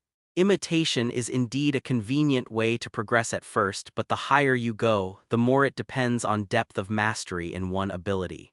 Learning more things only gives you superficial knowledge that's useless." The more Jiang Si spoke, the lower Keek's head drooped until she finally lay completely on the table, looking completely dejected. Thinking about it, there really was no need to be so harsh. Jiang Si took out a piece of paper from his pocket with handwriting done by Bingtang to avoid exposing any flaws. "This is Shen's advice for you. It says which skills suit you better and need further study and deep research, which skills don't suit you and need to be abandoned, and which skills can be kept as backups." "Oh." Keek took the paper, looking at the suggestions, and managed a weak smile, then thanked Teacher Shen for me. "Muh." Jiang Si nodded, then recalled Keek's previous performance. "Oh right, Shen also said your magic control precision has improved quite well, which surprised her somewhat. Keep working hard and maintain your progress." Finally hearing some praise, Keek finally showed a somewhat relaxed smile. Holding the paper, she said, "I put in a lot of effort to reach that level." Although she was talking more, Jiang Si could tell Keek wasn't really speaking to him. She was speaking to Shen through him. It felt quite strange. Keek bounced off to her bedroom to get her phone. When she came out, Jiang Si felt a strange sense of blurriness. Rubbing his eyes, the blurriness disappeared. "Oh, right, tomorrow, or possibly the day after, I need to go to neighboring Jiangming City. Be careful alone at home these couple days. Remember to lock the door, don't lose anything." If necessary, you can call Li Yi over to stay together for convenience. I'll be fine alone. Saying this, Keek hesitated slightly, then asked, how long will you be gone? Not sure. Probably 2 or 3 days. Getting up to wash and put away the dishes just as he was about to go upstairs, he heard Keek say, come back early, don't leave me alone, brother. Oh. Holding the clean dishes. Jiang Si suddenly looked up at Keek. What did you just say? Keek tilted her head, seeming somewhat confused, come back early. The next part. Don't leave me alone, brother. After a moment of silence, Jiang Si said, you called me wrong. What stupid thing are you saying, brother? Keek said, somewhat amused. Before she could finish, Jiang Si smacked her across the face with a slap, causing immediate swelling. Jiang Si said coldly, call me dad. Call me dad. Covering her face, Keek's eyes and cheeks were flushed red. She bit her lip hard, both wronged and pitiful. Dad. Smack. Jiang Si slapped her again, sending Keek flying. He overturned the table, the chairs and table shattered with a crash, scattering outward, while Keek smashed through the door and flew out into the courtyard. Jiang Si didn't bother to look. The bedroom was empty. One shoe had been left behind. He checked the window briefly, then stepped out of the bedroom. He recalled vaguely that when Keek walked out of her room, it might already have been late. The most important thing was, even with the window open, the fog outside began to flow into the house, growing thicker and thicker. He clenched his fist, and the sensation he felt from it was off. No wonder his hand had felt weird just now. Why can you bring yourself to hit me? You were the one who once protected me from a disaster beast. Jiang Si then grabbed her forehead and applied a slight force. This time, the sensory distortion wouldn't happen again. After crushing the head directly, the lower half of the corpse withered rapidly. Vines fell with a rustle, strewn all over the ground. The red and white splattered skull on his hand slowly transformed into a strange vine. The tentacle-like vines writhed, sprouted countless fine tendrils, instantly piercing his palm, burrowing into his flesh, trying to tunnel into his head. It felt vaguely familiar, the ribcage of the disaster beast, since the last time although Jiang Si had also tried, the disaster beast's egg had basically become smarter. No matter how much you gave it. Even if Jiang Si tried in his heart. After all, it was a pseudo-core. It was just too clever, but now in this pitch-black place sealed within, it had been waiting for this desire to be born. These vines had always. The tiny vines nurtured inside the pseudocore eventually confirmed it was safe after a long while, then a great mass of vines crazily pushed inward. The disaster beast's egg rejoiced, even to the point of perverse glee. Finally, it has been fooled. Only when the disaster beast's egg wrapped them around itself and began to move did these vine beasts sense something wrong. As soon as the eggs they encased began to activate, that grotesque flesh body started frantically absorbing their polluted magic. The remaining vines realized they should run away, but it was already too late. Jiang Si forcibly squeezed the remainder of the vines, stuffing them into his own body. One person, one egg, working seamlessly together, they quickly swallowed a disaster beast into his body. The disaster beast's egg could finally become active. Because the vines had completely wrapped the egg, when it began to move, any extracted magic would first be sucked through the outer layer of vines. The vines struggled wildly, and faintly a sound like wailing could be heard, as if they were attempting to escape this den of demons. But don't even mention Jiang Si. Even the disaster beast's egg would absolutely not allow its sacrificial substitute to run away. Since they had been tricked into coming in and became the outer protective layer for the egg, separation required the egg to relinquish them. Now the disaster beast's egg could safely operate under the protection of the vine beast. And Jiang Si finally, the vines and egg had reached a cooperation. It could be called a triple win for Jiang Si. Though the process was a bit. But Jiang Si didn't care. Where in the world was the great Tao easily found? If you wanted to find it across all of North China. If you were willing to put in the effort, if it was impossible to find, then so be it. The world's great Tao is too vast. As long as a steady stream of polluted magic was felt, Jiang Si was certain that he could defeat a mid-stage seedling 6th revolution magical girl. It was a mid-stage 6th revolution, not a mid-stage 10th revolution peak, because in terms of magical power, he could only match a mid-stage 6th revolution. A mid-stage 10th Revolution peak magical girl could rely purely on magic to stall, so his chances weren't great. After the disaster beast's egg inside his body began to settle down and the magic supply stabilized, Jiang Si took out his miracle seed. The purple glow dimmed, the gray seed seemed dormant. Stepping out the front door, the fog outside was even thicker. Everything was silent, no one could be seen or heard, only dense white mist and faint snarls of disaster beasts. He tried contacting Azure Cloud Sect but couldn't get through. Jiang Si raised his head and glanced at a distant high-rise. A huge disaster beast, faintly revealed through the fog, crouched atop the building. Vines wrapped and swung across the skyscraper and streets. It was the disaster beast that Kingfisher had killed. Now it had revived, perching on the high-rise, boasting its power. Jiang Si strode toward that disaster beast. The entire BH city was blanketed in white fog. Everyone had fallen asleep. Keek sensed something was wrong. She didn't know how long she had been out. Originally, she had intended to return home. When she came to, she looked around. She wanted to take out her phone. But everything was so quiet. No footsteps, no talking, no breathing, complete silence, a stillness that chilled the soul. Then she saw the breath of the white fog. She instinctively grabbed. She inhaled deeply, looked at Jiang Si and said, "Let's drive home. Our family doesn't have a car either. Borrow someone else's."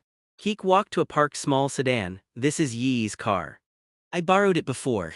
"When did you learn to drive?" Jiang Si asked curiously. "When did you borrow it from Yi?" "You don't even remember that, are you really, Jiang Si?" "Of course I remember. Why are you so distrustful?"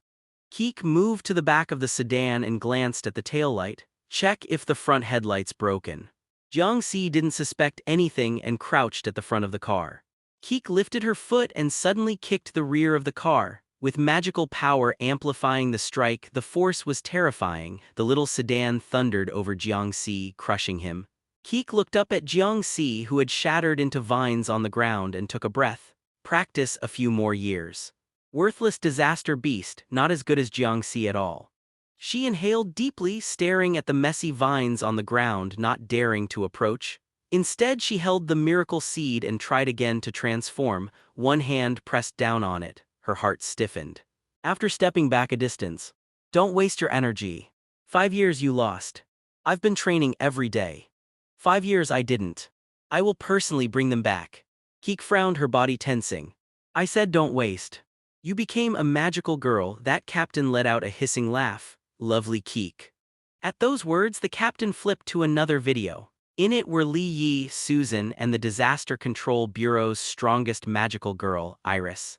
All unconscious and placed on a rooftop of a high building. Keek was silent for a while before asking, "What do you want?" "Nothing much, just want you to come to a place which is also where your friends are. If you want to save them, come." Keek took a deep breath and stepped forward 2 paces. The captain smiled. "Maybe you can see your brother too." Keek stopped, hesitating. The captain appeared a little dazed by her action. No wonder that kick earlier was so satisfying. Turns out she and her brother had a bad relationship. Originally, he wanted the disaster beast to bring her brother over, but now it seemed unnecessary. After hesitating a moment, Keek still took a step forward. The captain relaxed. The two walked on in eerie silence. The captain couldn't help but sigh again. "Ah, it's so refreshing, this quiet Beihai. Feels as crisp as wearing new underwear on New Year's morning. Do you know how hard we've had it in the Witch Association these years, chased and slaughtered by Azure Cloud Sect? For 5 years still not." The captain finally couldn't hold back. He took 2 deep breaths, then turned around. The dense fog behind him dispersed. Keek's pupils suddenly dilated. "Jiang Keek, why did you encounter a disaster beast 3 years ago? Why did you meet a magical girl? Why did you get the miracle seed? Jiang Keek, why did your parents die that day? Aren't you curious?" The androgynous witch in front of her showed a dangerous smile. "That day. Why did your seed fail?" "The Sect's first formation, the Immortal Slaying Sword formation, the second formation, the 10 Extinction formation, and the third formation, the Inverted 5 Elements formation, are all paralyzed. 4-leaf and 6-leaf are unconscious, but thanks to their usual dedication to formations, their abilities are still effective. The fourth formation, the Nine-Bend Yellow River Formation, and the fifth formation, the Nine Truths Demon-Subduing Grand Formation, are operating normally. Inside the Azure Cloud sect, Yumo held a miracle seed. Although not transformed, she was drawing out massive amounts of magical power. The small figure emitted terrifying magical energy that continuously spread outward. Several magic circles around her kept extinguishing only to be meticulously repaired and reignited by her. Throughout the Azure Cloud sect, magic formations shimmered like dazzling neon lights, constantly flashing around Yumo. The gentle breeze flowing within the Azure Cloud sect dispersed the white fog. When all the magic formations stabilized, Yumo opened her eyes, looking somewhat fatigued. I can't contact the sect master for now. Outside, the fourth and fifth formations continuously destroyed the converging vine disaster beasts. On the other side, on Four Leaf's mirror, leaves were withering one after another, yet the mirror only showed white fog. Bingtang looked at her grayish seed and sighed. Even after dispersing the white fog, the miracle seed isn't responding, and neither is the incubator. We still underestimated the Witch Association's methods. They actually managed to do this. Yumo whispered they probably prepared for a long time. They covered the entire Beihai in an instant. Yumo almost fell for it too. Yumo had been in class when the fog started rising in Beihai. By the time she realized something was wrong, the entire school had already fallen into slumber. Fortunately, Yumo completely imitated the sect master in magical power control, usually constantly drawing magical power from the miracle seed to enhance her five senses.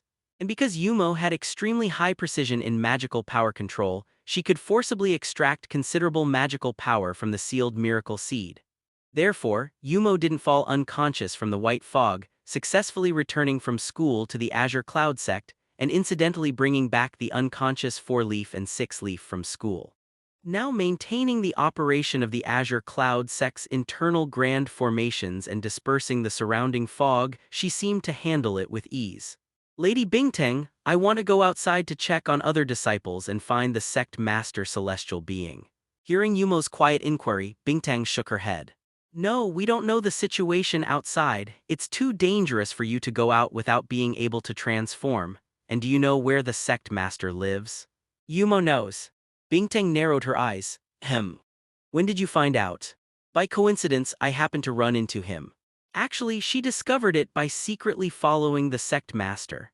After all, during holidays when Yumo had nothing to do, she liked following the sect master to observe his cultivation methods.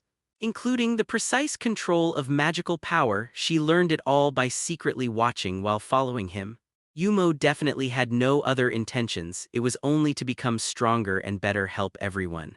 So where the sect master lived, what he liked to eat, his going out times, sleeping times, all were things Yumo coincidentally discovered. It definitely wasn't that Yumo deliberately spied. Moreover, the sect master clearly knew and didn't object, meaning he approved of Yumo's actions. Watching Yumo's face turn red by itself, and because she needed to control magical power, she couldn't use her hands to pull her trench coat's hood to hide her expression, Bingtang couldn't help but feel amused. This girl was as bad at lying as ever. The sect master doesn't need your worry. Instead, if you run outside and something happens, making the sect master worry and causing him trouble would be bad. The sect master hates sect disciples who hold him back the most. Sure enough, one sentence made Yumo retreat. Then Yumo won't go. Bingtang looked at her seed again. So far, she had also extracted considerable magical power. She basically understood the characteristics of this white fog. It only prevents the seed from transforming. If transformed in advance, the white fog probably couldn't undo the transformation. Unfortunately, when the white fog spread and affected the seeds, everyone in the Azure Cloud sect was in non-transformed state. Or rather, the Witch Association's final captain activated the white fog only after observing that there were no magical girls in Beihai. Even twins didn't know this intelligence. According to twins, that Witch Association captain started laying plans in Beihai 5 years ago. Although most plans were later destroyed by the Azure Cloud sect, no one knew about the final plan he had been secretly implementing for 5 years. Twins only knew the captain had a final trump card and kept having her stall for time. Currently, it should be this white fog covering Beihai. 5 years allowed the white fog to spread to every corner of Beihai, unavoidable, and precisely found the moment when no one in Beihai was transformed as a magical girl. Even as an enemy, Bingtang had to praise his patience and methods. Have we contacted Bai Mei?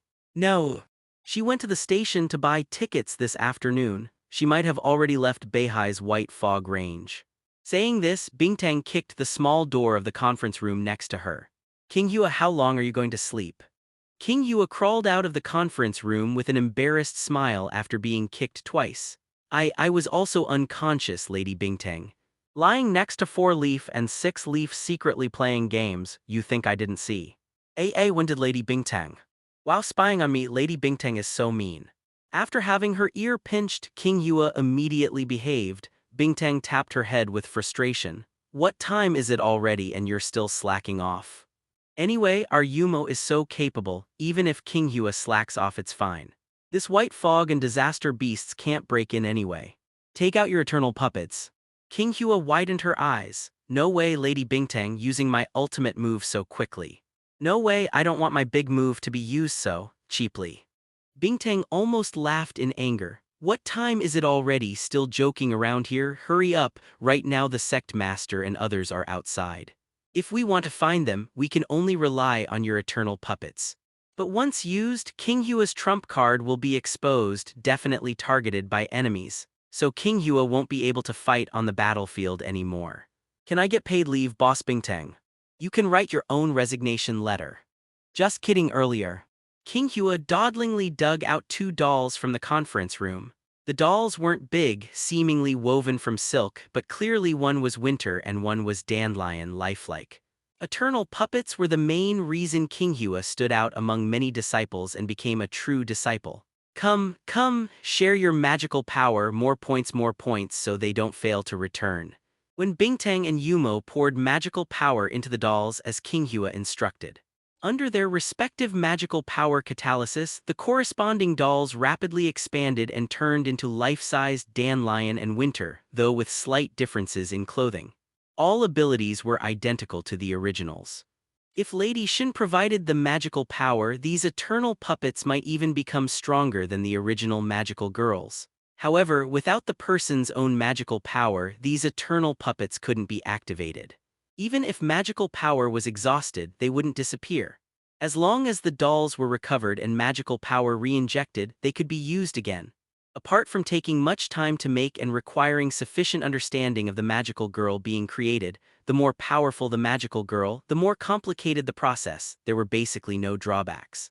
Since obtaining this ability, King Hua only made 2 dolls in a year and a half, not even completed.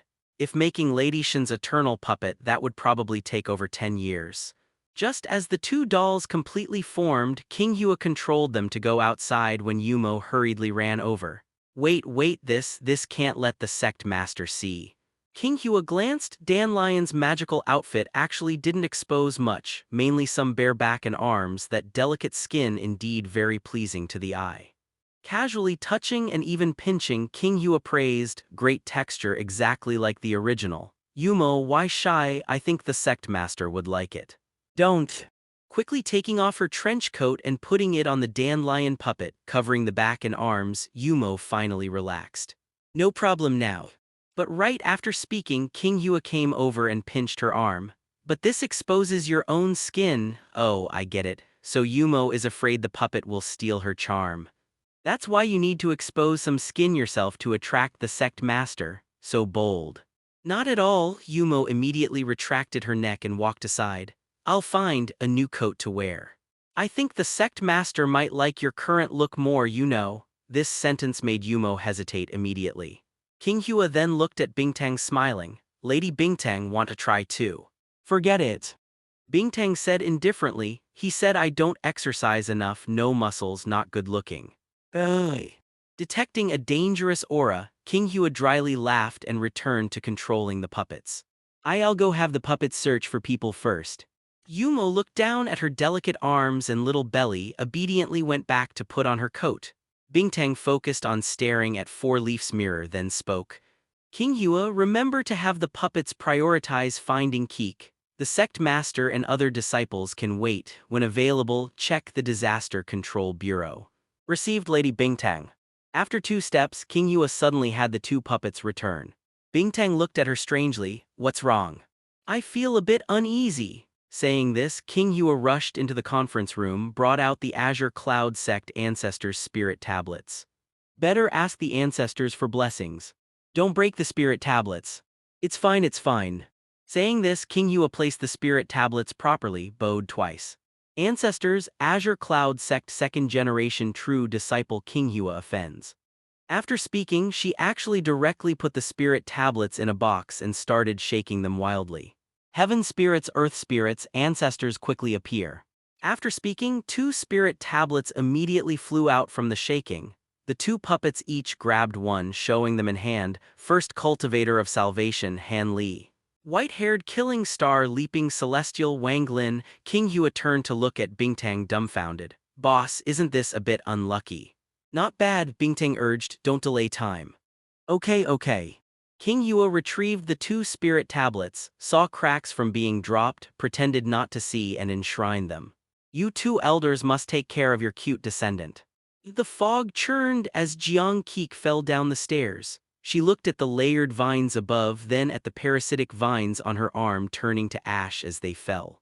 Although she knew the opponent was strong, but didn't expect them to be this strong, what to do, the vines falling down again whipped like lashes. Keek rolled away to dodge.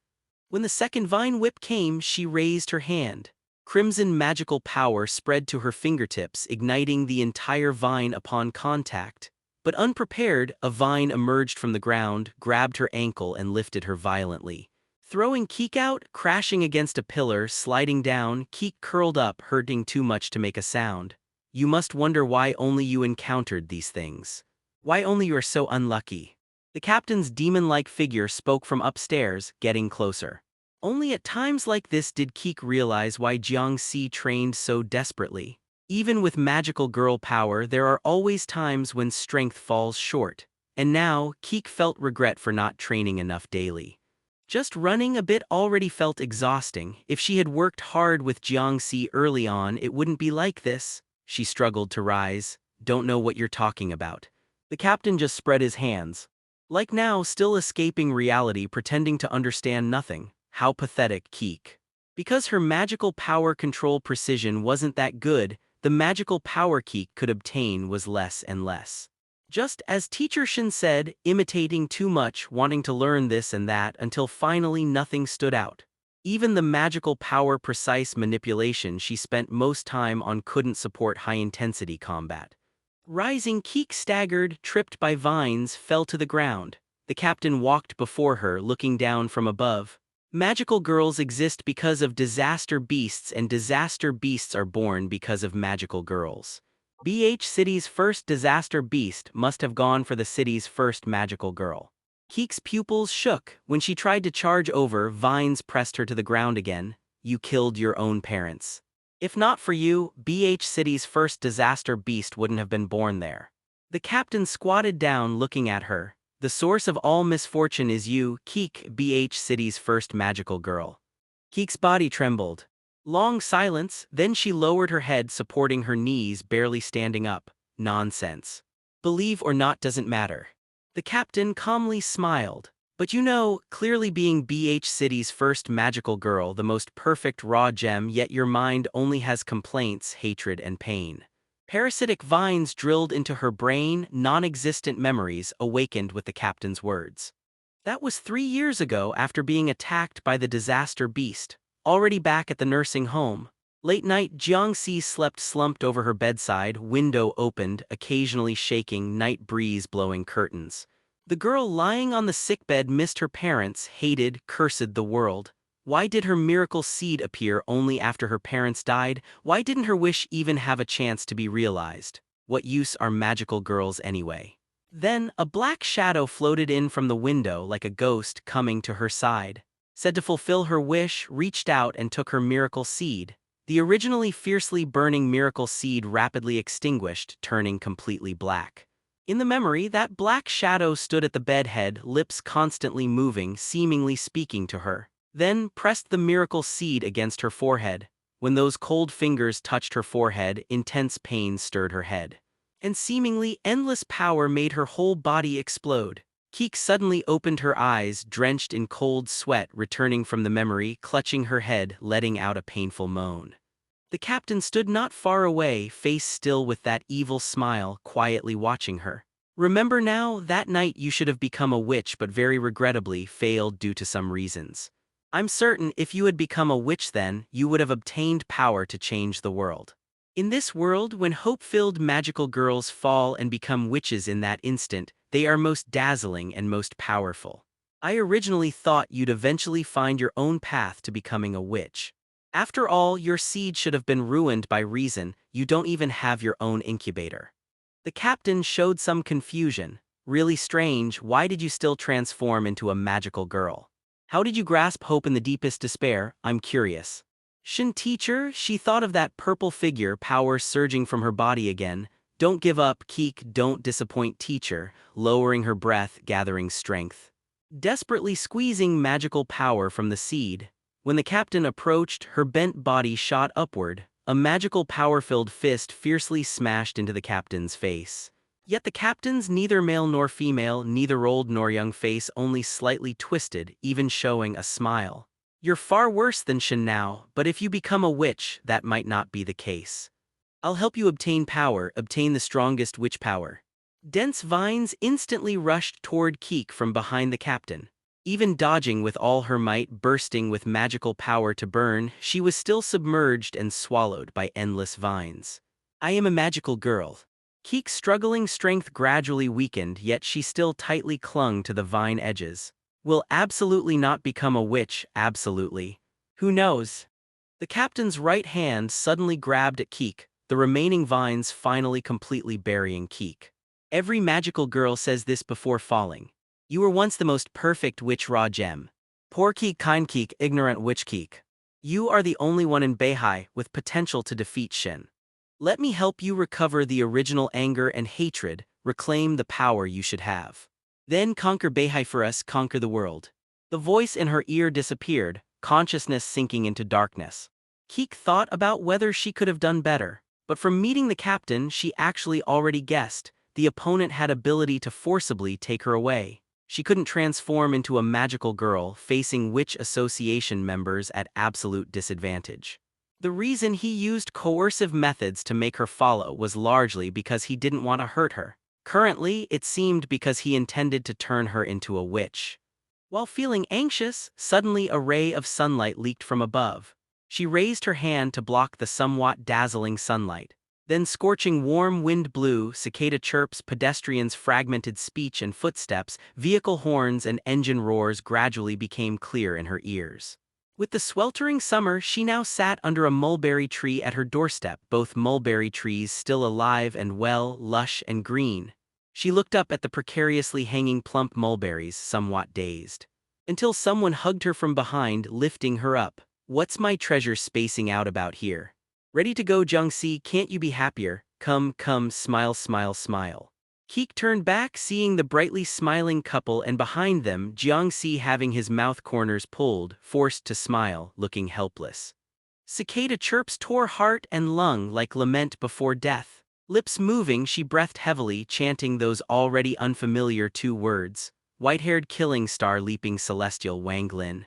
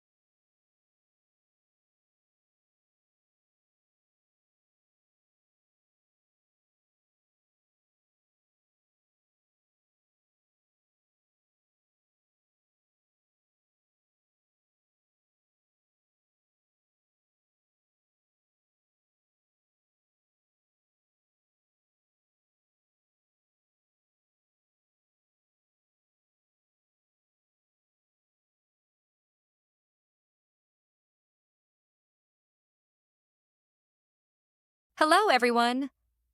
As we wrap up this video, I want to share a quick note. I have a Patreon account. If you'd like to support me and enjoy on-demand audiobooks, you can become a Patreon member. Alternatively, you can check out my Google Drive link, which has 500-plus novel audiobooks available through my Ko-fi or Patreon shop. I appreciate your support.